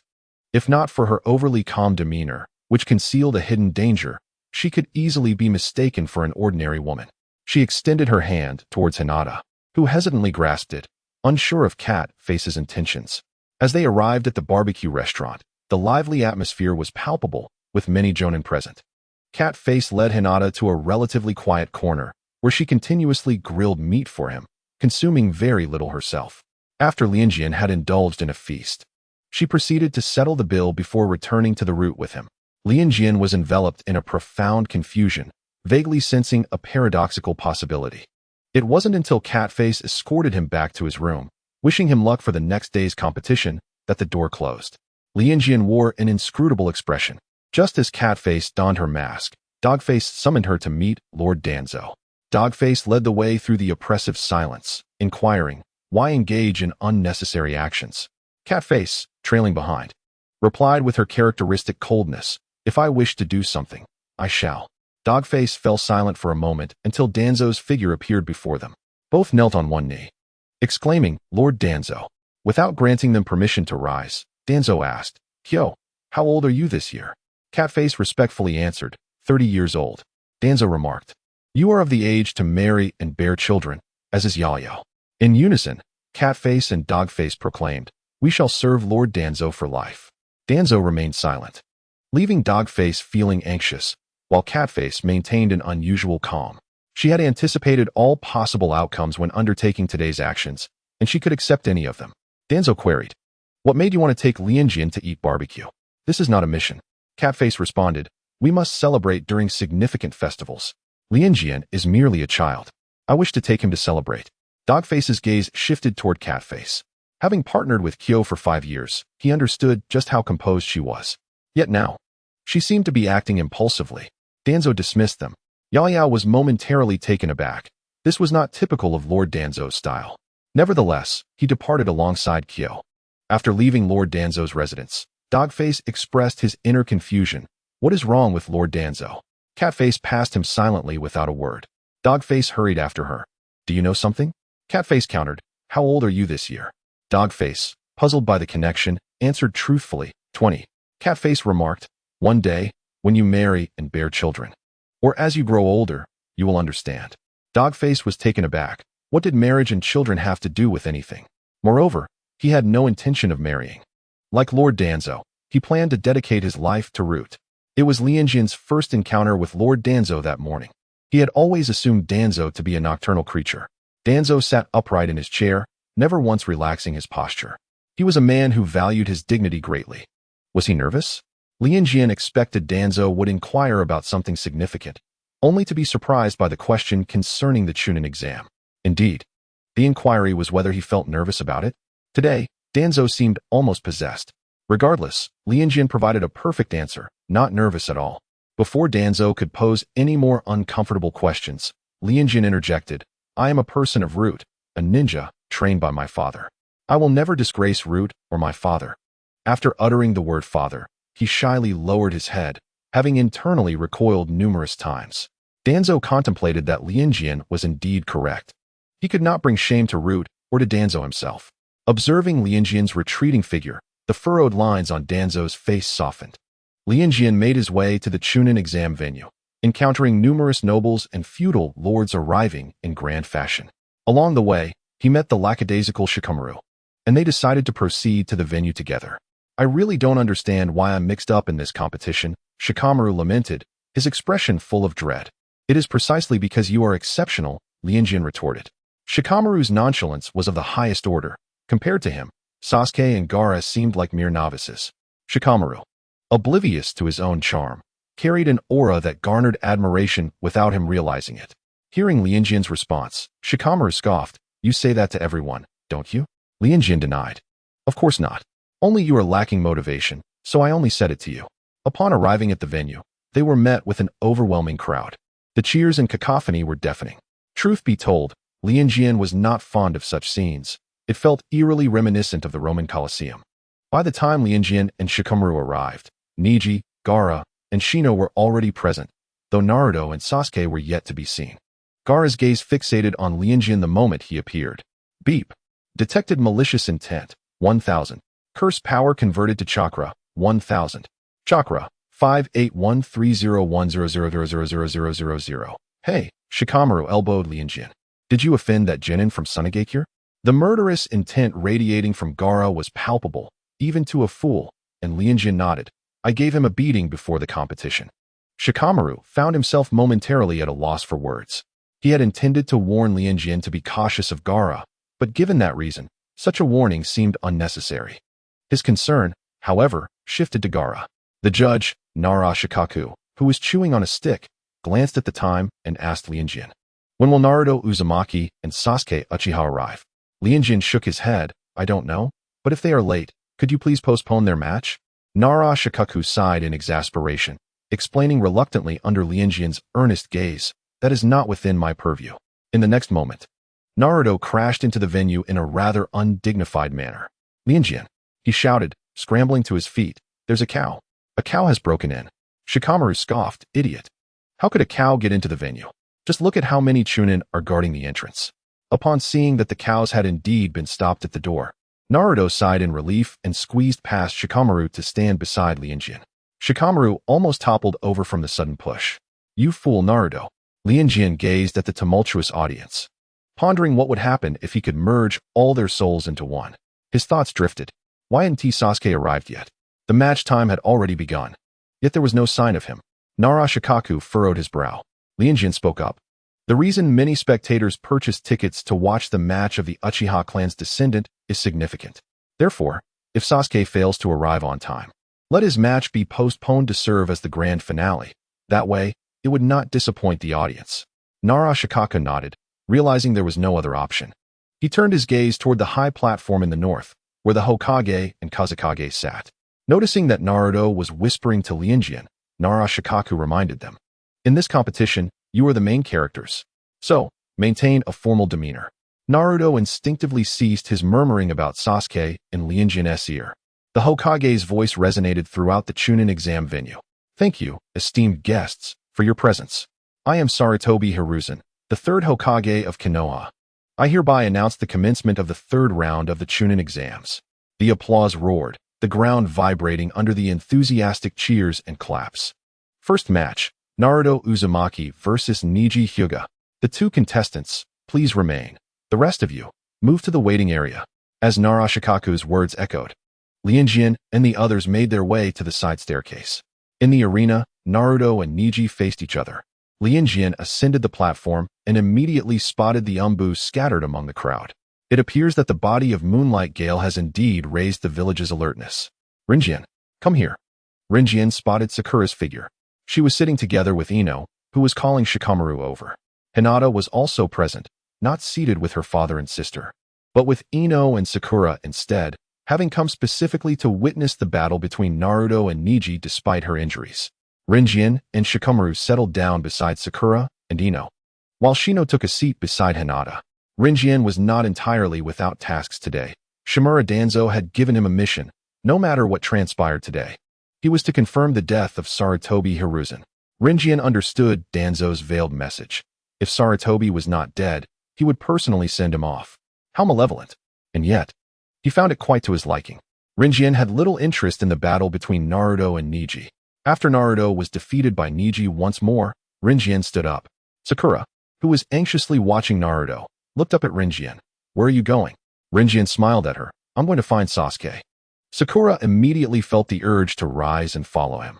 Rinjian gently pressed her shoulder, explaining with a hint of reluctance, Sakura, Naruto is fighting right now. At least one of us should stay to cheer him on. Leave Sasuke to me. I trust he won't give up on this match. Sakura gazed at Rinjian, the owner of those unique eyes, as he always brought her a sense of security. She obediently sat back down, smiling tenderly at Rinjian. I understand. She watched as Rinjian's figure disappeared down the staircase. Ino chuckled. Although Sakura has a fondness for Sasuke, it's Rinjian who truly provides her with a sense of safety. Sakura froze, realizing Ino was teasing her. Her cheeks slightly flushed. Don't say such things. Sasuke is suitable for romance, but Rinjian is more fit for marriage. Ino propped her chin up, playfully winking at Sakura. Shikamaru interjected nonchalantly. Rinjian not only provides Sakura with a sense of security, but also offers the same to Naruto. Now, that's what a good man is. Ino, resting her chin in her hands, took a jab at Shikamaru. Unlike you and Chuji, one is always lazy, and the other only thinks about food. Shikamaru sighed. Women are indeed hard to please. Following her train of thought was inappropriate, and opposing it would be even worse. As Rinjian exited the venue, he chanced upon Kabuto ambushing an umbu ninja. Upon realizing it was him, Kabuto lowered his hand, which had been gathering chakra. He hadn't expected so many umbu ninjas to be present today. Kabuto remarked meaningfully. Leaning against a tree trunk, Rinjian retorted, Are you truly unaware of the reason for their presence? The body of Moonlight Gale is conspicuously exposed. Do you take the leaf ninjas for fools? Without doubt, Rinjian smiled. If I were to inform the Hokage, you would never have been able to appear at today's gathering. Kabuto smiled, easing the tension. I know, I do not doubt you. I merely lament the keen instincts of the leaf ninjas. Rinjian fixed his gaze on him. Today, Orochimaru will set up a barrier to trap the third, won't he? Kabuto remained silent, intrigued by how Rinjian had deduced this. To infer their intentions and plans was astonishing enough, but to accurately guess the detailed battle strategy was remarkable indeed. To eliminate the Hokage within the confines of the Leaf Village, there was no other method than to erect a barrier to keep others out. Rinjian stated. Kabuto's wariness heightened. A ninja with both strength and intellect was indeed someone to approach with caution. So, tell me how to enter the barrier. This is our condition for cooperation. Is it not? Rinjian scrutinized him. Kabuto smiled. There are only two ways for you to enter the formation. The first is to forcefully attack and destroy the formation. But the consequences are clear. Sarutobi Hiruzen will remain alive. The second is to use a special chakra-absorbing tool that can create an opening in the barrier for you to pass through. Both methods posed significant challenges. Rinjian's expression turned cold, laced with dissatisfaction. Kabuto, smiling, attempted to placate him. Do not be hasty. You can also enter before the barrier is lowered. Entering before the barrier descends carries considerable risk. After all, I do not trust that someone as sinister as Orochimaru would not take the opportunity to deal with you. One cannot catch a tiger cub without entering the tiger's den. Although it was perilous, the allure of the first, second, and third Hokage's souls was too compelling to resist. It is worth noting that throughout the extensive planning between Rinjin and Kabuto, regardless of what was said or done, Kabuto had not contributed a single ounce of malice towards him. Cheers erupted from within the venue, and Rinjin estimated that the match was nearing its conclusion. He had tasks to attend to. In a few swift movements, he arrived at the medical room inside the venue. Pushing the door open, he saw Niji sitting on the bed, his head lowered in contemplation. A bruise marred Niji's chin, a remnant of Naruto's strike. The once empty medical room now contained only him. Rinjin closed the door and approached Niji's side. Niji was aware of his presence, but uttered not a word. At that moment, he had lost the strength to speak. Niji, you are strong, but do you know why you lost to Naruto? Rinjin inquired softly. He understood the profound impact Naruto's words about rejecting fate had on Niji. But in truth, does one truly escape the influence of fate? Niji gazed at his hands, hands that had defeated countless opponents, hands that had accompanied him through relentless training. Yet now, those same hands had led him to defeat by someone he once deemed unworthy. Was there really no such thing as fate? Could one indeed resist it through sheer struggle? Naruto was actually very strong, Niji remarked. He was beginning to waver due to Naruto's words and demeanor. Rinjin smiled. I anticipated that he would defeat you. Niji was taken aback, looking at Rinjin. Few had bet on Naruto's victory in this match. Rinjin informed him. Your Byakugan should have seen the red chakra surrounding Naruto. When he was born, a tailed beast was sealed within him. Naruto can now harness the chakra of that beast in battle. Today is merely the beginning. In the future, he will surpass you, surpass Sasuke, and even surpass me. Niji, that is destiny. Rinjin maintained a smile throughout. He observed Niji, who seemed frozen in shock at his words, and continued, Naruto often declares his ambition to become Hokage. No one truly believes it, do they? Rinjin did not expect Niji, currently reeling from shock, to respond. He continued, I believe he can achieve it because his father is the fourth Hokage, Minato Namikaze. The son of the Hokage, the Jinchuriki of the Nine Tails, Naruto's fate is already sealed. Rinjin reflected wistfully. And what about you? Niji suddenly spoke. His fists clenched tightly, rage reddening his eyes. The one standing atop, fate dares to tell him to learn to resist? How utterly ironic. Rinjin replied, my fate is also predetermined, Niji. He sighed, heavy with resignation and acceptance. Niji observed his profile, noticing a tear slip from the corner of his eye. That single, crystalline tear felt as though it had struck Niji's heart. For the first time, Niji seemed to pierce through Rinjin's warm exterior, touching his fragile heart. Rest well, Niji. Rinjin bid farewell, opening the door to the medical room and stepping out. Inside, Niji's mind replayed the image of Rinjin's tear. Indeed, fate is cruel and unyielding. Whether it is he or Rinjin, they are merely victims of destiny. But why must it be so? Is Lianjian lacking in talent? Is Lianjian not strong enough or diligent enough? Why must they be subjected to such fate? Why? Lianjian brushed away the tears from the corners of his eyes and offered a worried smile to the approaching figure. Hello, Hinata clan leader. Lianjian greeted Hinata Hisashi politely. Hisashi lowered his gaze, his eyes gliding over the tightly shut door of the medical room. With a helpless glance at the door, Lianjian sighed and offered a reassuring smile. Clan leader, I am Niji's friend. He currently wishes to see no one, but I have encouraged him. He should come to terms with it. Hisashi recalled the expression in Niji's eyes during the match and felt a pang of discomfort. Since Niji did not want to see anyone and needed time to reflect, he would refrain from intruding. However, there was something he needed to personally deliver to Niji.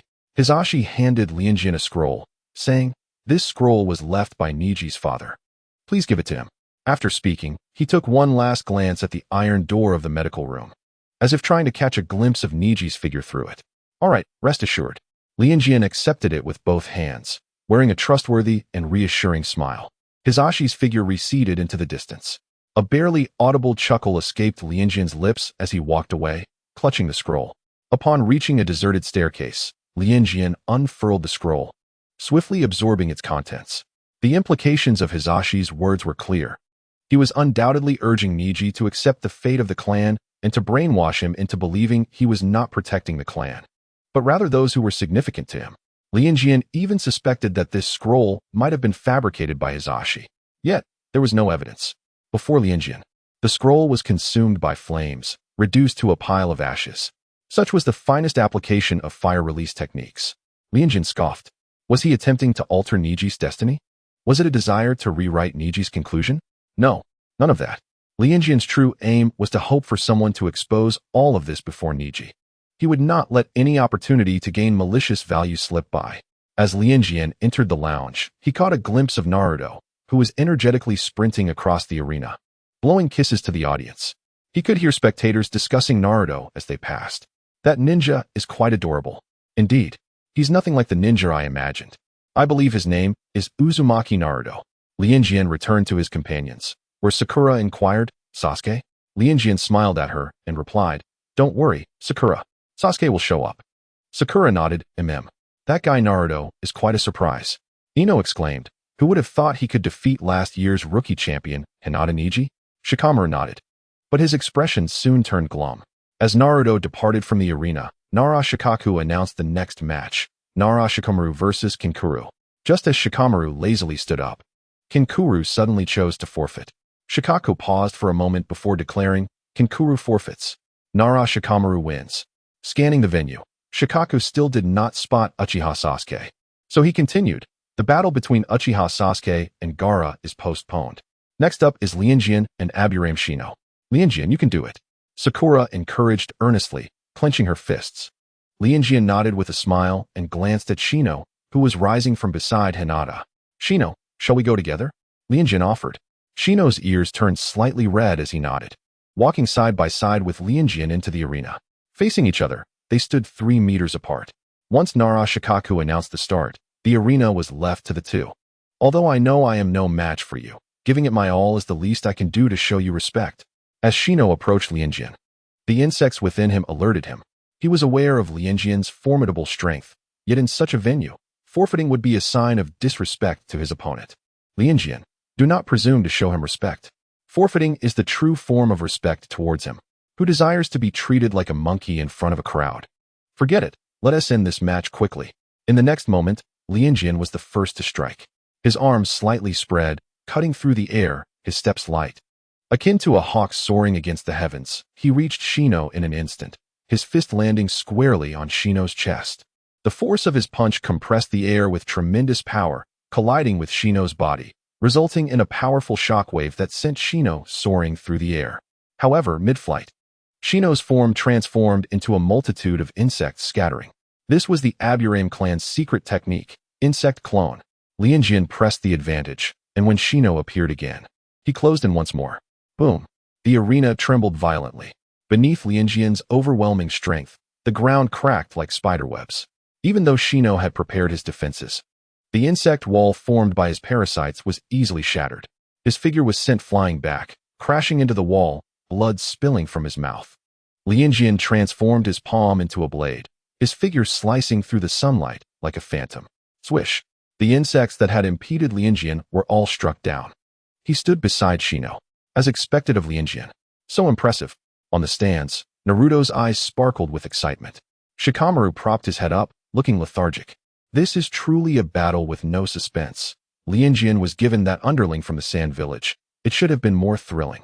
Sakura watched the scene unfold in the arena, smiling. It seems Lianjian's physical techniques have grown significantly stronger. Suddenly, a flash of green appeared in her line of sight. Turning around, she was surprised to see Lee and Guy. Soon, Naruto and the others took notice too. Lee, what are you doing here? Isn't your body still recovering? They all asked simultaneously. I wanted to watch Lianjian fight, and I also wanted to see Gaara and Sasuke's match, Lee explained, still leaning on a cane. Sakura immediately stood up, offering her seat to Lee, but he declined. It's all right, I'll just stand for a bit, he said, his gaze fixed on the arena. Just as everyone thought Shino was about to concede, suddenly, a third figure appeared in the arena. Everyone instinctively held their breath, their eyes glued to the unfolding scene. Boom! A colossal fist, formed by countless parasitic insects, descended from above with unmatched ferocity. Shino's body swayed slightly, but he still managed to stand. Blood trickled from the corner of his mouth. Lianjian watched the fist rushing toward his face, and in an instant, his body vanished from the spot, leaving only a silver flash slicing through the void, fast as lightning. When his figure was once again captured by the audience's gaze, Lianjian had already appeared behind Shino. He pointed a finger at Shino's vital point. Shino silently curled his lips. The parasitic insects swiftly returned to his body. He raised his hand. I forfeit. This was the outcome he had anticipated all along, though it arrived quicker than he had imagined. He had considered using the parasites to absorb Lianjian's chakra, but Lianjian's speed was far too swift. The parasites simply could not keep up. His physical techniques were worlds apart from Lianjian's. Losing to Lianjian was only natural. Shino was taken away by medical ninjas for treatment, while Lianjian returned to the stands amidst cheers, just in time for Shikamaru to head down to compete, his face clearly showing reluctance. His opponent was none other than his future bride, Temari. The battle between Shikamaru and Temari was truly captivating. Alas, Rinjian was not paying attention. He had to remain vigilant, monitoring the movements of the spectators and the Hokage. Should Orochimaru launch an attack, he needed to ensure he could swiftly enter the formation. Otherwise, he would miss this rare opportunity. What a fool. Shikamaru foolishly conceded defeat. Naruto's complaints reached Rinjian's ears as he turned to the arena, only to find the match concluded. Next up was the confrontation between Gaara and Sasuke. Although he had broken several of Gaara's ribs, the latter possessed a tailed beast within him, granting him formidable regenerative capabilities. Leaves fluttered down. Sasuke and Kakashi made a grand entrance. Naruto twitched at the corner of his eye. Their arrival was simply ostentatious, overflowing with an air of superiority. Sasuke remained in the arena while Kakashi ascended to the stands. Yo, it's been a while. Rinjian, Naruto, Sakura, Kakashi greeted them. Kakashi-sensei, where have you and Sasuke been for the past month? Naruto inquired, filled with resentment. He hadn't even caught a glimpse of them. Oh well, let's just say we were training somewhere a bit far off. You wouldn't know if I told you. So I won tea, Kakashi replied evasively. He glanced at Naruto. Did you win? Naruto's expression instantly shifted, brimming with pride. I won. Kakashi's eyes crinkled with delight. Not bad. Naruto cast a dissatisfied glance at Kakashi. Why didn't you ask Rinjian? That's so biased. Kakashi struggled to comprehend Naruto's reasoning. However, he understood the good intentions behind his concern for his comrades, explaining, there's no need to ask Rinjian, as he is bound to win. Naruto realized the implication. It seemed he was the one to be pitted, as Kakashi had no confidence in his abilities. The chaotic melee commenced, just as the plan unfolded. But could Sasuke truly emerge victorious? Naruto was filled with anxiety. He was not one to fear a match, yet Gaara instilled in him a profound sense of dread. That man could mercilessly eliminate his opponents. Trust in Sasuke, Rinjian encouraged, patting Naruto's shoulder. Although he personally harbored doubts, it sufficed that Naruto believed in him. After all, it was Sasuke who was destined to be his beloved rival. As for him, he was merely a passerby seeking to accumulate malice points. Kakashi chuckled, exuding confidence. Naruto, have a little faith in your teacher. Over the past month, Sasuke and I haven't merely been showing off. This struck a chord with Rinjian. Kakashi and Sasuke were fundamentally similar, both relishing in their cool personas. Kakashi had been far more flamboyant in his youth, concealing his true nature after enduring numerous hardships. Sasuke had indeed shown remarkable improvement under Kakashi's guidance, elevating his physical prowess to new heights while fully mastering Chidori. Suddenly, Rinjian felt a weight on his shoulder. Naruto's head drooped onto him. Naturally, Rinjian did not assume Naruto was merely tired. Such a blatant effect could only be attributed to Jinjutsu. He idly mused how beneficial it would be to apply this illusion to aid insomnia sufferers. No side effects, instant slumber. Ding. Detected human malice value, 500. Curse power converted to chakra, 500. Chakra, 586301000000000. As the malice points were credited, Rinjian surveyed his surroundings. Aside from a few shinobi, the audience had all collapsed. Elite shinobi like Kakashi and Guy had fallen victim to such a simple Jinjutsu, while the exceptionally talented Sakura remained alert. As for Rinjian, who effortlessly converted the Jinjutsu into chakra flowing into his body, it was a veritable boon for him. He hoped for even more to come. Swish. Numerous sound ninjas hidden among the spectators suddenly erupted. Chaos ensued as the Konoha Anbu engaged in combat with the sound ninjas. Above, the Kazekage had taken the Hokage hostage. The situation was dire. The figures of the sound ninjas appeared before Kakashi and Guy, obstructing their path. Sound Village ninjas? Kakashi recognized them by the forehead protectors and gazed at them coldly. Why are you attacking Konoha? No one among the sound ninjas replied. Instead, they tightened their grips on their weapons and charged at him and Guy. Guy grinned, kicking one of the sound ninjas away with fervor. All right, Kakashi, let us have a match. Although it was hardly the time for a competition, Kakashi replied seriously, only to relent with a shrug. Fine, let's have a match. Sakura quickly reacted, avoiding the battle of the elite shinobi, dispelling the Jinjutsu on Naruto, Shikamaru, and the others, while Kakashi dealt with the sound ninjas. He assigned Sakura and the others an urgent mission. No longer were they tasked with trivial errands. This was a high-level mission. Retrieve Sasuke and Gaara. Just as the sound ninjas made their move, the completely unhinged Gaara was taken away by Temari and Kankuro, with Sasuke immediately pursuing them without hesitation. Kakashi could already surmise that Gaara housed a tailed beast within him. It was far too perilous for Sasuke to venture alone. What about Rinjian? Sakura looked at Rinjian beside her, instinctively calling out. The sound ninjas in the stands had nearly all been dealt with by Kakashi and Guy. However, a multitude of sound ninjas had appeared in the village. They still needed to protect the villagers. That was the utmost priority. Before departing, Kakashi turned to Rinjian earnestly. Rinjian, can you stay here and fight alongside the Nin and Jonin? Of course. Rinjian nodded eagerly. He had no desire to engage in any lowly Nin redemption games with Naruto and the others. With Rinjian's affirmation, Kakashi and Guy hastened towards the source of the anguished cries. Sakura shot Rinjian a concerned glance. Rinjian, stay safe. With that, she, Naruto, Shikamaru, and the others chased after the direction Sasuke and Gaara had fled. Rinjian watched as the sound ninjas advanced to block his path, impatiently tossing out 4 modified individuals from his ninja tool pouch. Accompanied by piercing screams, the 4 terrifying modified beings scattered like phantoms, like beasts plunging into the ranks of the sound ninjas. Out of the corner of his eye, Rinjian noticed a flash of red light. He beheld the formation of the 4 Crimson Sun Array.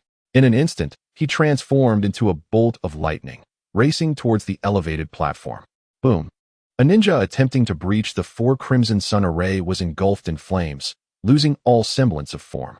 Rinjian's gaze darkened as he regarded the fully formed array, suddenly spotting a concealed gap. It was a deliberate opening left by the array's creator. Clearly, Orochimaru and Kabuto remembered their pact.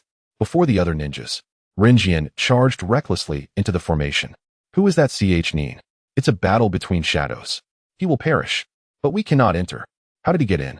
It seems he forced his way in. They have reinforced the array. We cannot break through now. The array radiated with red light, completely obstructing the Umbu attempting to assist the Hokage. Orochimaru observed the appearance of Rinjian, a glint of intrigue flashing in his eyes. The reason he permitted Rinjian's entrance was simple. He wished to see what Rinjian intended to do. This excursion to Konoha was proving far more interesting than he had anticipated. Rinjian. Sarutobi Hiruzen gazed at the boy who had forcefully intruded, worry etched on his features, yet he could not help but be reminded of another individual, Shimura Danzo. This sudden assault, could it possibly be linked to Danzo? Especially considering that it was none other than Yinzan who entered. Regardless, the adversary is merely a child. Sarutobi Hiruzen implored, Yinzan, hide and take care of yourself. Once engaged in battle with Orochimaru, he would have neither the time nor the energy to look after Yinzan. The outcome of the day's struggle depended solely on Yinzan's own resilience. Edo Tensei. 2 coffins rose ominously from the earth. Upon hearing this incantation, Sarutobi Hiruzen halted the impending 3rd coffin. His expression grave, he gazed at the 2 coffins. 2 familiar figures emerged from within. Orochimaru, how dare you mock the souls of the deceased? Sarutobi Hiruzen admonished, witnessing the forms becoming increasingly corporeal. A strange smile crept across Orochimaru's face as he plunged 2 kunai into the napes of the 1st and 2nd Hokages, asserting complete control over their bodies. Though their souls remained intact, their wills were entirely suppressed. Thus, the 1st and 2nd Hokages became mere instruments of war under his command. What is this? The 1st and 2nd Hokages have been resurrected? Outside the formation, the Umbu stood in stunned disbelief as they beheld the figures they had only encountered in texts. No, this is not resurrection. A seasoned Umbu, accustomed to the Hokage's presence, quickly refuted, explaining, Orochimaru must have employed the Edo Tensei. Edo Tensei? Another Umbu, unfamiliar with this technique. expressed confusion. Classified as a forbidden jutsu of the highest order, only a select few within the village possessed knowledge of Edo Tensei. The technique, developed by the second Hokage, Tobarama Senju, involves extracting a portion of a deceased's flesh and utilizing a living body as a vessel for the soul, summoning the spirit from the afterlife to inhabit the vessel, shrouded in dust to assume the appearance of the deceased. As they conversed, the figures of Hashirama and Tobarama surged forward towards Sarutobi Hiruzen. Thud! Tobarama leapt with the swiftness of an arrow, his eyes devoid of life, entirely bereft of will. Sarutobi Hiruzen's eyes widened in shock as he moved to confront Tobarama, unaware that Hashirama had already reached him, striking fiercely with his palm. Thud! He evaded Hashirama's blow, yet could not escape Tobarama's punch. Struck in the face, Sarutobi Hiruzen felt as if the world around him had frozen. His physical faculties plummeted, and his cognitive abilities dulled. Confronted by the two elders he once revered, he felt as though he were a caterpillar ensnared in a thick cocoon. Thud! The controlled Hashirama and Tobarama exhibited none of the hesitation they once possessed as humans. Tobarama's hand connected with Sarutobi Hiruzen's back, the tremendous force shaking his body, shattering bones, and damaging organs. Spitting blood, he was propelled backward, crashing heavily to the ground. Witnessing this, the powerless Umbu outside could only shout, Hokage-sama. Even if they appear identical, they are not the true first and second Hokages. For the sake of Konoha, fight earnestly. Otherwise, Konoha will meet its demise. Hokage-sama. Sarutobi Hiruzen's gaze fell. Indeed, as one well-versed in Edo Tensei, he understood that the figures before him were not the true first and second Hokages. Yet seeing them in this state stirred a wave of nostalgia within him. Yet, the Umbu's voice had reminded him of a more pressing matter. Combat. He must protect Konoha. He must safeguard those dear to him. He would not allow his teacher, who entrusted Konoha to him, to be disappointed. Sarutobi Hiruzen's previously restrained spirit ignited, his heartbeat steadying, and the blood within him surged with renewed vigor. The eyes, once burdened by wrinkles, now sparkled with fierce determination. A person is often at their strongest when defending what they hold most dear. In this moment, the treasure he sought to protect was none other than Konoha itself. A surge of overwhelming power radiated from Sarutobi Hiruzen. Orochimaru smirked. Now this is more like it, sensei. Just then, Tobarama lunged towards Sarutobi Hiruzen with a kick. The roof exploded, creating a massive indentation, dust swirling violently. As the dust settled, Sarutobi Hiruzen re-emerged, having evaded the attack, even managing to push Tobarama back. Though fleeting, this moment instilled a glimmer of hope in the Umbu outside. Wood release. Birth of the deep forest. Hashirama extended his hands and swept them powerfully. The ground trembled as if a monstrous entity were emerging. Countless grotesque roots burst forth, rapidly filling the entire area of the Shirikyu formation. A wave of resistance swept through, clearing the surrounding dust. At that moment, the Umbu outside could see nothing. The figures of the Hokage, the first and second, along with Orochimaru, were completely lost within the forest birthed from the Shirikyu formation. What is happening? What is this? The Umbu stared in awe at the breathtaking scene before them. This was the wood release of the first Hokage. It was this very wood release that had enabled the first Hokage to lead his predecessors in establishing Konoha. Incredible. Orochimaru stood amidst the forest conjured by the wood release, observing Sarutobi Hiruzen, who was cornered by Tobarama and Hashirama, and sighed softly. Sensei, once heralded as the professor of the ninja world, you have succumbed to the passage of time. Sarutobi Hiruzen had aged. His chakra and physical constitution were waning. He could no longer reach the combat prowess of his prime. Gasping heavily, Sarutobi Hiruzen realized he was no match for the first and second Hokages. If he wished to defeat Orochimaru here, he had but one recourse: the sealing technique employed by the fourth Hokage to subdue the nine tails, the Shikifujin. Sarutobi Hiruzen began to form hand seals. Snake, boar, horse, dog, rooster, sheep. His hands came together. Orochimaru, having witnessed numerous jutsu from Konoha, momentarily found himself perplexed by the sequence of seals. Truly deserving of the title of the professor of the ninja world. Two shadow clones emerged from Sarutobi Hiruzen's body. Orochimaru's brow furrowed. It was ill-advised for Sarutobi Hiruzen to utilize shadow clones at this juncture, given his already limited chakra. Wasting chakra on clones was not a prudent strategy. Although Orochimaru was unaware of Sarutobi Hiruzen's intentions, he was no stranger to preparation. Darkness technique. The figures of Orochimaru, Hashirama, and Tobirama vanished into the abyss. The darkness technique. A Jinjutsu cast by Tobirama created an environment of obscurity, severing the opponent's line of sight. Within this shrouded realm, only the caster and their allies could perceive and strike. This illusionary technique would obscure vision, extinguishing all light. In this pitch-black world, akin to falling silk, even the mightiest of warriors would be compelled to reveal their position. Thus, Sarutobi Hiruzen summoned his ally, Inma, the monkey demon, and his true form joined forces, guided by the Shinigami, and seized Orochimaru's shoulder. Orochimaru's expression shifted dramatically. Sarutobi Hiruzen's body quivered violently. Suddenly, a chilling power surged forth from his flesh, materializing into a towering, ethereal shadow. What kind of jutsu is this? Orochimaru bellowed, feeling an unseen force penetrate his chest, causing excruciating pain to tear through his soul. Orochimaru, this is a technique you have never witnessed, the ultimate ninjutsu used by the fourth Hokage to seal the nine tails. The Shiki F gene can summon the Shinigami, and your soul shall be devoured, condemned to eternal suffering. The Shinigami's colossal claws pierced through Sarutobi Hiruzen's chest, reaching into Orochimaru's body. Hiruzen coughed up blood.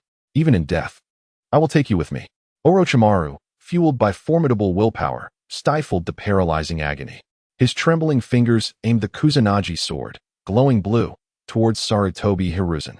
Although the monkey demon grasped the blade in time, the Kusanagi still deeply penetrated Hiruzen's body. Suddenly, Rinji, previously unnoticed by both Sarutobi Hiruzen and Orochimaru, approached Senju Hashirama and Senju Tobirama, resting his palm on their shoulders. He will certainly give his all. Sarutobi Hiruzen and Orochimaru were indeed the finest allies for Rinji. Orochimaru ensnared Sarutobi Hiruzen, who reciprocated by controlling Orochimaru, leaving Senju Hashirama and Senju Tobirama immobile. The Shinigami's hands relentlessly tore at their souls. Even these once mighty figures at the pinnacle of the ninja world could not resist the Shinigami's grasp, facilitating Rinji's access to their souls. The souls of Senju Hashirama and Senju Tobirama were shrouded in darkness, perhaps a reflection of their physical demise. Though their bodies had perished, their souls remained extraordinarily potent, 100-fold stronger than that of ordinary ninjas. Rinji could already envision the immense rewards that awaited him. Indeed, sometimes one must risk it all to gain more. Eagerly, Rinji began to extract their souls.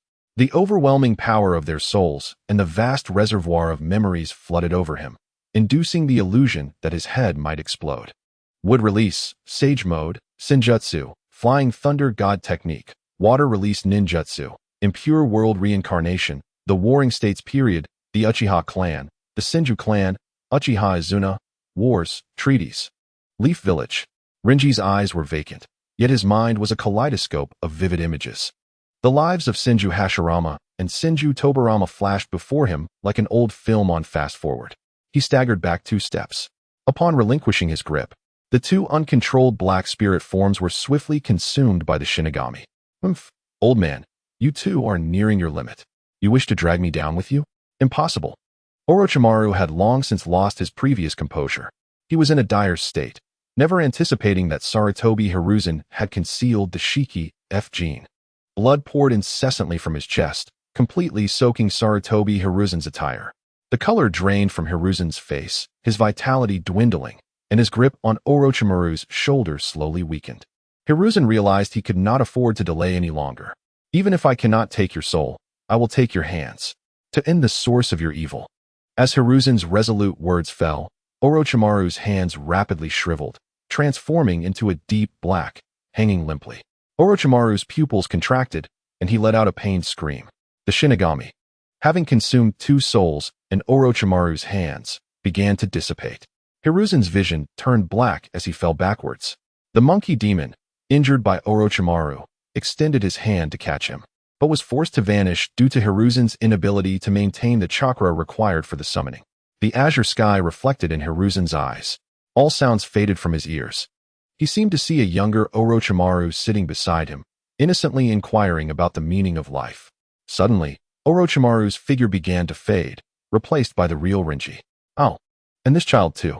At that moment, Hiruzen recalled the boy who had witnessed the entire battle between him and Orochimaru. Rinji held his hand. Hiruzen wished to conjure a smile, but found himself devoid of strength.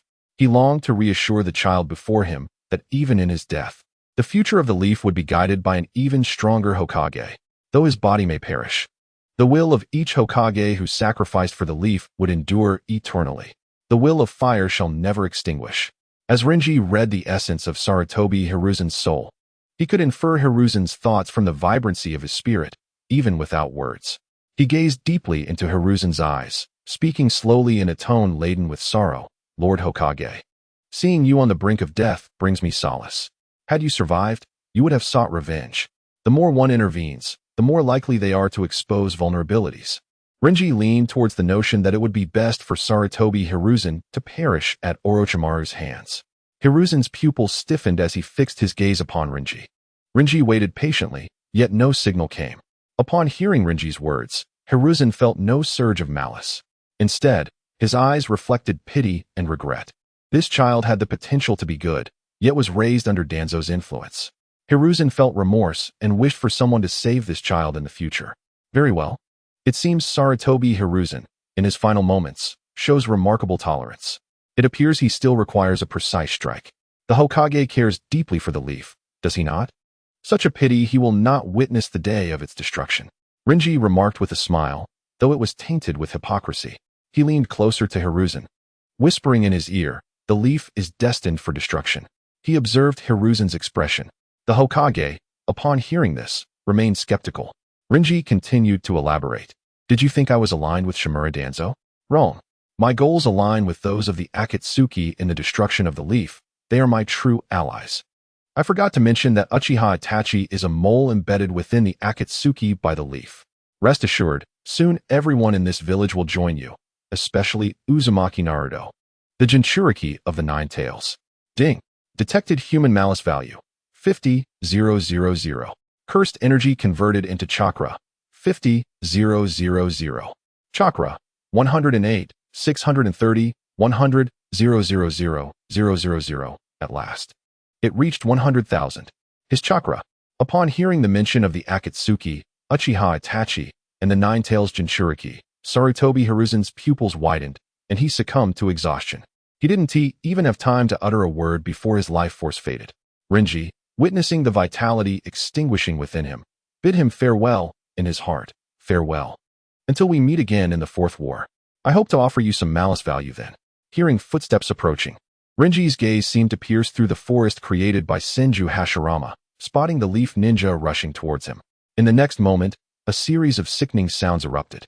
Rinji's body suddenly erupted with numerous gruesome, fatal wounds. He could effortlessly alter his form, creating countless injuries upon himself. He would not perish. He halted his body self-healing. This scene has now reached a silent climax. The masked roots of the ninjas are scattered throughout the forest created by the wood release. As Kakashi, Guy, Asuma Sarutobi, and the other Jonin hurriedly arrive, they immediately spot the bloodied and wounded Rin, whose pale face is streaked with tears of blood as he clutches the hand of the third Hokage, Hiruzen Sarutobi. The body of Hiruzen has grown cold. Rin lifts his head, his face devoid of color, his eyes vacant and lost. Kakashi's heart aches as he rushes to embrace Rin, sprinting toward the hospital. Lord Hokage. In the pristine hospital room, the daffodils in the transparent glass vase sway gently with the breeze coming through the window. The blue-haired boy, wrapped in bandages, suddenly opens his eyes and struggles to sit up. Rin. Kakashi's throat tightens, and he steps forward to gently press him back onto the bed. Rin seems to awaken at that moment, his gaze wandering around the room, a faint smile appearing on his lips as he looks at Kakashi. Kakashi-sensei. Which room is Lord Hokage in? Kakashi avoids his gaze, lowering his eyes. Guy, standing beside Kakashi, feels a pang in his heart, clenching his fists. The taut muscles in his face straining to form a smile, yet failing miserably. Sakura's green eyes are filled with tears as she holds Rin's hand, her tears falling uncontrollably. Though it may be selfish, Sakura cannot help but think, it's a relief that Rin is all right. I cannot imagine how I would endure if I saw Rin's lifeless body. Thus, it is indeed a great relief that Rin is safe. Rin, Lord Hokage has passed away. Naruto, standing beside Sakura, is the most honest among them. He cannot bear to hide Rin's fate. Naruto. Sakura calls sharply, her voice tinged with anxiety as she glances at Rin. Yet, Rin smiles at them. You must be joking. You're all just trying to trick me because I just woke up. He says this with such certainty, yet tears stream down his face. It's all my fault. Rin desperately wipes his tears, rubbing his eyes so hard that they redden. If only I were stronger. Then Lord Hokage wouldn't he have? If only I were just a bit more powerful, I could have protected Lord Hokage, protected everyone, protected the village. It's all my fault. Kakashi steps forward, firmly holding Rin's hands, having noticed the bandage on Rin's arm has begun to seep with pink. He strives to soothe Rin's overwhelming emotions. Rin, it is not your fault, nor anyone's fault. It was Orochimaru and the Sound Shinobi. This has nothing to do with you. Hurting yourself will not bring back Lord Hokage's sacrifice. His voice remains calm, infused with a calming magic. Rin lays his head against Kakashi's arm, falling into a deep sleep. Kakashi gently places him back under the covers, letting out a subtle sigh of relief. Guy approaches to comfort him, patting his shoulder. Rin witnessed the death of Lord Hokage and endured such torment in battle. Merely surviving is a testament to his resilience. The scene of Rin's suffering had moved even the Umbu ninjas to tears, especially when they discovered that Lord Hokage had clutched Rin's clothing tightly in his last moments. The ninjas preparing his remains could not hold back their sorrow. Lord Hokage must have felt immense grief for failing to protect the seedlings of the village. Yet, Lord Hokage had done remarkably well. Rin, have some soup. As dusk approached, Rin awoke again after a long, exhausting slumber. Sakura, with swollen eyes, smiled at him as she served the fish soup she had simmered for over 3 hours. Thank you. Sakura, Rin said, looking at her. The forced smile on his face nearly caused Sakura to lose control of her emotions again. What is this? Sakura turned away, wiping away the tears that had escaped her eyes. Tomorrow is Lord Hokage's funeral. They had all agreed to keep this from Rin, both for his physical state and his fragile mental state. After ensuring Rin finished the soup, a genuine smile finally appeared on Sakura's face. Great. It seems Rin really enjoys the fish soup. I will make more for him tomorrow, she thought as she left the hospital. In the hospital room, Rin stretched lazily under the covers, leisurely propping his feet up. The fish soup is so fresh. This patient treatment is splendid. I could lie in bed forever. But tomorrow is that old man Sarutobi's funeral, isn't it? I must go and maintain my image. Rin drifted sweetly into slumber. The treasures unearthed from the Senju clan should wait for a more opportune moment to be revealed. Even if the moment is not right, it must not be now. The next day, when Rin awoke, he found the room dim. It was already 8 in the morning. He threw off the covers and walked to the window, gazing at the ominous clouds looming above and the unrelenting rain. Shadows flitted through the dreary weather like souls from the underworld. After stretching for a while, he hurried to the mirror to examine his appearance. His eyebrows were slightly furrowed, his eyelids low, and his striking eyes dulled, resembling a ghostly figure. Satisfied with his performance, Rin donned his ninja shoes and stepped outside, effortlessly avoiding the nurses on their rounds. The monochrome photograph captured the smile of the third Hokage, Sarutobi Hiruzen. The life of this legendary ninja had come to an end. Surrounded by white chrysanthemums, his portrait displayed a cheerful grin. Naruto, Sakura, and Sasuke approached one by one to lay flowers. Everyone remained unusually silent, making Konohamaru's cries resonate even louder. Sakura suddenly noticed Kakashi-sensei move slightly beside her. She looked up in the direction Kakashi was gazing, her pupils dilating in shock. A figure they thought would not appear here quietly crossed through the rain, making their way to Hiruzen's portrait. Rin Sakura's voice was barely above a whisper. Concern flickered in Naruto and Sasuke's eyes. Rin stood before Hiruzen's portrait, inevitably recalling the widened eyes of Hiruzen in his final moments. I am truly remarkable, Rin thought with an inner satisfaction, maintaining a stoic expression. He bowed to Hiruzen, a gesture of a victor that could only be seen as modesty. Yet, others perceived it differently. Rin could distinctly feel the countless gazes upon him. Rin, I know you are grieving, but your health. Asuma Sarutobi stepped forward first, knowing he could easily sway Rin at this moment. He gently ruffled Rin's hair with his warm, broad hand. Promise me, take care of yourself, strive to become stronger, and protect the village that Lord Hokage gave his life for, all right? Thus, everyone finally witnessed a smile emerge on Rin's face, which had previously seemed like that of a soulless being. The warmth in his unique eyes reignited with determination. He vowed, I will strive to earn those malicious points.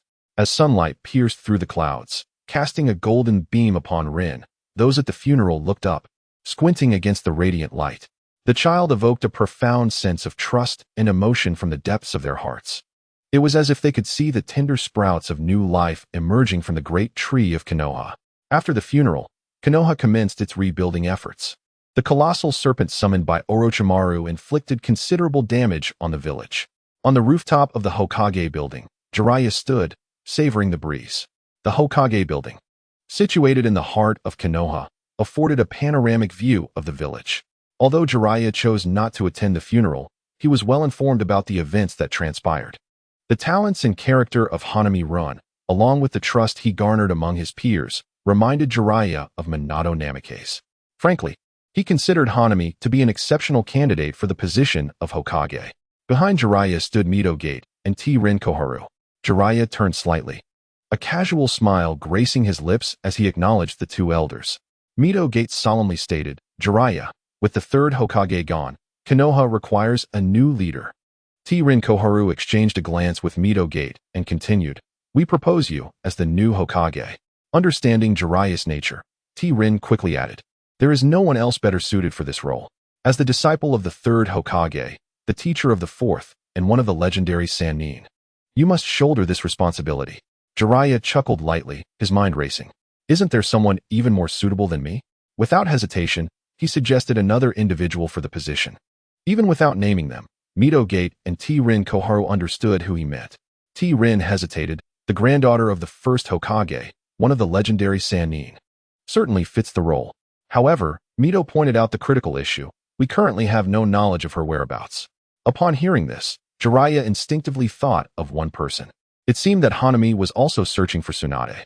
Jiraiya volunteered to take on the task of locating Tsunade, stating, "I'll find Tsunade, but I need to take 2 genin from the village." Mito agreed, as they still held authority over the genin's fate. Jiraiya named them, Naruto Uzumaki and Hanami Ren. Rin paused for a moment and looked at Jiraiya. "Naruto is fine, but you need to visit the route for Hanami." Mito expressed his concerns about Jiraiya's choice, noting, "Hanami is, after all, Danzo's son, and that old man's temper." Silence spoke volumes. Jiraiya was reluctant to confront Elder Danzo, scratching his head in frustration. After Mito and Rin departed, Jiraiya paced the rooftop. A minute later, he arrived at a momentous decision. He would covertly abduct Hanami Ren. By the time Danzo discovered it, it would be too late. They would have already left Konoha. Jiraiya erupted into a sinister laugh, reminiscent of a devil. At the ramen shop, Hanami sat between Naruto and Sasuke, slurping noodles. Sakura, seated beside Sasuke, had not eaten. She glanced at Hanami, feeling relieved to see him regain his vitality. A glimmer of joy sparkled in Sakura's emerald eyes. Suddenly, as Hanami and Naruto were engrossed in their meal, a shadow loomed over them. They slowly looked up to find Jiraiya grinning widely, reaching out toward them.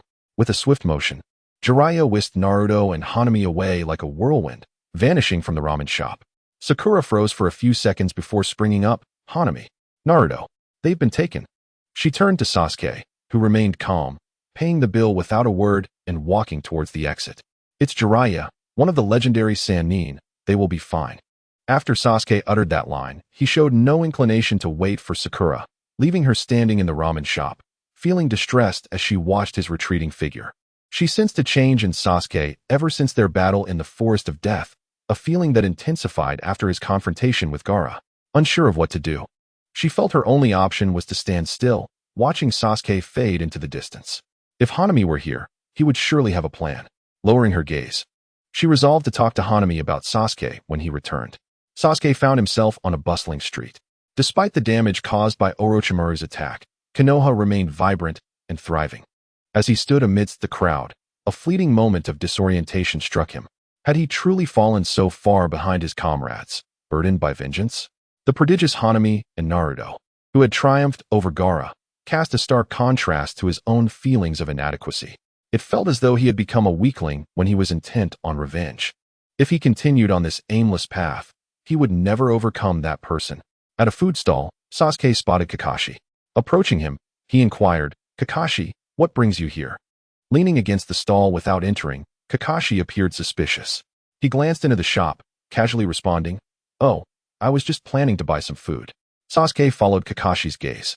Noticing the empty establishment, The teacup on the table still emitted steam, and half-eaten food remained in a container.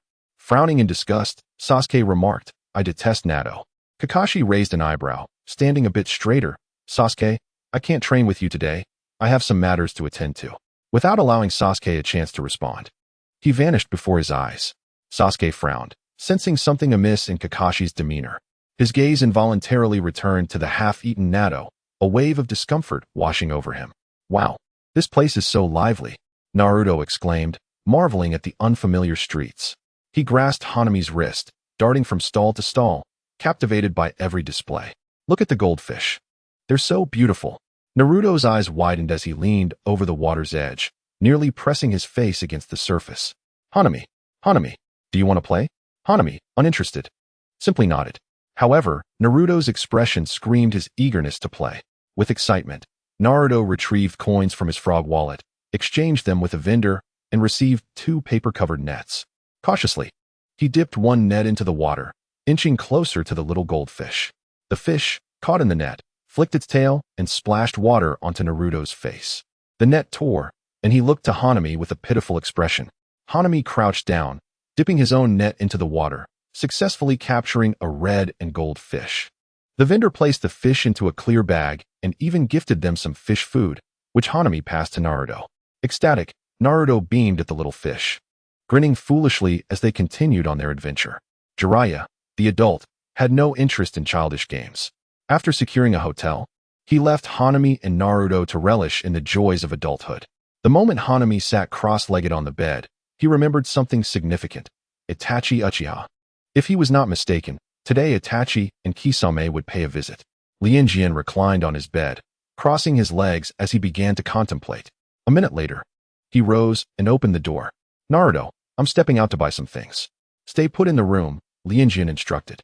Naruto, engrossed in watching the goldfish, turned to glance at Lianjian, noticing he was about to close the door, and instinctively nodded. As the door shut, Naruto suddenly sprang up, exclaiming, "Wait, Lianjian, I'm coming too."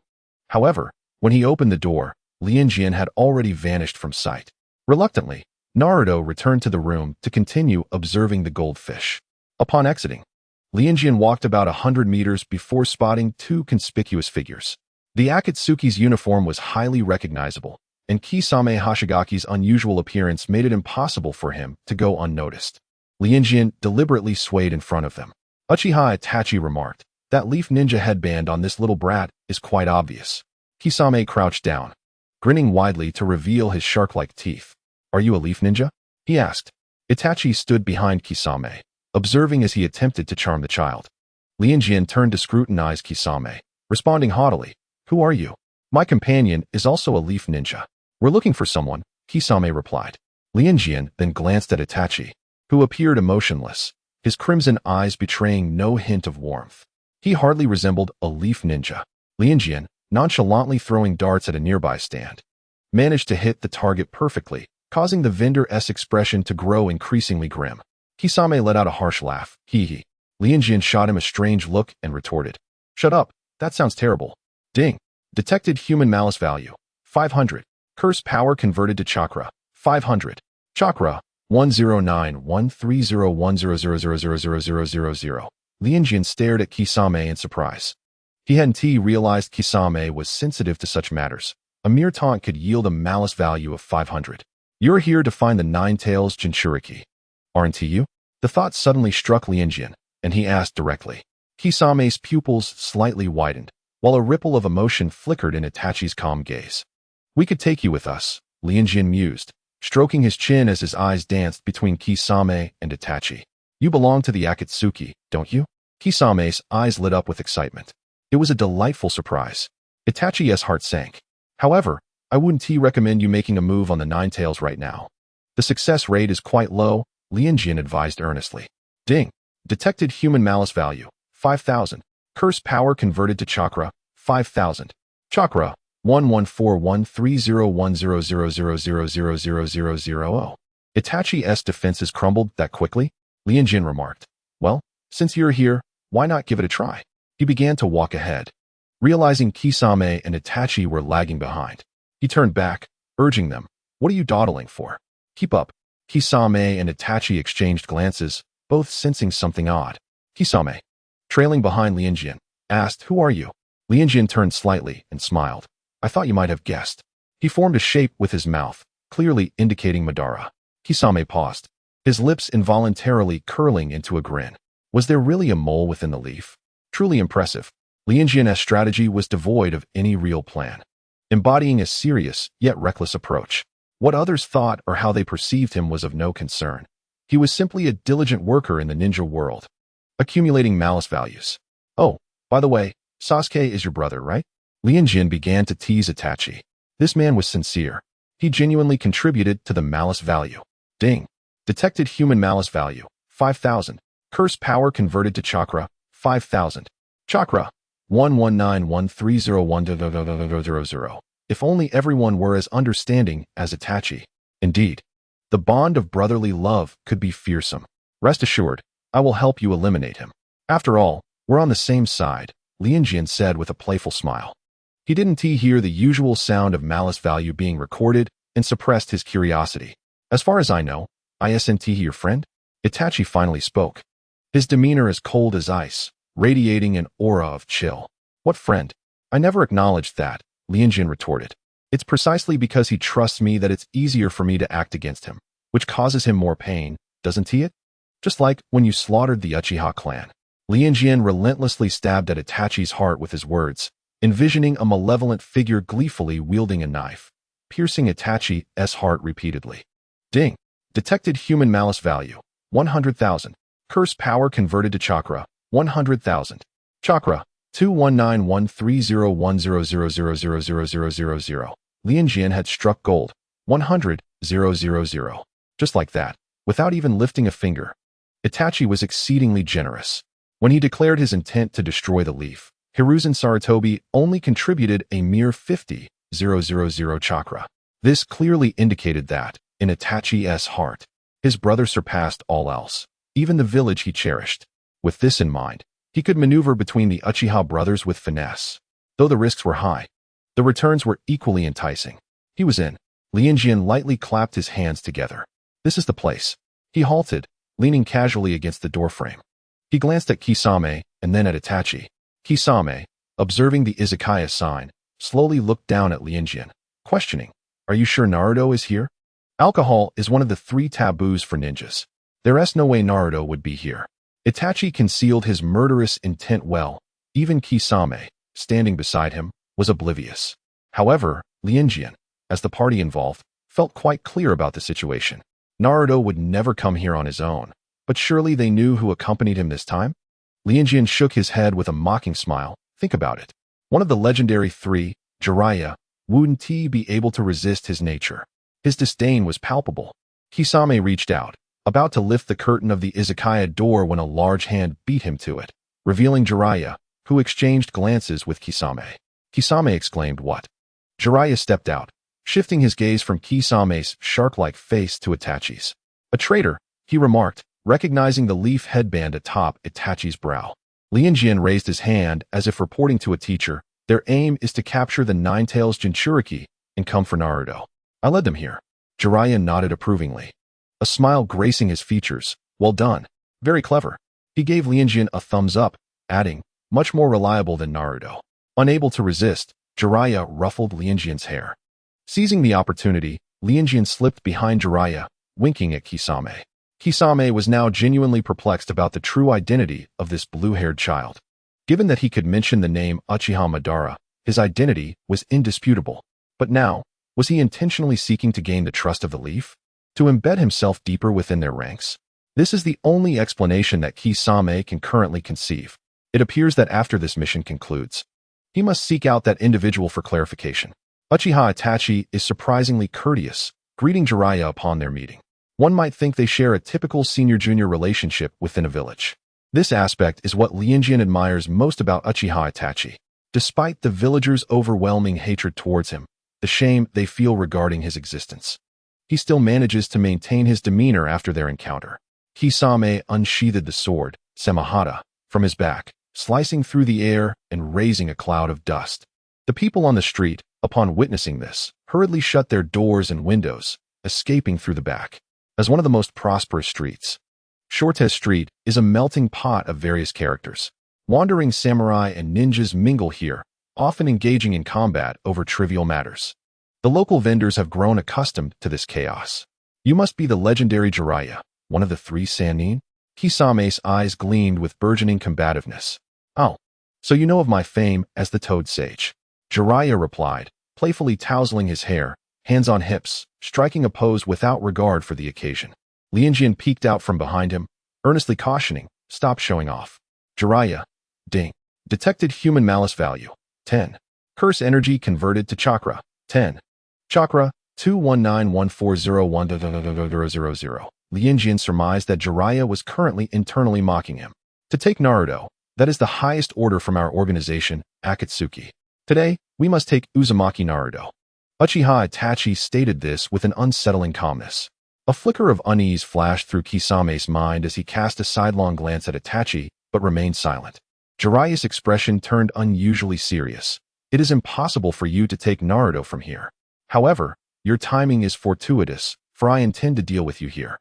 The tailed beasts are of paramount importance, directly affecting the survival of a village, especially the most powerful of them all, the Nine Tails. Jiraiya would never allow Akatsuki to succeed. Do not interfere. A voice rang out from the street's forefront. Upon seeing Sasuke rushing in, Lianjian fell silent. His heart began to race with excitement. Excellent. Sasuke's appearance was the perfect touch. His plan had begun to take shape. I will be the one to kill this guy. Sasuke stood behind Uchiha Itachi. His eyes ablaze with the flames of hatred, his slender frame trembling slightly, whether from fear or exhilaration was unclear. Uchiha Itachi's breath faltered imperceptibly as his gaze shifted to Sasuke. Jiraiya had heard of the Uchiha clan's circumstances, so he was not surprised by Sasuke's current demeanor. I have no interest in you at this moment. Uchiha Itachi's indifferent statement effortlessly stirred Sasuke's emotions. What nonsense. Sasuke clenched his fists and charged at Uchiha Itachi. Before he could close the distance, he was easily kicked away, crashing into a wall. He fell amidst the rubble, coughing from the dust that filled the air. Sasuke. Lianjian's figure flashed, quickly appearing beside Sasuke. With a worried expression, he helped him up, but upon sensing Uchiha Itachi's gaze, he managed to convey a hint of a smile towards him. Ding. Detected human malice value, 2000. Curse energy converted to chakra, 2000. Chakra, 2211401000000. Sasuke stood up again, gently pushing away Lianjian's supporting hand. Lianjian, this is my own matter. You understand, don't you? I live for this day. Sasuke did not look at Lianjian, but remained fixated on Uchiha Itachi.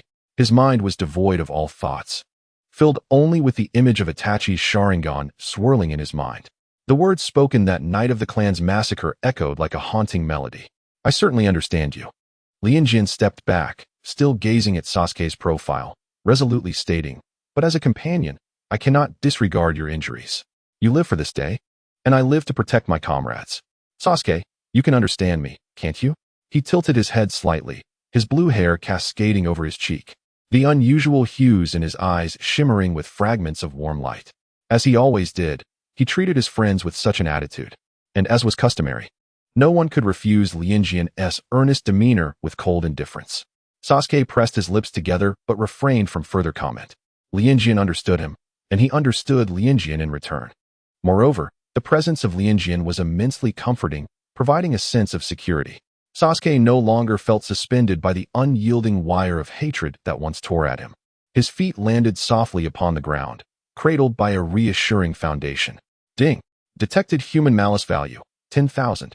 Curse energy converted to chakra, 10,000.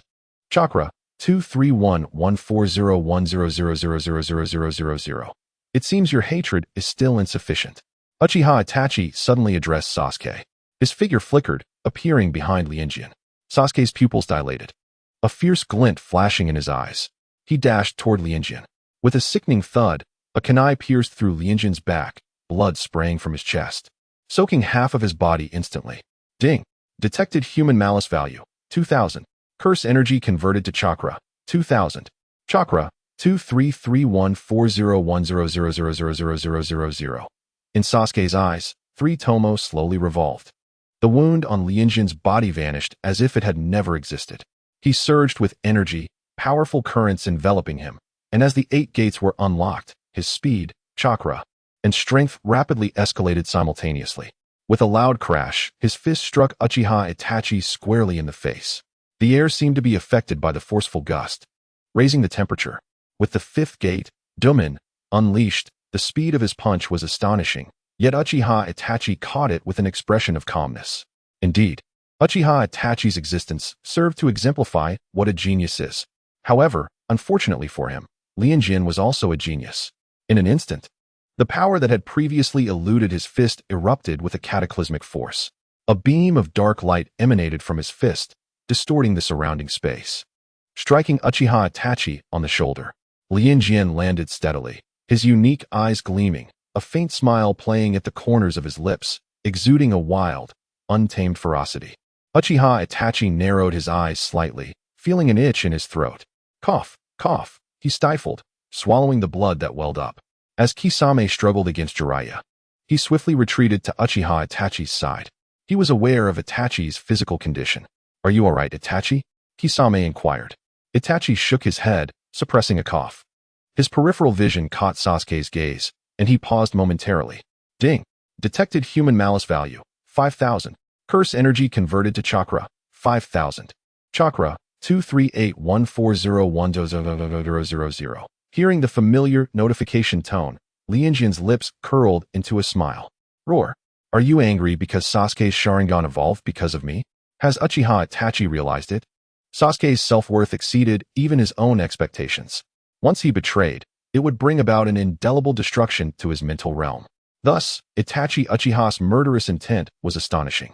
After all, Itachi remained unaware of Lianjian's true character. The safest course of action was to stifle all possibilities in their infancy. Killing Lianjian was the most time-efficient and effortless solution. Itachi stepped forward, his form swift as an arrow, but this time, his target was not Lianjian, but Sasuke. He easily grasped Sasuke's neck, and in a flash of his kaleidoscopic Sharingan, Sasuke became rigid, ensnared in a nightmare he had long sought to forget. Seizing the opportunity, Lianjian appeared behind Itachi. His palm poised like a blade, aimed at Itachi's neck. The air was cleaved apart, creating two distinct waves of pressure. A flash of crimson flickered in Itachi's eyes. However, in that fleeting moment, blue hair danced in the air, followed by Lianjian's body being forcefully kicked away.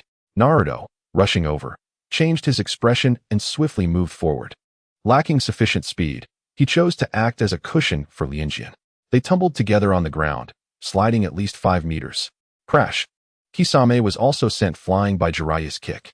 He adjusted his position mid-air and landed steadily beside Itachi. Sasuke's body gradually slid down the wall, his eyes vacant, completely immersed in the illusion. Kisame glanced at the fallen Sasuke, chuckling. Indeed, as expected of Mr. Itachi. Yet, Itachi's gaze fell upon the unfamiliar figure that had suddenly appeared beside him. This was someone unheard of in the ninja world. Long blue hair cascaded into intricate braids, reaching just above the knees. Aside from hair length and height, the individual bore an uncanny resemblance to the real Lianjian, an enlarged version of him. Real person, it's been a while. Did you miss me? Lianjian Jinji waved at him. Jiraiya regarded the apparition with a furrowed brow, glancing towards the real Lianjian, who was rising from the ground. Identical in appearance? Naruto lifted his gaze, momentarily stunned, as his eyes flitted between the real person and Lianjian Jinji. The real person's technique allowed for his own division into separate entities while concurrently altering their forms and appearances. This was the plan of the real person, to amass malicious intent collectively, far more advantageous than solely acting alone. The real person remained silent, his knees slightly bending as black and red lightning entwined around his fists once more. In a flash, he lunged forward, delivering a powerful punch towards Lianjian Jinji. Fighting oneself. The outcome was entirely at Lianjian's discretion. Lianjian Jinji beamed with a radiant smile, executing an attack identical to the real Lianjian's, yet its potency was vastly different. The real Lianjian collided harshly against the wall, blood trickling from his lips, yet his wounds healed rapidly. Ding! Detected human malicious intent, 5,000. Curse power converted to chakra, 5,000. Chakra, 243140100000000. Lianjian wiped the blood from his mouth, bemused. How interesting. This malicious value originates from Naruto. At this moment, Naruto gritted his teeth, glaring at Lianjian Jinji, who appeared nonchalantly dusting off his hands, surrounded by a crimson aura. Were it not for the circumstances, Lianjian might have burst into laughter. What is this situation? Kisame observed Lianjian sudden appearance with keen interest. Itachi's gaze was equally fixed upon Lianjian. Noticing their attention, Lianjian placed a finger to his lips and chuckled lightly. Please excuse the intrusion. I am merely handling some family matters. Despite their similar visages, the aura was distinctly different. This individual was clearly deranged. Do not harm Lianjian. Naruto's eyes narrowed, revealing a primal savagery. A crimson aura began to radiate from his body, the chakra of the nine tails overflowing. The chilling malice and wildness were palpable. Lianjian clutched his chest, a glimmer of amusement flickering beneath his lowered eyelids. Yet, when he fully opened his eyes, all that remained was concern for Naruto. Naruto. Jiraiya's expression turned grave as he bit his fingertip. Ninja art, summoning technique. Boom. White smoke enveloped the surroundings. A frog clad in armor raised its head, catching Kisame's sword as it struck down towards Jiraiya, producing a sharp clash. Jiraiya continued forming hand seals. Ninja art, toad mouth binding technique. The pink walls of the stomach instantaneously enveloped them, sealing them within a completely confined space. It appeared to prevent Sasuke from sustaining further injury, as the walls entirely consumed him. Gathering chakra into a Rasengan, Naruto suddenly appeared before Lianjian. Rasengan. The attack surged towards Lianjian's chest. The red aura emanating from him expanded continuously, filling the stomach space with the chakra of the nine tails. The blood-red vertical pupils fixated on Lianjian as the Rasengan unleashed a powerful vortex of energy, violently expanding against Lianjian's chest. Did I hit? A fleeting doubt crossed Jiraiya's mind. He was acutely aware of the disparity in strength between the real person and Naruto. Logically, a ninja capable of easily injuring the real person would not be weak. Ding. Detected human malicious intent. 2000. Curse power converted to chakra. 2000. Chakra. 2451401000000. Naruto's overwhelming murderous intent invisibly contributed a bountiful malicious value to Lianjian. Naruto. Suddenly, Jiraiya shouted, rushing towards him. In his eyes, the unfolding scene was reflected. Under the powerful vortex created by the Rasengan, the space surrounding Lianjian subtly warped, revealing traces of distortion. Jiraiya had no doubt that this was the power of the Rasengan. His first instinct was to conclude that the opponent had employed a space-time ninjutsu. Whoosh! A shadow flickered before Naruto's eyes. The figure that had been no more than a centimeter away from him vanished into thin air. Naruto's pupils trembled slightly, his gaze rigidly turning back. Lianjian appeared behind him, leisurely brushing his blue hair aside. Why are you meddling in my friendly exchange with my brother? He toyed with a kunai adorned with special talismans between his slender fingers. Lianjian raised an eyebrow slightly, directing the kunai towards Naruto's carotid artery. No one could resist his speed. At that moment, the real Lianjian began to act, propelling himself towards the direction of Lianjian and Naruto. Seemingly satisfied with the real Lianjian's reaction, Lianjian continued his motion to slice open Naruto's artery. Jiraiya found himself confronted by Kisame and Itachi, who simultaneously blocked his path. Gritting his teeth, Jiraiya's expression grew more serious than ever. Two rogue ninjas of such caliber were already troublesome, and now a ninja capable of employing the Flying Thunder God technique had emerged. No one understood the terror of the Flying Thunder God technique better than Jiraiya, its master. Thud! The kunai plunged deeply into the real Lianjian's palm. He gripped the kunai tightly, completely enveloping the blade with flesh. Naruto, run! A figure shouted towards Naruto. Beads of cold sweat trickling down his forehead. Oomph, you're barely holding on, brother. Rinji Makiki chuckled at this scene, a radiant smile spreading across his face. With one hand transformed into a great blade, he pierced through Rinji's neck, blood gushing forth instantaneously, drenching him entirely. Rinji Makiki whispered softly in his ear. I know you can heal your physical wounds, but the pain remains, doesn't it? The thought of tormenting you to the brink of mental collapse excites me. He withdrew the blade, exposing the massive gash in Rinji's neck to Naruto's horrified gaze. Naruto's pupils constricted to pinpricks, his mind flooded with images of Rinji's torment. Rinji, he is being tortured. I must kill him. I will kill him.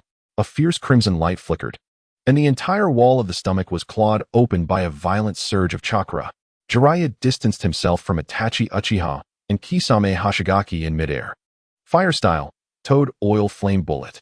Amidst the searing inferno directed at Kisame and Itachi, Jiraiya glimpsed Naruto, partially transformed into a beast. The dark red chakra cloak enveloped him. His body crouched like a beast, devoid of humanity. Two tails formed from the beast's chakra lashed wildly as he lunged at Rinji Makiki. Beep.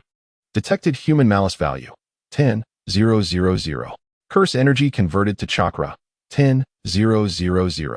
Chakra, 255, 140, 100, 000, 000.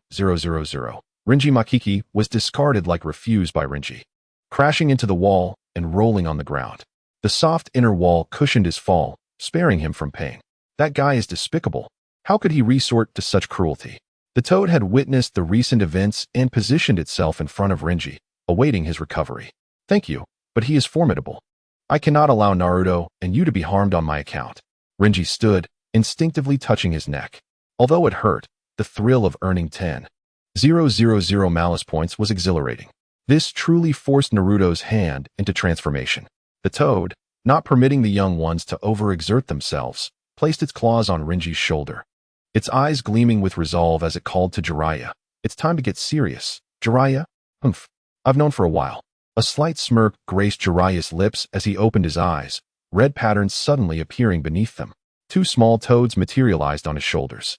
What has happened, little Jiraiya? Sage Shima inquired. The situation is critical. I'll explain later. Jiraiya clasped his hands together, and Sage Shima and Sage Fukasaku immediately coordinated with him. Sage Art, 5 right guards. Oil, wind style, and fire style combined in a searing torrent, seemingly evaporating the very air around them. Itachi Uchiha and Kisame Hashigaki sensed the power of the technique and swiftly retreated. The surroundings were engulfed in dense white mist, their figures lost within its depths. In the visual blind spot, Rinji noticed Rinji Makiki striking towards Naruto with incredible speed, slicing through the air in chakra cloak. The swirling mist obscured everyone's line of sight, making the impending attack difficult to track. However, the beast's instincts were terrifyingly acute, even with visibility obstructed. The beast's intuition in the face of danger was more precise than sight. Naruto dodged the strike, baring his sharp teeth and growling towards Rinji Makiki. As the white mist gradually dissipated, blood trickled from Itachi's mouth. They were enveloped by the rapidly healing wall of the stomach, unable to fully evade the jutsu.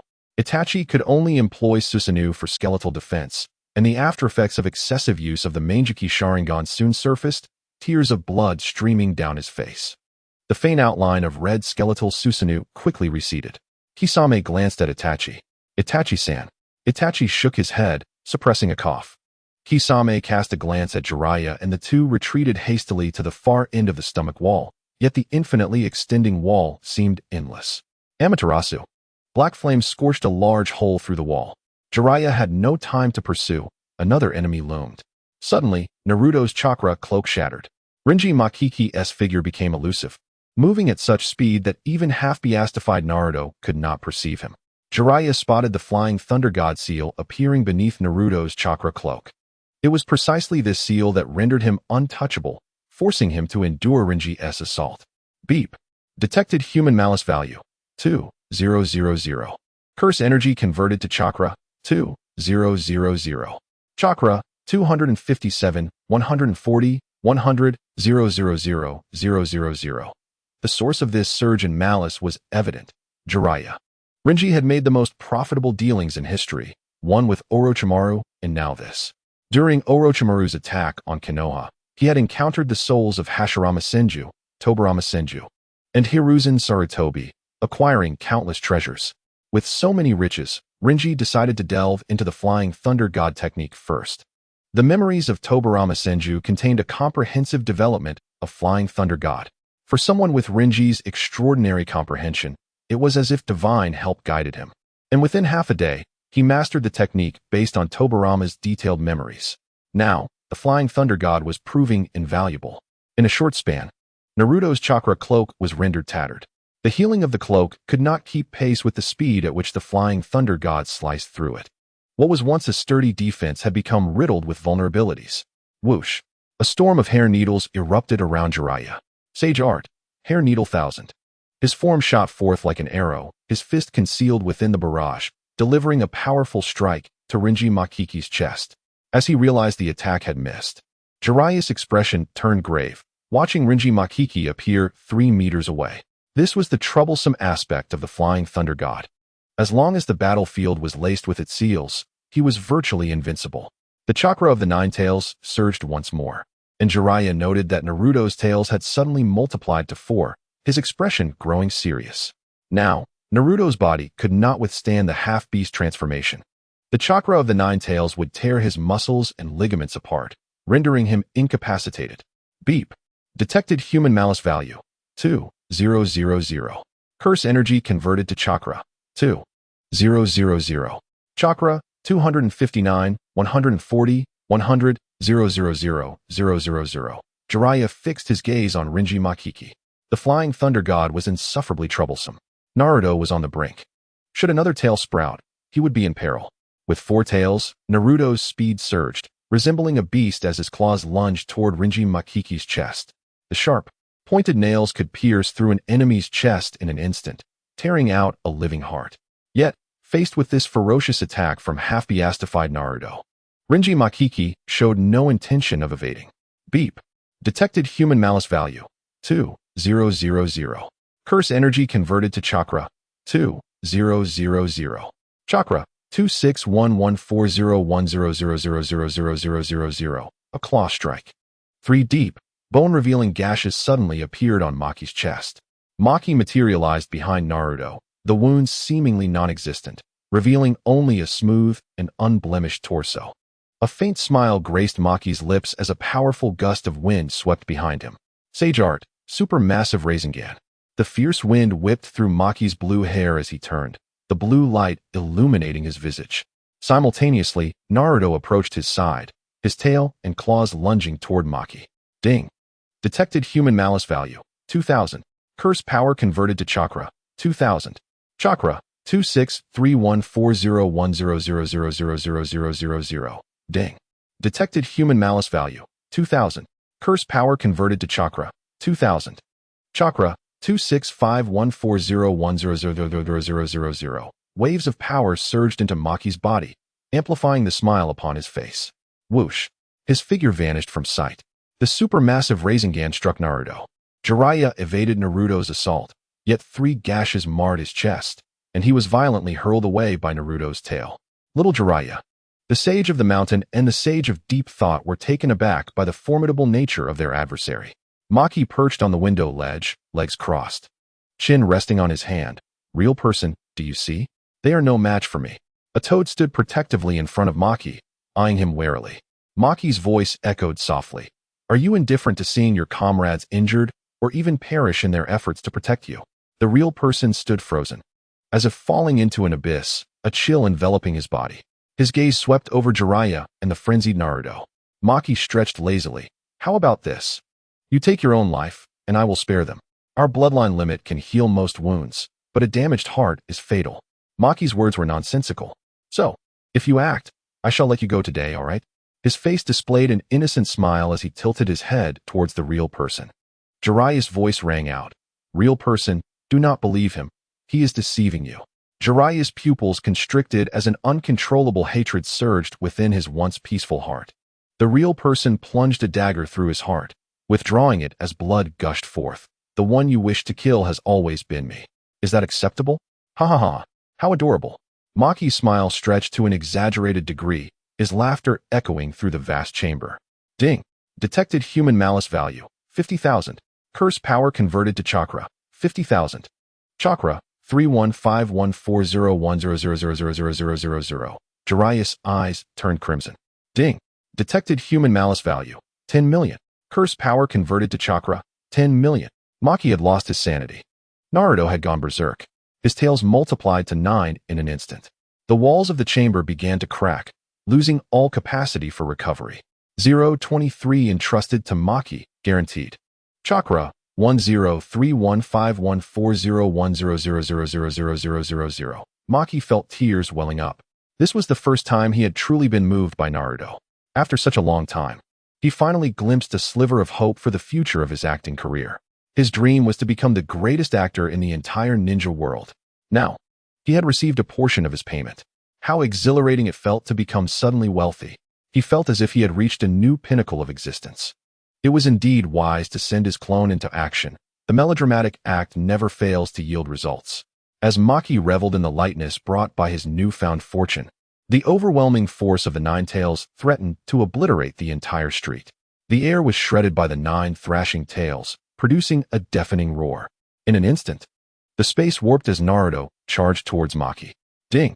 Detected human malice value, 2000. Curse power converted to chakra, 2000. Chakra, 10317140100000. With a sweep of his 9 tails, a massive crater formed in the ground. Maki was sent hurtling backward, and as he regained his balance in midair, the 9 tails lunged at him once more. The surrounding space twisted and contorted under the pressure of the 9 tails chakra emanating from Naruto. Leave a thread of hope for future encounters, and we shall meet again. Maki realized it was time to retreat. Continuing the battle held little significance now. Brother. Until we meet again, Maki smiled, bidding farewell to the real person as he vanished from sight. With the Flying Thunder God technique, he had inscribed many marks. Deprived of a target, the enraged 9 tails turned its wrath upon Jiraiya. The remnants of humanity's rationality had been completely consumed, leaving only a singular focus on destruction. Jiraiya, already injured, was struck violently by a tail, his body crashing through several walls. Jiraiya, the toad, supporting Maki's body, cried out anxiously. What shall we do? This child urgently needs treatment. The 9 tails Jinchuriki has lost control. Maki controlled the healing of his wounds. His performance was far from over. How could he allow his injuries to mend prematurely? As he opened his mouth, blood flowed incessantly. The heart, responsible for regulating and transporting blood, had been pierced, rendering it incapable of supplying life. His complexion turned as pale as snow. Naruto. His voice rose slightly. The crimson 9 tails paused momentarily. The fox-like head twitched, the cold, emotionless vertical pupils fixated on Maki.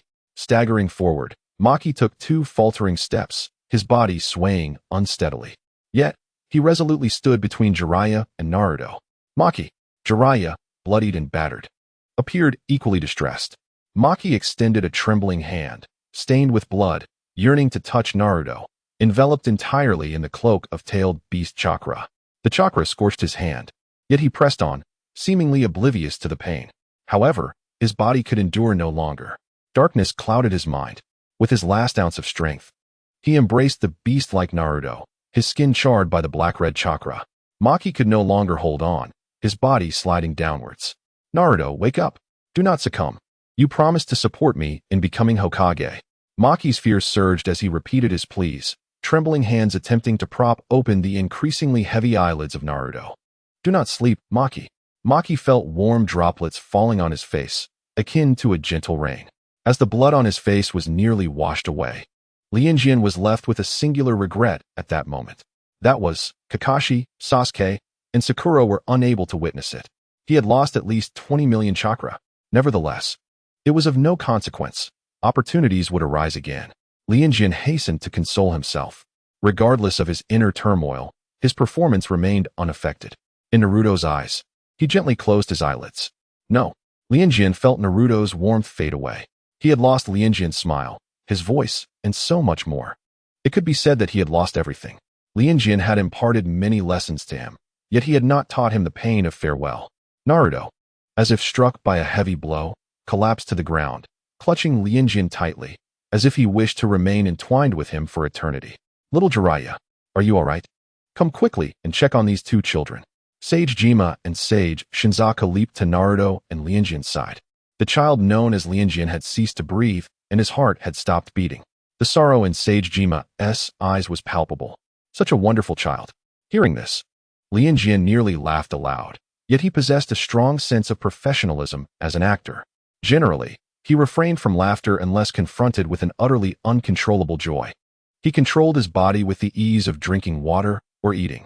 Naruto's injuries were severe. It was crucial to see if the girl could save him, or else he would struggle to become a ninja. Sage Shinzaku knelt beside Naruto, addressing Jiraiya. The power of the 9 tails is overwhelming, especially as it has reached 9 tails. Naruto's bones are nearly shattered. The only reason he held on was sheer willpower. Thus, when this blue-haired boy named Lianjian perished, Naruto completely gave in. Jiraiya gazed at the entranced Sasuke, the lifeless Lianjian, and the unconscious Naruto, closing his eyes as guilt engulfed him. Little Jiraiya, this is not the time for self-reproach. Finding that girl is paramount. Otherwise, both Naruto and Uchiha Sasuke are in peril, Sage Shinzaku reminded him. Sage Jima gently stroked Lianjian's cheek. Let us bury this child. Not just yet, Lianjian thought within his mind. Jiraiya's eyes were fixed on Lianjian's lifeless visage. Was this child dead because of him? He was merely 13, a rare talent, destined for achievements that could surpass even Minato's. Perhaps he could become the Hokage of the Leaf Village. Yet now, his young life was quietly extinguished here. Countless companions and friends awaited his safe return in Konoha. Jiraiya's hands trembled against the floor, and he stifled a few sobs. Little Jiraiya. Sage Jima observed the tears in Jiraiya's eyes, sharing his sorrow. No. Suddenly, Sage Shinzaku's expression shifted. He lay quietly upon Lianjian's chest. He raised his head, incredulously stating, "His heart is slowly beating." Sage Jima immediately joined him, joy illuminating his features as he turned to Jiraiya. Little Jiraiya, it's true. This child's heartbeat is gradually returning. Not only that, Sage Shinzaku noticed the wounds on Lianjian's body healing at a visibly rapid pace. The body they had deemed lifeless was radiating new vitality. Suddenly, Jiraiya recalled Naruto mentioning that Lianjian's bloodline was connected to his soul. Lianjian's wounds healed almost instantaneously, his skin smooth and unblemished, as though the recent events had never transpired. Under the eager gazes of Sage Shinzaku and Sage Jima, Lianjian opened his eyes. A glimmer flickered within his yellow-blue and gray-blue heterochromatic irises. He gasped for air, slowly turning his head to see Sage Jima and Sage Shinzaku beside him, then noticed the tear-stained Jiraiya. I thought I had died. His peripheral vision caught Naruto, and upon realizing he was still alive, he quickly checked Naruto's pulse and felt a heartbeat, allowing a sigh of relief to escape him. Thankfully, Naruto was unharmed. Sage Jima looked at him, filled with emotion. You have already passed once. Perhaps a miracle has occurred. The other side could not bear to part with such a pure soul, granting you another chance. Lianjian touched his heart, bewildered. Then how am I alive? Both Sage Jima and Sage Shinzaku shook their heads. We do not know either. This is our first encounter with such a phenomenon. How could a pierced heart heal? Perhaps it relates to your bloodline. Jiraiya speculated, weariness evident on his face. Sage Shinzaku and Sage Jima, having fought valiantly, also felt depleted. After exchanging a few words with Jiraiya, they vanished. Lianjian carried the unconscious Naruto and Sasuke back to the inn. What has happened to Naruto? Jiraiya explained Naruto's condition to Lianjian and emphasized the urgency of finding Tsunade. In the stillness of the night, Lianjian lay on his small bed, gazing at the comatose Naruto and Sasuke, feeling a tumult of emotions. Observing Lianjian's distress over Naruto and Sasuke's plight, Jiraiya inquired about the unfamiliar ninja from earlier that day. He is my brother, Lianjian Makiki. Lianjian spoke candidly. Jiraiya had no doubts. Aside from siblinghood, there was no other explanation for their identical appearances. I believed he had perished. Lianjian continued. In our village, brothers who look alike are considered a bad omen. Therefore, he always perceived me as superfluous, believing he was the true existence in this world. After our parents passed away, he no longer concealed his intentions and turned against me. During my flight, I encountered Lord Danzo, who took me in. I had not seen him for a long time, thinking he would silently perish in a place beyond my sight. I assumed my bloodline was an accidental awakening, as my parents lacked any ninja qualifications, yet I never expected he too possessed the same bloodline and pursued me relentlessly as before. Jiraiya understood. How could such a child be trained by Elder Danzo? It seems this child is inherently good. Even after a visit to the root, his nature remains unchanged. But how did Lianjian Makiki learn the Flying Thunder God technique? As a forbidden jutsu, it has always been monitored by Konoha ninjas. How could an outsider learn it? Could it be related to Orochimaru? Jiraiya recalled that Orochimaru had once perused all the forbidden texts. This meant that if he discovered Lianjian was alive, he would continue his attempts to eliminate him. After Jiraiya spoke, he noticed the child beside him had fallen silent. It is all my fault. The room remained silent for approximately 3 minutes before Jiraiya heard the child's voice. He originally intended to kill me. If it were not for me, Naruto would not be injured, and neither would you, Lord Jiraiya. Jiraiya, in the dark, noticed the glimmer of tears in Lianjian's eyes. He silently sighed within. I still prefer it when you call me perverted sage alongside Naruto. Lianjian sniffled. Perverted sage. I will definitely find Lady Tsunade and implore her to heal Naruto. Yes, I believe in you. After many years, Jiraiya entrusted such faith once more to a child of Konoha, just as he had once believed in Minato's capability to shoulder the mantle of Hokage. On the other side, during the witching hour, suddenly, a figure appeared before the fleeing Uchiha Itachi and Kisame Hashigaki. What a coincidence. You are here too. Maki Renjian emerged from a shop, a skewer of teriyaki meat in hand, savoring it with delight. Beep. Detected human hostility value, 2000. Cursed energy converted to chakra, 2000. Chakra, 103191401000000. Maki Renjian pondered, what did he do? He seems to have done nothing to provoke this. So, whose hostility value is it? Is it from Uchiha Itachi or Kisame Hashigaki? Quite the coincidence. You are deliberately following us. Kisame gripped his sword tightly. His jagged teeth bared in a menacing smile. Why are you trailing us? As Maki nibbled on her teriyaki, she inquired, are you members of the Akatsuki organization? Kisame merely smiled in silence, while Uchiha Itachi maintained a stoic expression. Don't be like that. Maki patted both Kisame and Itachi on the shoulder, quietly leaving a flying thunder god mark to divert their attention. To be honest, I am currently looking for a job. What are your salary and benefits like? If it's good, take me along. Beep. Detected human hostility value, 2000. Cursed energy converted to chakra, 2000. Chakra, 10321140100000000. No, these two are purely evil. Their hostility value seems to be a joke. We'll have to see if you can survive long enough to join. Kisame replied with a grin. Despite the humor in his expression, there was an undeniable sense of pressure in his words. Maki nodded and confidently remarked, if you two can join with your abilities, I should be fine. Realizing she might have misspoken, she flashed an apologetic smile. I tend to speak rather directly, so please don't take offense. Beep. Detected human hostility value, 2000. Cursed energy converted to chakra, 2000. Chakra, 10323140100000000. Look, you've broken your defenses. Maki scrutinized Uchiha Itachi, then Kisame. The system wasn't he adept at discerning whose hostility value it was, who had truly faltered. Maki speculated it was Kisame. She leaned closer to the pallid Uchiha Itachi and asked, hey, buddy, do you have a grudge against your brother too? Beep. Detected human hostility value, 500. Cursed energy converted to chakra, 500. Chakra, 10323640100000000. Ah, this time it must be Uchiha Itachi. Itachi appeared surprisingly amiable, his hostility value much lower than Kisame's. Clearly, being undercover was different from being purely evil. I believe you are misdirecting your resentment towards your brother. You should learn from me. First, dismantle his mental world. Then let him do the deed himself. How sophisticated. Maki couldn't help but share her insights on fratricide with Uchiha Itachi. Once I join Akatsuki, we'll be colleagues. The brother you wish to eliminate is the same one I desire to eliminate. I assure you of success, delivering him a profound mental and physical blow. Unlike you, I possess both strength and means. Maki Renjian winked suggestively at Uchiha Itachi, her expression conveying, leave this to me. I will handle it perfectly. Beep. Detected human hostility value, 10,000. Cursed energy converted to chakra, 10,000. Chakra, 10333640100000000. See, you are agitated. We've barely spoken. Maki clicked her tongue and turned to Kisame. If you have anyone you want to kill, just let me know. I guarantee success. My efficiency is unparalleled. Those who've hired me have never left unsatisfied. Typically, I eliminate both the employer and the target, reaping greater rewards. Quite a deal, wouldn't you agree? Maki raised an eyebrow, genuinely proud of herself. Kisame suddenly felt that bringing this ninja back could be considered a form of compliance. Although he hadn't captured the Nine Tails, he had brought back a pure harbinger of death. 024.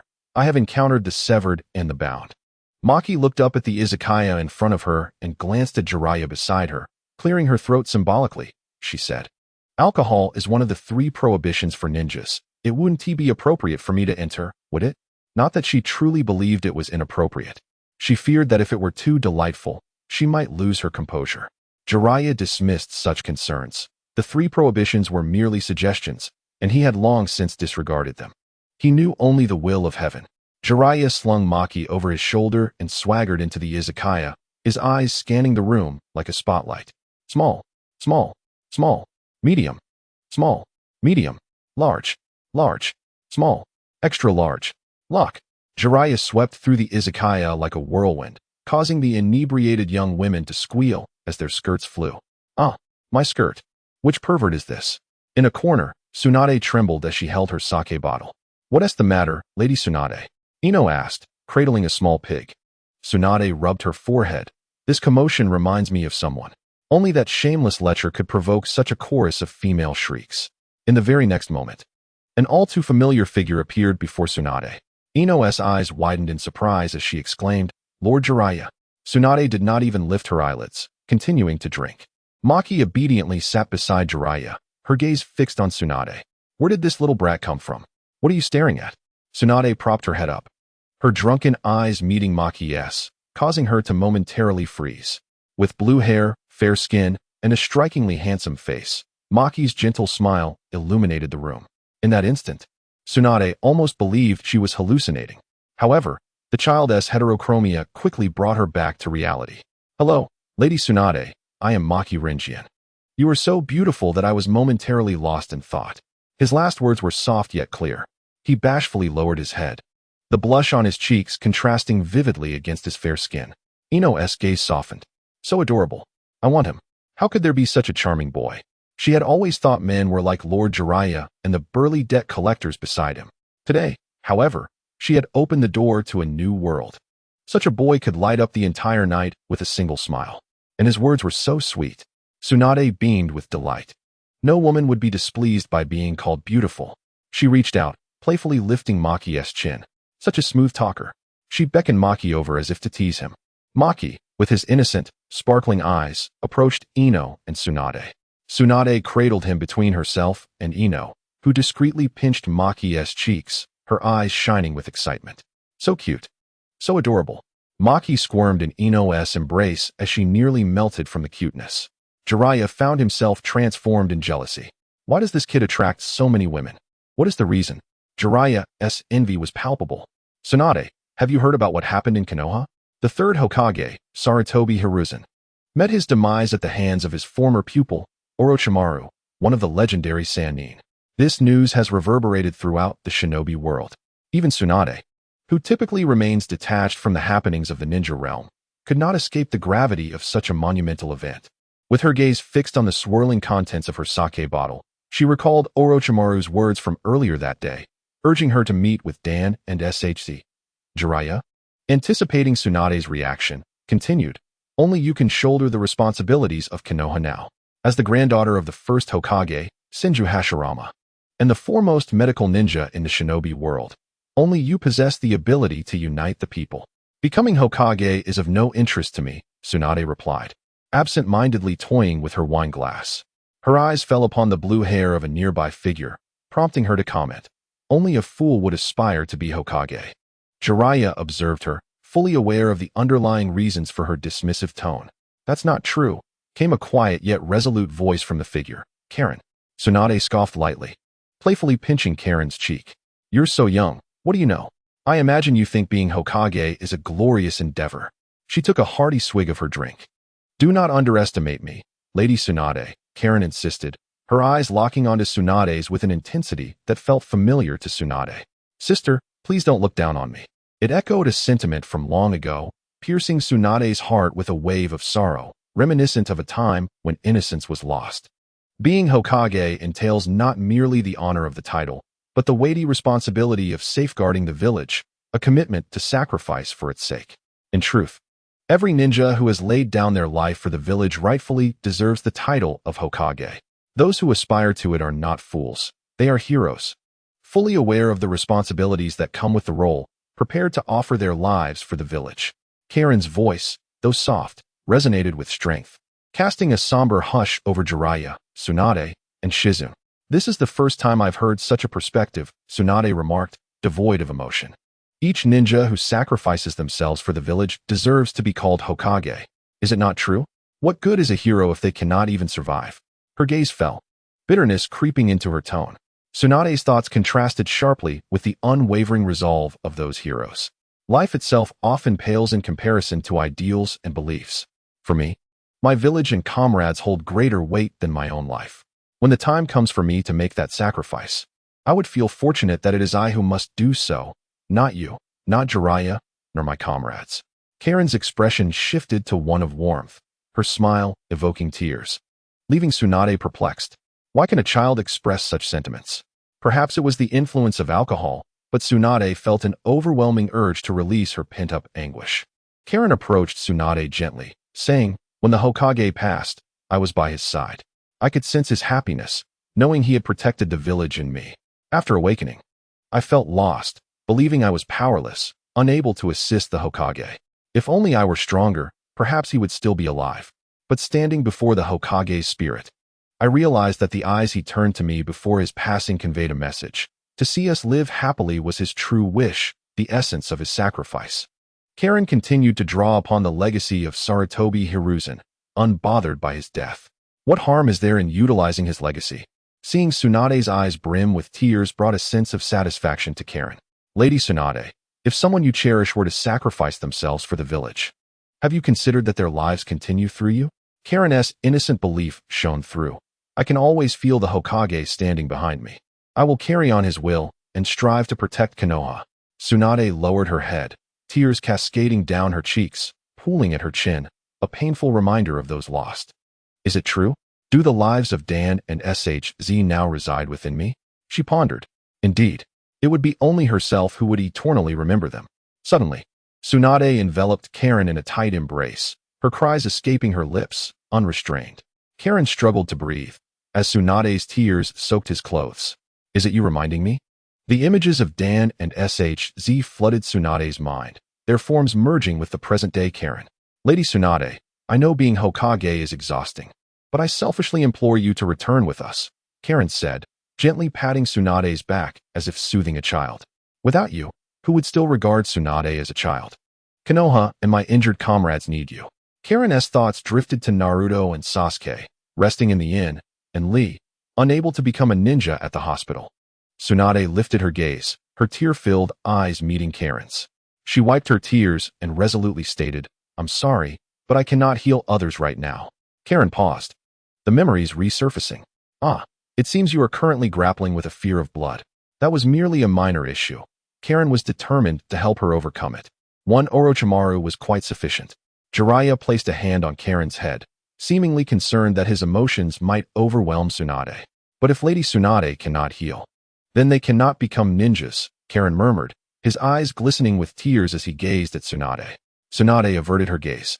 All night long, Karen watched Tsunade with a pitiful expression. Tsunade, in pain, covered her head until Jiraiya sent Karen to bed. Shizen also retired. Only Jiraiya and Tsunade remained in the izakaya. "You might want to hear about that child," Jiraiya suggested. Tsunade, intrigued by the real Karen, replied, "Do tell." She felt her resolve beginning to waver.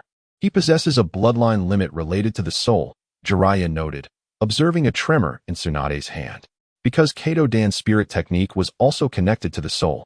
To be honest, Jiraiya found this coincidence rather unsettling. He was a child raised by Elder Danzo in the roots, yet he exhibited remarkable kindness and resilience. Both Kakashi and the ninjas within the village praised him, willing to sacrifice themselves without hesitation for their comrades. Tsunade stared at the table, recognizing the uncanny similarities. Jiraiya recounted the events of the battle, and upon hearing how the child had unhesitatingly plunged a blade into his heart, Tsunade felt her own heart lurch. Yet, curiously, the heart that had ceased beating miraculously resumed its rhythm. Perhaps fate had its own designs. Jiraiya shrugged nonchalantly, but in his heart, he could not help but recall the prophecy of the great sage of the mountains. As he gazed upon Tsunade, he stood to leave. Upon returning to the inn, Karen was still awake, sitting on the floor, watching over the sleeping Naruto and Sasuke. Jiraiya playfully tapped his head, "Get some sleep." Karen forced a smile and nodded. The next morning, Jiraiya brought Karen back to confront Tsunade once more. Tsunade raked her fingers through her hair, preparing to pose Karen a challenging question. "If you can grasp the art of sage mode within a short span, I shall reconsider this matter." Jiraiya sensed that this endeavor had already reached its halfway success. Even if Lotus were unable to master Sage Mode swiftly, Tsunade would still agree to become Hokage. What she truly needed was a momentous catalyst to solidify her resolve. Shizune procured a live fish from the market to demonstrate Sage Mode to Lotus. As a diligent instructor, Shizune elucidated the principles of Sage Mode with clarity and precision. In less than 2 hours, Lotus fully comprehended the art. He seized the astonished Shizune and swiftly appeared before Tsunade. There, he beheld Orochimaru and Kabuto confronting Tsunade. "Tsunade-sama!" Lotus exclaimed, his theatrical spirit ignited once more. He rushed to stand between Tsunade and Orochimaru. Kabuto interjected. "Ding. Detected human malice value 100. Curse power converted to chakra amount 100. Chakra 103337401000000000. Tsunade-sa. Orochimaru is the murderer of the Hokage. You must not believe anything he says." Despite the knowledge that he faced one of the legendary Sannin, Lotus stood resolute, fearlessly shielding Tsunade. Orochimaru remarked, "Kabuto, you recall how this boy spoke before in Konoha. Ding. Detected human malice value 1000.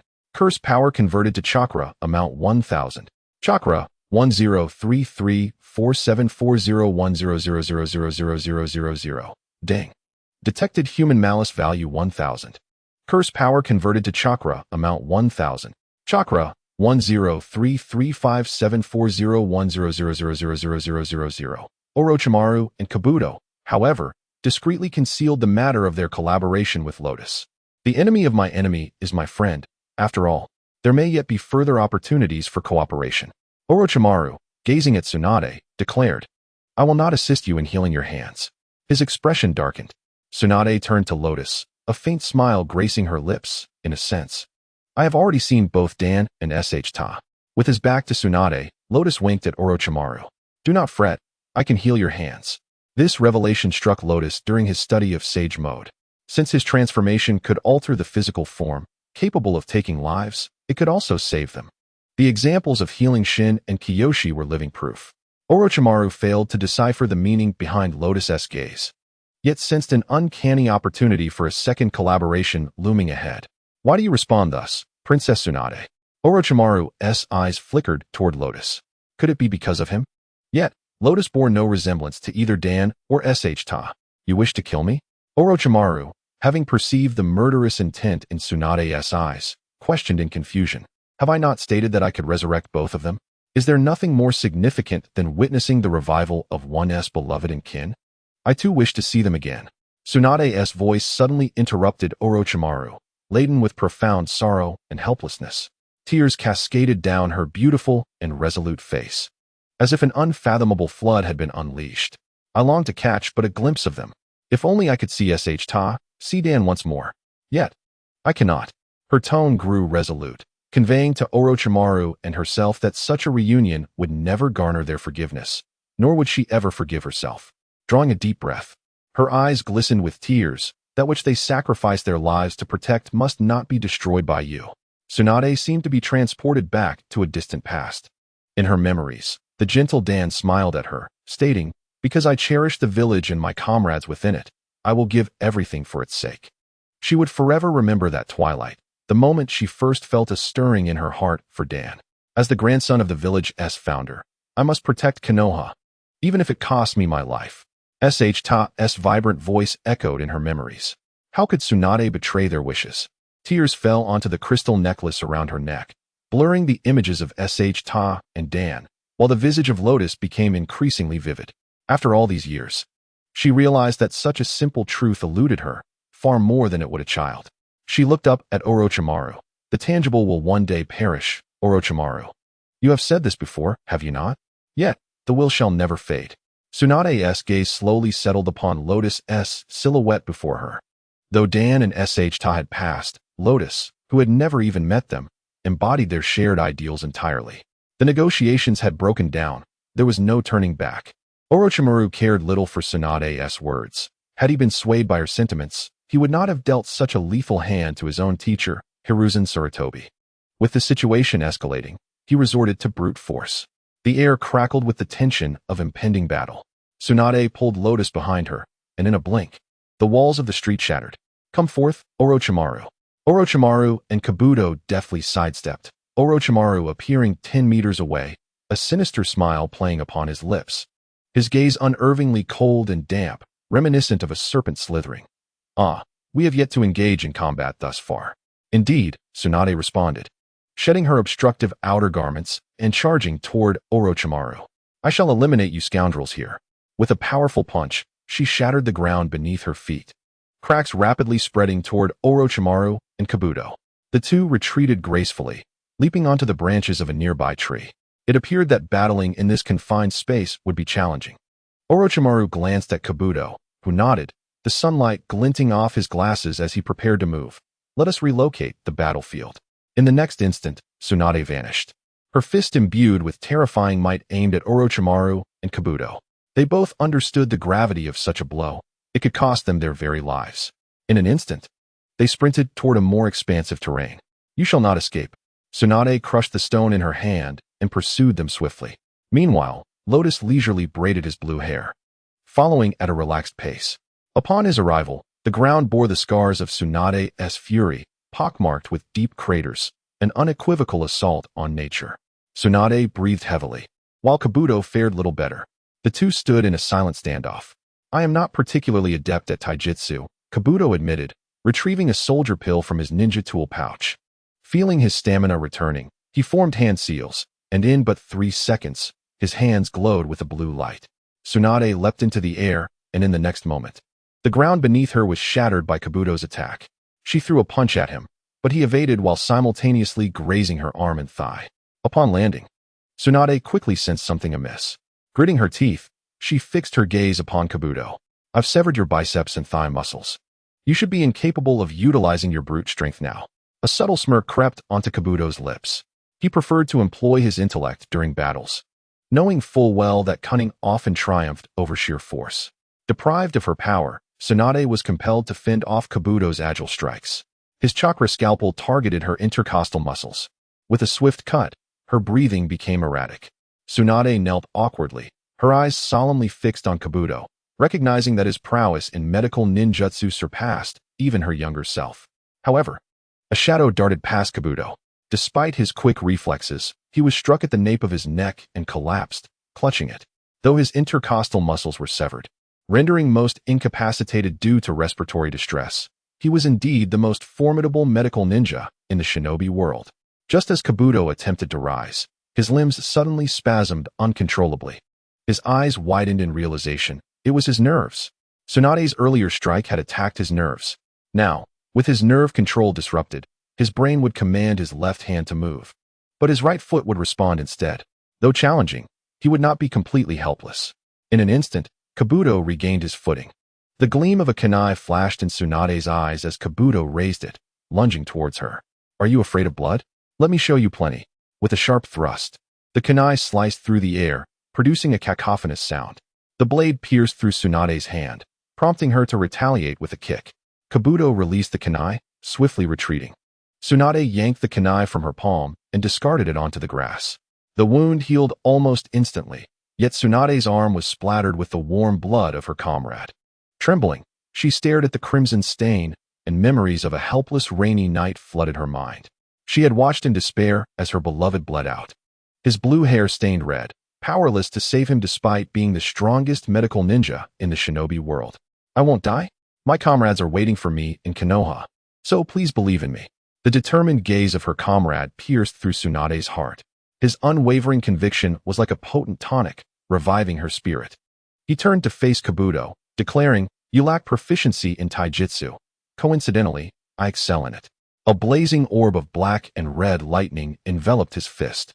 In the blink of an eye, he appeared before Kabuto. Kabuto's pupils constricted as the space around him seemed to warp, forcing him uncontrollably towards the impending fist. The immense force from the punch distorted the surroundings, creating a powerful gravitational pull. Kabuto understood he could not evade it, but he aimed to minimize the damage. Bang! Kabuto was sent hurtling backward, leaving a long trail in the grass.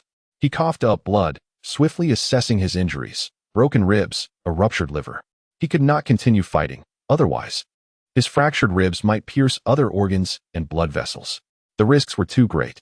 "Lord Orochimaru," Kabuto called out, glancing at him. Orochimaru approached with a deliberate pace. You've lost your ability to move, Kabuto. Kabuto wiped the blood from his face and forced a smile. Just the right amount of bloodshed. With great effort. He extended his hand, smearing his blood onto Orochimaru's dark purple arm. Orochimaru, utilizing Kabuto's hand and blood, initiated a summoning jutsu. Boom. A thick cloud of white smoke erupted. Orochimaru and Kabuto stood atop the head of a colossal serpent, towering into the sky. Tsunade appeared small and insignificant opposite them. Seizing the opportunity, Kabuto unfurled a piece of parchment on the serpent's head. Orochimaru glanced at its contents. I can heal your hand. Having just engaged in battle with the real Tsunade, the origin of the note was evident. A smile crept onto Orochimaru's lips, intrigue flickering in his eyes. He felt a premonition that the real Tsunade would offer Konoha an immense surprise in the future. Lord Orochimaru, may I inquire about our next move? Kabuto asked cautiously. The colossal serpent suddenly stirred. It opened its massive jaws, lunging towards Tsunade on the ground, testing her strength. Partners must be carefully chosen. Orochimaru's sinister voice echoed in Kabuto's ears. Kabuto scoffed, as expected of you, Lord Orochimaru. Ding. Detected human malice value, 2000. Curse power conversion chakra amount, 2000. Chakra, 103377401000000000. Ice release. Ice crystal mirror. Just as Bai had used ice to ensnare Tsunade, she too could manipulate the ice mirrors to slice through the giant serpent. Thud, thud, thud. The sound of flesh being severed echoed as 7 ice mirrors formed from the ground, cleaving the serpent into 8 segments, which writhed helplessly on the ground. Orochimaru's eyes widened in astonishment. Is that the ice release Kekkei Genkai? Suddenly, a flash of light refracted before him. Tsunade emerged from the mirror, which had not yet dissipated behind Orochimaru. In an instant, Orochimaru activated the summoning technique once more. Boom. Tsunade's black lightning pierced through the serpent's body, which had been used as a shield for Orochimaru. The serpent emitted a piercing shriek, thrashing as it lunged towards Tsunade. She vanished from sight, reappearing within the last ice mirror. The serpent's desperate strike missed, and its enormous form collapsed, dissipating into white smoke. The ice mirrors melted back into the ground. At that moment, Orochimaru's neck elongated infinitely, targeting Tsunade, who stood frozen in fear. She raised her hands in a daze, her pupils widening as Orochimaru's face loomed larger. His elongated fangs glinted menacingly as he lunged towards her. Ding! Detected human malice value, 10,000. Curse power conversion chakra amount, 10,000. Chakra, 1034774010000000. Orochimaru's fangs embedded deeply into Tsunade's artery. Tsunade silently thanked Orochimaru for the unexpected assistance. Tsunade, Jiraiya, and Shizune appeared not far away. Orochimaru swiftly retracted his neck, exchanging a glance with Kabuto before vanishing in a puff of smoke. One Tsunade was already troublesome enough. Now another Jiraiya had arrived. If in a state of recovery, Orochimaru would not mind playing with them. However, given that he currently cannot perform ninjutsu with his hands, he has no intention of seeking unnecessary trouble. Rinjian clutched his neck as blood gushed from a major artery, soaking half his body. He had mentioned wanting to assist Tsunade with desensitization therapy. Tsunade placed her hand on Rinjian's neck, a green glow emanating from her palm involuntarily. Do not die? No. She cried out desperately, her forehead seal unraveling, black markings spreading across her body. Stop the bleeding, she shouted through tears. Was she saving Rinjian? Not just him, but also the lives of Duan and Shunshu that she could not retrieve. Most importantly, she was saving herself. Rinjian was controlling the wound's healing. He knelt beside Tsunade, resting his cheek against her hand. Thank you, Lady Tsunade. Suddenly, Tsunade burst into tears, embracing Rinjian tightly, her tears streaming down her face. Tsunade, who once lost Duan and Shunshu in the stormy night of war, had finally come back to life at this moment. Jiraiya observed Tsunade's sorrowful weeping. Feeling a pang of heartache, Shizune wiped her tears, gazing at Tsunade with deep sympathy. 026. Slime Rinjian Makoto. In the tavern, Rinjian sat between Tsunade and Shizune. Just as he had on their first meeting, Jiraiya sat alone across from them. Lady Tsunade, I have learned to master sage technique. Rinjian's eyes sparkled as he looked at Tsunade. She was taken aback, glancing at Shizune, who nodded with a smile. Tsunade smiled helplessly, ruffling Rinjian's hair. Had it not been for Rinjian's own declaration, she would have forgotten about this matter altogether. Initially, her suggestion was merely a way to challenge him while giving herself some breathing room.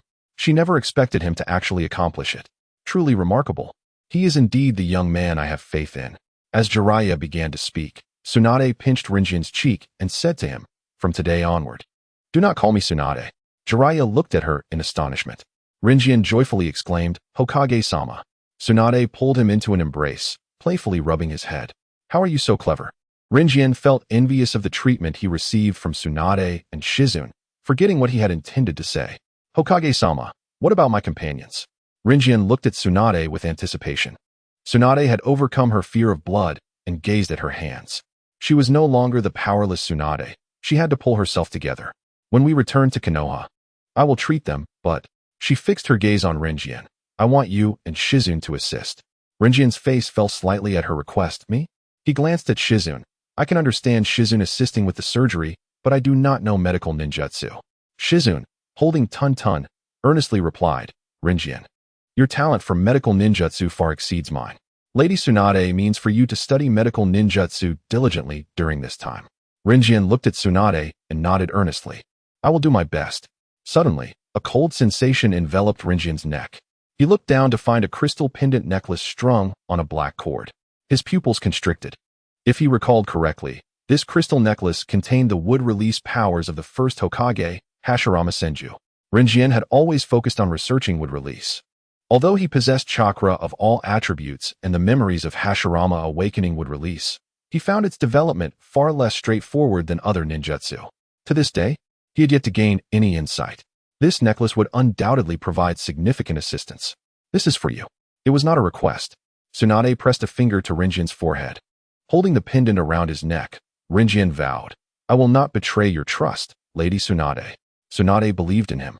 It was precisely because of her faith that she entrusted him with something so significant. That night, in the inn, after finishing his afternoon lessons in medical ninjutsu with Tsunade, Rinjian washed up and collapsed into bed. In the adjacent room, Tsunade and Shizune could not find rest. "Rinjian's talent is extraordinary," Shizune remarked. She had already expressed her admiration over 10 times that day. Regardless of how complex the medical ninjutsu, as long as the principles and procedures were explained clearly, Rinjian could master it in a single attempt. By the second time, he appeared as if he had practiced it numerous times. Rinjian possessed both soul ninjutsu and remarkable aptitude for medical ninjutsu. Truly resembling Shizune realized her next words might evoke painful memories for Tsunade and quickly halted. Cautiously glancing at her, Tsunade exhibited no sorrow, only nostalgia, smiling as she completed Shizune's thought. "You mean he resembles the child of me and Duran?" Shizune chuckled, feeling a wave of emotion as she saw Tsunade step forward, happier than anyone else. "Yes, he really does." Shizune nodded. "Personality, talent, appearance, bloodline limits. Rinjian is like a perfect amalgamation of Uncle Duran and Lady Tsunade." "Haha, no wonder I felt so pleased when I first saw him." "Perhaps we do share a special connection," Tsunade teased. In the desert, 3 figures flickered amidst the sandstorm. "Hey, I say, is your headquarters really that far away?" Rinjian lay sprawled in the sand, playing the role of a mummy, utterly motionless.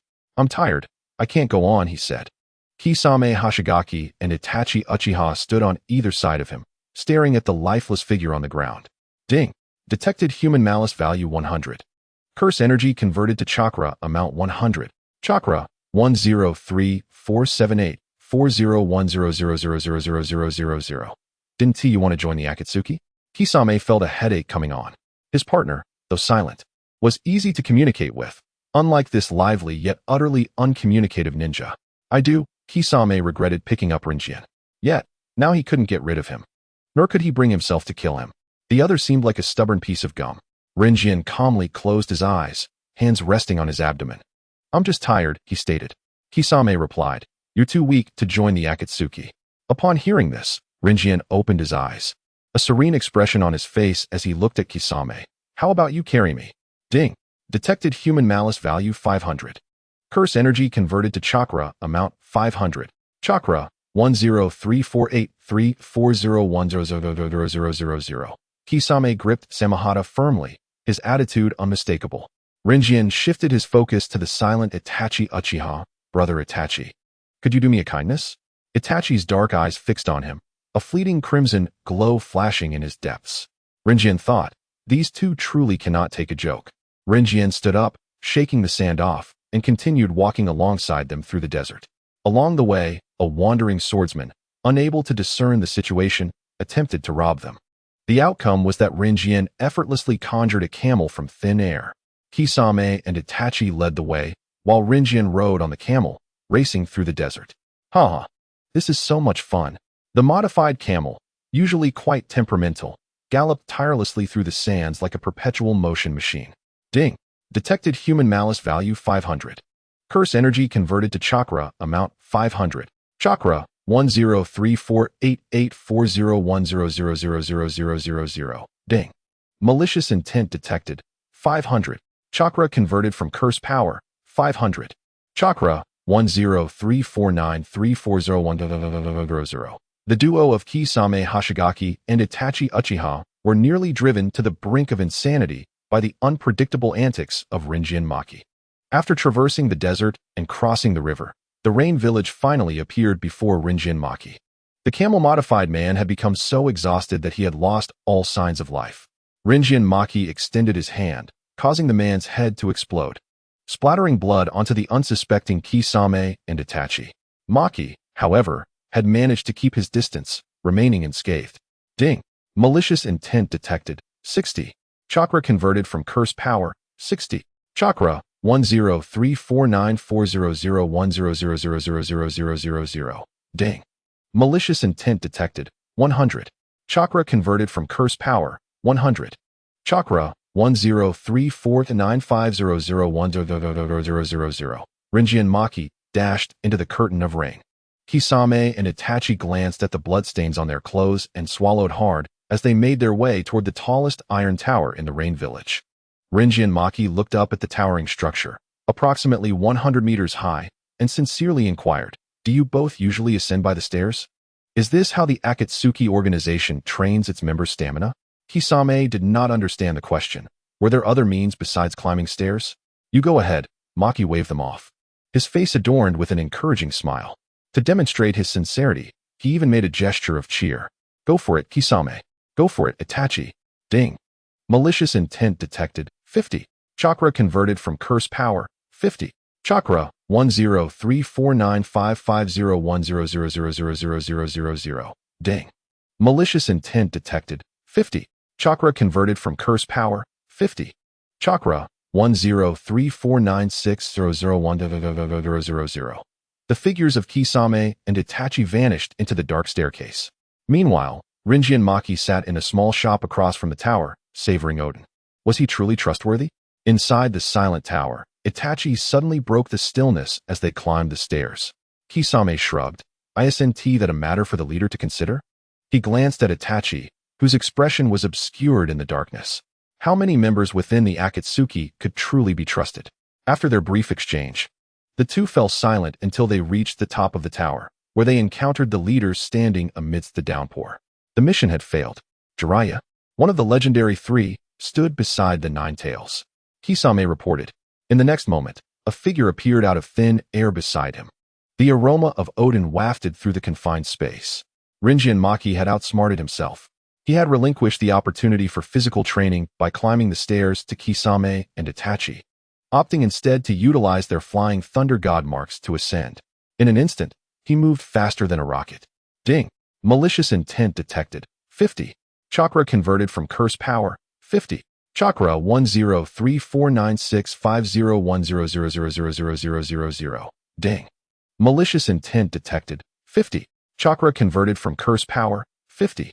Chakra 10349700100000.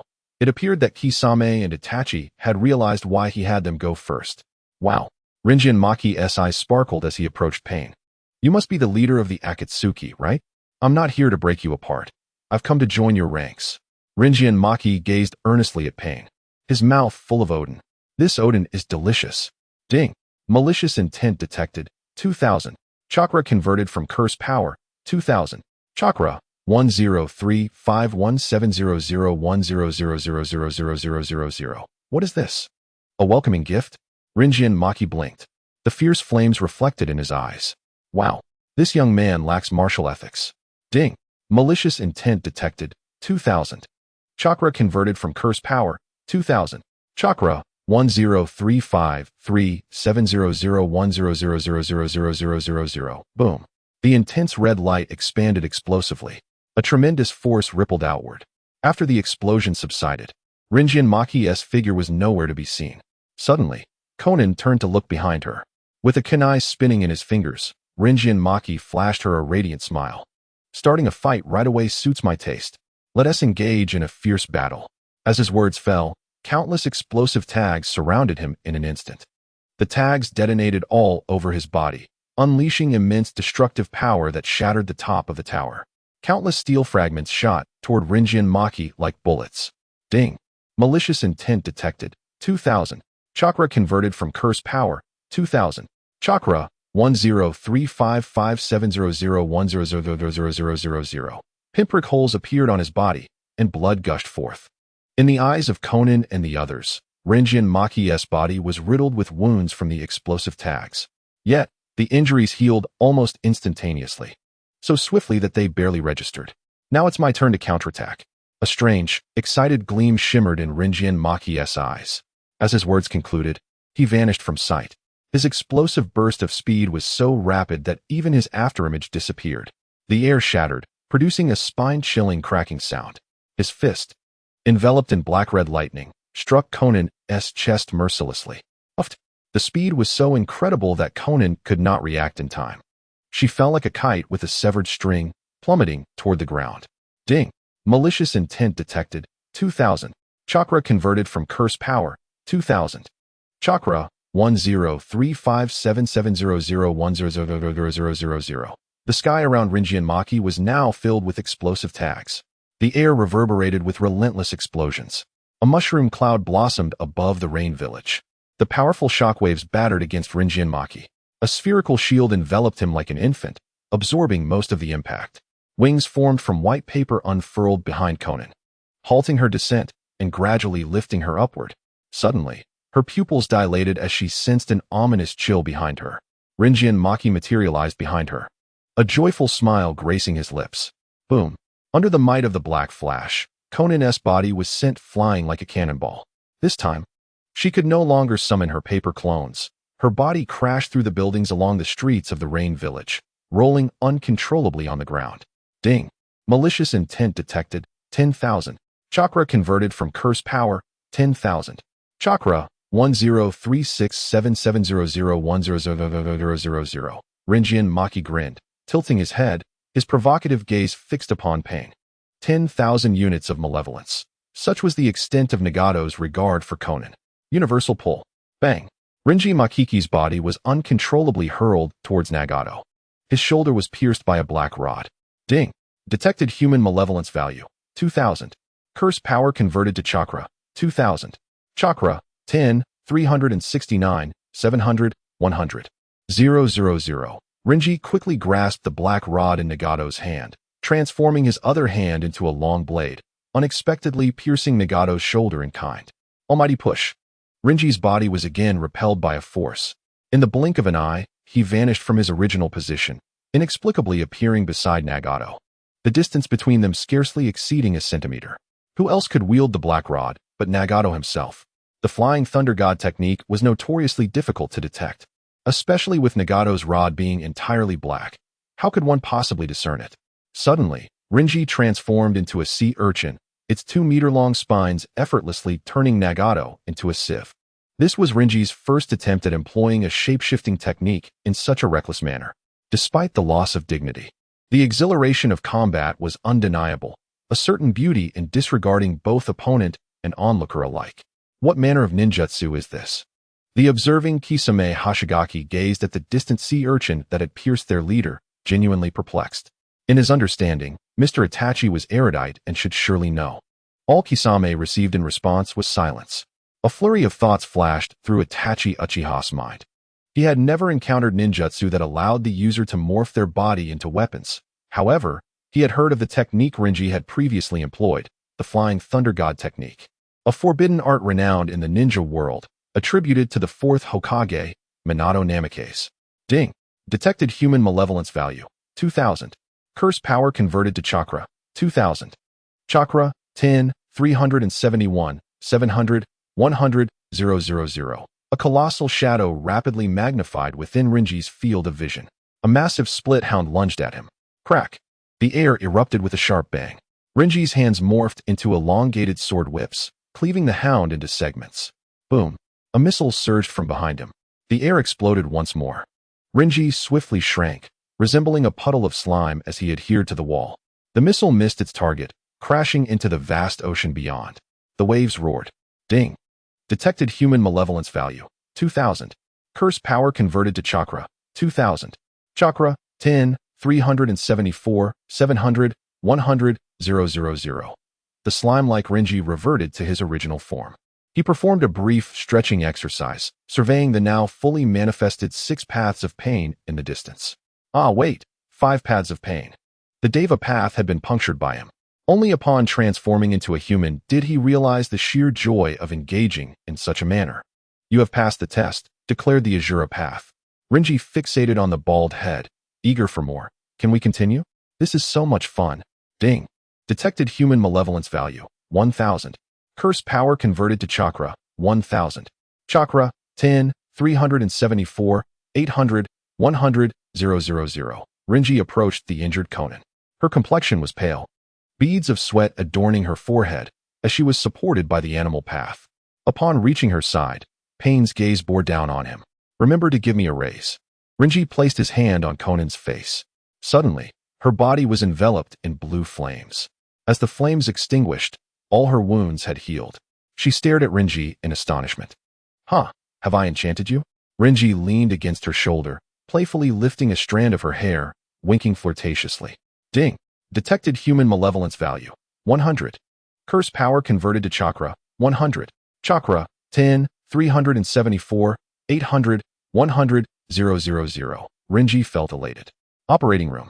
Cold white lights illuminated the space. Tsunade, masked and clad in medical ninja attire, maintained a calm and steady demeanor, her hands unwavering. Shizune and Renji stood by her side, assisting as instructed. Under ordinary circumstances, Naruto and Lee's injuries could be swiftly healed with a simple application of the transformation technique. However, such an approach would be far too extraordinary. More importantly, it would render injuries without consequence. He had no desire to become a mere beast of burden. In this world, only he ought to possess the ability to heal instantaneously. Renji would employ medical ninjutsu on others, as it should be. Naruto's surgery lasted 8 hours. Just as it concluded, Tsunade began Lee's operation with Renji and Shizune. Another 5 hours passed. Upon emerging, Renji encountered a throng gathered outside the operating room. Guy immediately approached, inquiring, Hokage-sama, was Lee's surgery a success? Before entering the operating room, Tsunade had informed them of the risks and success rates associated with the surgery. Lee's surgery bore a slightly higher success rate than Naruto's, at 60%. Tsunade nodded, removing her mask. It was very successful. His body can fully recover to its previous state, but we must ensure he recuperates completely first. Guy bowed deeply. Thank you so much, Hokage-sama. Tsunade shook her head. If you wish to express gratitude, it should be directed to Renji.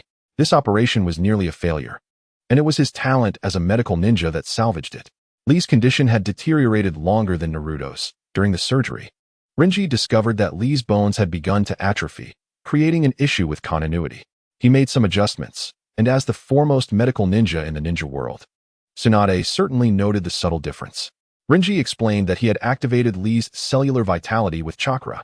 The human body harbors countless secrets. Even Tsunade was confronted with many unsolved mysteries, and she begrudgingly accepted Renji's explanation. Unlike Renji, Tsunade and Shizune were acutely aware of their fatigue. As soon as they exited the operating room, they hurried off to rest. Renji, however, had the leisure to address the anxious ninjas waiting for news about Naruto and Lee. Guy-sensei, let me clarify the recovery protocols for Lee. First, regarding his diet.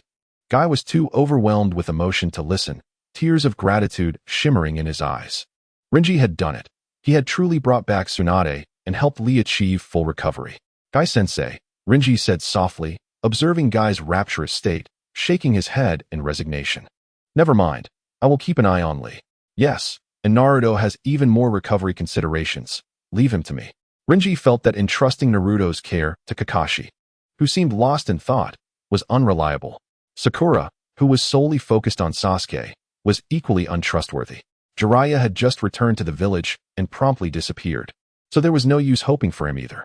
Ultimately, it fell to Renji alone, but that was acceptable, as long as Naruto's eventual reward was sufficient. It was all that mattered. From previous encounters, it was clear that Naruto was a promising prospect, with an astonishing contribution of malevolence. Sakura and Sasuke were ensnared in the Uchiha clan's unique Genjutsu. Lianjian explained to the worried Sakura, "We cannot interfere with this illusion. We can only wait for Sasuke to emerge on his own, or for the illusion to have a time limit." Lianjian was still unfamiliar with Uchiha Itachi. At most, he could provoke Sasuke, but to truly push him towards self-destruction would only drive him to madness, creating a world where Sasuke existed. Upon realizing that her expression grew even more troubled after his explanation, Lianjian sighed. "Sakura, trust in Sasuke, will you? He is far stronger than you can imagine." Although Sasuke appeared fragile, his mind was notably robust. Sakura nodded hesitantly but suddenly halted, saying, "Lianjian, this journey must have been difficult for you." Lianjian did not deny it but responded, "No matter how arduous it is, the moment we see everyone smile, all that remains is happiness." Sakura bit her lip tightly, lowering her head as her eyes reddened. Taking a deep breath, she feigned composure and turned to leave, saying, "I'll head back now. Tomorrow, I'll make soup for you." After speaking, she hurried away, unable to contain her tears any longer. She felt pained for Lianjian's struggles, while he found joy in their smiles. Indeed, Lianjian faced hardships. Next, he had to deal with Danzo, whose dreams of becoming Hokage had been shattered. The atmosphere was unusually heavy. When Lianjian entered the room, Danzo's gaze fell upon him from his elevated position. The cat-faced and dog-faced figures stood on either side of Danzo, with 2 rows of root ninjas standing neatly below. To Lianjian's surprise, he spotted a familiar face. Beep. Detected human malice value, 5,000. Curse power converted to chakra, 5,000. Chakra, 103798001000000. Zai was unmasked. Upon seeing Lianjian, a subtle smile crept onto his lips, with an eerie light flickering in his eyes. "Jiraiya and Tsunade trust you," Danzo remarked abruptly, skipping any pleasantries and diving straight into the matter. Lianjian nodded in acknowledgement, asserting, "It was I who earned their trust, rather than them trusting me outright." Danzo would not easily erase Lianjian's efforts with just a few words. He had worked diligently. "You've done well." Danzo's words were ambiguous, leaving Lianjian uncertain if they were genuine praise or sarcasm. He decided to take it as sincere and nodded, claiming Danzo's praise without modesty, saying, "It is due to your excellent teaching." Thus, regardless of what transpired, it was not solely Lianjian's burden. Danzo, as his guiding compass, bore significant responsibility. Lianjian was merely an unwitting youth deceived by Danzo. Danzo found it challenging to remain calm upon realizing he had been overshadowed in his bid for Hokage. He scrutinized Lianjian, stating, "Becoming Hokage is no easy feat." Lianjian nodded. Although the statement held truth, it held little relevance to him, as he was not Hokage. Danzo continued, "Tsunade is too young and prone to impulsiveness. She is bound to make mistakes in managing Konoha's internal affairs. However, a series of errors accumulates to negligence befitting a Hokage." Lianjian successfully grasped Danzo's signals. He understood that it was finally time for him, as a root ninja, to assert his influence. If it could contribute to his future plans, why not? He was willing. With Naruto, the Nine Tails, currently immobilized, he would begin with Sasuke Uchiha. As a former partner of Orochimaru within Konoha, Danzo was well acquainted with some of Orochimaru's methods. Orochimaru desired Sasuke's body, so Lianjian would lend a hand. Danzo coldly declared, his eyes glinting with dark intent. The defection of Sasuke, the last scion of the Uchiha clan, to follow the rogue ninja Orochimaru, who had slain the 3rd Hokage, particularly at the time of the 5th Hokage's return, was indeed thought-provoking. Naturally, this event could not shake Tsunade's esteemed position as the granddaughter of the 1st Hokage in the eyes of the people. However, as time passed and mistakes piled up, she risked becoming the subject of gossip and losing public support. The citizens of Konoha were notoriously susceptible to manipulation. Danzo was well versed in the art of public opinion. "Very well. I will ensure that Sasuke rapidly develops thoughts of defection and acts upon them. Lianjian also needed an opportunity to meet Orochimaru, which would yield further benefits. His plans took shape once again. Do not reveal your identity, Danzo cautioned. Lianjian's current standing was crucial, especially in Tsunade's and Team 7's eyes. Over the years, Lianjian had become the finest piece on the chessboard that Danzo had personally laid down. Now was the moment for this piece to truly shine. Indeed, it is not yet time for self-destruction. Lianjian values the facade he wears more than anyone. Also, you have already become a Chunin, Danzo stated. Yes, Lianjian replied. Although he was unsure of the events that had transpired, who would ever complain about good fortune? Just as Lianjian emerged from the dark chamber, he was called by someone. Zai stood in the shadows, staring intently at him. Do you still remember me, Lianjian? Lianjian replied. It hasn't been 2 years. I'm not senile. He was disinclined to engage with Zai's eccentric behavior. Lianjian, you remain as hypocritical as ever, Zai softly scolded, his smile resembling a mask. His voice like a serpent curling around Lianjian's ear. But it's all right. We are both hypocrites. Only we truly understand one another. Insane, Lianjian turned to leave. Beep. Detected human malice value, 1000. Curse power converted to chakra, 1000. Chakra, 10380800100000000. Lianjian. Just as he exited route, he found himself on the streets of Konoha, where Tsunade caught up with him. Lord Hokage, Lianjian smiled at Tsunade. Tsunade draped her arm around his neck, leading him toward the barbecue restaurant. Where have you been? I searched high and low in the Hokage building, in the hospital, and couldn't find you. Lianjian replied honestly, I returned to route. Tsunade nearly forgot that Lianjian was still Danzo's son. Was it truly impossible to wrest him away from Danzo? Moreover, Danzo's ambitions. Do not worry, Lord Hokage. I understand that my father is unfit to be Hokage. I only deal with him to placate him. Lianjian's honesty unnerved Tsunade. She quickly covered his mouth, threatening. Do not speak such words in front of Danzo. Lianjian obediently nodded. Tsunade seated Lianjian at the barbecue restaurant, watching him indulge in meat with a heart full of concern. This child too easily entrusted his faith to others, rendering him vulnerable to exploitation. No. Lianjian was her chosen successor for Hokage. She needed to begin training him immediately. The following day, just after receiving his Chunin uniform, Lianjian was assigned to the Umbu by Tsunade and began executing missions. The task levels were all A rank and above. Normally, it would be somewhat hasty for a newly promoted Chunin, yet to everyone's surprise, Lianjian performed exceptionally well on his first solo A rank mission. Tsunade, who had advocated for Lianjian to undertake advanced tasks, felt pride in her decision. On the day Lianjian submitted his mission report, Sakura rushed to the Hokage building to inform him that Naruto and Sasuke had awakened. As for Lee, he had awakened the day after surgery but remained immobile, diligently consuming his nutritional meals in bed. Lianjian had to go see Naruto and Sasuke. It remains a mystery which individual decided to place the severely injured Naruto and the mentally distressed Sasuke in the same hospital room. Before Rinjian could even push the door open, he was greeted by Naruto's boisterous shouts. Rinjian. As soon as Rinjian opened the door, darkness enveloped him. Naruto clung to him like an octopus. Truly, as the host of the Nine Tails, this remarkable physical resilience was evident. Naruto, get down. Sakura was utterly overwhelmed, her head spinning from Naruto's incessant antics. Yet, when she looked at Naruto, she discovered his face was streaked with tears. What has happened? Sakura observed Rinjian's ever-gentle smile and sensed, albeit vaguely, that something dreadful had transpired in her absence. Wah! Naruto sobbed uncontrollably as Rinjian, cradling him as though he were a statue, placed him on the hospital bed while continuing to weep. I knew it. Rinjian, you wouldn't be harmed. Naruto sniffled. If Rinjian were to perish, ugh, no? Rinjian will never die. He will be with me for a lifetime.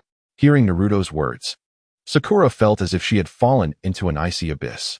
Had Rinjian encountered a life-threatening situation? What had happened? The usually taciturn Sasuke suddenly fixed his gaze on Rinjian, his voice laced with his characteristic intensity. Is there nothing to be concerned about? Rinjian cleverly shifted the topic, almost boastfully declaring, by the way, I have been promoted to CH Nin. What? Redirecting Naruto's attention was a remarkably simple task. He pointed at himself, eyes gleaming with anticipation. What about me? What about me? Rinjian? Rinjian's gaze faltered momentarily as he congratulated Naruto for still being a genin. Naruto, in a state of despair, lamented, "What is there to celebrate? I won't be able to go on missions with Rinjian anymore." Rinjian's elevation in rank implied a shift in his mission assignments. Having graduated from the Ninja Academy 2 years prior, Naruto had acquired a fair amount of knowledge. "It's all right," Rinjian reassured as he regarded Naruto, Sasuke, and Sakura earnestly. "We are all progressing, are we not? We will grow stronger together. Take your time, there is no rush." Fearing to provoke Sasuke's sensitive nerves, Rinjian deliberately added the latter comment. Having been recently brutalized by Uchiha Itachi, Sasuke had no time or inclination to take things slowly. He now harbored a singular goal: to become stronger, rapidly stronger, increasingly powerful. Yet, executing mundane genin tasks within the village hindered his ability to enhance his skills quickly. Rinjian noticed Sasuke's tightly clenched fists and felt a sense of relief. Meanwhile, Tsunade and Jiraiya were indulging in drinks at a tavern. Jiraiya had begun to discern Tsunade's intentions. "Are you considering grooming Rinjian to be the next Hokage?" Tsunade raised an eyebrow affirmatively. "He is quite suitable, is he not? He possesses the capability." Jiraiya was well aware of her sentiments, yet he valued Rinjian's own desires. "I heard from Kakashi that he seems disinterested in becoming Hokage." Upon Tsunade's return to the village, Jiraiya had encountered Kakashi at the memorial stone. Kakashi had inquired about Rinjian, prompting Jiraiya to recount all that had transpired during the journey. They had discussed Rinjian at length, and Jiraiya learned that Rinjian himself held no obsession with the title of Hokage. "I do not wish to be Hokage either," Tsunade shrugged, her expression becoming notably serious. "Handing over Konoha to Rinjian would provide me with greater peace of mind." She had witnessed firsthand Rinjian's excellence as a successor. Since Tsunade had expressed her thoughts so clearly, Jiraiya refrained from further probing into the matter. As night fell, the moon concealed itself behind dark clouds.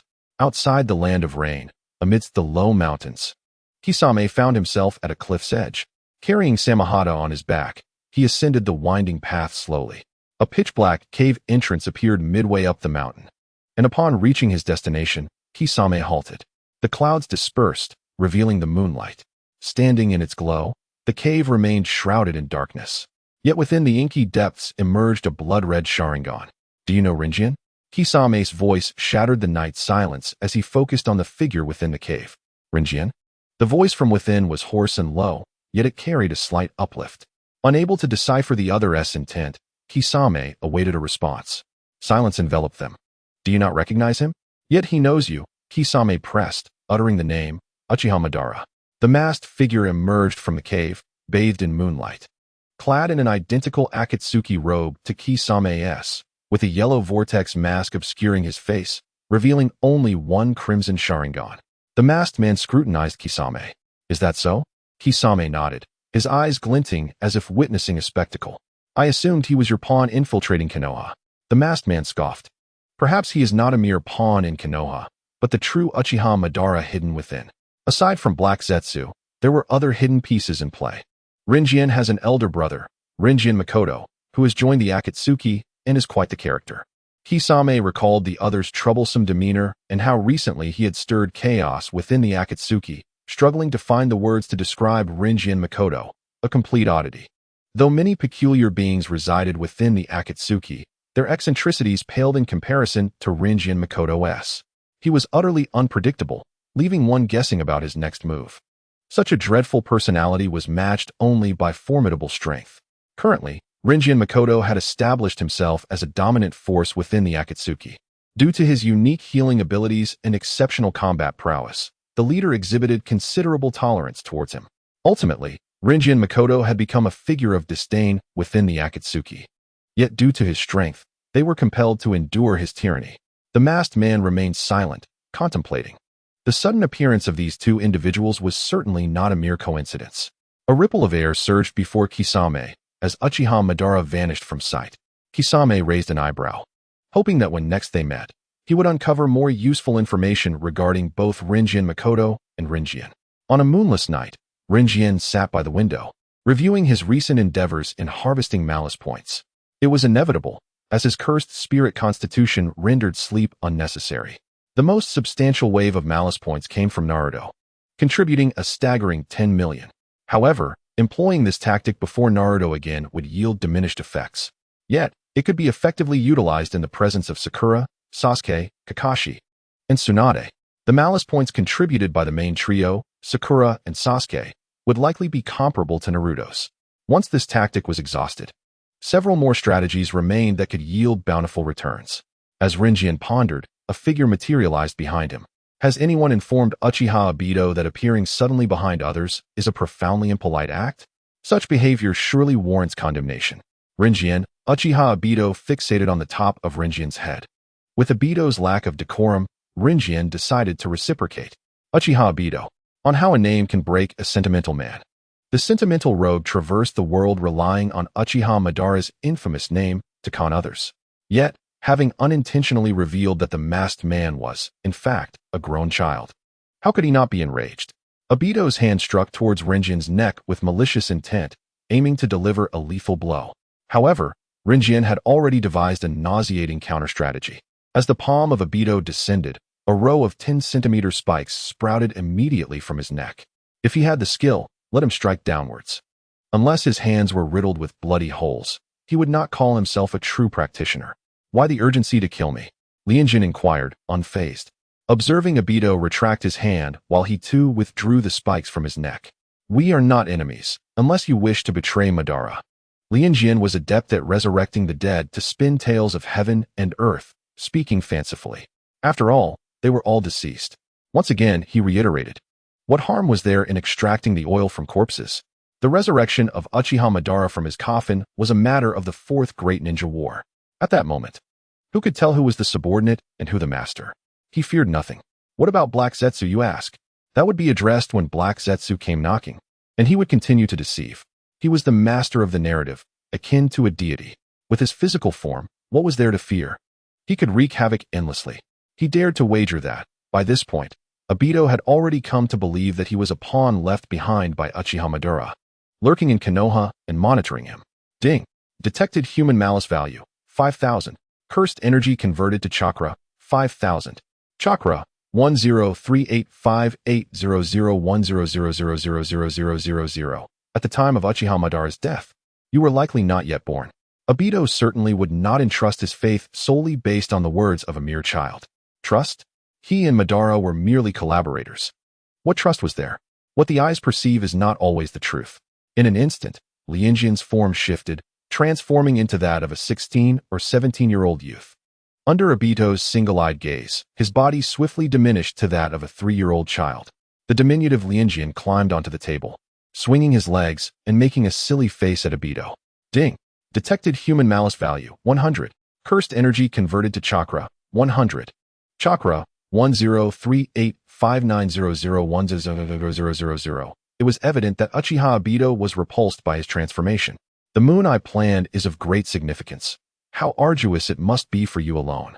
Lianjian resumed his original form, gazing at Obito with a look filled with concern and tenderness. It is precisely because Madara understands you that he sent me to assist. Ding! Detected human malice value, 500.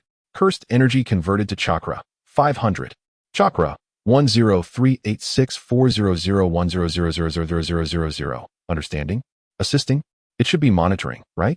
Obito coldly regarded the smiling Lianjian, who elicited discomfort deep within. I have heard a bit about you from Madara. I know you were an orphan raised by your grandmother without parents. And during your school days, you struggled academically, being the lowest achiever in your class. The girl you secretly admired was killed by your best friend. Lianjian sighed, rambling on. Ding! Detected human malice value, 100. Cursed energy converted to chakra, 100. Chakra, 103865001000000000. Ding! Detected human malice value, 500. Cursed energy converted to chakra, 500. Chakra, 1038700010000000. Ding! Detected human malice value, 3,000. Cursed energy converted to chakra, 3,000. Chakra, 1039000010000000. Silence. Listen to the voice of the emotionally fragile man breaking down. Fear not, our goals align. We are both striving for the successful implementation of the Moon Eye plan. Lianjian gazed at Obito with a look of compassion reserved for abandoned children, for the intellectually challenged, for the lovesick, and the jesters. As he observed Obito, a whimsical thought emerged in Lianjian's mind. The emergence of Uchiha Obito indeed sparked Lianjian's creative inspiration. How could one provoke Uchiha Obito? By donning the face of Rin Noara to stir chaos in the ninja world. How could one incite Uchiha Madara during the Fourth Great Ninja War? By assuming the visage of Uchiha Izuna to intervene in the war. How could one irritate Kakashi? By wandering around with Obito's face. Upon reflection, there were indeed countless individuals from whom one could benefit. Lianjian could easily form a resurrection alliance, dedicated to accruing malice points for him. How astute he was. However, before establishing the resurrection alliance, he must diligently enhance his strength. Otherwise, he would easily be hunted down at his base. After all, this resurrection alliance would undoubtedly attract considerable ire. Lianjian mused that he had indeed played too conservatively in the past. As Lianjian contemplated, Uchiha Obito suddenly vanished from view. Lianjian attributed Obito's disappearance to his fragile heart and sensitive nerves being wounded by his words, necessitating a retreat for healing. Yet, today's encounter with Uchiha Obito had indeed provided Lianjian with an excellent idea. This deserved commendation for the inspiration contributed by the emotionally vulnerable man. After washing up and preparing for bed, Lianjian was startled to find a gigantic green plant in his single apartment. He yanked the plant out, and to his surprise, he came face to face with the ninja world's foremost carnivorous plant, the greatest filial son of the ninja realm, Black Zetsu. Lianjian blinked, momentarily dazed. In the next moment, he gently stroked the head of the carnivorous plant. "Brother, I have finally found you." The plant opened up, revealing Black Zetsu's bewildered face. Ding. Detected non-human malice value, 1000. Cursed energy converted to chakra, 1000. Chakra, 103910001000000000. Where have you been all these years? Do you still remember the promise to save Mother? Lianjian unexpectedly seized the moment, executing a series of moves, leaving Black Zetsu utterly baffled and speechless. "Who are you?" After a lengthy pause, Black Zetsu finally emerged from his mental fog, stammering the question. Lianjian's eyes brimmed with tears as he reached out to cradle Black Zetsu's leafy face. "I am your brother, Lianjian, or rather, my true name is Otsutsuki Lianjian. Have you forgotten your brother?" Lianjian sniffled, tears and mucus dripping onto Black Zetsu's leafy head. It seemed he recalled something and suddenly added, "No, that is not right. I was born a year before you, so it is natural that you do not recognize me. However, all this time, your brother has been searching for you." Your brother thought. He left the thought hanging, as if he had said enough. "Mother, brother, Otsutsuki." Black Zetsu gazed at Lianjian with suspicion.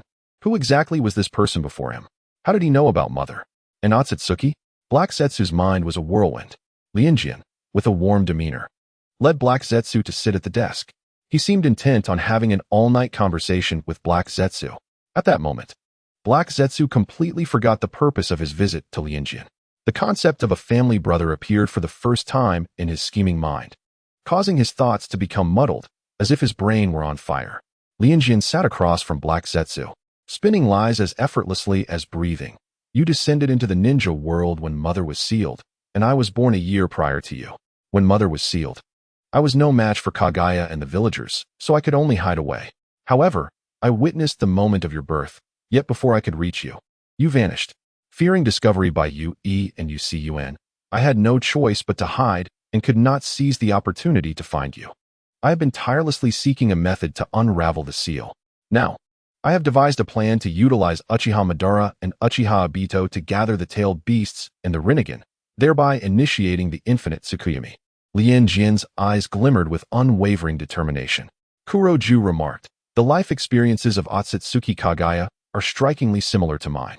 Lianjian cast a sidelong glance at Kuroju.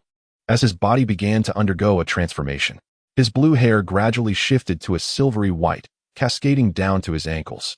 Two horns, reminiscent of Kuroju's familiarity, adorned his head, while his heterochromatic eyes bore a striking resemblance to Otsutsuki Kagaya. Although our appearance mirrors that of humans, we are acutely aware that we are not human.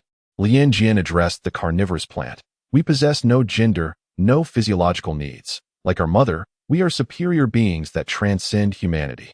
Kuroju appeared to struggle with disbelief regarding the brother before him. Aside from his brother, No one else in this world could possibly comprehend the sealed mother and the tales of a millennium past. Moreover, as his brother had asserted, they were indeed not human. They lacked gender. The plan was steadily advancing, and soon their mother would be reunited with them. Lianjian gazed at the moon in the sky, his eyes shimmering with a myriad of colors. When he turned to Kuroju, emotions overwhelmed him. How wonderful it is to see you, brother. Kuroju gazed deeply at his brother. Suddenly, Lianjian grasped Kuroju's grass-like hair, a serious expression fleeting across his face. Kuroju instinctively inquired, "What is it?" Lianjian nervously tightened his grip. Lianjian and Lianjian. No, wait. He shook his head, his fingers digging into Kuroju's head. The malevolent energy levels did not rise, indicating Kuroju's remarkable patience towards his brother. He is not Lianjian. He is Otsutsuki Jinji. No, that is incorrect. He is Otsutsuki Junrin. Kuroju finally recalled the purpose of his presence. The sudden appearance of Lianjian Jinji within the Akatsuki piqued his curiosity. He had overheard the conversation between Kisame and Obito and sensed something amiss, promptly following Obito. Once Obito departed, he made his entrance, only to find the situation entirely different from his expectations. Brother, Lianjian Jinji is a fragment of my consciousness. After a millennium, my will has split, giving rise to Lianjian Jinji. He exists with the intent to eliminate me and thwart the Moon Eye plan. We must eradicate Lianjian Jinji. Zhun Ren's pupils dilated, his eyes bloodshot, his grip on Kuroju tightening, as if he could obliterate Kuroju's head should he refuse. I will do so, brother. Ding. Detected half-human malice value. 1,000,000. Curse energy converted to chakra. 1,000,000. Chakra. 11,391,000,100,000. Lianjian Junren sensed Kuroju's malice towards Lianjian Jinji. He released his grip on Kuroju's head, a smile curling at the corners of his mouth. His whisper carried an intense obsession. Remember, brother, anyone who obstructs our efforts to unseal Mother must die. The following day, in the early morning, Lianjian arrived at the Hokage office, invigorated and ready for duty. With no external missions assigned, his primary role was to assist Tsunade, obeying her commands at any moment. Tsunade was quietly engrossed in paperwork, typically without further directives. Seizing the opportunity to daydream, Lianjian contemplated his tasks. One recent assignment involved aiding Sasuke in his defection while collaborating with Orochimaru to heal his hands. As for the remuneration for assisting Orochimaru, he sought the cells of Senju Hashirama. Orochimaru had previously conducted experiments in Konoha, implanting Hashirama's cells within Danzo and Yamato. He doubted that Orochimaru would neglect to take the precious experimental materials after his defection from Konoha. Lianjian possessed the ability to modify both his own and others' bodies at will, and upon Hashirama's cells entering his system, he could swiftly adapt to any rejection response. Furthermore, once Hashirama's cells were in his body, he could replicate their characteristics in his own cells. In this scenario, wood release would come effortlessly. However, the potency of wood release wielded by Hashirama and Yamato was vastly different, fundamentally linked to physique and chakra levels. When it came to physical prowess, Hashirama could not compare to Lianjian. Yet, in terms of chakra, Lianjian still had a long way to go. Thus, acquiring chakra remained a top priority. Establishing a resurrection alliance would be reserved for after awakening would release. By harnessing the malice values absorbed by the resurrection alliance, he could enhance his chakra and elevate the limits of wood release. Lianjian Jinji was primarily responsible for openly absorbing malice, simultaneously utilizing the opportunity to heal Akatsuki members to touch their souls and extract powerful ninjutsu for development. Everything unfolded as Lianjian Junren had meticulously planned. What he needed to do now was to proceed steadily according to his strategy. Tsunade handed Lianjian a scroll from the Hokage's desk, stating, "This ninjutsu suits you. Perhaps you can master it." Lianjian snapped back to reality, a hint of confusion crossing his face as he accepted the scroll. Upon opening it, the words "spirit transformation technique" leapt out at him. Lianjian's pupils widened in astonishment. Wasn't this the renowned ninjutsu of Kato Dan? Moreover, it was a forbidden technique sealed by Konoha. "Hokage-sama," Lianjian began to speak, only to be preempted by Tsunade, who anticipated his words with seriousness etched across her face. The previous user of the spirit transformation technique protected Konoha and gained fame in the shinobi world. I believe you can achieve the same. Tsunade held faith that had Dan still been alive, Lianjian might have become his disciple. Dan would undoubtedly have taken great pleasure in witnessing the technique wielded by someone so suited to it. Lianjian tightened his grip on the scroll, a glimmer of light illuminating his eyes. I will certainly do so. He had not anticipated such a delightful surprise from Tsunade. A smile broke through his demeanor. Tsunade truly was a promising ally. Hearing Lianjian's words, Tsunade's lips curled into a slight smile. She undoubtedly believed in Lianjian Jinren. No one in Konoha was more suited to mastering the spirit transformation technique than he. Lianjian had long contemplated the spirit transformation technique, yet regrettably, Kato Dan had perished too soon. The reanimation jutsu belonged to the fourth great ninja war era, and Lianjian had never had the opportunity to connect with Dan's soul. The spirit transformation technique allowed the user's soul to leave their body, effectively transforming them into a living spirit. This technique enabled them to traverse distances, eliminate enemies, control others' bodies, and enter the mental realms of others. It could be likened to the Flying Thunder God technique. The spirit transformation technique not only allowed for the separation of one's spirit from their physical form, transforming into a spirit body and possessing enemies, leading to their mental collapse from within, but the spirit body could also perceive other souls, regardless of distance or prior knowledge of the opponent's location. Once transformed, one could reach the bodies of others. Depending on the user's condition and intent, it could accomplish numerous tasks, such as transmitting information, confirming the life or death of others, or providing chakra. Thanks to the spirit transformation technique, Kato Dan rose to prominence during the war, making significant contributions to Konoha. The physical constitution and techniques of the revered Lianjian have melded seamlessly with the art of spiritual transformation, rendering any flaws utterly indiscernible. His corporeal form is immortal, his spirit formidable. Once he masters the art of spiritual transformation, his essence can conceal itself within the bodies of others, thereby altering them at will. In essence, upon mastering this technique, every inhabitant of the ninja realm can become a vessel for Lianjian. As soon as his spirit inhabits another's body, his techniques can transmute that body into his own. After work, Lianjian strolled through the streets of Konoha, cheerfully humming a tune, his days increasingly filled with promise. Suddenly, a familiar voice called from behind, and turning, he was surprised to see Sasuke. After recovering from their injuries, Sasuke and Naruto had resumed their missions as genin. Lianjian, too, had his own tasks, leaving them with little time to reunite. Most often, it was Naruto who dragged Lianjian out for ramen, while Sakura occasionally treated him to her homemade meals. Due to Sasuke's reserved nature, the time he spent alone with Lianjian could be counted on one hand. Sasuke, have you completed your mission? Upon encountering Sasuke, Lianjian decided to take the opportunity to encourage him. After Sasuke nodded, Lianjian raised the scroll in his hand. I've learned a powerful new jutsu. Let me treat you to barbecue. Sasuke paused, tightening his fists at his sides. And upon meeting Lianjian's eager gaze, he suppressed his own urgency and nodded. All right. They entered the Akimichi family's barbecue establishment. Sasuke, have you been feeling down lately? The meat sizzled on the grill, releasing an enticing aroma that wafted toward Lianjian. As he focused on grilling, he casually inquired. Sasuke lifted his eyes to meet Lianjian's gaze. Lianjian caught the glimmer of his attention, offering a gentle smile that radiated warmth. Since awakening in the hospital, Sasuke had sensed something significant had transpired while he was unconscious, deducing it from Naruto's reactions toward Lianjian. Seizing the opportunity when Sakura and Lianjian were absent, he had pressed Naruto for details.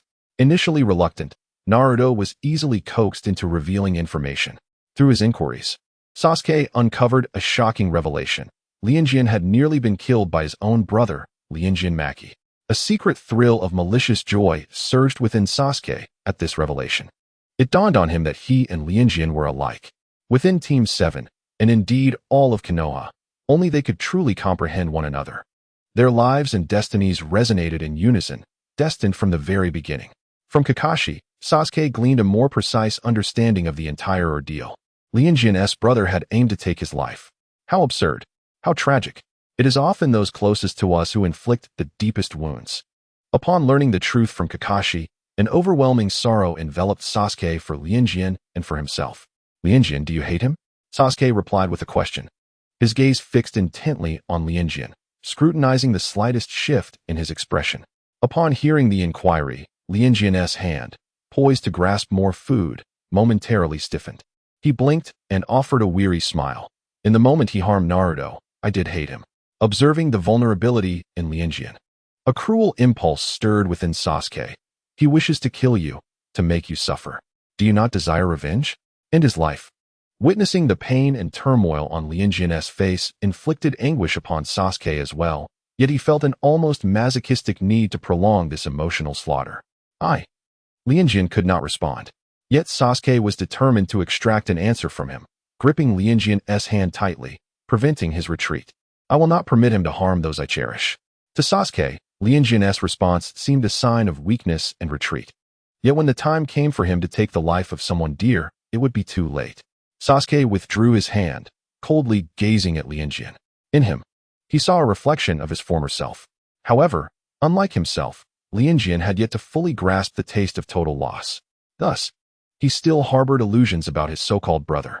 I yearn to kill him, and I desire it now, yet I am not strong enough. Sasuke clenched his fists, veins protruding from the back of his hands, the flames of hatred burning fiercely in his dark eyes. Lianjian was growing stronger, Naruto was growing stronger, even Sakura was advancing. While he remained stagnant, tasks suited for children were beneath him. How long must he wait for such growth? Perhaps he would never achieve vengeance. Just as before, when faced with Itachi Uchiha, he had lacked the power to protect those he held dear. Lianjian, whether it be you or I, we must grow stronger, strong enough to eliminate them first. Sasuke was enveloped in the nightmare of revenge. Thus, he remained oblivious to Lianjian, who continued to enjoy his barbecue. A satisfied smile gracing his lips as he observed him. Sasuke's level of awareness was remarkably high. Lianjian need not expend much effort for him to arrive at his conclusions. It was perhaps time for Sasuke to leave Konoha. After finishing their meal, Lianjian and Sasuke exchanged farewells at the crossroads. However, Lianjian did not head directly home. Instead, he silently followed Sasuke.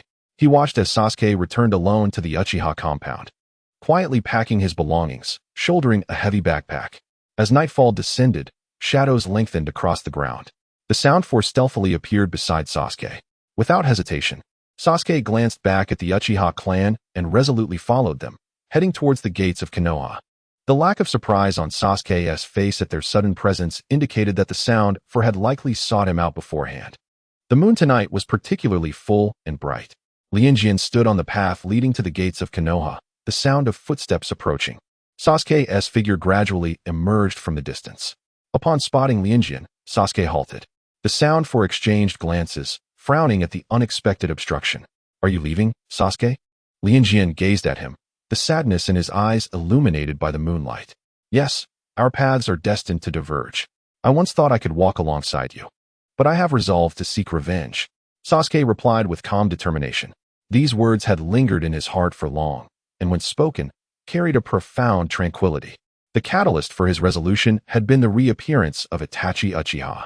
Itachi had once again forced him to confront his own fragility, revealing the depth of his weakness. He had once more experienced the torment of being powerless to prevent harm to those he cherished. Sasuke braced himself for Lianjian's obstruction. Yet, contrary to his expectations, Lianjian did not impede him. Instead, he smiled at Sasuke, his eyes brimming with understanding. Sasuke, I fully respect your decision. As you said, each person has their own path to tread and must make choices that suit them. You have simply chosen to walk the path you believe in. And that does not mean we cease to be comrades, does it? We remain the United Team 7. Lianjian's words seemed to possess an enchanting quality, rendering Sasuke's departure akin to a temporary sojourn. Sasuke, no matter when or where, Naruto, Sakura, Kakashi, and I will be awaiting your return in Konoha. Lianjian waved goodbye to him. Of course, there remains the possibility that Sasuke might return. He has walked away from that potential. After all, Lianjian is busy working in the ninja world and will only become increasingly occupied in the future. The future holds uncertainties, so for now, let Lianjian express some comforting words to Sasuke. What is unacceptable to Sasuke, besides his own weakness before Itachi Uchiha, is that he is perpetually seen as the one needing protection in front of Lianjian. He, too, wishes to wield his strength to safeguard Lianjian. Clenching his fists, Sasuke stepped into the illuminated gates of Konoha. Rinjian watched his retreating figure, arms crossed, pursing his lips. A root ninja appeared beside Rinjian, who yawned and informed him. Uchiha Sasuke has confirmed his defection to Orochimaru. The witness was Rinjian, who was ambushed by Uchiha Sasuke and fell into a coma, discovered on a bench 23 meters from the Konoha gates.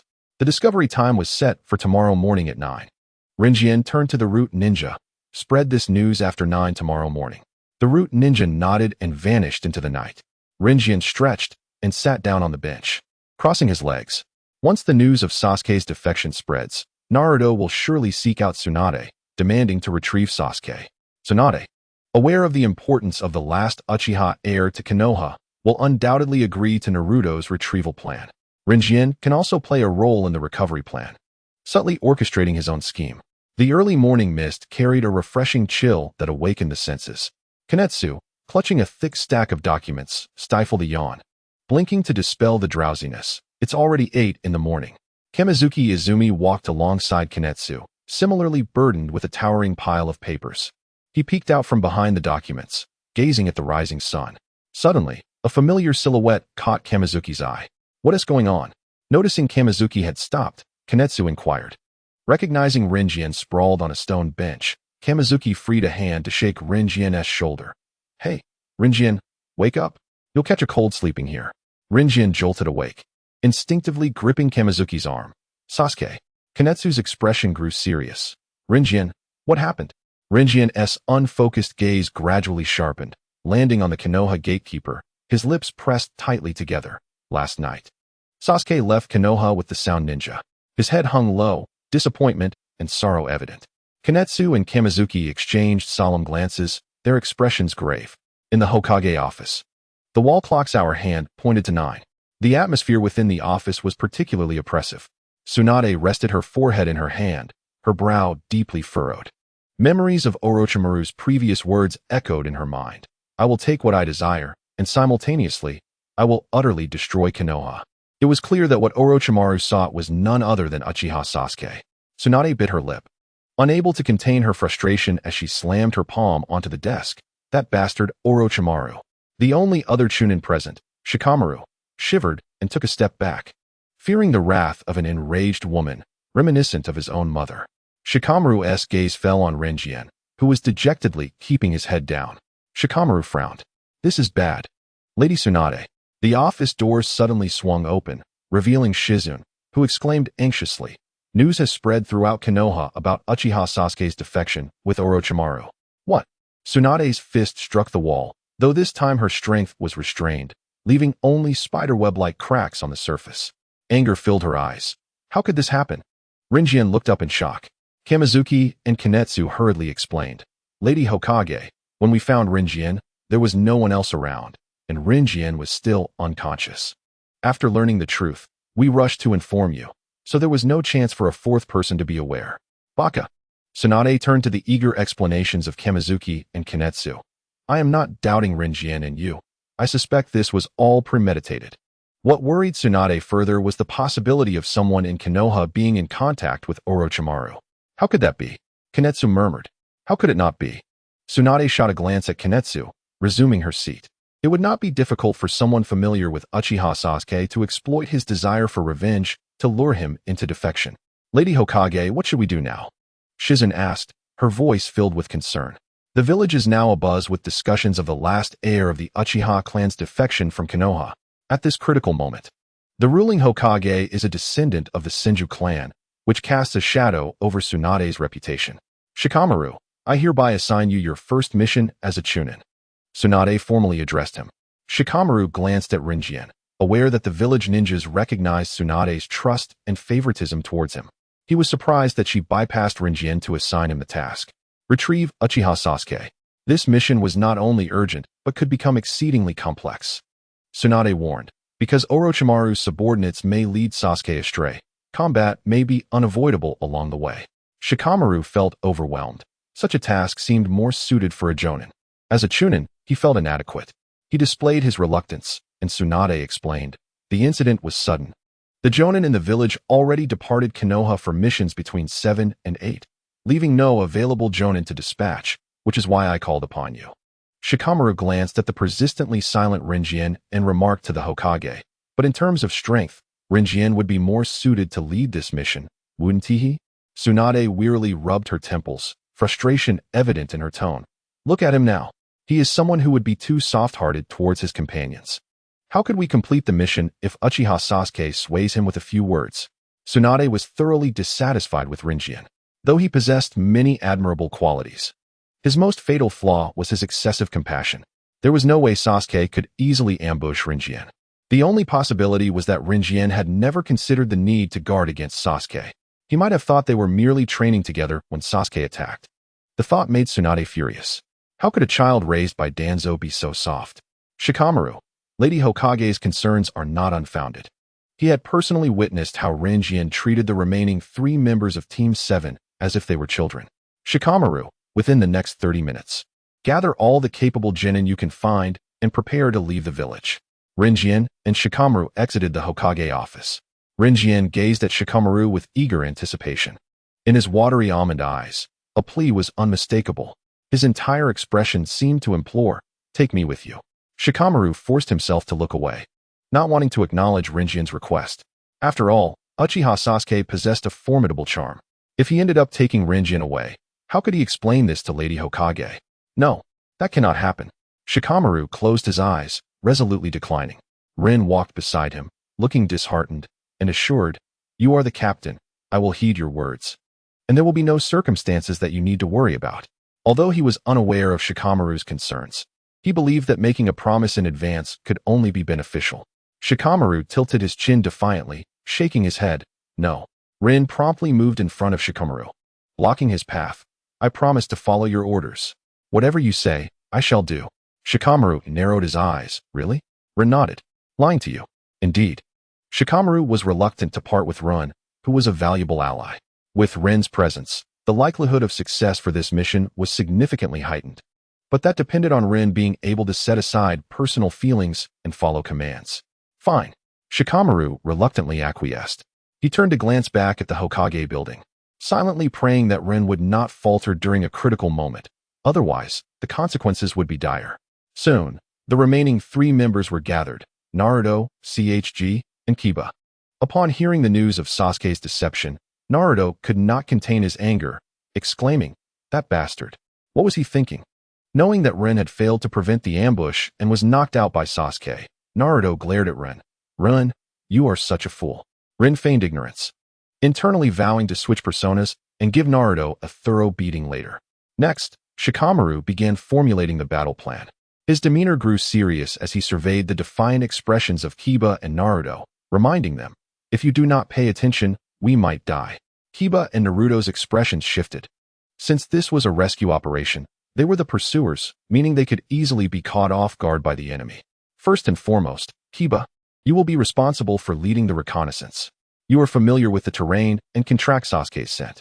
To mitigate the vulnerability of our column being attacked from the front, I will follow closely behind you, issuing commands as needed and signaling to the team behind us. Next in line would be Naruto, followed by CHG. The powerful CHG could gather strength and deliver a devastating blow if any unforeseen events occurred ahead.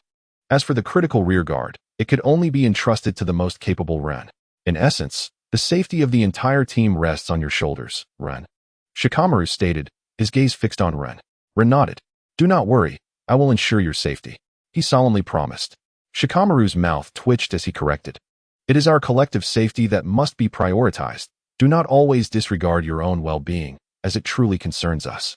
Naruto, CHG, and Kiba exchanged approving glances directed at Ren. "Understood," Ren replied. Afterward, the 4 of them shifted their focus away from Ren, their figures swiftly leaping onto the branches as they followed Kiba forward. Ren watched the 4 ahead, a gentle smile gracing his lips. Let him leave a profound and unforgettable memory for these freshly minted genin.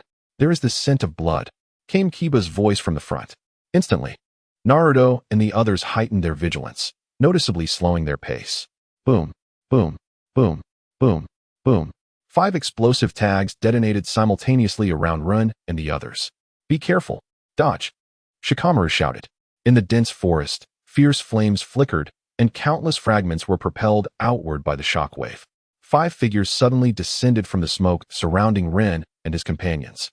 Ding! Detected human malicious intent. 2000. Curse power converted into chakra. 2000. Chakra.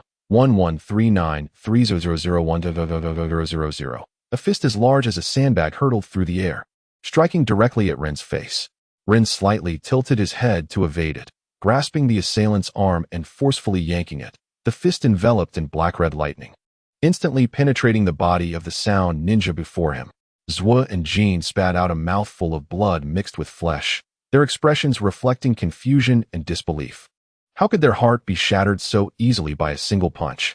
Until they collapsed, lifeless, they could not comprehend it. Ding! Detected human malicious intent. 2000. Curse power converted into chakra. 2000. Chakra. 1139500010000000. An eerie flute melody resonated. 3 massive summoning beasts emerged behind Dia. Her eyes filled with malice as she glared at Ren. Ren's figure flickered, and his palm struck her face. Dia was momentarily stunned. So fast. Suddenly, her cheeks swelled, her entire form visibly distorting. The 3 summoning beasts lost their chakra support, dissipating into white smoke. Transformed into a colossal lizard, Dia lost her rationality, morphing into a beast driven solely by the urge to attack her comrades, lunging at the nearest Jinchuriki. Dia, you madwoman. Jinchuriki was bitten on the arm by the massive lizard. He retaliated with a punch, sending the lizard flying.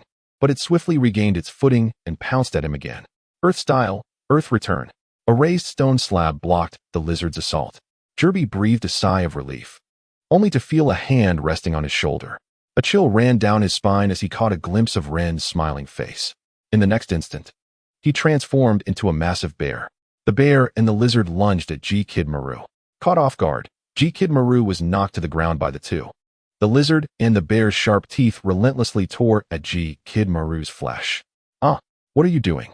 Jinchuriki screamed as webs shot from his hands, momentarily ensnaring the lizard and the bear. He warily glared at Ren, knowing this was the work of the Konoha ninja. Suddenly, his vision blurred. In the next moment, Jinchuriki transformed into a python. The lizard, bear, and giant python quickly shrank in Ren's grasp, becoming mere finger-sized toys, which he stowed away in his ninja tool pouch. Ren looked up to find Shikamaru and the others staring at him intently. "Do you want them? I can give them to you." Ren generously pulled out the miniature animal toys from his pouch and offered them to the 4. They simultaneously retreated, shaking their heads in fear. "Ren, if someone makes you unhappy in the future, will you turn them into beasts?" Kiba thought Ren was even more terrifying than he had imagined. Although Ren was a reassuring ally, what if one day he became an enemy? Wait. Realizing his own thoughts, Kiba found them strange. Ren wasn't Sasuke. How could he become an enemy? Kiba felt that this idea was certainly not his own. And he tapped the head of Akamaru on the ground. No random thoughts. Akamaru barked twice. That was unexpectedly easy. Shikamaru wiped the cold sweat from his brow and glanced at Ren beside him. It was fortunate that they had brought Ren along. Otherwise, with their strength, they would have been severely harmed or worse against the 4 sound ninjas they had just encountered. However, where was Sasuke? Naruto searched around. Shikamaru's gaze suddenly fixated on a strange wooden barrel. No way. Noticing Shikamaru's stare, Naruto knocked on the barrel. "Naruto." It seemed as though he heard Ren's voice. His vision was soon engulfed in a sea of crimson. A knife sliced through his chest, blood splattering into his eyes. The sudden turn of events left everyone frozen in place. Rinjian swiftly seized Naruto, his hands trembling. The wound on Naruto's chest was too deep, healing at a painfully slow pace, barely managing to stem the flow of blood. Bang! Inuzuka Kiba charged forward, only to be sent flying by a kick from an approaching figure, his body hurtling backwards at an astonishing speed, crashing through dozens of trees. He lay on the ground, his ribs seemingly shattered, rendered speechless, blood and flesh erupting from his mouth uncontrollably. Shikamaru stared intently at the figure before him, clad in a familiar green vest, with silver hair tied in a ponytail, adorned with a red triangular white armband on his left shoulder. He wielded a unique chakra short blade. The attire and forehead protector unmistakably announced his identity as a Konoha ninja. "Why, aren't you a Konoha ninja?" "We are Konoha ninjas too," Shikamaru exclaimed, both stalling for time and assessing the situation, searching for any possibility of a turnaround. "Ah, I certainly know you are Konoha ninjas," the silver-haired ninja replied with a smile. his demeanor disarmingly friendly, contrasting sharply with his lethal intent. "But I'm afraid my mission is to eliminate you." His eyes flickered with genuine regret, causing Shikamaru's hair to stand on end. Suddenly, a flash of white light cut through Shikamaru's vision. The chest of his companion, Choji, was marked with 2 deep gashes, exposing bone. Ding. Detected human malice value, 5,000. Curse power converted to chakra, 5,000. Chakra, 1140000010000000. Choji. Shikamaru cried as he watched his fallen friend, his shadow rapidly extending toward the enemy. However, the opponent's speed was astonishing. In the blink of an eye, that dazzling white light was upon him. Sizzle. Silver-purple lightning shot towards the back of the silver-haired ninja, forced to retract his blade. As he turned, his chakra short blade cleaved through Rinjian's raikiri, precisely piercing his chest. Rinjian. Ding. Detected human malice value, 10,000. Curse power converted to chakra, 10,000. Chakra, 1141000010000000. The silvery blade gleamed intensely, its overwhelming intent weaving an impenetrable net that descended upon Rinjian. Shikamaru's eyes turned blood-red as Rinjian's blood splattered around him. Rinjian was riddled with wounds. Not a single inch of unscathed flesh remained. Ding. Detected human malice value, 1 million. Curse power converted to chakra, 1 million. Chakra, 12410000010000000. Shikamaru trembled all over. Do not harm Rinjian. Do not treat him this way. 031. Hataki Sakumo? Impossible. Rinjian was gentle, kindly treating everyone in Konoha with patience. He answered even the most trivial of questions with utmost sincerity, often remembering details others overlooked. Being around him filled everyone with a sense of care, concern, and love. Thus, he should not be treated this way. The usually composed Shikamaru lost his rationality. His shadow, as if possessed, surged towards the silver-haired ninja. The ninja retreated, creating distance, but the dark shadow relentlessly pursued, coiling around his ankles. Seemingly weary of such interference, the silver-haired ninja raised his hand sharply. Bang! The silver light erupted around Shikamaru. The sound of his heart pounding echoed in his ears as blood surged from his body. It felt as if every blood vessel within him had exploded simultaneously. Shikamaru did not feel pain, but that was ominous. It indicated death was approaching far too swiftly. His mind had ceased all rational thought. Was he to perish? Was this fleeting life to end here?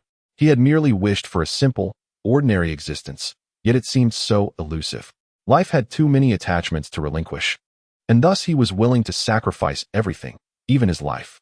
The green chakra enveloped Shikamaru.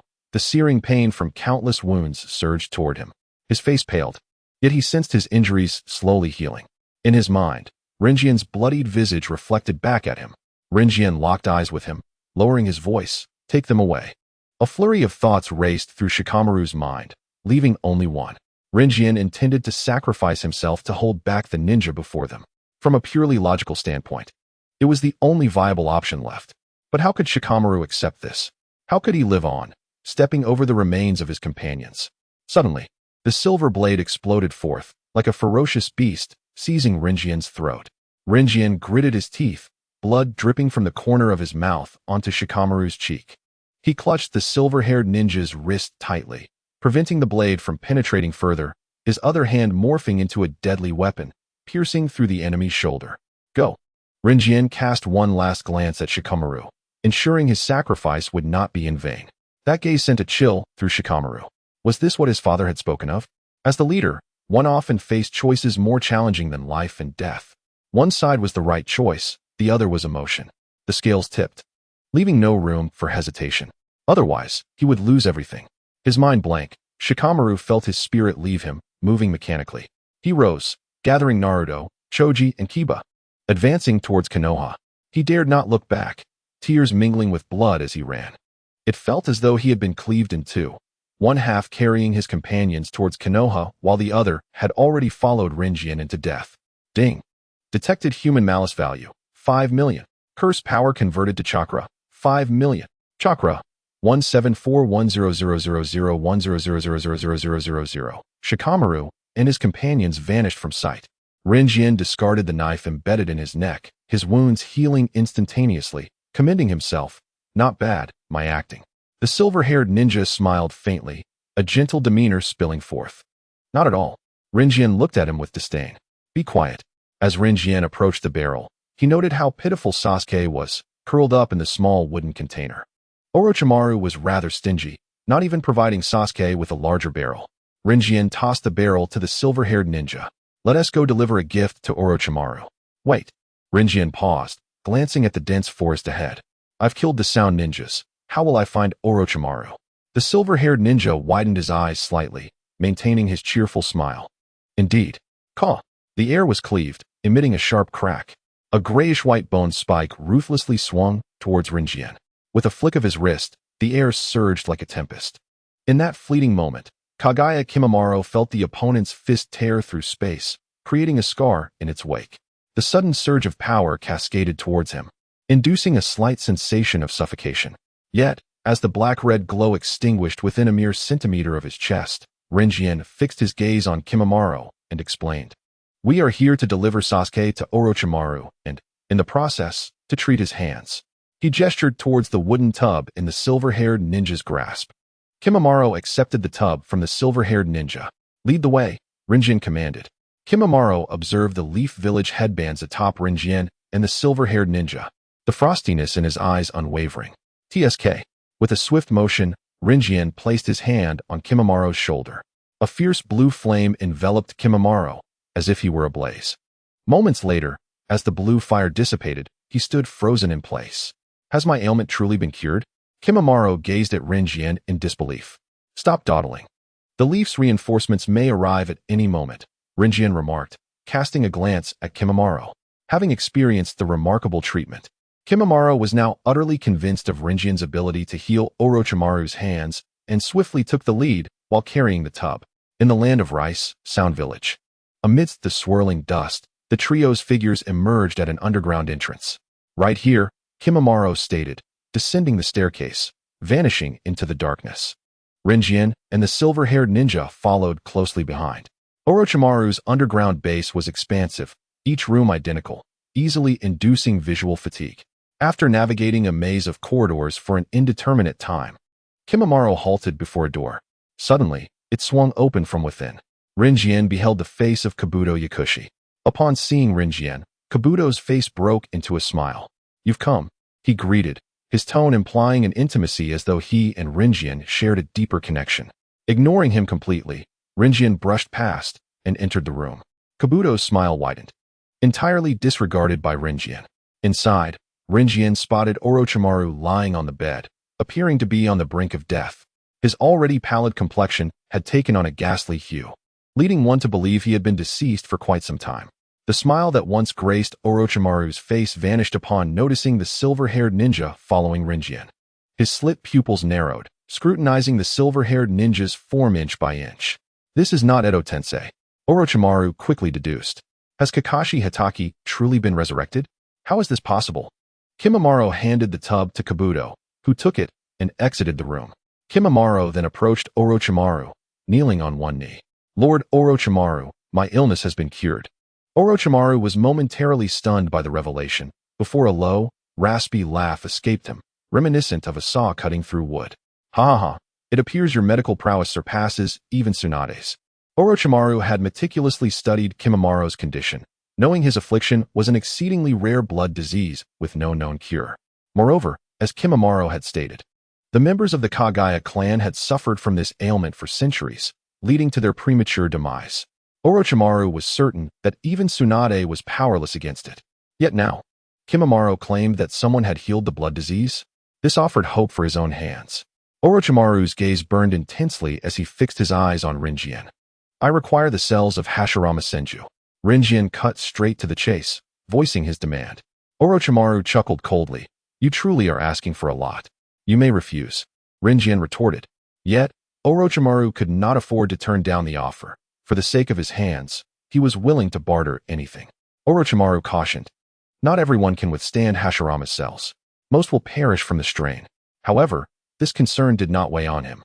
As long as Rinjian could restore his hands, Orochimaru felt it was of no consequence if Rinjian were to perish in the process. This was not his concern. Rinjian understood the urgency. Leaf's support would arrive promptly. The real spectacle was about to unfold. His hands enveloped Orochimaru's, and the blue flames ignited once more. The necrotic muscle and veins in Orochimaru's hands were swiftly revitalized, a surge of vitality coursing through them. In mere moments, the dark purple, shriveled hands regained their former color. As the blue flames extinguished, Orochimaru gazed at his hands. Breathing heavily, he rolled off the bed and followed Rinjian into his laboratory. He would not retract his words. Rinjian had revealed the value of their collaboration. Why not continue this partnership? A vial of crystalline green solution swayed within the syringe as Rinjian extended his arm, the silver-haired ninja guarding him closely. The needle pierced Rinjian's skin, and the green liquid gradually disappeared from the syringe, merging into Rinjian's very being. Simultaneously, Rinjian felt the distinct vitality of Hashirama's cells. Their activity was overwhelming. Upon entering his body, they rampaged, shattering other cells in their wake. In an instant, Rinjian grasped the characteristics of Hashirama's cells. Their activity was 1,000-fold that of ordinary human cells. The rate of self-renewal was equally accelerated, along with a potent capacity for multidirectional differentiation. This potential allowed stem cells to transform into various types, such as cardiomyocytes, neurons, and hepatocytes, offering immense therapeutic potential for diseases caused by cellular damage or death. The robust multidirectional differentiation potential was a key factor in Hashirama's remarkable self-healing abilities. The stability and plasticity of the cells ensured they could maintain equilibrium under specific conditions, resisting malignant transformation while also adapting their phenotype and function in response to external stimuli. Rinjian instantaneously regulated the cells within him, effortlessly deciphering the wood-release chakra contained within Hashirama's cells. Concurrently, his body began to renew its cells and generate wood-release chakra at an astonishing rate, multiplying 1,000-fold. This entire process, though seemingly prolonged, transpired in less than 10 minutes. Rinjian rapidly rejuvenated every cell within his body. Now, each of his cells harbored wood-release chakra. The source of chakra stems from the capabilities of bodily cells combined with mental strength. If Rinjian's chakra volume proved sufficient, he could wield wood-release techniques as formidable as Hashirama's, perhaps even uncovering even more powerful manifestations. Orochimaru observed Rinjian's serene visage, noting how Hashirama's cells appeared to have no effect on him. At least, from an external viewpoint, nothing seemed amiss. Rinjian's expression remained unchanged throughout, his body equally unperturbed. Orochimaru recalled having previously inscribed a cursed seal on Rinjian, which had proven utterly ineffective. Rinjian's body held far too many secrets. Orochimaru, seizing the moment, expressed his desire to study your body. Rin, unperturbed by Orochimaru's proposition, politely declined, stating, "No ding." Detected human malice value, 1,000. Curse power converted to chakra amount, 1,000. Chakra, 174110001000000.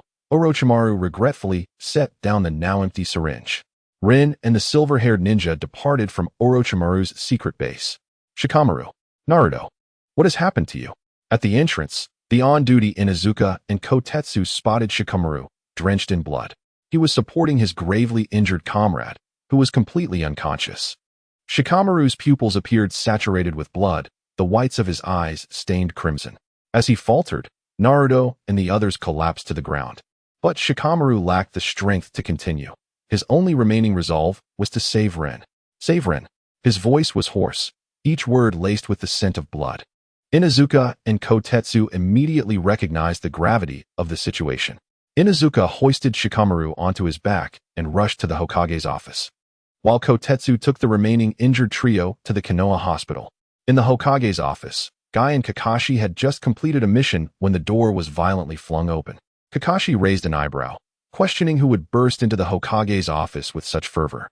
Inuzuka entered, carrying Shikamaru, who was covered in blood. Tsunade's pupils dilated as she sprang to her feet. Shikamaru, mustering his remaining breath, spoke in a chillingly calm tone. We encountered a silver-haired leaf ninja wielding a short blade during our mission. He gravely injured us. Rin held him off while I returned to seek help. Tsunade's heart plummeted into despair. Kakashi frowned. A leaf ninja? How could a leaf ninja harm Rin and the others? With silver hair and braided hair, his swordsmanship is exceptional. Rin would not stand a chance. Almost as soon as Shikamaru finished speaking, Tsunade's mind conjured a name based on his description. Kakashi's father? Impossible. Kakashi denied vehemently. His father had been dead for over 20 years. How could he return? Kakashi guy? You must immediately go to rescue Ren, Tsunade commanded. After Kakashi and Guy's voices faded, Tsunade realized her hands were trembling. She knew better than anyone that if it truly was Kakashi's father, Ren would not survive. No, Tsunade's voice quivered, bracing her head. It can't be. 032, the mysterious resurrection? The hidden enemy. Kakashi and Guy halted, casting worried glances at one another. 10 meters ahead, a familiar silhouette stood still. Even Guy found it exceptionally recognizable, let alone Kakashi. Kakashi maintained a stoic expression, but upon closer inspection, one could see his trembling fingertips and quaking pupils. As if sensing their presence, the figure turned, revealing a visage deeply embedded in Kakashi's memories. It was the face of his father. Ding. Detected human malice value, 10,000. Curse power converted to chakra amount, 10,000. Chakra, 1742100010000. Kakashi's father smiled gently at him. It's been a long time, Kakashi. You've grown. The smile perfectly mirrored that of the towering, gentle figure Kakashi remembered. Ding. Detected human malice value, 10,000. Curse power converted to chakra amount, 10,000. Chakra, 174310001000000. No one knew better than Kakashi that his father was dead. Thus, no matter how much the figure resembled him, he could not bring himself to believe. Stop pretending. You are not him, Kakashi said coldly. Guy scanned the surroundings, but found no sign of Ren. His heart sank, and with narrowed eyes, he demanded, Where is Ren? Where is he? Ding. Detected human malice value, 10,000. Curse power converted to chakra amount, 10,000. Chakra, 17421000100000000. How dare you impersonate the deceased in battle? Guy could not tolerate such a desecration of the dead. And Ren? Where is Ren? Kakashi's father paused, reflecting slightly. Is Ren the child with blue hair? Kakashi and Guy's hearts tightened in unison. He is above you. Did you not notice? Kakashi's father's smile deepened as he pointed above them. Drip. It began to rain. No. Kakashi caught the overwhelming scent of blood. For reasons unknown, fear gripped him. He dared not look up. Ding. Detected human malice value, 1 million. Curse power converted to chakra amount, 1 million. Chakra, 184410001000000. In an instant, Guy launched himself towards Kakashi's father, blue steam enveloping him like a hurricane, resembling a blue comet. Guy's eyes blazed with fury. How dare he treat Ren, his diligent and earnest disciple, this way? He could not, would not tolerate it. Ding. Detected human malice value, 2,000. Curse power converted to chakra amount, 2,000. Chakra, 184430001000000. Kakashi's father vanished in a flash, and Guy collided forcefully with the ground. Boom. The earth was blasted into a massive crater. Guy leaped out of the depression, gritting his teeth, fury radiating from him. His body felt as if it were forged from steel. Such a terrifying attack left no marks on him, nor did it affect him in any way. Kakashi's father had not anticipated that the previous scene would provoke Guy to unleash his full power instantly. If he had not previously marked this forest with the Flying Thunder God technique, he would not have escaped Guy's warp speed assault. Kakashi looked up. Blood continued to drip down. Above him lay a scene reminiscent of a hellish nightmare. Ren's body hung from the highest branch, covered in countless wounds. Beneath him, leaves pooled with blood, the weight causing them to tilt slightly. The blood dripped onto Kakashi. Ren's complexion was as pale as parchment, his eyes tightly shut, even in unconsciousness. His body trembled faintly from the pain. For the first time, Kakashi loathed the Sharingan for its ability to observe so closely.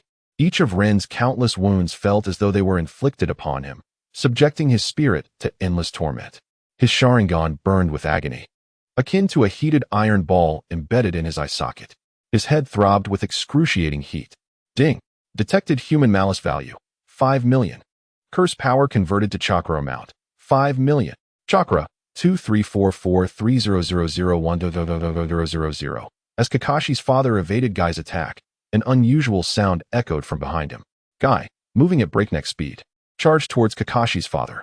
His fist had yet to reach him.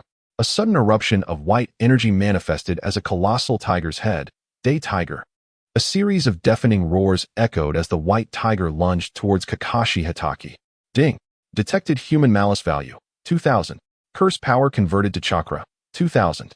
Chakra, 2344500010000. Kakashi swiftly extended his hand, his short blade carving through the air, producing dazzling arcs of light. He retreated violently, simultaneously mitigating much of Day Tiger's ferocity. A crackling, electrifying sound that sent shivers down the spine emanated from behind Kakashi. He turned slightly to find Kakashi standing there, his face twisted in hatred. His right hand enveloped in lightning, striking ruthlessly towards Kakashi. Ding! Detected human malice value, 2000. Curse power converted to chakra, 2000. Chakra, 234470001000000. With a sudden gasp, Kakashi reacted, yet he neither defended nor evaded. Kakashi's lightning effortlessly severed his head, a torrent of crimson blood gushing forth, exposing the vibrant muscle tissue beneath. Blood splattered across Kakashi, who blinked in surprise as the warm liquid dripped from his eyes. In that moment of decapitation, he distinctly heard Kakashi's voice, a familiar tone imbued with solace and emotion resonating in his ears. Kakashi, you have truly grown. To die by your hand, to finally escape his control, is a relief. Kakashi's body rapidly dissolved, seeping into the ground like water, leaving no trace behind. Ding! Detected human malice value, 5 million. Curse power converted to chakra, 5 million. Chakra, 284470001000000. Kakashi collapsed to his knees, utterly drained. Control? Who was it? Who orchestrated all of this? How could they mock the deceased in such a manner? Kakashi's fingers clenched deeply into the earth, blood oozing from his fingertips. Might Guy carried Rinjian on his back, witnessing the wounds on Rinjian slowly healing. Ding! Detected human malice value, 10,000. Curse power converted to chakra, 10,000. Chakra, 2845700010000. Might Guy understood Rinjian possessed formidable regenerative abilities, yet upon their arrival, Rinjian still bore injuries. This indicated that Rinjian had been subjected to relentless torment. Each time his wounds healed, new ones were inflicted upon him. Warm tears fell onto Rinjian's eyelids. Gritting his teeth, Might Guy hoisted Rinjian onto his back, yet stumbled as he rose, pain coursing through his entire being, a side effect of opening the 8 gates. Teacher Guy, Rinjian's faint voice emerged. Might Guy inhaled deeply, forcing a smile. It's all right, Rinjian. Don't be afraid. Teacher will take you back to Konoha. Rinjian lay against his back, hot tears cascading onto Might Guy's shoulders. Teacher Guy, you are hurt.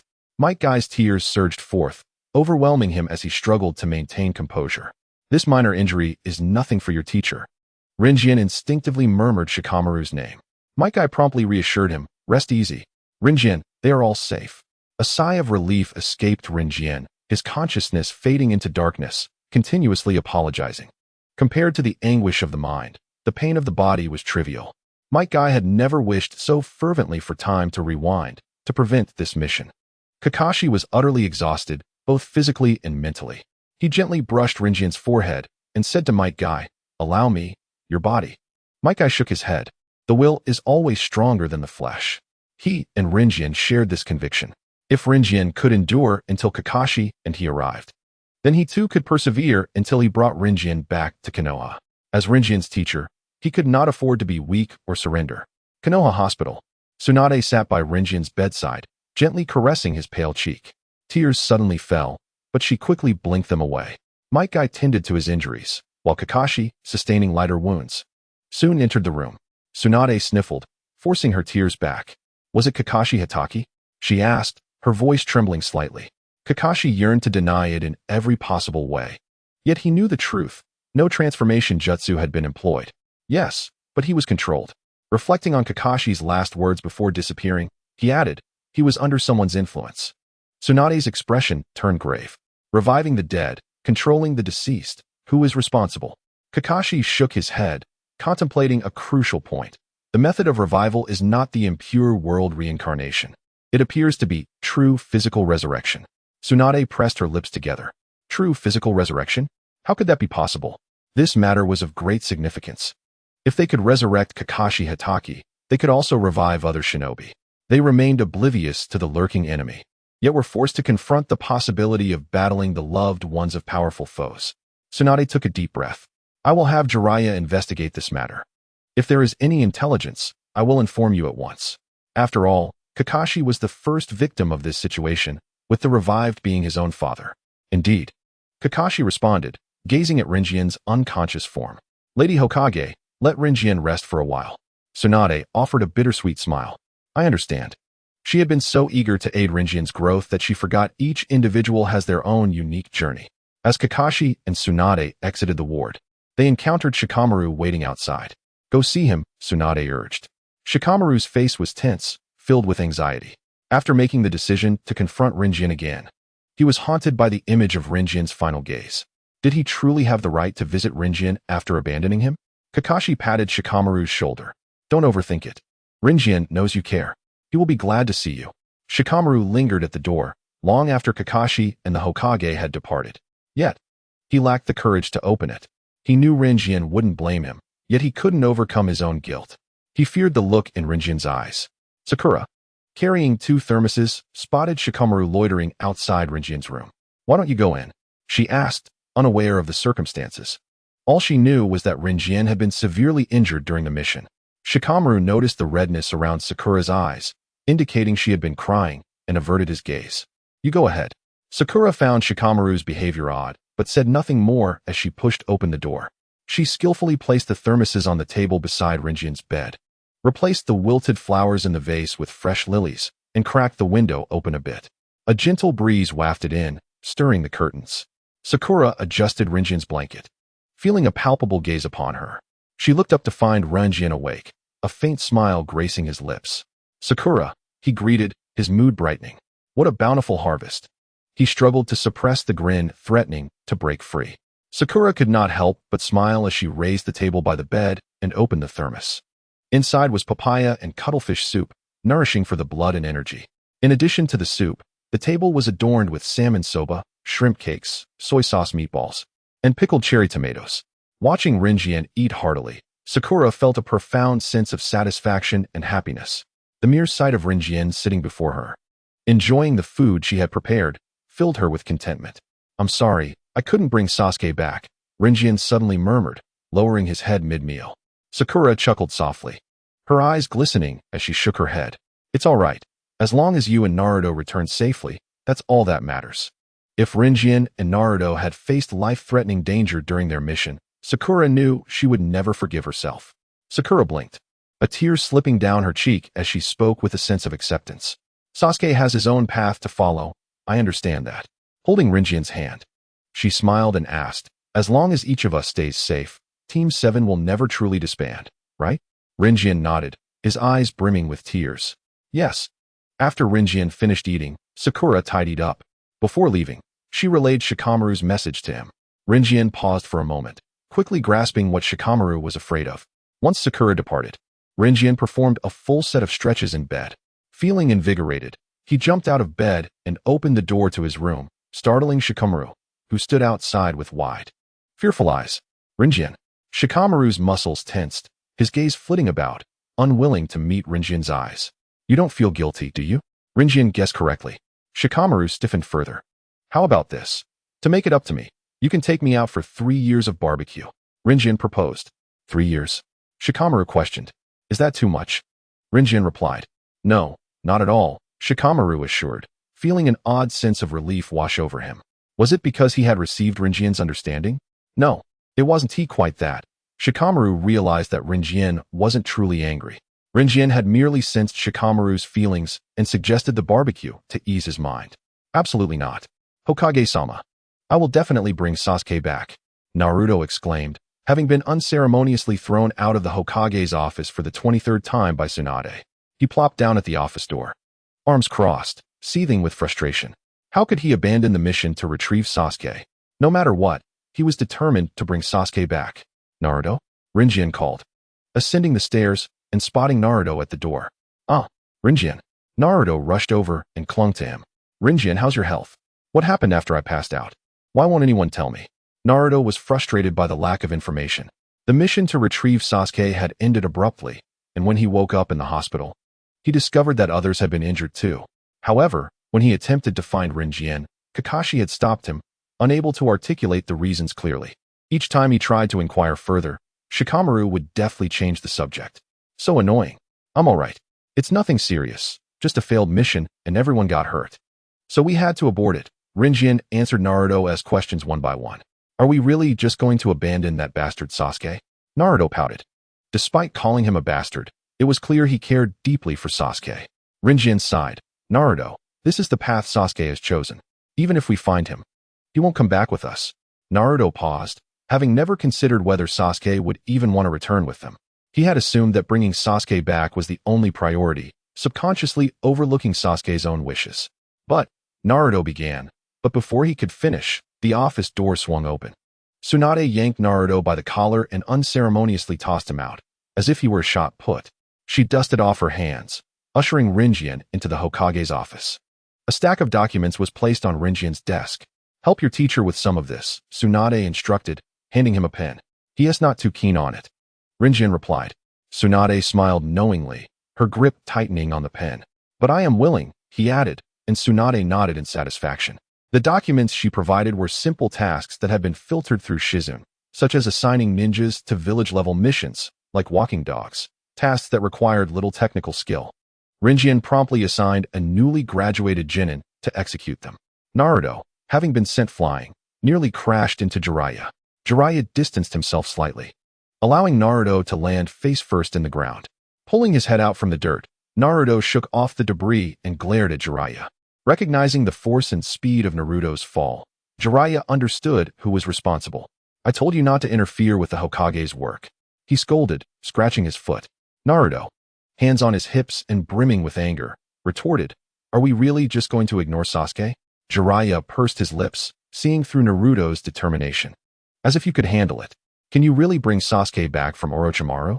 Even if you do, can you guarantee he won't run away again? Naruto fell silent, his blue eyes dimming. But we can't just give up, can we? Seeing his despondent expression, Jiraiya softened and ruffled Naruto's messy hair. Not pursuing Sasuke right now doesn't mean we're giving up. With your current strength, even if you find Orochimaru, you won't be able to take Sasuke away. And more importantly, it depends on whether Sasuke wants to leave with you. Naruto was struck by the realization that he had overlooked Sasuke's desires. You need the strength to persuade others, instead of always relying on Rinjian, Jiraiya advised. Though he was not well acquainted with Uchiha Sasuke, he had heard whispers of the tragedies that befell the Uchiha clan. Convincing Sasuke to let go of his hatred was an impossible task. Moreover, as long as Rinjian was by Naruto's side, Naruto would never truly grow. Relying on Rinjian, Naruto repeated, feeling lost. It dawned on him that he had indeed been shielded by Rinjian throughout their journey. It was Rinjian's unwavering support and protection that allowed him to act so recklessly. Perverted sage, what really happened during the mission after I fell unconscious? Naruto asked seriously, sensing that things were not as simple as they appeared. The evasive attitude of everyone around him had already indicated that something significant had transpired. Jiraiya remained silent for a moment.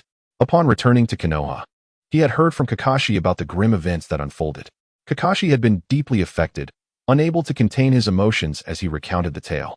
Jiraiya felt a chill at the thought, and he knew that Naruto would be even more impacted. Naruto, what you need most right now is to enhance your strength.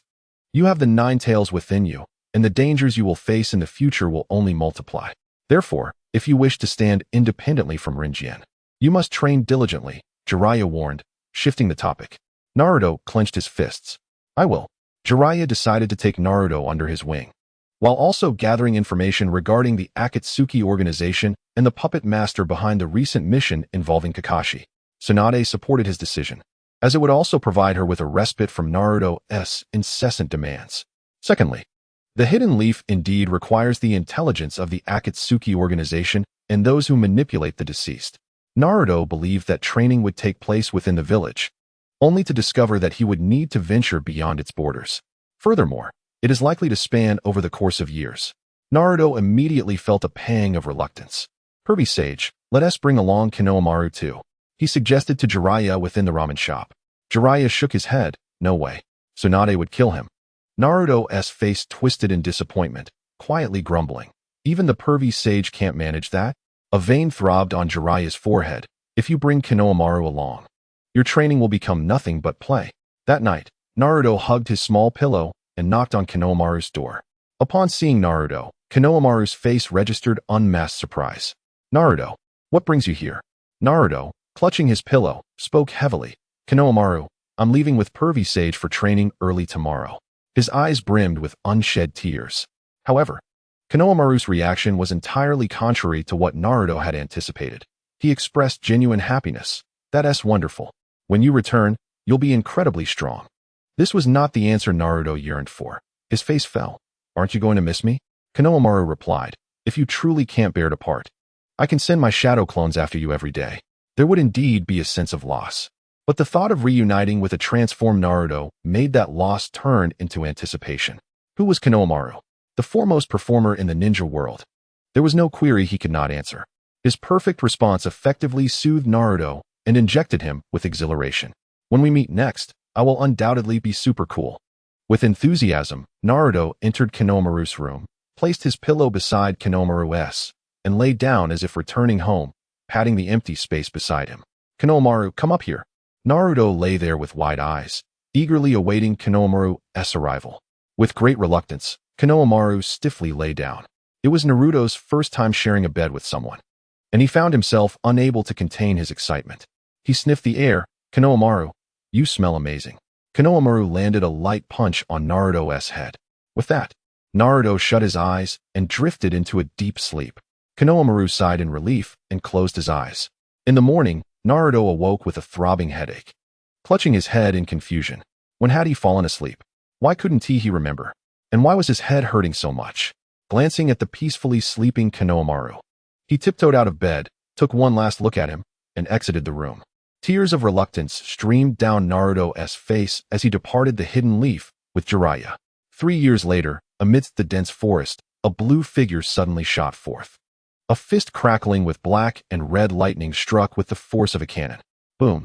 The air shattered under the impact of the colossal blow. The attack reached the ninja in an instant, effortlessly penetrating his proud defenses and crashing into his chest. The terrifying force unleashed a catastrophic explosion, leaving a gaping hole in the ninja's torso. Blood erupted from his mouth and nose, life extinguishing from his eyes in an instant. His body fell rigidly to the ground. Having completed the task, Konohamaru sealed the ninja's corpse within a scroll. He swiftly leapt onto the branches, making his way back to the hidden leaf. Meanwhile, within the Hokage's office, Naruto was chattering away, bombarding Tsunade with an array of questions, causing her temples to throb. "Hokage-sama, where's Konohamaru? Where has he gone? Oh, you must have sent him on another mission, right? Always working him to the bone.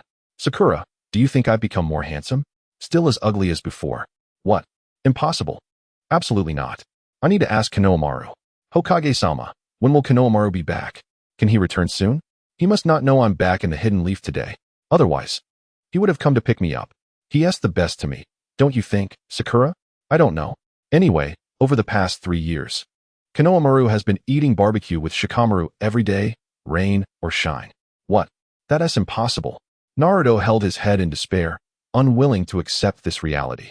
Konohamaru had been dining with Shikamaru every day, rain or shine.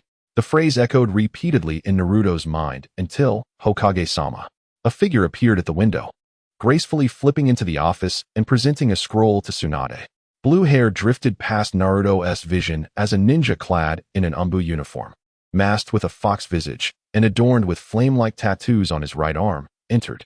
His tall frame and elegantly muscled physique were encased in black spandex. Tsunade nodded. She didn't even need to verify the completion of Konohamaru's mission. Over the past 3 years, Konohamaru had not failed a single task and had risen from Chunin to Jounin. Sakura glanced at Naruto, who had suddenly become silent upon Konohamaru's arrival, raising an eyebrow. Hadn't he just been excitedly chattering? Why was he now mute? Konohamaru, of course, noticed Naruto in the office. He turned to remove his mask, offering Naruto a warm smile. "Welcome back, Naruto." The awkward shyness that had initially filled Naruto dissipated entirely upon seeing that familiar gentle smile. His eyes lit up, and he dashed forward, clinging to Konohamaru. "Konohamaru, did you miss me? Did you miss me a lot? But you definitely didn't miss me as much as I missed you. What even is that?" Konohamaru thought, exasperated. "And you owe me a barbecue. I want to eat barbecue," Naruto exclaimed. Of course, Konohamaru had amassed a fortune from his missions over the past 3 years. Coupled with the fact that Shikamaru had covered his meals during that time, the commission he received from his missions amounted to pure profit, with no expenses. As Naruto prepared to drag Konohamaru out of the office, Konohamaru suddenly recalled something and turned back to report to Tsunade earnestly. Hokage-sama, during my mission, I encountered a ninja. Tsunade sensed that Konohamaru wouldn't mention anything irrelevant and straightened her expression. This ninja bears a striking resemblance to the first Hokage and possesses would-release abilities. Concern etched on Konohamaru's face. I wonder if it could be related to the Konoha ninja we encountered 3 years ago during that mission. Naruto's expression darkened. During his 3 years of training, Pervy Sage had informed him of the events that transpired 3 years prior. Clenching his fists, he vowed never to forgive those responsible. The table splintered beneath the pressure of his grip.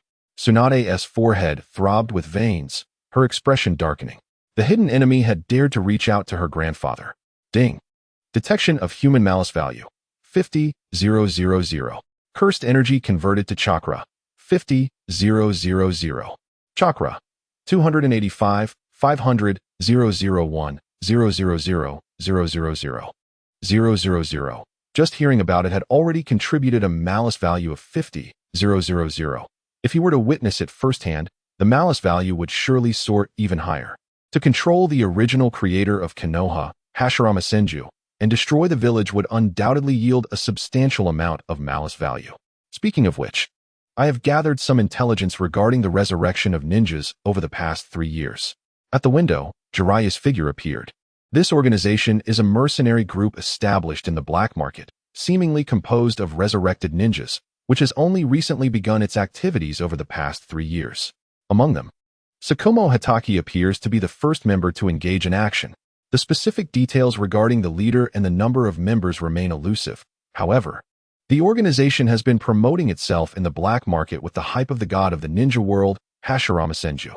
Jiraiya glanced at Tsunade's expression and continued. It seems that the members of this organization act purely for monetary gain. Tsunade gritted her teeth in anger. Bastard.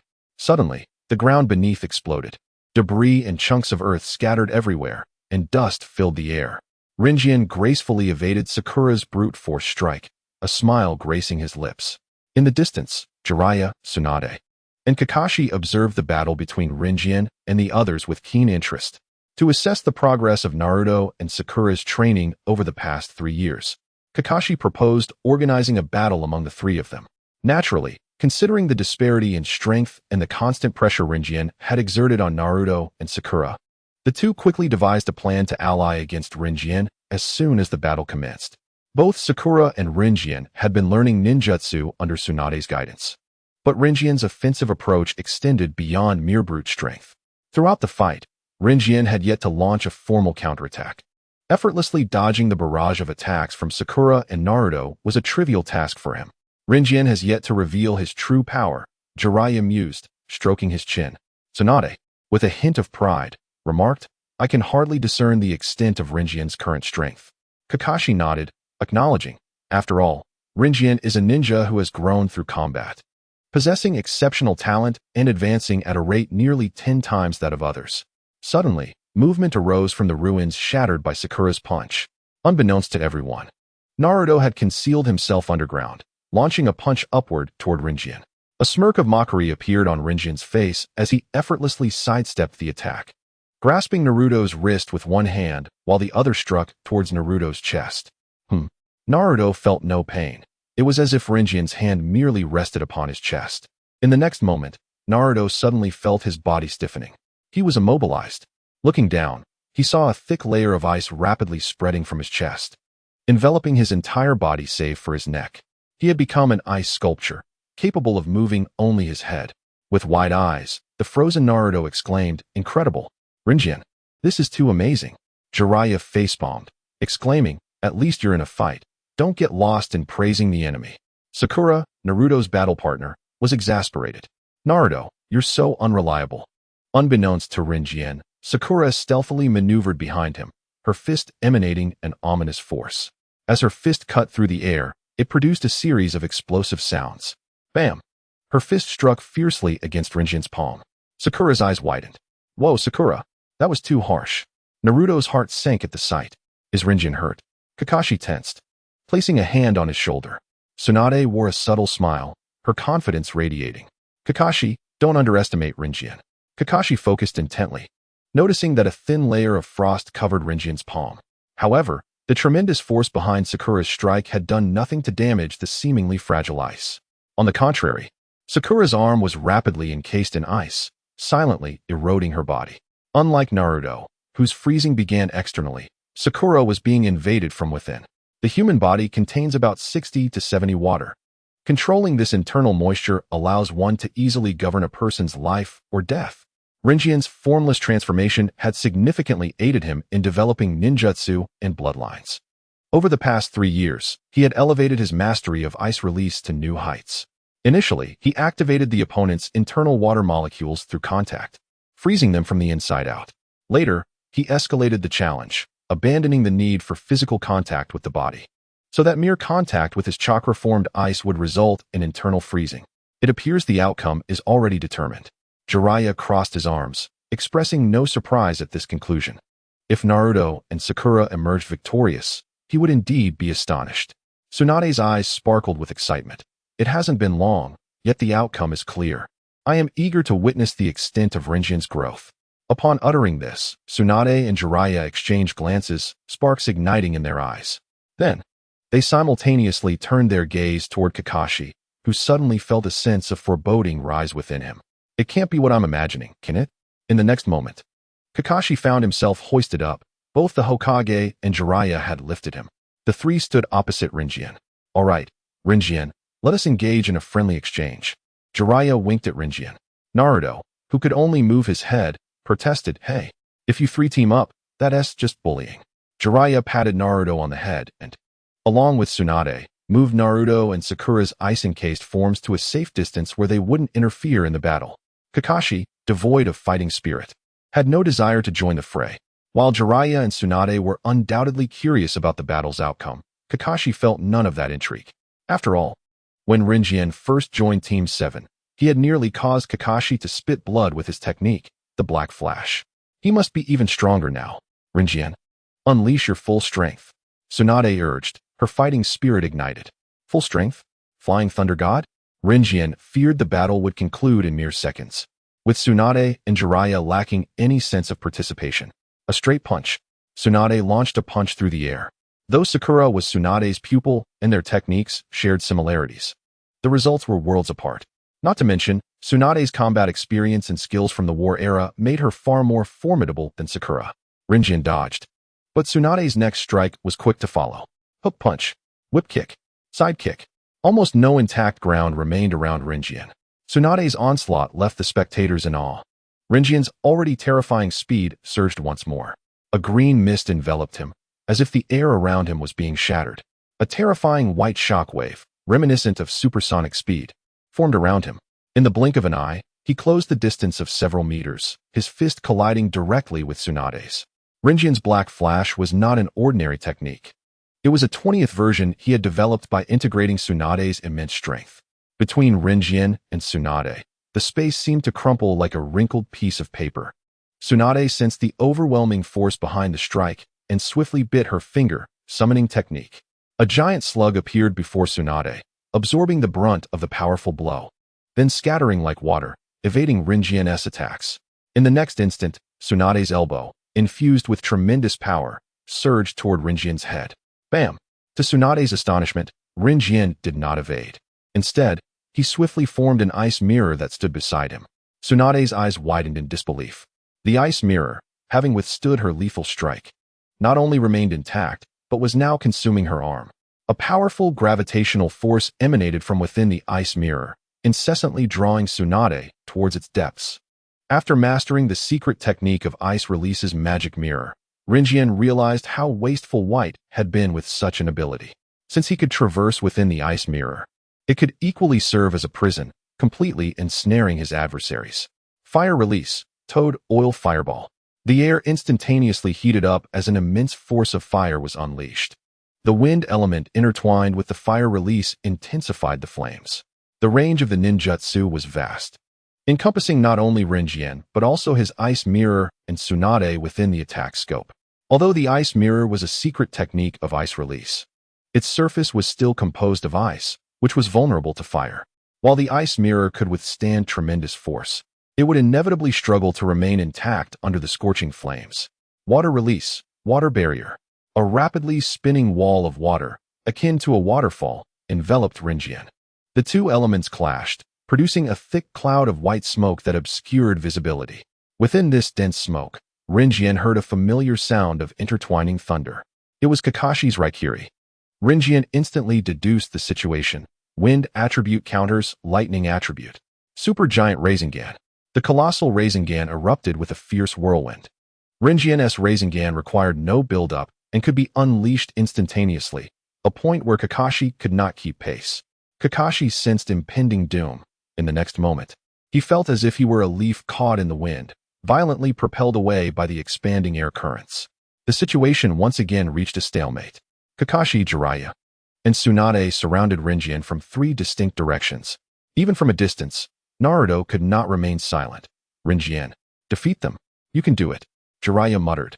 I should have known to tape Naruto's mouth shut. Tsunade gazed at Rinjian, her eyes filled with pride and reassurance. Just having turned 16, he could hold his own against the combined efforts of herself, Jiraiya, and Kakashi. Rinjian would surely grow even stronger. In the hidden sand village, the vast desert night was always resonant with the fierce howling of the wind. The starry sky felt so close, as if one could reach out and pluck the stars. A little girl by the window pointed to the stars above, when suddenly a shadow whisked past her. Mommy, there's a big bird, she exclaimed to her drowsy mother. Her mother wiped away the sleep-induced tears and dismissed her daughter's words. All right, it's late, time for bed. Though the girl was tucked into bed, her mind lingered on the fleeting image of the big bird. On the back of the giant bird, Rinjian stood, surveying the entirety of the hidden sand village below. He approached Deidara, extending his hand. Let me mold some clay. I want to experience the thrill of tossing bombs. Beep. Detected human malice value, 1000. Jutsu power conversion chakra amount, 1000.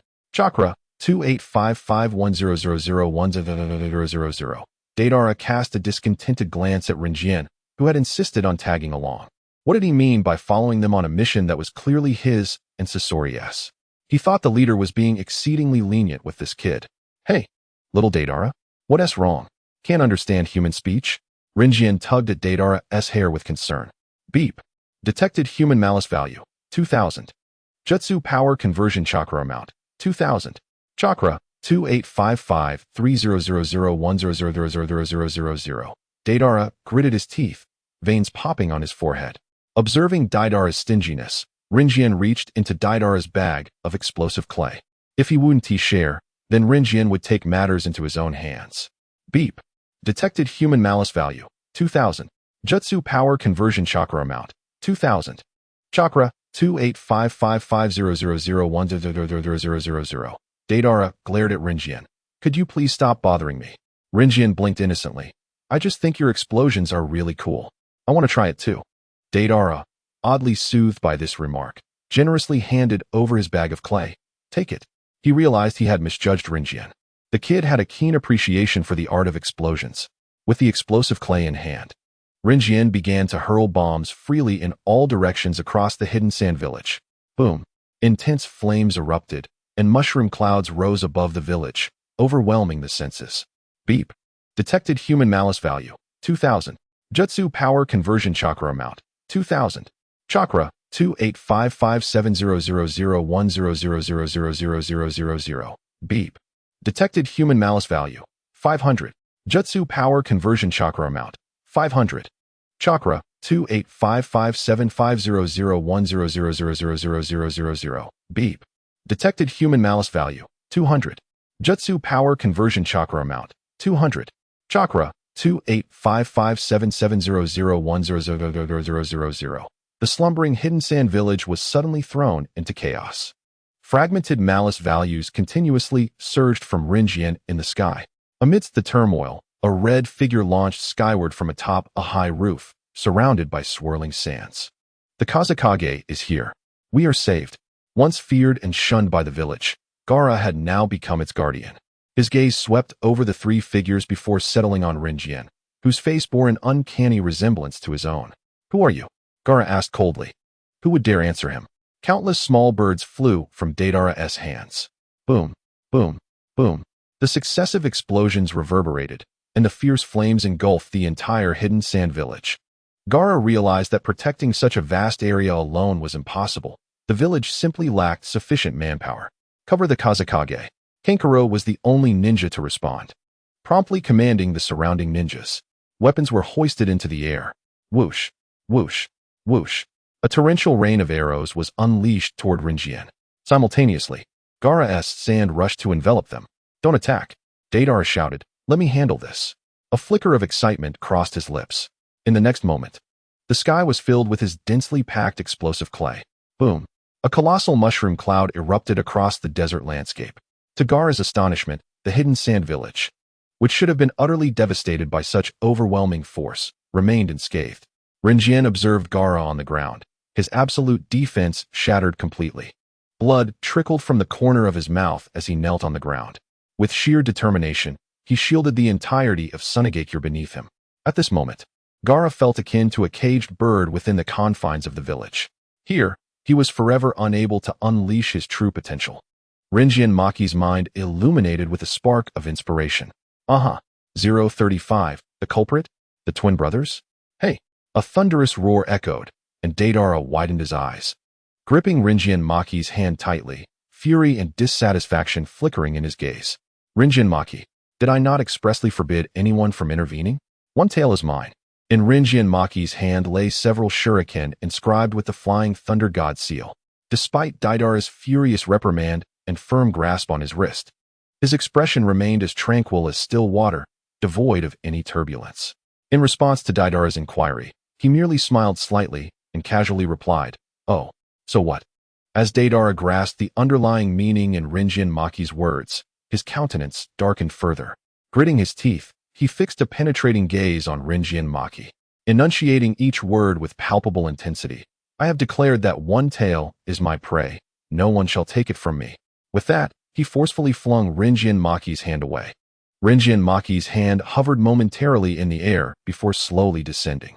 He tilted his head slightly, a faint smile lingering on his lips, yet his eyes conveyed an indescribable indifference. His gaze was like a sharp blade, piercing directly into Deidara, who suddenly felt a chill rising from his spine. Smack! In an instant, Rinjian Maki's hand struck out with remarkable speed, landing forcefully against Deidara's face. This seemingly light blow contained immense power, causing Deidara's head to jerk violently to the side.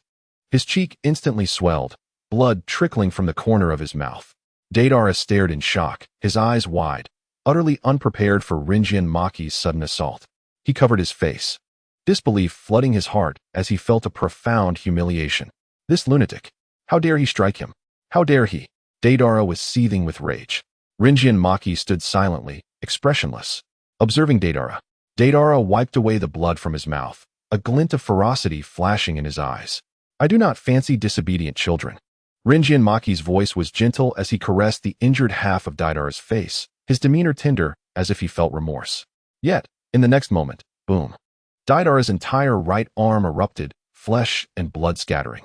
Within a minute, however, his severed arm began to heal at a visible pace, returning to its original state. Ding. Detected human malice value. 10,000. Curse power converted to chakra. 10,000.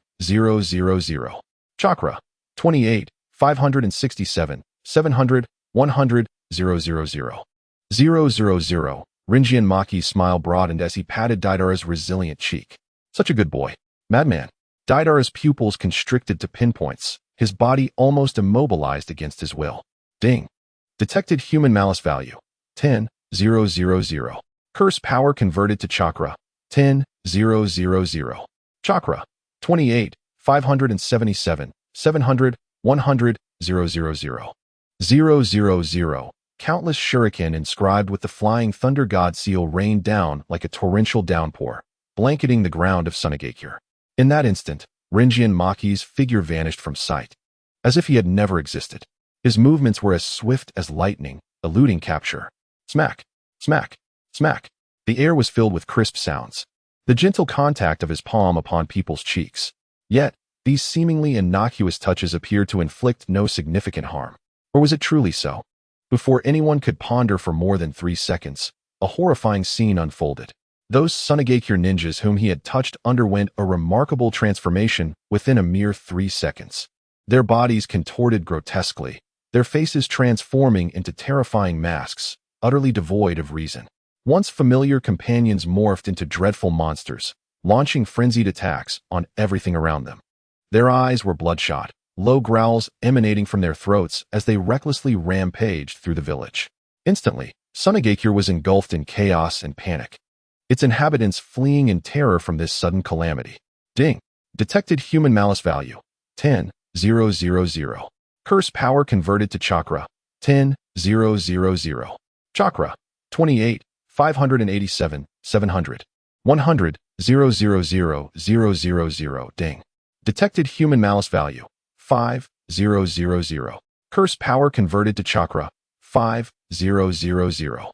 Chakra, 28, 592, 700, 100, 000,000. Ding! Detected human malice value, 3,000. Curse power converted to chakra, 3,000. Chakra, 28, 595, 700, 100, 000,000. Ding! The system's alerts rang incessantly in Rinjian's mind. A tremor shook beneath Rinjian Maki's feet as the sand tightened its grip around his ankles. In the distance, Gaara fixed a steely gaze upon him. Sand funeral. Swish. Just then, Rinjian Maki's figure vanished without a trace. Gaara's attack missed its mark. Rinjian Maki's form reappeared in an instant above the flying birds. Now, you must engage earnestly. Rinjian Maki smiled gently, his hand twisting and writhing with a small shadow. Countless modified beings were birthed from his grasp. In the next moment, an almost endless swarm of these beings cascaded from his hands, surging toward the crowd of Sunagakure. Ding! Detected human malice value, 1,000,000. Curse power converted to chakra, 1,000,000. Chakra, 30,000,000, 100, 000. A breakthrough. The chakra had finally surpassed 30 million. However, Gaara's love for the village was evidently insufficient. If this were Konoha, Rinjian Maki's malice value would likely soar past 50 million in an instant. Ah, Yuki, what are you doing? It's me. Why are you attacking your fellow villagers? Countless terrified screams echoed. The entire Sunagakure descended into chaos, fleeing villagers and ninjas darting aimlessly, unable to escape the onslaught of the terrifying modified beings. The modified beings pounced upon their compatriots like ravenous wolves, mercilessly bringing them down, staining the ground with blood. No, don't kill me, a young ninja cried out in despair, his voice quickly drowned out by the cacophony of screams. What is happening? Open your eyes and see. We are all ninjas of Sunagakure. An elder ninja stared in disbelief at the horrific scene before him, eyes wide. Rinjian Maki stood aloft, coldly surveying the carnage below. All right, little Deidara, go handle Gaara. Rinjian Maki gently ruffled Deidara's hair, speaking softly. Ding! Detected human malice value, 5,000. Curse power converted to chakra, 5,000. Chakra, 30,005, 000, 100, 000,000. A chill ran down Deidara's spine. Yet, the sight of the exhausted Jinchuriki below ignited an uncontrollable excitement within him. A fervent light sparkled in his eyes as he swiftly soared toward Gaara's position, launching his explosive clay once more against him. Gaara found himself in a dire predicament. His body battered and bruised by Deidara's explosive clay bombs, blood ceaselessly pouring from his wounds. His gaze dimmed, devoid of its usual brilliance. The hidden sand village lay in utter silence, the ground littered with the lifeless forms of the fallen. The modified beings emitted a foul stench, their eyes glinting with an eerie light as they let out low, chilling growls. With a heavy heart, Gaara closed his eyes and resolutely issued an order. They are no longer our comrades. Eliminate them. In response to Gaara's command, the Umbu of the sand village surged forth without hesitation, charging at the modified beings. Suddenly, a deafening boom reverberated, causing the very ground to tremble. Gaara lost consciousness, his limp body collapsing onto the earth. At that moment, a clay bird swiftly wrapped its tail around Gaara and took flight into the distance. Amidst the hellish scene of the sand village, Kankuro's voice echoed, "Request immediate assistance from the Leaf Village. Hokage-sama, we are in grave danger." Temari, filled with urgency, intervened to halt the conflict between Shizune, Tsunade, Jiraiya, and Kakashi. Observing Shizune's distress, Tsunade promptly ceased her actions and inquired, "What is it? What has happened?" Breathing heavily, Shizune replied gravely, "We have received news from the Sand Village. The 5th Kazekage has been captured by the Akatsuki organization." Tsunade's expression shifted to one of seriousness upon hearing this news. However, the situation was about to worsen. Shizune continued, "Furthermore, the Sand Village has suffered immense destruction, with casualties amounting to 10% of the village's population." Upon receiving the distress signal from the Sand Village, Shizune's heart plummeted. Each word of the message seemed tainted with the color of blood, weighing heavily upon her. "What?" Tsunade exclaimed, her eyes widening in shock. Realizing the gravity of the situation, she promptly commanded Shizune, "Gather the remaining Jonin in the Leaf Village for an emergency meeting." Tsunade then turned her attention to Shizune, as well as Naruto and Sakura, who had been liberated by Shizune. She solemnly stated, "You must join us." "Yes, yes, yes." In the Hokage's office, Tsunade was dismayed to find it utterly vacant. "Hokage-sama, all the other Jonin are out on missions," Shizune said with difficulty. Tsunade sighed, her gaze falling upon Kakashi, Kankuro, Naruto, and Sakura. As for Jiraiya, his whereabouts were unknown. The urgency of this mission could not afford to wait for the other Jonin to return. "Kakashi, Kankuro, and Naruto, you three have previously encountered members of the Akatsuki. You are to be dispatched to the Sand Village for this mission," Tsunade ordered. "Understood." Upon receiving their mission, Kakashi and his team set off immediately, racing toward the Sand Village at breakneck speed. Their figures darted like the wind, relentlessly heading toward their destination. Along the way, Kakashi suddenly recalled something and turned to Kankuro, his tone serious as he cautioned, "Kankuro, we may encounter someone familiar." Before departing from the Leaf Village, Jiraiya had privately approached Kakashi, sharing crucial information. Among the attackers of the Sand Village, there was a strong likelihood of Kankuro's brother, Kankuro Makoto, being involved. The massacre in the Sand Village was orchestrated by him.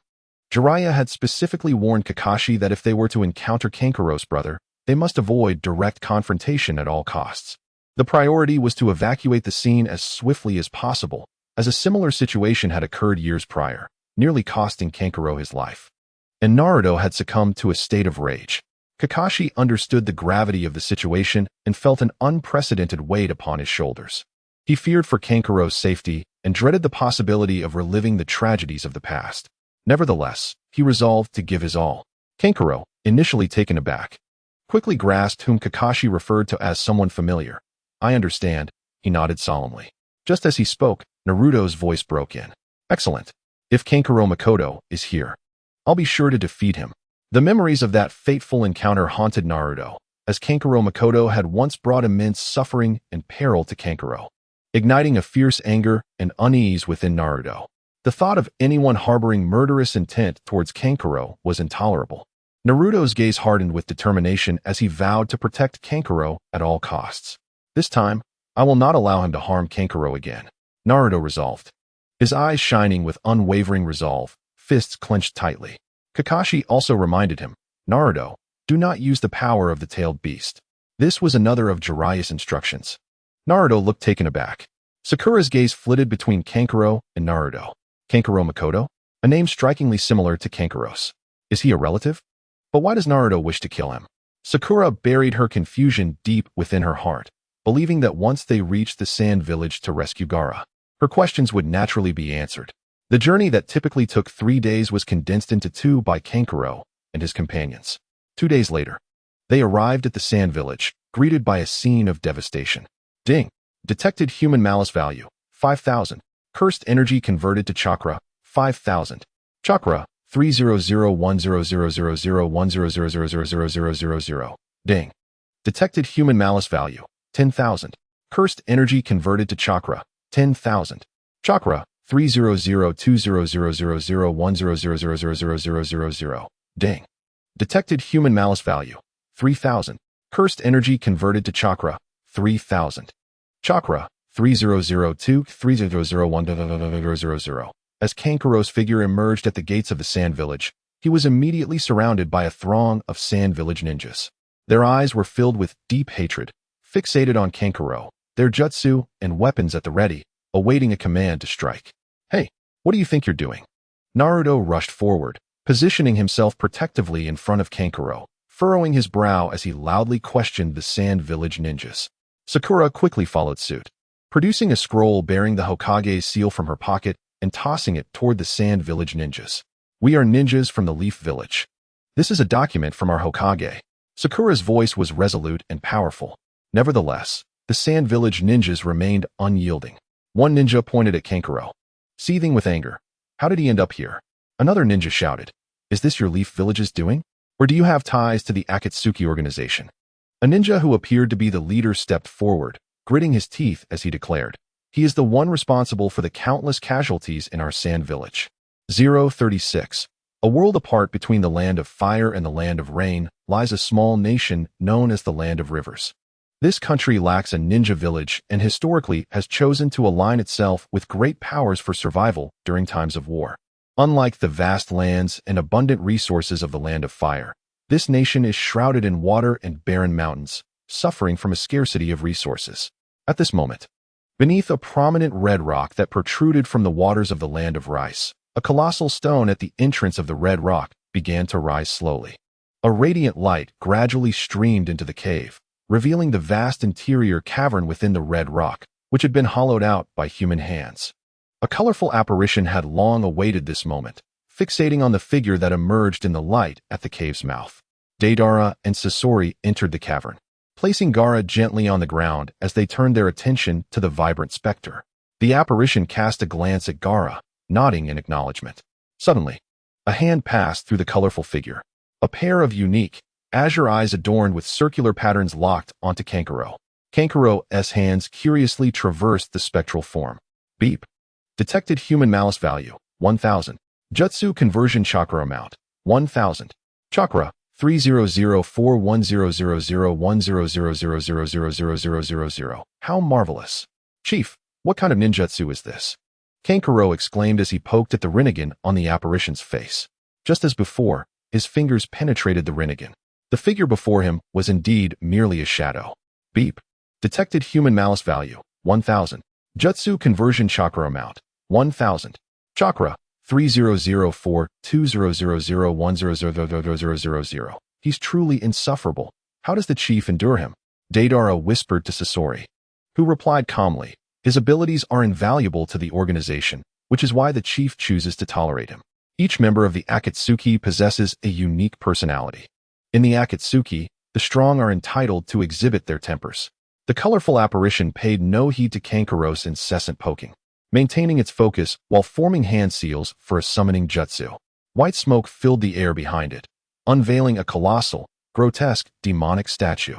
All right, assemble, commanded the apparition. Simultaneously, numerous colorful figures appeared atop the statue's enormous fingers. Deidara and Sasori leaped onto the only two available fingers. Deidara glanced back at Kankuro, then inquired of the chief's apparition, What about Kankuro? The chief's gaze swept downwards, and Kankuro was seen smiling and waving at him. Let him be, the chief stated. Deidara's lips twitched in frustration. Why is he allowed to be so casual? Beep. Detected human malice value, 500. Jutsu conversion chakra amount, 500. Chakra, 300425001000000000. Sealing jutsu. Illusory, Dragon 9 seals. Kankuro's apology for the events in Sunagakure was abruptly interrupted by a furious Naruto. He burst forth, pointing at the Sunagakure ninjas who openly displayed their hatred towards Kankuro. We are the Leaf's reinforcements. Yet you dare to slander us. That person merely resembles Kankuro. It does not mean they are one and the same. Do you think only you suffered at their hands? Kankuro is also a victim. Why should he apologize? The actions of that individual have nothing to do with him, Naruto declared, gripping Kankuro's shoulders firmly, determined to shield him from the repercussions of another's deeds. How dare they? Kankuro almost lost his life to that person. Sakura sighed, stepping forward to negotiate with the Sunagakure ninjas calmly. You must have seen Hokage-sama's documentation. We could not possibly deceive you. Noticing their skepticism, Sakura understood that hatred could not be so easily dismissed. She continued, The ninja who attacked your village is named Kankuro. He is the biological brother of our Kankuro, but the latter is a rogue ninja. We cannot blame an innocent person for the misdeeds of a rogue ninja, can we? Sakura regarded the Sunagakure ninjas. As far as I know, you also have rogue ninjas in Sunagakure, right? That rogue was among those who attacked. Would you hold their family accountable? The Sunagakure ninjas fell silent, unable to refute her argument as they stared intently at Kankuro, who stood protected behind Naruto. Upon closer inspection, the differences between the two became apparent. The attacking blue-haired ninja had longer hair, was slightly taller, and wore an expression of disdain and arrogance. In contrast, the Kankuro before them appeared younger, lacking any sharpness in his features, instead exuding a gentle demeanor. The Sunagakure ninjas, their expressions stiff, ultimately allowed them to pass. As Naruto walked by, he let out a heavy scoff, feeling a deep-seated frustration over the unfair treatment of Kankuro, which gnawed him more than his own grievances. Kakashi remained unperturbed. Oh, Naruto is just throwing a little tantrum. What's the big deal? Didn't T Sunagakure also unleash their frustrations on our young ones? They proceeded towards Sunagakure's medical room, having heard that Kankuro had been poisoned and was in dire condition. As soon as they entered the medical room, a fierce wind surged towards Kakashi. His apathetic eyes widened in surprise. What is going on with this Sunagakure? Kankuro reacted swiftly, stepping in front of Kakashi to effortlessly deflect the attack. An elderly voice resonated from ahead. Little sister, you're mistaken. He is not the Leaf's White Fang. Chiyo halted, her gaze fixed on Kakashi, who offered an awkward smile in response. Chiyo scoffed, not the White Fang, but certainly connected to him. Hey, what is happening here? Naruto exclaimed, unable to contain his frustration. We've come to assist Sunagakure, yet upon entering, our companion is slandered, and now you attack Kakashi-sensei. What kind of logic is this? The only calm presence, Chiyo's companion, glanced between Kankuro and Kakashi, fully aware of the situation, and explained, please allow this old man to apologize for their rashness. Your companion bears a striking resemblance to the ninja who attacked us, and the White Fang has a complex history with my sister. However, rest assured, we are allies now. Naruto huffed in response. Not good. Granny Chiyo, Kankuro's condition has worsened. Temari rushed out, grasping Chiyo's hand. Sakura turned to Kankuro, who met her gaze. Sakura, your medical ninjutsu is exceptional. I trust you can handle this, right? Sakura was indeed capable, yet she felt that Kankuro's medical skills far surpassed her own, making him perhaps more suitable for treating Kankuro. Sakura, go ahead, Kankuro beckoned her.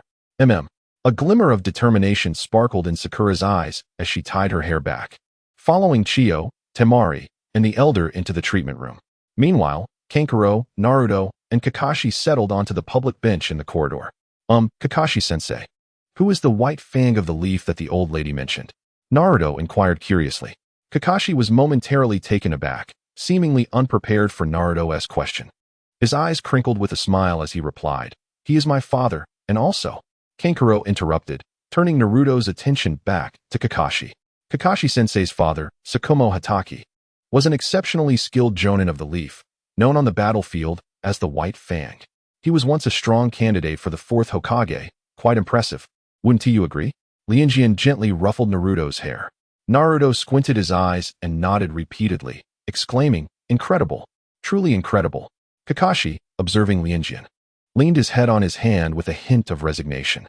He had intended to reveal to Naruto that the ninja who had attacked them 3 years prior was his father, but Lianjian had intervened. Kakashi understood Lianjian's sentiments. Indeed, he was excessively gentle. Suddenly, a ninja from Sunagakure burst in, their face etched with urgency. Wait, Naruto halted him, explaining, they are treating Kanjuro inside. If you barge in, you'll disturb Sakura. But there are more injured ninjas in Sunagakure who need help. The ninja shouted back. Allow me. Lianjian stood, smiling at the ninja before him. I am a student of the 5th Hokage of Konohagakure and a medical ninja. The ninja hesitated, unable to meet Lianjian's all-too-familiar face. This attitude of skepticism ignited Naruto's fury. Lianjian is here to help. What with your attitude? Lianjian soothingly patted Naruto's head and addressed the Sunagakure ninja. Saving lives is paramount. Are you sure you want to waste time here with me? The Sunagakure ninja gritted his teeth. All right, then you come with me. Sorry for the trouble. The last 3 words were barely audible. Naruto insisted, I'll go with you. To prevent them from bullying you. Due to limited resources, the injured ninjas from Sunagakure were laid on stretchers upon the ground. The number of medical ninjas was pitifully few, merely 3, and their medical ninjutsu was not particularly exceptional. No, stay away from me. Suddenly, One of the injured ninjas beside Lianjian widened his bloodshot eyes, frantically waving his hands in fear. Calm down. He is not the same person who attacked you. Naruto helped Lianjian hold him down. Seizing the opportunity, Lianjian utilized the healing palm technique. The wounds on the ninja swiftly healed. The ninja regarded him with uncertainty, trembling, yet was no longer as fearful as before. Lianjian's involvement significantly enhanced the efficiency of the treatment. Many ninjas, initially deemed beyond saving by Sunegakure's medical ninjas due to excessive blood loss, were revived by him. Other ninjas from Sunegakure, not to mention the 3 medical ninjas, were completely awed by Lianjian's extraordinary medical ninjutsu. Furthermore, Lianjian generously guided them in their medical techniques throughout the process. Once the majority of the injured had been treated, Lianjian wiped the sweat from his brow and stood up, intending to check on Sakura's progress. Lianjian, he was suddenly called. Naruto turned with him. The injured ninja on the ground looked around, saying, "Thank you." Lianjian was taken aback. Smiling back, "It's my pleasure. I'm glad to have saved you." The injured ninjas felt a warmth rise from within, realizing that they could never confuse 2 entirely different individuals. As that blonde-haired leaf ninja had said, they were worlds apart. As Lianjian walked towards the medical room, he could feel Naruto's unwavering gaze upon him. "Naruto, why do you keep looking at me?" Lianjian asked playfully. Naruto scratched the back of his head, unusually shy. "I just think you're amazing. So cool. You're the most impressive person I've ever met. Not only are you powerful, gentle, and kind, but you also possess an incredible charm. It seems that anyone who has interacted with you finds it impossible to dislike you." In Naruto's eyes, Lianjian was extraordinarily cool, and he found himself at a loss for more descriptive words. "Is that so?" Lianjian couldn't help but smile, patting Naruto on the shoulder. "You are also quite impressive now. The way you stood in front of me was incredibly manly." Kakashi observed Lianjian and the seemingly buoyant Naruto, remaining silent for a moment before affirmatively asking, "Lianjian, have you praised Naruto again?" Lianjian replied, pulling Naruto down from his lofty thoughts. "Lianjian, Kakashi-sensei." Sakura emerged, her short hair still tied up, appearing spirited. She looked at Lianjian, nodding with anticipation. "I have completely eradicated the toxins from Kanjuro's body." Lianjian understood the expectation in Sakura's eyes and gently pressed down on her head. "Well done. Just as expected of you, Sakura," receiving the desired praise. A radiant smile bloomed on Sakura's face. "Of course. I am Tsunade-sama's disciple. Your junior." Kakashi mused. Does Sakura truly still remember that her crush is Sasuke? He harbored doubts about this. Since the toxins in Kanjuro's body are cleared, we should not delay. "Let us head to save Gaara," Kakashi proclaimed. "I will accompany you." Chiyo approached, her gaze lowered as she spoke slowly. "Among the members of the Akatsuki who abducted Gaara, there is my grandson. I shall go with you." The longing in Zuki's eyes was palpable. "Older sister." He understood that this journey might be a farewell. Chiyo smiled, a blend of sadness and pride gracing her features. "He is a remarkable puppeteer. Only I truly understand him." Temari emerged from the medical room, handing Kakashi a piece of torn fabric. "This is what Kanjuro managed to grab from the Akatsuki's puppeteer." Kakashi nodded. "Excellent. This will allow us to track them." Summoning technique. Pakin emerged from the white smoke, shaking his tail. He sniffed the scent on the fabric and nodded at Kakashi. "Let us set forth," Kakashi declared. 037. The tragedy of the Kage clan. The process of extracting and sealing the tailed beast was lengthy, requiring 3 days and nights.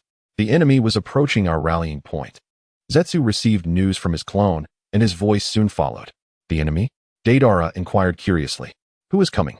If it's a Jinchuriki, I'd be quite excited." Zetsu's colorful silhouette nodded. "Indeed, and they are quite formidable. Their name seems to be Might Guy." "Who is he?" The leader turned to Zetsu. Zetsu did not respond. "A Jonin from Konoha, adept in taijutsu," Itachi's voice chimed in. "His strength is considerable. Do not underestimate him." He reminded them. "So it's that rare beast." Hoshigaki recalled. Might Guy was the ninja who, during his last assault on Konoha alongside Itachi, had jumped in front of him and delivered a kick. "I find that Konoha's rare beast quite intriguing. Let us use that technique. The current seal cannot be interrupted. We must send someone out to stall the enemy. While our main bodies cannot move, we can use that ninjutsu to hold them off. Though not as powerful as our main bodies, it will suffice against them." "Let me go. I have a bit of a personal grudge against him," Hoshigaki offered. The leader nodded. "That ninjutsu is most suitable for you, given your ample chakra." "Lianjian." The leader's gaze swept across, but he did not see Lianjian in the vicinity. Where has Lianjian gone? He furrowed his brow, catching a glimpse of blue in his peripheral vision. Upon closer inspection, he found a figure lying across the head of the outer path golem, curiously touching its moving eyeball. The leader remained silent for a second before commanding, Lianjian, you shall accompany Hoshigaki.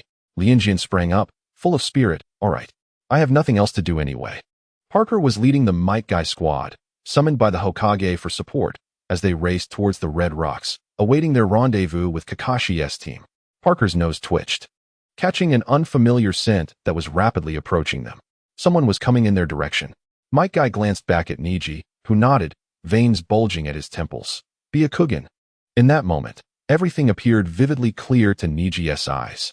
The two figures ahead could not evade his keen gaze. Suddenly, a familiar silhouette came into view, causing Niji to involuntarily halt, his pupils constricting. Noticing Niji's odd expression, Might Guy led Lee, Tintin, and the others to stop, turning to Niji with puzzled looks. What sight could elicit such a reaction from the usually composed Niji? What do you see, Niji?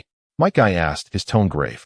Yet, before Niji could respond, the figure that astonished him appeared before them. Parker widened his eyes in disbelief at the sight ahead.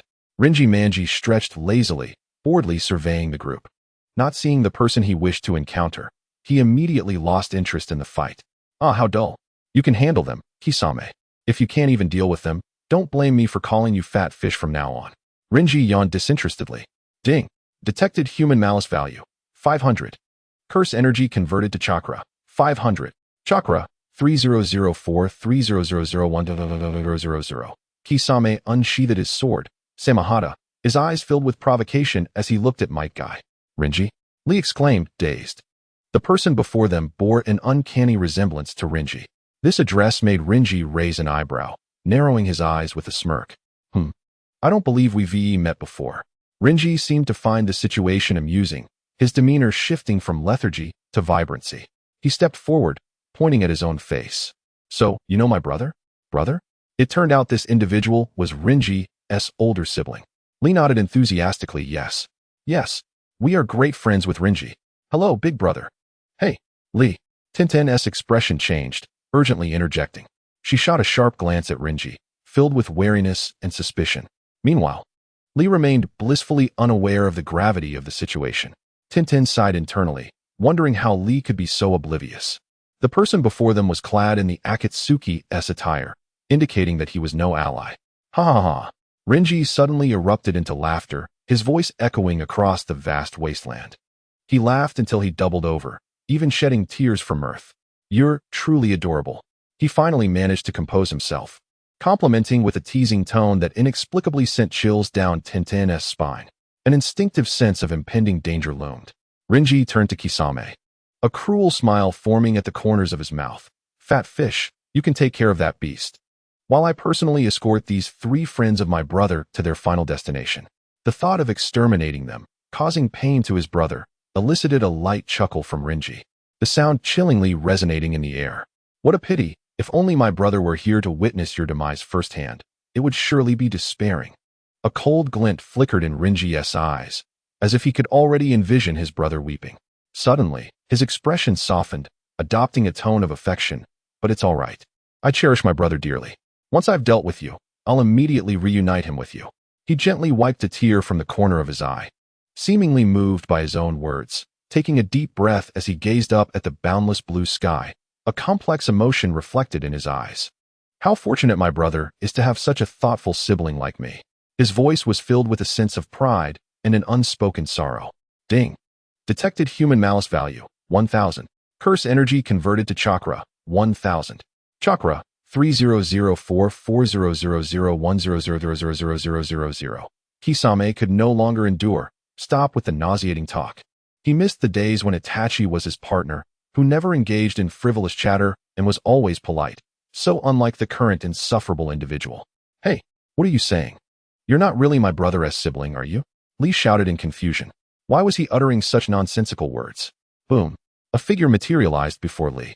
Rinji loomed over him, causing Lee's pupils to constrict. He barely had time to react before his body was sent soaring through the air, crashing heavily onto the ground. Cough. A sharp pain pierced Lee's chest. As he opened his mouth to speak, blood spewed forth. Li. Ding. Detected human malice value. 10,000. Curse energy converted to chakra. 10,000. Chakra. 3005400010000000. Ding. Detected human malice value. 10,000.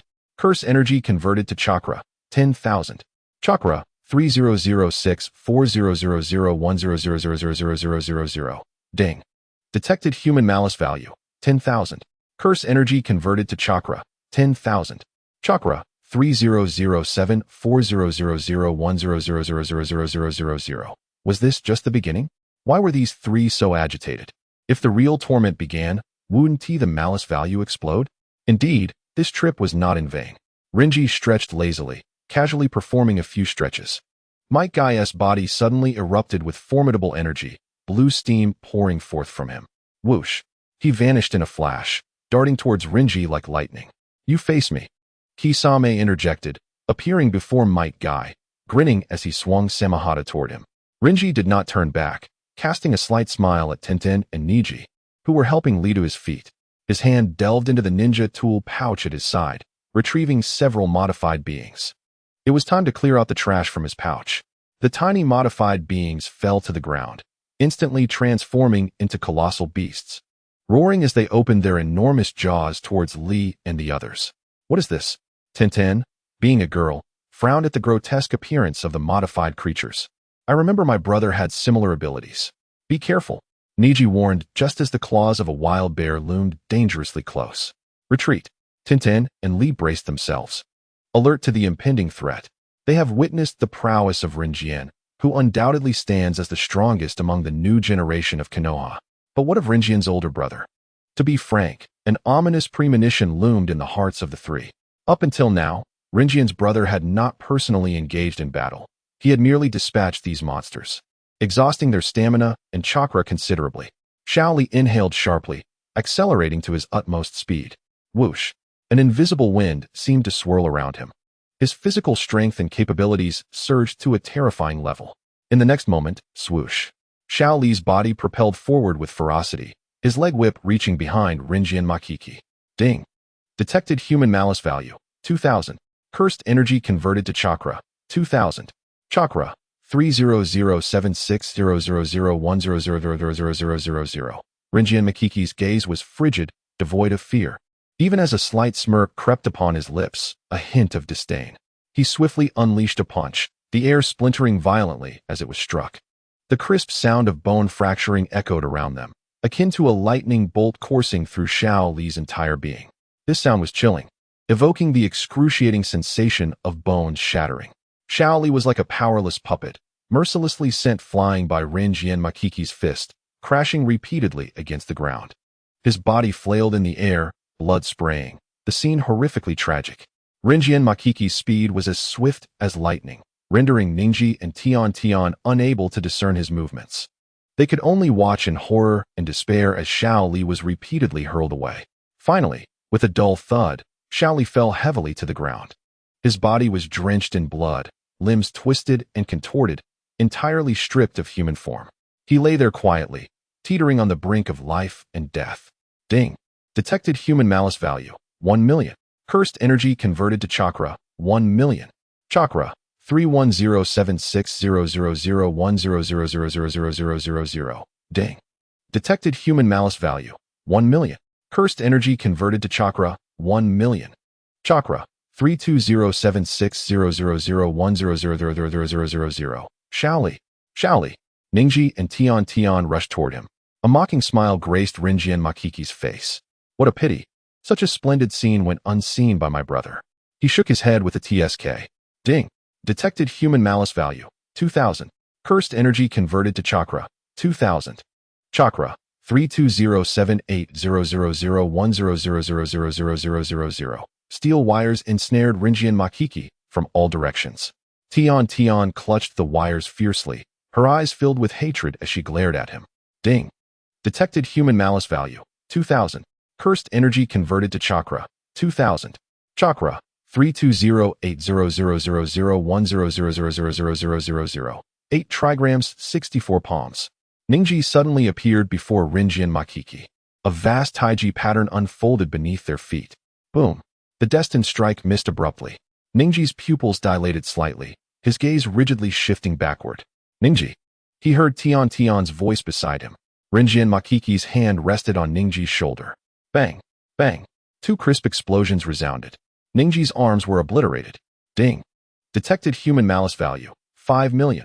Cursed energy converted to chakra, 5 million. Chakra, 370800001000000000. Wow. Tian, you truly receive preferential treatment. Shaoli is left with but a breath, and you only contributed 1 million in malice. Yet, Ningji merely lost his arms, and the malice skyrocketed to 5 million? Indeed. Love for a partner cannot be equated to friendship, can it? In that case, I eagerly anticipate Sakura. Rinjian Makiki released his grip. Losing too much blood coupled with excruciating pain, Ningji collapsed, unconscious. Ding. Detected human malice value, 5 million.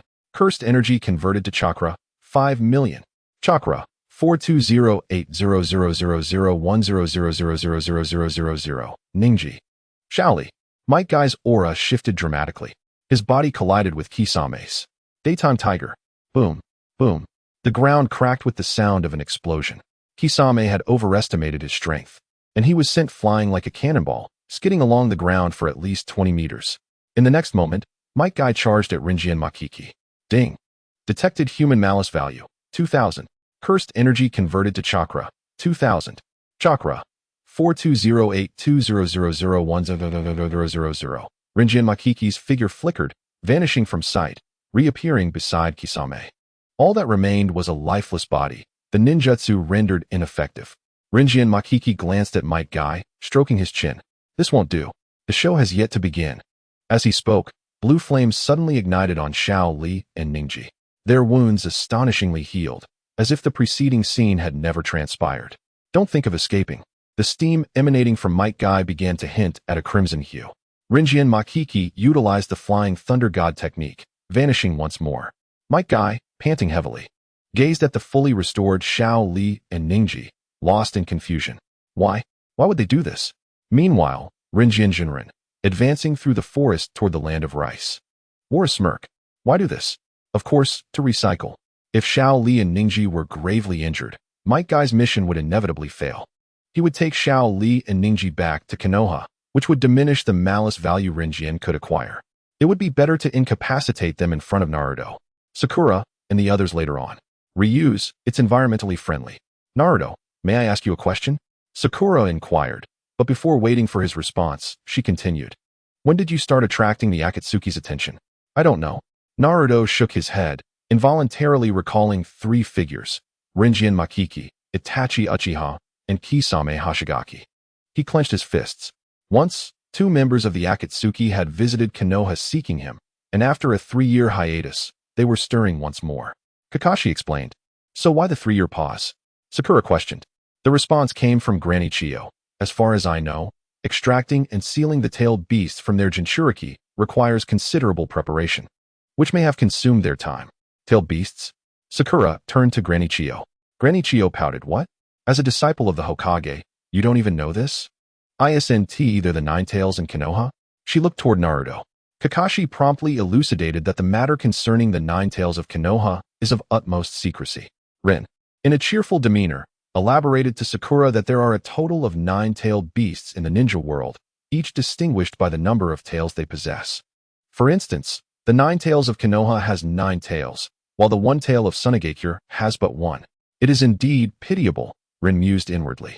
The tailed beasts are colossal reservoirs of chakra, and during the ninja wars, every nation wielded them as weapons of war, resorting to unscrupulous means to obtain them. Yet, no one could harness the immense power that transcends human comprehension. Chiyo interjected, reinforcing Ren's statement. Sakura instinctively cast her gaze upon the unusually quiet Naruto, and then turned to Rin, inquiring if Rin had known about Naruto and the Nine Tails for a long time. This question stirred something within Naruto, prompting him to look at Rin as well. Rin smiled at them, affirming that he had known since a young age. However, Naruto is Naruto, and the Nine Tails is the Nine Tails. They could never be conflated. Chiyo chuckled, remarking that while it may seem simple to say, The Jinchuriki harbors the terrifying power of the tailed beast within. How could they not be intertwined? The strength of a tailed beast could effortlessly obliterate a village. And should a Jinchuriki lose control, the consequences would be unthinkable, even if it is impossible to completely separate the Jinchuriki from the tailed beast. Should we not view the Jinchuriki without fear? After all, they are the heroes who help the village maintain control over the tailed beasts. I may not fully comprehend the tailed beasts, but I understand Naruto. Even if one day he were to acquire the power of the tailed beast, he would never harm the village or his comrades. I witnessed this 3 years ago. Am I late? Sakura exclaimed, her heart swelling with boundless affection. How should one express it? Even knowing how gentle and kind Rin is, she is still consistently taken aback by his admirable perspectives. Naruto must be delighted as well. Despite being questioned and reviled by everyone, there is still one person who will steadfastly stand by his side. However, Sakura smiled. Realizing that they would all stand by Naruto now, he would no longer be alone. The truth that Rin understood at such a tender age remained elusive to the villagers even now. Kakashi could not blame those who had personally experienced the Nine-Tails incident, but he felt helpless regarding the way they directed their hatred towards a child. Kakashi suddenly sensed something amiss. The silence was atypical of Naruto. His peripheral vision caught sight of Naruto discreetly wiping away tears from the corners of his eyes. In the next moment, Naruto lunged toward Rin. Fortunately, Rin's reflexes were swift enough to catch him. "Be careful, Naruto," Sakura exclaimed, a vein popping on her forehead as she delivered a punch to Naruto's head. "Ouch!" Naruto yelped, clutching his head and looking at Rin with a pitiful expression. "That hurts." Rin nonchalantly rubbed his head, assuring him, "It's fine now." Naruto nodded obediently. "Yes. It doesn't hurt anymore." "You pesky Naruto," Sakura retorted. Chio regarded the playful trio with a complex mix of emotions, pondering that not everyone could encounter someone who understands them like the Jinchuriki of the Nine-Tails. Kakashi shook his head, lamenting that Naruto had endured a miserable existence before meeting Rin. Chio smiled, but he is very happy now. The Jinchuriki, having understood love, can comprehend what it means to protect, thus unleashing the true power of the tailed beasts. Everyone stop. Suddenly, Kakashi halted in his tracks. Rin and the others focused their gaze ahead, where Uchiha Itachi had blocked their path. "Who is it?" Sakura, the only one unfamiliar with Uchiha Itachi, felt an ominous foreboding from the sight of his Sharingan. "Uchiha Itachi," Naruto glared, his brows furrowed with anger. "Itachi?" Chio recalled. He's the one who annihilated the entire Uchiha clan. "Long time no see, Kakashi-kun, Naruto-kun." Itachi greeted them politely, completely disregarding Sakura and Rin. Ding. Detected human malice value, 1000. Cursed energy converted to chakra, 1000. Chakra, 420830000100. Upon Itachi's appearance, he unintentionally contributed 1000 malice points to Rin. Rin remained silent. Kakashi regarded Itachi with heightened vigilance, particularly wary of his elusive Jinjutsu. "Everyone, do not look directly into his eyes. It is perilous." Kakashi firmly covered Naruto's eyes with his hand. Itachi's ocular technique is a Jinjutsu, specifically a visual-type Jinjutsu, and as long as one avoids making eye contact, they would be safe. "It seems that avoiding Itachi is of little use," Rin remarked. "With just a twitch of his toes, you could find yourself ensnared in a Jinjutsu." Rin was curious about what kind of illusion Itachi would conjure for him. "Brother, don't look around." A gentle pat landed on Rin's shoulder. He turned to find Uchiha Masaki standing quietly behind him, offering a warm smile. Rin glanced around, noticing that Kakashi, Naruto, Sakura, and Chio had vanished without a trace, leaving just himself and Masaki. So, is this the illusion created by Uchiha Itachi? The real Rin stroked his chin, a mischievous grin spreading across his face. Although it was an illusion conjured by Itachi, he could still create nightmares for Itachi within this dream. "What brings you here?" The real Rin comfortably leaned against Masaki's shoulder. The once adversarial brothers now appeared as if they shared an inseparable bond. "I came to see you," Masaki replied, her gaze lowered, fixed on Rin. Rin's hand gently caressed Masaki's cheek. "Do not forget our purpose. There are only 2 pairs of Sharingan left, correct? I want Uchiha Sasuke's eyes. Brother, assist me." Ding. Detected human malice value, 1 million. Cursed energy converted to chakra, 1 million. Chakra, 4308300010000000. The situation escalated. Provoking Uchiha Itachi to turn hostile was far too simple. If he so much as glanced at any part of his younger brother, he could easily eliminate him, let alone coveting something as precious as the Sharingan. Slap. The real Rin swiftly struck Masaki across the face, catching her off guard. He grasped her collar. Do you think I wouldn't recognize my own brother? Uchiha Itachi. Before him, Masaki gradually morphed into Itachi's likeness. The real Rin leaned closer to Itachi's ear, whispering softly, the truth behind your annihilation of the Uchiha clan. Sasuke remains oblivious. Doesn't he? What if I were to tell him? Would he join the Akatsuki and obliterate Konoha? Between Konoha and your clan, you chose Konoha, yet spared Sasuke. So, when it comes to Sasuke and Konoha, who will you choose? Uchiha Itachi. I am quite intrigued. The real Rin slowly withdrew, observing the murderous intent in Itachi's eyes. He suddenly recalled Shursue's Sharingan. One is with Itachi, and the other is with Danzo. How fortuitous, he could procure both. Ding. Detected human malice value, 5 million. Cursed energy converted to chakra, 5 million. Chakra, 4808300010000000. Rin sensed it. Uchiha Itachi had resolved to eliminate him here. How fortuitous. Detected human malicious value 2000. Curse power converted to chakra, amount 2000. Chakra, 4808500010000000. A kunai pierced through Lianjian's chest. His expression remained unchanged as he fixed his gaze on Uchiha Itachi. The wound healed rapidly, leaving no trace behind. Lianjian extended his hand towards Uchiha Itachi. Within the illusion, while the body was but a facade, the spirit and soul were genuine, allowing Lianjian to act with ease. Uchiha Itachi was not merely clever. He seemed to grasp certain rules governing Lianjian's abilities, swiftly evading the outstretched hand. Whoosh! Uchiha Itachi vanished from the illusion, leaving Lianjian alone. Suddenly, Uchiha Itachi materialized behind Lianjian, delivering a powerful punch. Lianjian did not yield, retaliating with a punch of his own. Ding! Detected human malicious value 2000. Curse power converted to chakra, amount 2000. Chakra, 4808700010000000. A tremendous force surged forth, shaking both of their bodies. As Lianjian attempted to grasp Uchiha Itachi further, the latter once again deftly pushed him away. Uchiha Itachi observed his own hand. The explosive power of Lianjian's attack was formidable, arguably the strongest he had encountered among ninjas. His hand bones fractured, skin torn, and even his internal organs trembled subtly. Lianjian distinctly heard the faint sound of bone cracking within Uchiha Itachi's body. This marked the first time Lianjian faced someone who could trade blows with him directly. Tsunade's monstrous strength melded with his black flash, and combined with the power of the 8 gates, most adversaries could hardly withstand a single strike. Fortunately, within the illusion, Uchiha Itachi was spared from severe injury. A cold smirk appeared at the corner of Lianjian's mouth. He was in no rush to conclude their game within the illusion. The next moment, Uchiha Itachi unleashed a flurry of attacks. Fire release, Phoenix fire technique. Flames reminiscent of the flower surged towards Lianjian. The intense heat accompanied by the sound of tearing air was chaotic, and the flames concealed shurikens that could easily be overlooked. Ding! Detected human malicious value 2000. Curse power converted to chakra, amount 2000. Chakra, 4808900010000000. Water release. Water torrent wave. A powerful stream of water, rotating like a tornado, extinguished the flames. While the shurikens were caught up in the whirlwind, resembling an oceanic force surging towards Uchiha Itachi. Lianjian's chakra reserves were ample, allowing him to execute the water technique with exaggerated prowess.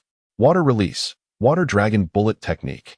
2 massive water dragons erupted from behind Lianjian, their eyes flashing like lightning as they lunged at Uchiha Itachi. The illusion shattered. Uchiha Itachi's figure, along with the water technique, vanished. Lianjian opened his eyes, and Naruto and the others were right before him. In mere moments, he had exchanged blows with Uchiha Itachi. Lianjian glanced around and found Naruto frozen in place, seemingly ensnared in the illusion. Kakashi and Uchiha Itachi had already engaged. Naruto suddenly snapped back from the dream, breathing heavily, his trembling pupils filled with fear. Naruto, Naruto. Lianjian began, but before he could finish, Naruto hugged him tightly. Naruto's grip was strong, causing a sensation of suffocation in Lianjian's chest. Lianjian, perplexed, patted Naruto's back, Naruto. What's wrong? Were you trapped in Uchiha Itachi's illusion? Illusions cannot manifest reality. Ding. Detected human malicious value 1000. Curse power converted to chakra amount 1000. Chakra 48090000100000000. I know. Despite recognizing it was an illusion, Naruto was inexplicably drawn to Lianjian before him. How could he do this? How could he be so affected by a mere illusion? Lianjian would never abandon us, right? Naruto released Lianjian, grasping his shoulders, his eyes stubbornly fixed on him. Lianjian met his gaze and smiled. Yes, Lianjian would never deceive me, would he? Naruto continued to inquire. Lianjian had already deduced what illusion Uchiha Itachi had conjured to show Naruto. He nodded affirmatively. Yes, it was merely an illusion. Breaking the image he had built beside Naruto over the years was utterly impossible. I knew it. A smile broke across Naruto's face. However, a prompt echoed in Lianjian's mind. Ding. Detected human malicious value 10,000. Curse power converted to chakra amount 10,000. Chakra 481000001000000. Naruto's smile was radiant. Lianjian, if you make a mistake, I will break your legs and imprison you. Lianjian stared at him intensely. What did Naruto just say? He could not comprehend. Naruto. Lianjian was utterly shocked. Had he misheard? No, it was impossible. He understood perfectly. Had Naruto succumbed to darkness? Only by being corrupted could one utter such words, right? Yet, Naruto seemed to possess a dark side inherently. The Nine Tails had been sealed within him for years, and he had endured bullying from the entire village for over a decade. He could not possibly lack a shadowy aspect. Yet the previous statement was far too inconsistent with Naruto's character, wasn't he it? What's wrong? Naruto looked at Lianjian with bright eyes, seemingly oblivious to his previous words. He turned to face Uchiha Itachi. I must defeat him. His gaze brimmed with determination as he charged at Uchiha Itachi. Super large Rasen Shuriken. The spiraling sphere in Naruto's hand surged towards Uchiha Itachi. Uchiha Itachi's chakra was depleted. This body did not originally belong to him. He could only manifest here through a special ninjutsu, possessing merely 30% of his usual chakra. He could not accept that he had not killed the real Lianjian. Facing the Rasen Shuriken descending from above, Uchiha Itachi relinquished resistance, concentrating all his chakra. His Manjiki Sharingan locked onto Lianjian. Amaterasu. Boom. A tremendous sound erupted, leaving a deep pit in its wake. The fallen body, however, did not resemble Uchiha Itachi. It was a jonin from their village. Urine. How could this happen? Recognizing the corpse, Granny Chiyo furrowed her brows. Lianjian's body was engulfed in black flames. His expression contorted as he let out a pained cry. The sound pierced the air like a sword, causing Kakashi and the others to change their expressions. Lianjian. Hearing Lianjian's anguished scream, Naruto's heart tightened, and without hesitation, he dashed towards Lianjian. Water release, great waterfall technique. Sakura, witnessing this, swiftly formed hand seals to cast her ninjutsu. A massive torrent cascaded from above like a waterfall, pouring directly onto Lianjian. The water clashed with the flames, producing a crackling sound. Yet the flames enveloping Lianjian showed no signs of extinguishing. Stay back. Lianjian, sensing Naruto's approach, urgently shouted as he continued to retreat. I will find a way. Lianjian looked at Naruto, his eyes flashing with determination. Despite the excruciating pain from the flames searing his body, he remained composed.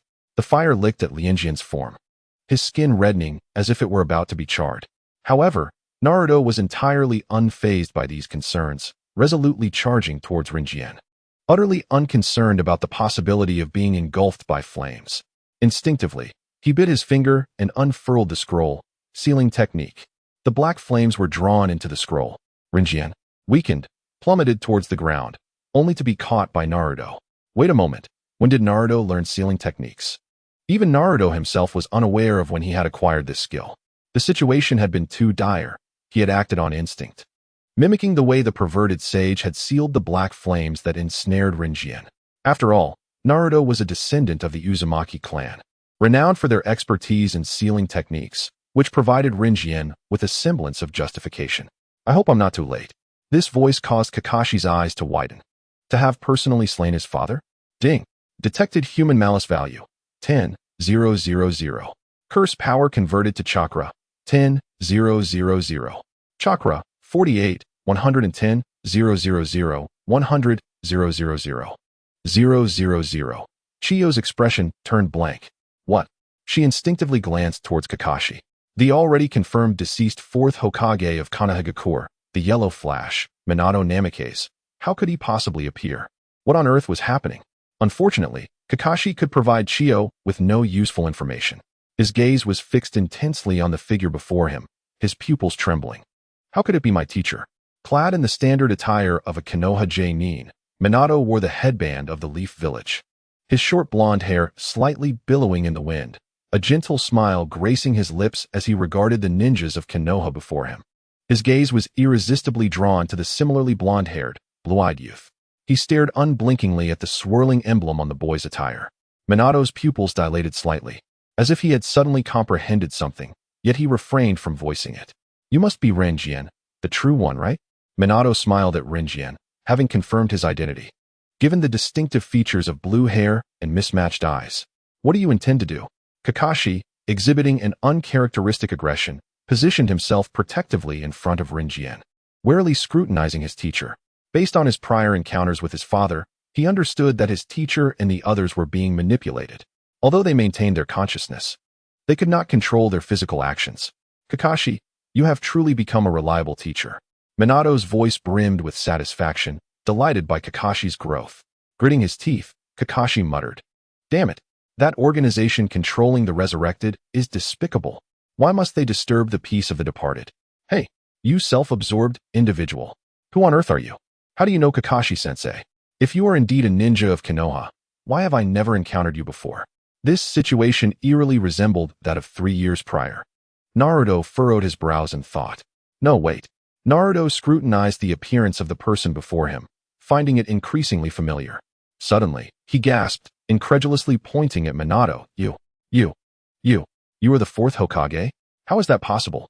Naruto looked at Renjian in shock, only to find no trace of surprise on Renjian's face. Renjian succinctly explained to Naruto, Naruto, there exists a jutsu in the ninja world that can resurrect the dead, but it also allows for the control of these resurrected individuals. Thus, even if he is the fourth Hokage of Konoha, he is now an enemy. Upon hearing this, Kakashi felt a wave of relief. It seemed that Renjian was only aware of Naruto's identity as the Ninetales Jinchuriki, unaware that Naruto was the son of the fourth Hokage. Ding. Detected human malice value. 10,000. Curse power converted to chakra. 10,000. Chakra. 48, 120, 000, 100, 000. At this moment, Naruto still did not know who stood before him, yet he had already contributed a malice value of 10,000. If Naruto were to discover the true identity of the person opposite him, the malice value would surely surge to unprecedented heights. This is outrageous. Such an evil organization exists. Naruto clenched his teeth, filled with fury towards that organization. He tightened his fists, his spirit aflame, resolutely declaring, "In that case, no matter who you are, I will defeat you."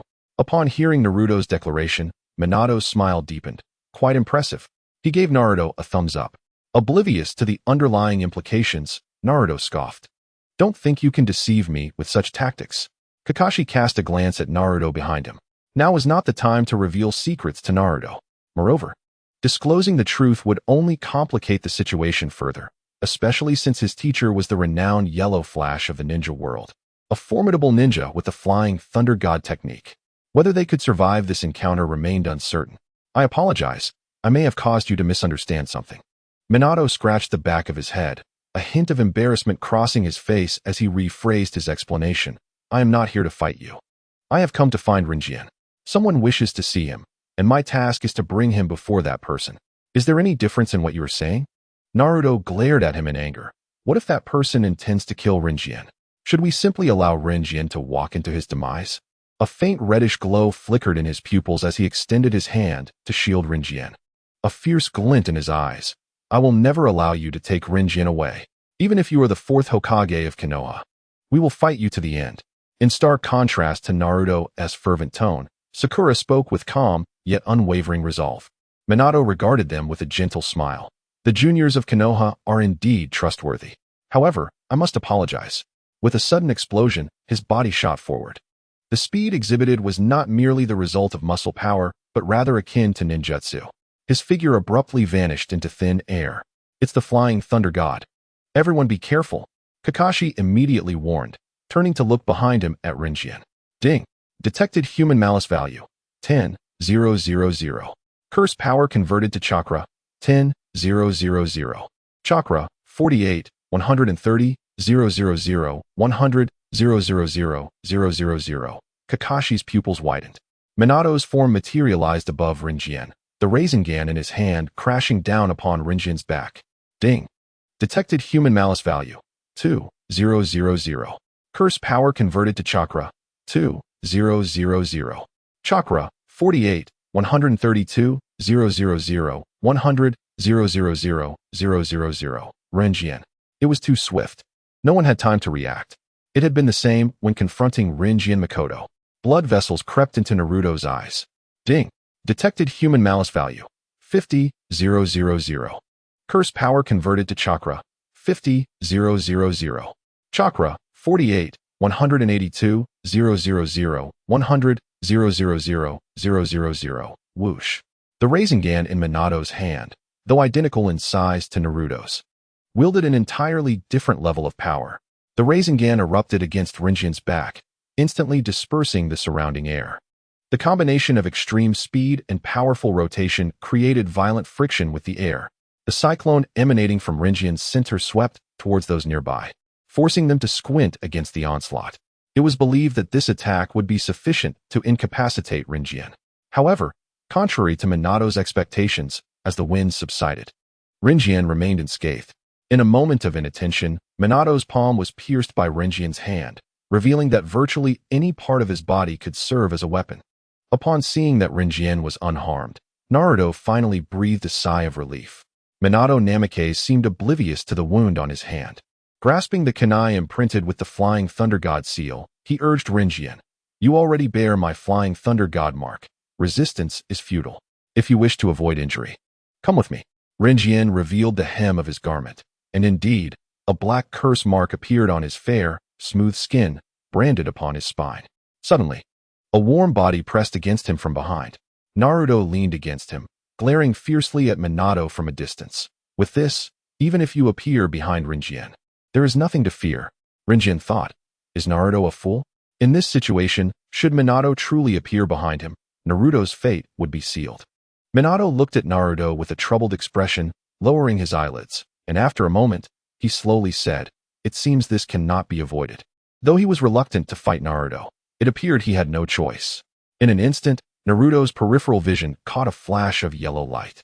His pupils struggled to keep up with the speed of that lightning-like flash, let alone his body's reaction. Yet, his mind quickly grasped the situation. He abruptly turned, mouth agape, seemingly wanting to warn Rinjian to be cautious. However, the scene before him made blood well up in his eyes. The Flying Thunder God technique instilled fear in countless shinobi due to its irresistible speed. Under such velocity, everything Naruto and Rinjian attempted was already too late. A dull thud echoed as metal pierced skin and muscle.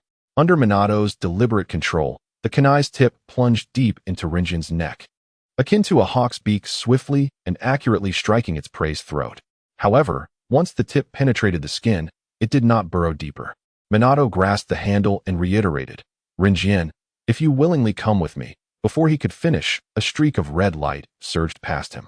An attack, swift and fierce as a beast, lunged towards Minato. He flickered and evaded effortlessly, observing Naruto surrounding Rinjian. At that moment, Naruto's pupils transformed into slits, exuding the powerful chakra of the Nine Tails. Yet, unlike 3 years prior, he had not completely lost his rationality this time. It seemed the 3 years spent training under Jiraiya had endowed him with sufficient skill. Do not let him take Rinjian. For reasons unknown, this thought consumed Naruto's mind. He remained resolute in one conviction: Rinjian must not leave. Ding. Detected human malice value, 100,000. Curse power converted to chakra, 100,000. Chakra, 4828200010000. On the other side, Sakura gritted her teeth, channeling all her strength into her hands. Her beautiful visage contorted into a fierce expression as she unleashed a formidable punch towards Minato's head. No matter who he was, whether a former Hokage or a hero of the village, She would not allow anyone to take Rinjian away. This was her absolute bottom line. Ding. Detected human malice value, 10 million. Curse power converted to chakra, 10 million. Chakra, 582820001000000000. Feigning weakness, Rinjian suddenly trembled. His gaze fixed intently on Sakura in the distance. Had he not yet faced death before her? This malice value was astonishing. Could it be that Sakura's inherently powerful spiritual strength and her sensitive emotions surged this value far beyond the norm? This was remarkable. He had not encountered such a wealth of combat experience in quite some time. Minato sensed the immense power contained within that punch. His expression bore a hint of surprise. Not only was the strike powerful, but it was also swift and fierce. Indeed, Konoha was teeming with talent.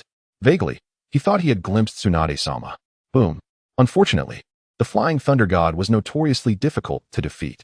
The punch sliced through the air, creating a deafening crack. Minato's figure vanished from before Sakura. The kunai whizzed past her ear, and in an instant, Minato's form reappeared above her. The swirling sphere in his hand stirred up a tempest. Sakura, Naruto, and Kakashi rushed towards her. Do not underestimate me. The growth over the past 3 years was not limited to Rinjian and Naruto. Following this, Rinjian, Naruto, Kakashi, and Chio witnessed Sakura's body amidst the violent winds, her toes lightly tapping the ground, as graceful as a lily. Sakura leaned back slightly, her fist aimed at Minato's chest. I know you use that kunai for space-time travel. Therefore, I have been waiting for this moment. Ding. Detected human malice value, 2000. Curse power converted to chakra, 2000. Chakra, 5828400010000000. Impressive. However, while it is straightforward to see through the Flying Thunder God, the true challenge lies in countering it. Minato's face revealed no signs of panic, but rather, his eyes brimmed with admiration for Sakura. In the next moment, his figure vanished from sight, reappearing behind her. This was what one termed predicting the prediction. In a mere instant of turning, the distance between them had closed to a point where Sakura could not react in time. The swirling sphere was mere inches away. Boom. Sakura was sent flying. Ding. Detected human malice value, 10,000. Curse power converted to chakra, 10,000. Chakra, 5829400010000000. Sakura collapsed to the ground, trembling. Being a medical ninja, she easily assessed her current state. The swirling sphere had struck her spine. At this moment, her body felt limp and immobile. Her spine had nearly been shattered by the impact. This was the best outcome. A worse scenario would mean her spine was pulverized. Even the most potent medical ninjutsu could not mend such damage. This meant she might become a cripple. No. Sakura coolly dismissed this thought. This was not the time to contemplate dire consequences. Suddenly, she sensed pain. It felt as though the bones in her back were shifting under some external force. Cold sweat broke out on her forehead, but she remained silent. Sakura realized who was behind her. Rinjian. She struggled to voice his name. His calm and steady voice soothed her frayed nerves. Do not worry, you will be fine. Kakashi and Naruto fought valiantly to restrain Minato, buying enough time for Rinjian and Sakura. Splat. Crimson blood erupted like a fountain from Kakashi's chest, despite knowing that his former teacher had been manipulated. Disbelief flickered in his eyes. Battling a former mentor was an arduous task, difficult to remain unaffected by emotions. Ding. Detected human malice value, 10,000. Curse power converted to chakra, 10,000. Chakra, 5830400010000000. Kakashi-sensei. Fueled by a surge of anger and hatred, the Nine-Tails chakra radiating from Naruto grew increasingly ferocious. Subsequently, accompanied by Naruto's furious roar, his figure flickered in the air, his hands slicing through it like sharp claws. Minato looked at him with an expression Naruto could not comprehend. Taking a deep breath, Minato raised his kunai defensively before him. Clang! Naruto's elongated claws collided with Minato's kunai, producing a jarring metallic shock that sent chills down the spine. Minato staggered back 2 steps, his arms slightly numb. Truly, the power of the Nine-Tails. With a thunderous crack that tore through the air, Naruto's strength, bolstered by the speed and might of the Nine-Tails, far surpassed his previous capabilities. Huff! Huff! Naruto emitted terrifying breaths, his figure lunging towards Minato, claws aimed at his chest. Minato's form flickered but quickly came to a halt in midair. The claws effortlessly pierced through Minato's chest, and Naruto's nine-tails chakra dissipated as he stared, wide-eyed, at Minato, who stood unflinchingly before him. His hand had already penetrated Minato's chest. Blood trickled uncontrollably from Minato's lips. His gentle blue eyes gazed tenderly at Naruto. "How wonderful it is to see you again, Naruto." Minato raised his hand, but before he could touch Naruto's hair, his breath ceased. His body swiftly merged with the ground like flowing water. Were it not for the blood remaining on Naruto's hands, one might doubt this person's existence. Standing still, Naruto's mind was flooded with visions of Minato's eyes. In the next moment, his consciousness appeared before the sealed gate of the Nine Tails. Ha ha ha! The Nine Tails let out a triumphant and arrogant laugh, malice evident in its massive vertical pupils. Minato surely never imagined that after 16 years, he would reunite with his son only to meet his demise at Naruto's hands. Did he? Ha ha ha! Naruto's mind went blank. Those gentle blue eyes surfaced once more before him. He could have evaded, but chose to remain still, leading to his own death. How wonderful it is to see you again, Naruto. Naruto's sluggish mind began to grasp the truth. Ding! Detected human malice value. 2,000,000. Cursed power converted chakra amount.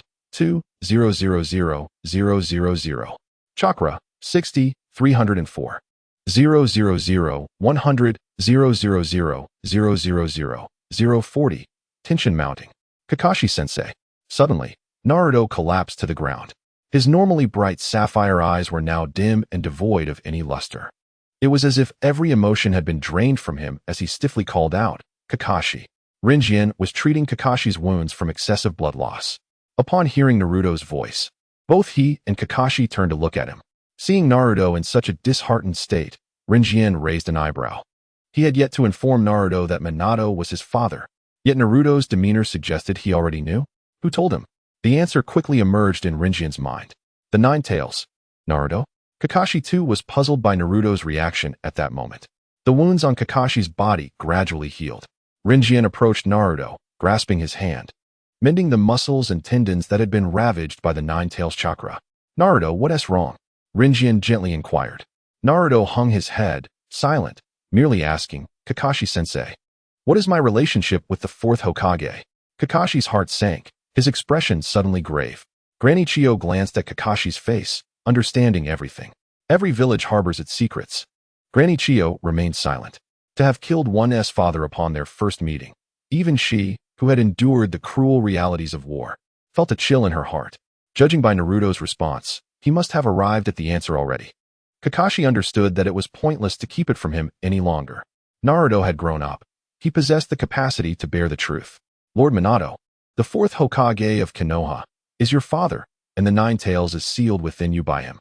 As Kakashi's words fell, Rinjian felt a dampness on the back of his hand. Naruto's tears flowed like a faucet turned on, spilling from his eyes. How could this be? Sakura's pupils widened in disbelief as she gazed at Naruto. If that were the case, then Naruto had been utterly oblivious. Sakura's heart felt as though it had been tightly squeezed. They toyed with people's emotions. "That organization is truly despicable," Granny Chiyo exclaimed. Rinjian replied, "In a sense, he is not human. He cannot be classified as scum."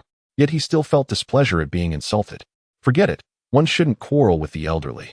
Perhaps later, he would let Granny Chiyo witness her grandson being made into a dumpling to frighten her.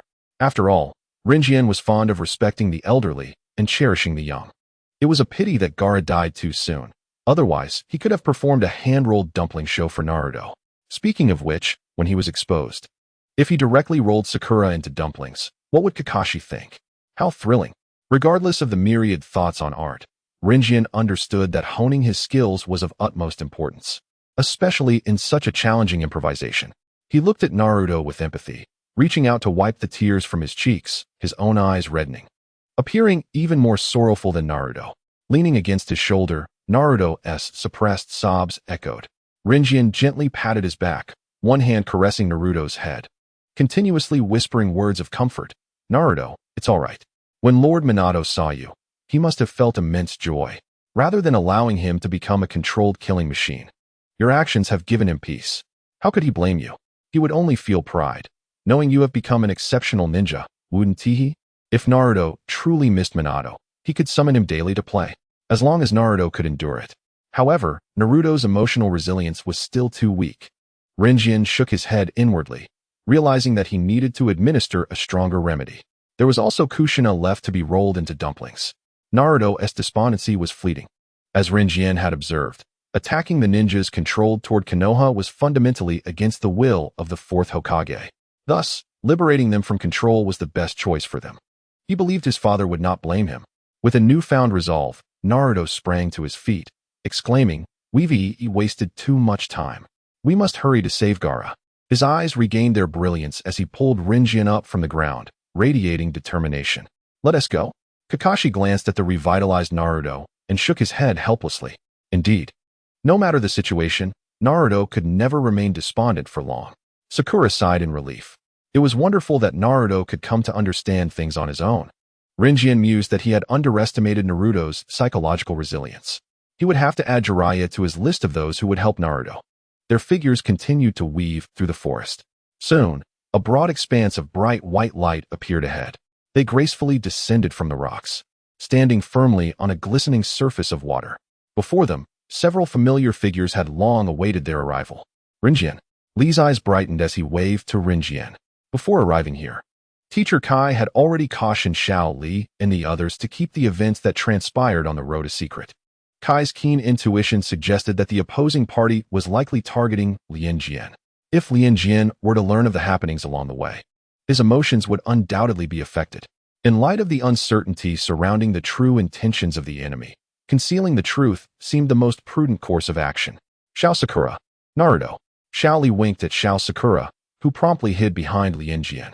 Lianjian exclaimed, "What a fateful connection. Truly a fateful connection. Kakashi, you have arrived quite late." Amidst the crowd, Might Guy spotted his dear friend and flashed a somewhat ambiguous smile that Lianjian could perceive. "Not at all. I encountered a bit of trouble along the way, which delayed me for a short while." Regardless of how arduous the battle had been, Kakashi maintained an air of nonchalance before Guy. After all, he and Guy were eternal rivals. At the entrance of the cave, a massive boulder bore a talisman inscribed with forbidden symbols. Inside the cave, the colorful phantom remarked, "The outside has become quite lively. It seems reinforcements have arrived." "Which reinforcements?" Deidara inquired. "Is it that group led by Kisame?" He continued, glancing at the illusion of the shark-like ninja. "They've all arrived," replied Kurizetsu, acting as the information ninja. "Unfortunately, it is too late." His gaze drifted downwards, where Gaara lay lifeless, reduced to a corpse. "I heard another Jinchuriki is also present." Scorpion expressed unexpected excitement. "We must break this barrier." Outside the cave, observing the massive boulder that formed the barrier, Guy turned to Kakashi and asked, "Can you discern what kind of barrier this is?" "What do you think it is?" Chiyo asked Kakashi, who had already formed a hypothesis. As an elder in the ninja world, Chiyo had seen many jutsu and barriers. While Kakashi had graduated from the Ninja Academy at a young age and had been on missions, mentored by the fourth Hokage, thus gaining vast knowledge. "It should be the five-ceiling barrier," Kakashi deduced. Chiyo nodded in agreement. Naruto, looking perplexed, asked, "Five-ceiling barrier?" Kakashi elucidated. "The five-ceiling barrier is formed by placing talismans inscribed with forbidden symbols at 5 distinct locations. Aside from the one in front of us, there are 4 others." "How can we dispel it?" Guy inquired. "We must simultaneously remove the talismans from all 5 locations to break the barrier," Kakashi responded. "Then where are the other 4 talismans?" Naruto asked, looking around. Kakashi turned to Neji, who nodded in understanding. The veins in Neji's forehead bulged as his perception sharpened, rapidly expanding his field of vision. "I found them. The second talisman is on a rock approximately 500 meters northeast of here. The third is on a tree trunk along the riverbank, 350 meters southeast. The fourth is on a cliff face about 650 meters northwest. The last one is located in a forest to the southwest, less than 800 meters away." Neji quickly surveyed the locations and reported them meticulously. "Given the distances, it's not too far, but we must remove the talismans simultaneously, which poses a challenge. How will we signal each other?" Xiao Sakura looked at Kakashi. "That's not a concern," Guy interjected cheerfully, pulling a headset from his backpack. "At this distance, radio communication should suffice. Then let's follow Neji's instructions and maintain contact while locating the forbidden symbols." Guy organized. Inside the cave, the commotion from outside reached everyone's ears. "Then it's time for us to take action as well," Deidara stretched. "We also have to complete the mission of capturing the Jinchuriki." Scorpion's eyes gleamed with excitement. How do we handle those people outside? Kisame asked the leader. Whether they can enter here remains uncertain, a fellow phantom remarked disdainfully. Itachi reiterated, do not underestimate them. Indeed, they possess some brute strength, which I also acknowledge. Kisame recalled the creature and grinned. Scorpion, Deidara, the leader called. Deidara turned to the leader. You two will handle the outsiders, the leader ordered. Deidara was not surprised by this arrangement, as he and Scorpion were the only tangible entities present. However, the Jinchuriki must be captured alive, the leader reminded. I understand, Scorpion nodded. The rest of you, disperse, the leader commanded. The colorful phantoms gradually vanished. Itachi, what kind of being is the Nine-Tails Jinchuriki? Deidara asked just as Itachi was about to disappear. Itachi remained silent. The leader glanced at Itachi. Tell him. The first to roar loudly is him, Itachi stated. What kind of description is that? Scorpion furrowed his brow, struggling to grasp such an abstract description. Are there no more specific characteristics? Deidara queried, but just as he did, Itachi's illusion dissipated. How frustrating, Deidara complained. The talismans will be our responsibility to remove. As for speed, our team is faster, Guy boasted while setting up the radio, raising an eyebrow at Kakashi.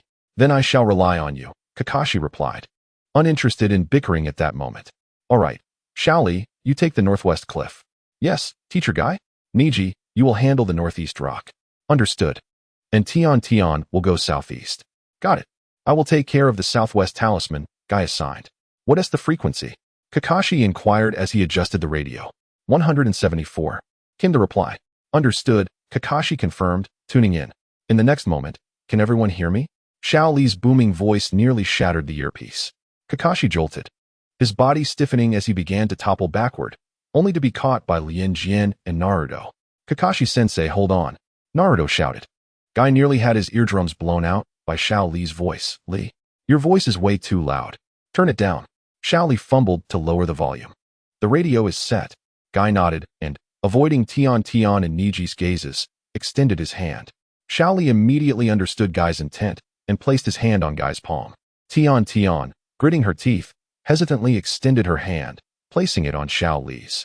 Niji, under Guy's watchful gaze, took a deep breath, momentarily losing his composure before placing his hand on top. Full throttle of youthful energy. Let's go. Let's go. Let's not give up. Let's go. Break. Lianjian genuinely felt a pang of sympathy for Niji and the others. Their toes were certainly working harder than ever. Hey, let us do one too. Naruto turned around, eagerly looking at Lianjian and the others. Not a chance. Shao Sakura retorted. Forget it. Chiyo added. Kakashi nodded in agreement with both Shao Sakura and Chiyo's stance. Exactly. Finally, Naruto turned his gaze to Lianjian, who reluctantly placed his hand on Naruto's. Kakashi, Shao Sakura, and Chiyo regarded Lianjian with admiration, who still considered Naruto a child when Lianjian was present. Now, I leave the rest to you. The leader instructed Deidara and Scorpion. Understood, Scorpion nodded. Got it, Deidara smiled, excitement coursing through him at the thought of battling the Nine-Tails. A silhouette suddenly materialized within the cave. Rinjian Maki gazed at the bare fingers of the outer path golem. Has everyone disbanded? The leader, upon spotting Rinjian Maki, immediately stated, Maki, you have arrived just in time. Assist Scorpion and Deidara in eliminating the intruders outside. Beep. Detected human malice value, 1000. Curse power conversion to chakra, 1000. Chakra, 60305000100000. Deidara remarked. Every cell in his body is expressing resistance. He does not wish to be with Rinjian Maki. No problem. Rinjian Maki smiled at Deidara. I just sensed my brother is outside. The leader nodded reassuringly. The illusion vanished, along with the outer path golem. Scorpion and Deidara leapt down, landing on the ground. The two conspicuously chose to ostracize Rinjian Maki. They are so slow. If they're coming, they should hurry up. Deidara complained, glancing at the silent Scorpion beside him. What's wrong, brother Scorpion? Deidara's voice held a hint of amusement. Aren't you the one who dislikes waiting? Indeed, I loathe it. Scorpion replied. Being sidelined by the two, Rinjian Maki squeezed between Deidara and Scorpion, casually draping an arm over their shoulders, a cheerful demeanor as he looked at both. Don't be anxious, they'll be in shortly. Beep. Detected human malice value, 500. Curse power conversion to chakra, 500. Chakra 603055001000000000. Beep. Detected human malice value 500. Curse power conversion to chakra 500. Chakra 60306000100000. Rinjian Maki turned to Scorpion and inquired, "Is that old woman your relative, Scorpion? Would you like me to assist in eliminating her?" Beep. Detected human malice value 5,000. Curse power conversion to chakra 5,000. Chakra 6031100010000000. Mind your own business. Scorpion warned. Look, Scorpion misses his grandmother. Fine, I will definitely meddle. Rinjian Maki grinned at Scorpion. Beep. Detected human malice value 5,000. Curse power conversion to chakra 5,000. Chakra 60316000100000. Not only Scorpion, but even Deidara found Rinjian Maki insufferable. How could there exist someone so vexatious in this world? Yet he remains unharmed. However, if his character were deplorable and his strength lacking, Rinjian Maki should have long been beaten to death, right? I am Niji, I have arrived. I am Lee, I have also arrived. Kakashi, I have located my position. Tintin, I have found mine too. The voice of Guy echoed through the earpiece. Kakashi, how is your side? Guy inquired. Ready at any time. Kakashi's hand rested on the talisman. Listen well, everyone. On the count of 3, simultaneously unveil the talisman. 1, 2, 3. Kakashi tore the talisman apart. Simultaneously, Sakura delivered a powerful punch to the boulder. The entire mass shattered instantly, plummeting violently towards the water's surface. They retreated to the sides of the cave. Good, it seems progress is going smoothly. Might Guy sighed in relief as he listened to the sounds through his earpiece. Kakashi signaled, and Rinjian Maki and the others simultaneously jumped into the cave's interior. Upon entering and assessing the situation before them, Kakashi's expression darkened. Have we arrived too late? Scorpion. Chiyo gazed at the figure in the distance, calling out his name in her heart. Naruto's eyes widened in disbelief as he beheld Gaara's body beneath Deidara and Rinjian Maki, trembling slightly. His blue pupils swiftly transformed into blood-red slits, revealing sharp fangs. Anger and hatred ignited within him, robbing him of reason. You bastards! He shouted uncontrollably, his voice rife with fury and murderous intent. I will crush you to pieces. His voice reverberated through the air, as if attempting to pierce the heavens. Beep. Detected human malice value, 5 million. Curse power conversion to chakra, 5 million. Chakra, 653160010000. The first to roar in anger, Scorpion muttered the characteristics left by Itachi before his departure, his gaze fixed intently on Naruto. It seems to be him. Quite an unexpected match. Deidara chuckled, excitement glimmering in his eyes. The Jinchuriki of the Nine Tails, just the name sends a thrill of anticipation. You. What place are you sitting in? Naruto fixed his furious gaze on Gaara's lifeless body beneath Rinjian Maki and Deidara, shouting uncontrollably at the two. The blood-red slit pupils exuded a beastly malice. There is no mistake. Deidara observed Naruto's frantic demeanor and couldn't help but chuckle, confidently asserting, this guy is indeed the Jinchuriki. The first to shout, Itachi certainly had a keen eye for details. Deidara forgave Itachi for his abstract description before leaving. Initially perceived as vague, it now seemed the most fitting description. Rinjian Maki stared at Deidara as if he were foolish, his large hand clasping Deidara's head, twisting it towards Naruto's direction. With such distinct features, slit pupils, sharp fangs, does one still need to verify who was the first to shout? Rinjian Maki released his grip, disdainfully surveying his hand. Has your brain been devoured by Gaara? Beep. Detected human malice value, 1,000. Curse power conversion to chakra, 1,000. Chakra, 6531700010000000. Don't say such repulsive things. Deidara retorted. And can't Rinjian Maki just inexplicably die? Scorpion exhibited none of his previous interest in the Jinchuriki. From the moment Chiyo appeared, he was entirely fixated on her, completely disregarding the matter of the Jinchuriki. Rinjian Maki raised an eyebrow, a smile gracing his lips as he draped an arm over Scorpion's shoulder, both of them fixated on Chiyo. Scorpion, is this your grandmother? You don't resemble her at all. Shut up. Are you angry? Rinjian Maki teased, ruffling the tuft of gray hair atop Cos' head. I am merely speaking the truth. You look more like your grandmother's grandfather. Rinjian Maki stroked his chin, appraising Scorpion's appearance. vividly illustrating his comparison. Ha! Deidara couldn't contain himself, bursting into a thunderous laugh. Beep. Detected human malice value, 1000. Curse power conversion to chakra, 1000. Chakra, 6531800010000000. Scorpion's face darkened. Ka, being a living puppet, could exhibit such expressions. Rinjin Maki gave a thumbs up. Gaara, what are you lounging around for? Stand up. Gaara. Hey, Gaara, can you hear me? Naruto shouted desperately at Gaara's motionless form, entirely rejecting the reality of Gaara's death. Rinjin Maki observed Naruto's frantic figure, an idea gradually taking shape in his mind. He could not help but be moved by his own pure and noble spirit. In the distance, sitting on the corpse of Gaara, Maki Rinjiro impatiently dug at his ear. Damn, this Ninetales Jinchuriki is really noisy. Maki Rinjiro glanced at Maki Rinjin, a mocking expression on his face, and pointed to the area around his head, saying, Hey, my adorable little brother, is this Jinchuriki friend of yours a bit mentally challenged? You must understand, he has been dead for a while. With a leg crossed, Maki Rinjiro slowly extended his hand and slapped Gaara's cold cheek, producing a sound that echoed in the stillness. He looked at his palm and shrugged at Naruto. This already stiff corpse is as hard as a rock. It has no elasticity whatsoever. Beep. Detected human malice value 10,000. Curse power converted to chakra amount 10,000. Chakra 6532800010000000. What has he even done? Naruto was utterly provoked. Hey, Gaara, did you hear that? There's a fool of a Jinchuriki calling for you. Maki Rinjiro theatrically addressed the corpse beneath him, as if he had heard a response. He leaned closer to Gaara's mouth. What did you say? Oh, I heard it. Maki Rinjiro, as if enlightened, said to Naruto, Gaara says not to worry. Soon you'll be able to join him in death. On the road to the underworld, children should hold hands and walk together. Ha ha ha. Deidara was nearly dying of laughter. Although it pained him when Maki Rinjiro mocked him, watching him mock others was truly amusing.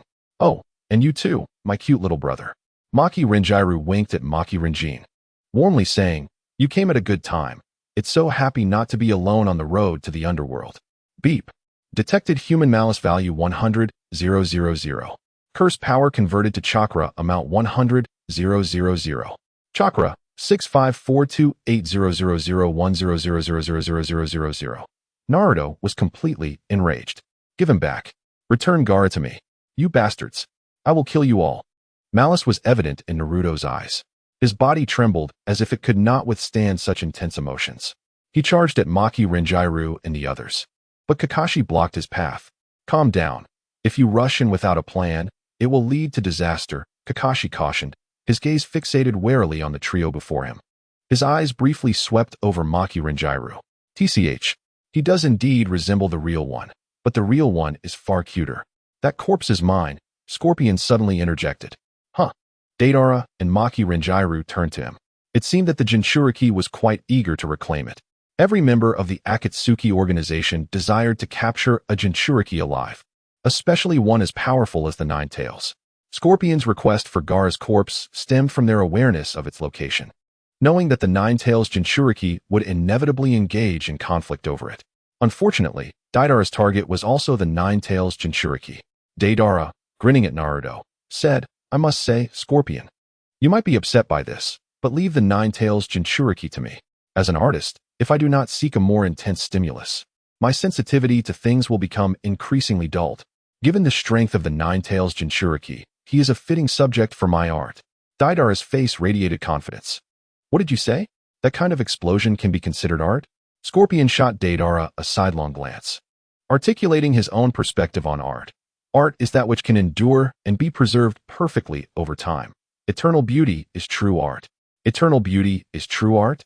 Deidara disagreed, frowning as he remarked, art should be dazzling yet fleeting. What did you say? Scorpion raised his voice. Having dedicated his life to art, he could not tolerate Deidara's blasphemy. It seems you still cannot truly grasp what art is. I believe it is you who fails to understand. The two stood in stark opposition to one another. Enough. Maki Rinjiro's hand slapped the cheeks of both. You know nothing about art. Let me show you what true art is. Beep. Detected human malice value 1000. Curse power converted to chakra amount 1000. Chakra 654290001000. Scorpion. Deidara might understand a little about art, but Maki Rinjairu certainly does not. Beep. Detected human malice value 1000. Curse power converted to chakra amount 1000. Chakra 654300001000. Deidara. Scorpion might understand a bit about art, but Maki Rinjairu definitely does not. You three idiots. Naruto, completely overlooked, was filled with rage. It was such a serious scene, such a sorrowful moment. Yet these three fools sat atop Gaara's corpse, discussing art. A puff of smoke enveloped him, and in an instant, a wind-released shuriken appeared in his hand.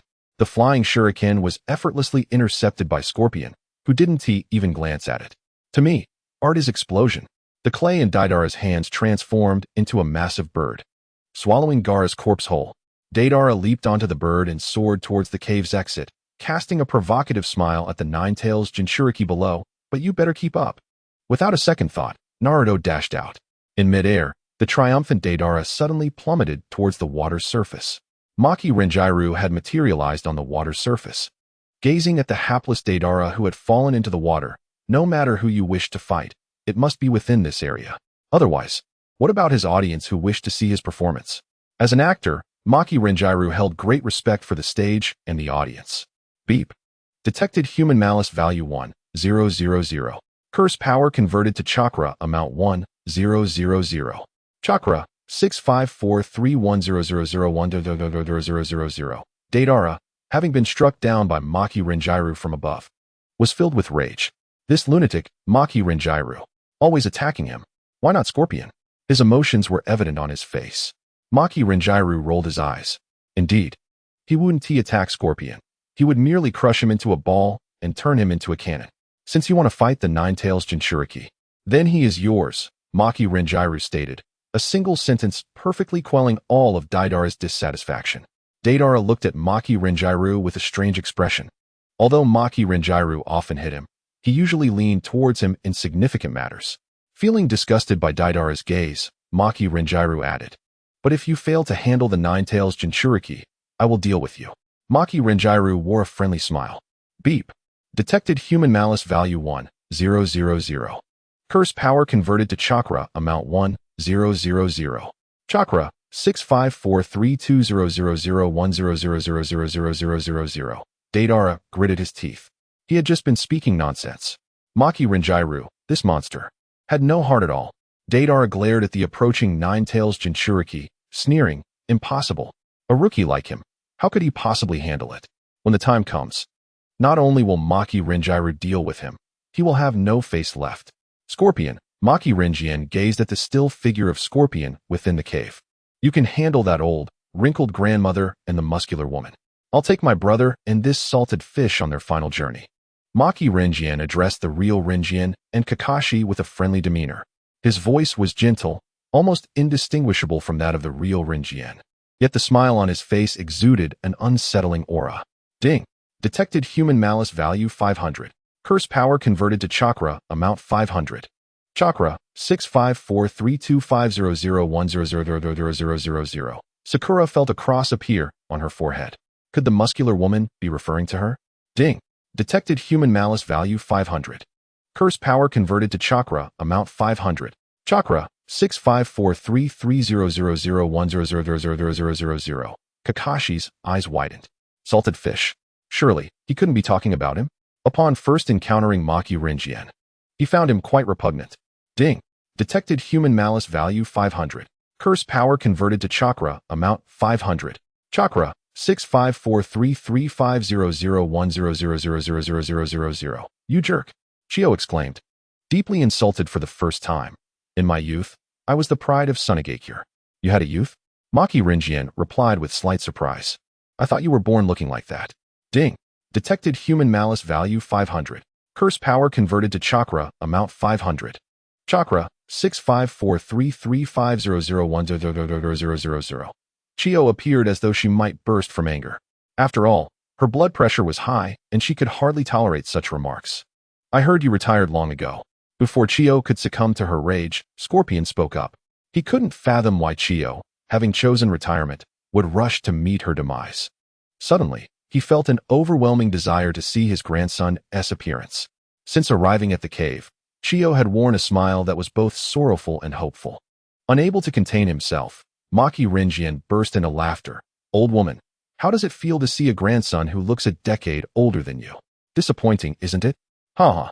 At least, from the appearance of Fuyuru, Scorpion indeed resembled Chiyo's father." Maki Rinjian's laughter echoed throughout the space, evoking a sense of annoyance. Foul blade. Suddenly, Chiyo launched an attack, throwing a kunai at Scorpion. The kunai sliced through Scorpion's outer garment, but was deflected by his tail. The kunai, remotely controlled by Chiyo, had the advantage of adaptability. If Scorpion chose to resist, he would have no choice. The uniform on Scorpion completely tore apart, revealing a grotesque sight. His body was a patchwork of strange elements, resembling a scorpion, a bear, a leopard, anything but human. "You and that muscular woman shall become my collection." Scorpion's tail wriggled behind him, lurking in the dark like a true scorpion. "What is that?" Sakura was visibly shocked by Scorpion's appearance. "That is not Scorpion's true form, but a puppet," Chiyo explained. Scorpion's true body was hidden within the puppet, the one he was most proud of, Fuyuru. Gaara. Naruto fixated on the corpse held in the beak of a bird high above. Kakashi adjusted his forehead protector to his forehead. Maki Rinjian curiously observed the real Rinjian. "To be honest, I am quite curious," he mused. "How did you survive 3 years ago? I recall you were supposed to be dead." Maki Rinjian's eyes narrowed, a fierce glint emerging. He slightly retreated, then suddenly propelled himself towards the real Rinjian. As he neared, his left hand transformed into a massive beastly claw. The real Rinjian was equally swift. As long as Maki Rinjian did not employ the Flying Thunder God technique, the opponent's speed remained within his capacity to perceive and react. In a flash, his right fist surged forward with relentless force. Utilizing his proximity to Maki Rinjian, the fist, imbued with black-red lightning, found its opening and penetrated Maki Rinjian's attack, striking towards his left chest. However, just as the real Rinjian's fist was about to make contact, he suddenly felt a surge of danger, compelling him to abandon his intention to crush Maki Rinjian's heart and swiftly evade. With a ripping sound, Maki Rinjian's form appeared behind him. The beastly claw was razor-sharp. Despite the real Rinjian's best efforts to dodge, his back was brutally slashed, sending a wave of agonizing pain that momentarily halted his breath. "Your reflexes have certainly improved," Maki Rinjian remarked. Whenever they fought, both he and the real Rinjian were earnest, albeit without fully employing their trump cards. Engaging in a battle against oneself served as a valuable form of training, did it not? Not only could one cultivate their skills, but also accrue malice value. What a win-win situation. Maki Rinjian suddenly surged forward, his speed so exaggerated that the surrounding air erupted with a terrifying roar. His body shot towards the real Rinjian, who prepared to counter fully. Just as the real Rinjian braced himself, Maki Rinjian abruptly shifted, transforming his hand into a long blade aimed at Kakashi. Bang! It was all too sudden. Although Kakashi remained vigilant, he could not evade the strike. An arm was severed from his body, landing on the water's surface. Kakashi had made the best choice available for his survival, sacrificing an arm. The intense pain drained the color from his face, and he knelt precariously on the water, the blood from his wound spreading across the surface. Kakashi-sensei. Ding. Detected human malice value 50,000. Curse power converted to chakra amount 50,000. Chakra 6548350010000000. Kakashi-sensei. Ding. Detected human malice value 50,000. Curse power converted to chakra amount 50,000. Chakra 65533500100000000. Kakashi. Guy rushed in. Ding. Detected human malice value 500,000. Curse power converted to chakra amount 500,000. Chakra 66033500100000000. Indeed, the weight of a true friend is incomparable. The malice value contributed by Might Guy was tenfold that of Naruto and Sakura. The real Rinjian's eyes turned crimson. He fixed his glare on Maki Rinjian, who appeared quite pleased with himself, and swiftly surged towards him like an arrow loosed from a bowstring. 042. The Symbiotic Lotus. Maki Rinjian was inspired by his demeanor, wildly extending his arms as if to embrace the brother destined to be his mortal adversary since birth. "Come, let me see how much you've grown in these 3 years." As Maki Rinjian's hands returned to normal, they engaged in a fierce exchange of physical strikes. Though merely ordinary martial arts, the speed of their movements was so swift that only fleeting shadows remained in the air. The impacts of their fists colliding echoed with a jarring intensity. Lianjian reinforced his bones and flesh with ice techniques, rendering every attack from Lianjian akin to striking a thick layer of ice. Meanwhile, Lianjian had mastered the art of transformation through effortless means. The surface of his body would shift in response to the assaults from Lianjian. Each time the latter's fist struck him, his skin would erupt with densely packed spikes, resembling 1,000 needles. In terms of physical prowess, neither could gain the upper hand over the other. Lianjian's right hand suddenly surged with power, veins bulging as he delivered a powerful punch aimed directly at Lianjian's face. Instead of evading, Lianjian wore a smile.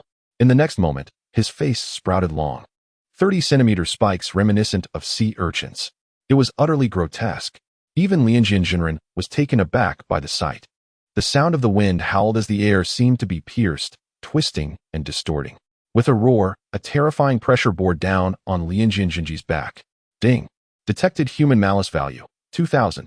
Curse power converted to chakra amount, 2,000. Chakra, 660355001000000. The assault in the shape of a white tiger was now perilously close. For anyone else, enduring such a blow from a daylight tiger would be unthinkable. Its speed and force were enough to deter even the toughest of opponents. But alas, Mado Guy faced Lianjian, who wielded the ninja art of flying thunder god. Evading, Lianjian waited until the daylight tiger was within a mere centimeter of his body before vanishing into thin air. Bang! Before he could react, a sudden, intense tingling sensation coursed through his body. Lianjian was sent careening into the wall, like a kite severed from its string, shattering the mountainside. Ha ha! Thank you for your assistance, Lianjian said joyfully, perched atop a torii gate, casting a gleeful glance at the bewildered Mado Guy. Ding! Detected human malice value, 2,000. Curse power converted to chakra amount, 2,000. Chakra, 6603500100000. Mado Guy clenched his fists, unable to tolerate the situation. He abruptly pivoted and launched himself towards Lianjian like a cannonball. The terrifying force of his punch shattered the air. Bang!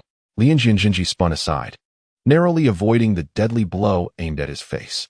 However, Mado Guy seemed to anticipate his evasion, delivering another punch that materialized on Lianjian's opposite side. Caught off guard, Lianjian hastily dodged, yet the edge of the fist grazed his ear. Crack!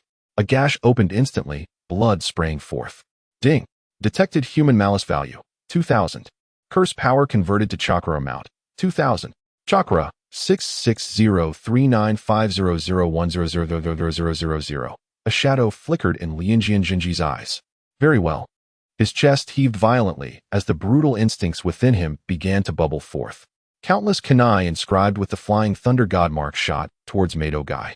Kakashi, pale-faced, felt his pupils constrict to pinpricks. He had witnessed this familiar scene before.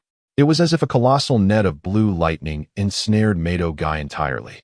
Everyone stood in stunned silence, gazing in horror at Mado Guy, who was pinned by the blue lightning, his wounds multiplying. With his frustrations fully vented, Lianjian materialized before the onlookers. Mado Guy knelt on the ground, his body riddled with gaping wounds, blood seeping from his mouth and nose.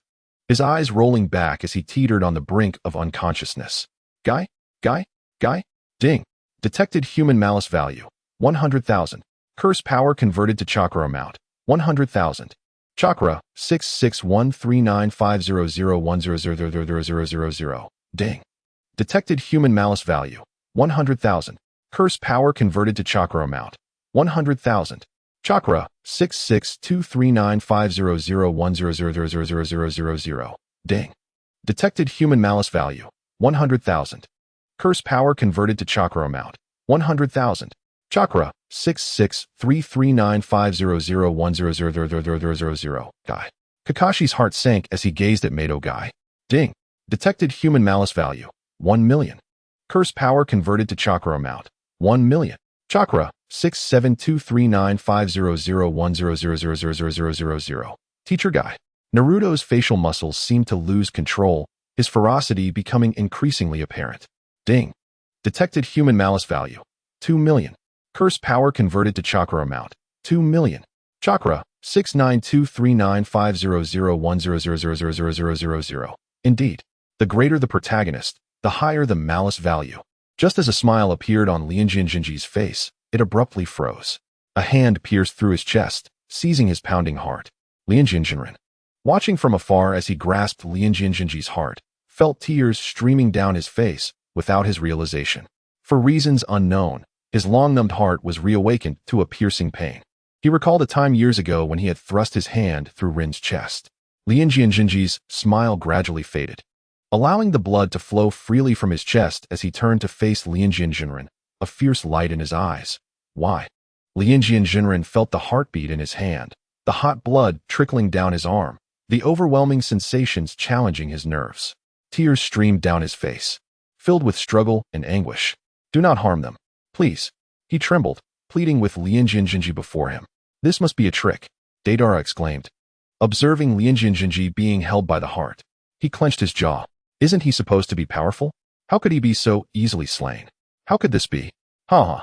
Lianjian Jinji laughed uncontrollably, having gazed at Lianjian Jinren for a long time, completely oblivious to the danger of his situation. He nonchalantly extended his arms, as if embracing the sky. Go on, crush my heart. Right now, instantly. My beloved brother, let us return to death together. The unsolvable riddle became astonishingly clear at that moment. Lianjian Jinji had unraveled the secret of their bodies. He leaned back against his brother's chest, his blood-stained hand caressing his tear-streaked face, speaking softly enough for all to hear. We are brothers, flesh and blood, intertwined in existence. Hence, I cannot kill you. Nor can you kill me. Lianjian Jinji's voice was as gentle as a winter sun. 3 years ago, you did not die, and I could not comprehend the reason. Now, I realize this truth. We can only truly die if we perish together. Otherwise, whether you or I, individual death will merely lead to our rebirth. Lianjian Jinren's expression reflected a mix of bewilderment and realization. He soon grasped the implication. So, as long as we die simultaneously, that will suffice, correct? Lianjian Jinji frowned slightly, as if perplexed, and patted his brother's head. Brother, why are you so foolish? Would you truly sacrifice your own brother and yourself for the sake of individuals who bear no relation to you? They are not entirely unrelated. Lianjian Jinren shed tears, the corners of his mouth gently curving into a soft rebuttal. They are companions closer than family. Lianjian Jinji let out a disdainful scoff, until he heard Lianjian Jinren speaking to the Nine-Tails Jinchuriki, Naruto Uzumaki, behind him. Naruto, please help me just this once. Ding. Detected human malice value. 2,000,000. Curse power conversion chakra amount. 2,000,000. Chakra, 71, 239, 500, 100, 000,000. Such matters. Tears surged forth like a flood, and Naruto could no longer contain his emotions as he shouted, how can I possibly do that? Who could do such a thing? Neither I, nor Kakashi-sensei, Sakura, Lee, Niji, Tenten, nor anyone from Konoha could ever sacrifice their comrades. Absolutely not. Naruto took a deep breath. Jinren, I do not want you to sacrifice anything for me. I want you to stand by my side forever. Naruto gazed steadfastly at Jinren, his eyes conveying the determination and conviction deep within him. No matter what enemies lie ahead, we can overcome them together. Naruto clenched his fist. Indeed, just as Naruto asserted, as long as Jinren is by their side, they can navigate through any challenges that lie ahead. Sacrifice? Sakura would never allow such a thing to transpire. Boom. A thunderous sound echoed within the cave, as if something had shattered. Under Sakura's extraordinary strength, the crimson stream shattered into fragments, revealing the true form of Sasori. Chiyo gazed at her grandson, still so immature, engulfed in profound shock.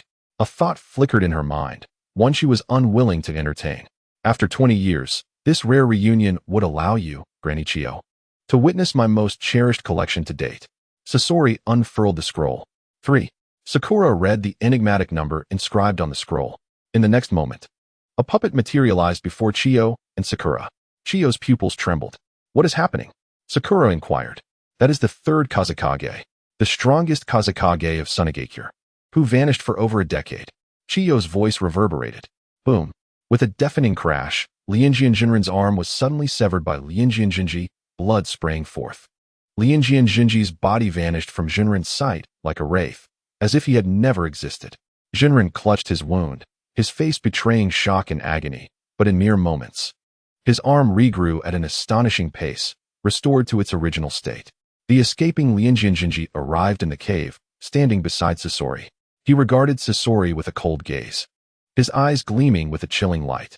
Sasori appeared unusually disheveled, with cracks forming on his body, his breath growing faint. A faint smirk graced Jinji's lips, accompanied by mocking laughter. What a sight, Sasori. Defeated by your grandmother's love for her parents? I hardly have time to watch you put on this family drama. Slap. His hand struck Sasori's cheek. Although his physical form had been transformed into a puppet, Sasori's soul remained within. I've touched your soul. Lianjian Jinji's face broke into a smile. In the next instant, Sasori's body twisted grotesquely. In Chiyo's trembling gaze, he transformed into a monstrous creature crawling upon the ground. Ding. Detected human malice value. 100,000. Curse power conversion chakra amount. 100,000. Chakra. 71. 339. 500. 100,000,000. Chiyo exclaimed, you. How can you? Slap. A crisp, resounding slap echoed through the air as Lianjian Jinji's palm fell heavily upon Chiyo's cheek. A glimmer of cruelty and madness shone in his eyes, a cold smile gracing his lips. Since your bond is so profound, I shall merge you into one. Lianjian Jinji's voice dripped with malice and mockery. As his words settled, a surge of immense energy erupted from his hands, instantly distorting the surrounding space. Multi-soul fusion. Sasori and Chiyo were melded into a singular entity. Boom. The bizarre mass of flesh, imbued with overwhelming energy, surged towards Sakura at an astonishing speed. Sakura's eyes widened as she sensed an unprecedented danger. Her pupils dilated, a wave of fear swelling within her, yet instinctively, she raised her hands to shield herself from the formidable force. She felt a sudden darkness engulf her, her body propelled away by the overwhelming strength. She tumbled through the air and collided with the hard rock wall, producing a dull thud. Cracks appeared in the wall, as if it might collapse at any moment. Sakura's body continued to fly backward, nearly breaching the 10-meter-thick rock. Meanwhile, Lianjian Jinji's figure had vanished from the spot. Seizing the opportunity, he swiftly fled the scene, disappearing without a trace. Sakura lay amidst the rubble, her body injured in multiple places, blood staining her clothes. She struggled to catch her breath, fighting to regain her consciousness. Sakura. Sakura. Ding. Detected human malice value. 1000000. Curse power conversion chakra amount. 1000000. Chakra. 72. 339. 500. 100,000,000. Ding. Detected human malice value. 100,000. Curse power conversion chakra amount. 100,000. Chakra. 72. 439. 500. 100,000,000. Deidara watched Lianjian Jinji flee and the lifeless body of Sasori, his mind a whirlpool of confusion. He unceremoniously dropped Gaara's corpse from midair, urging his bird to swiftly head toward the Akatsuki headquarters. He had too many questions to confront Lianjian Jinji face to face.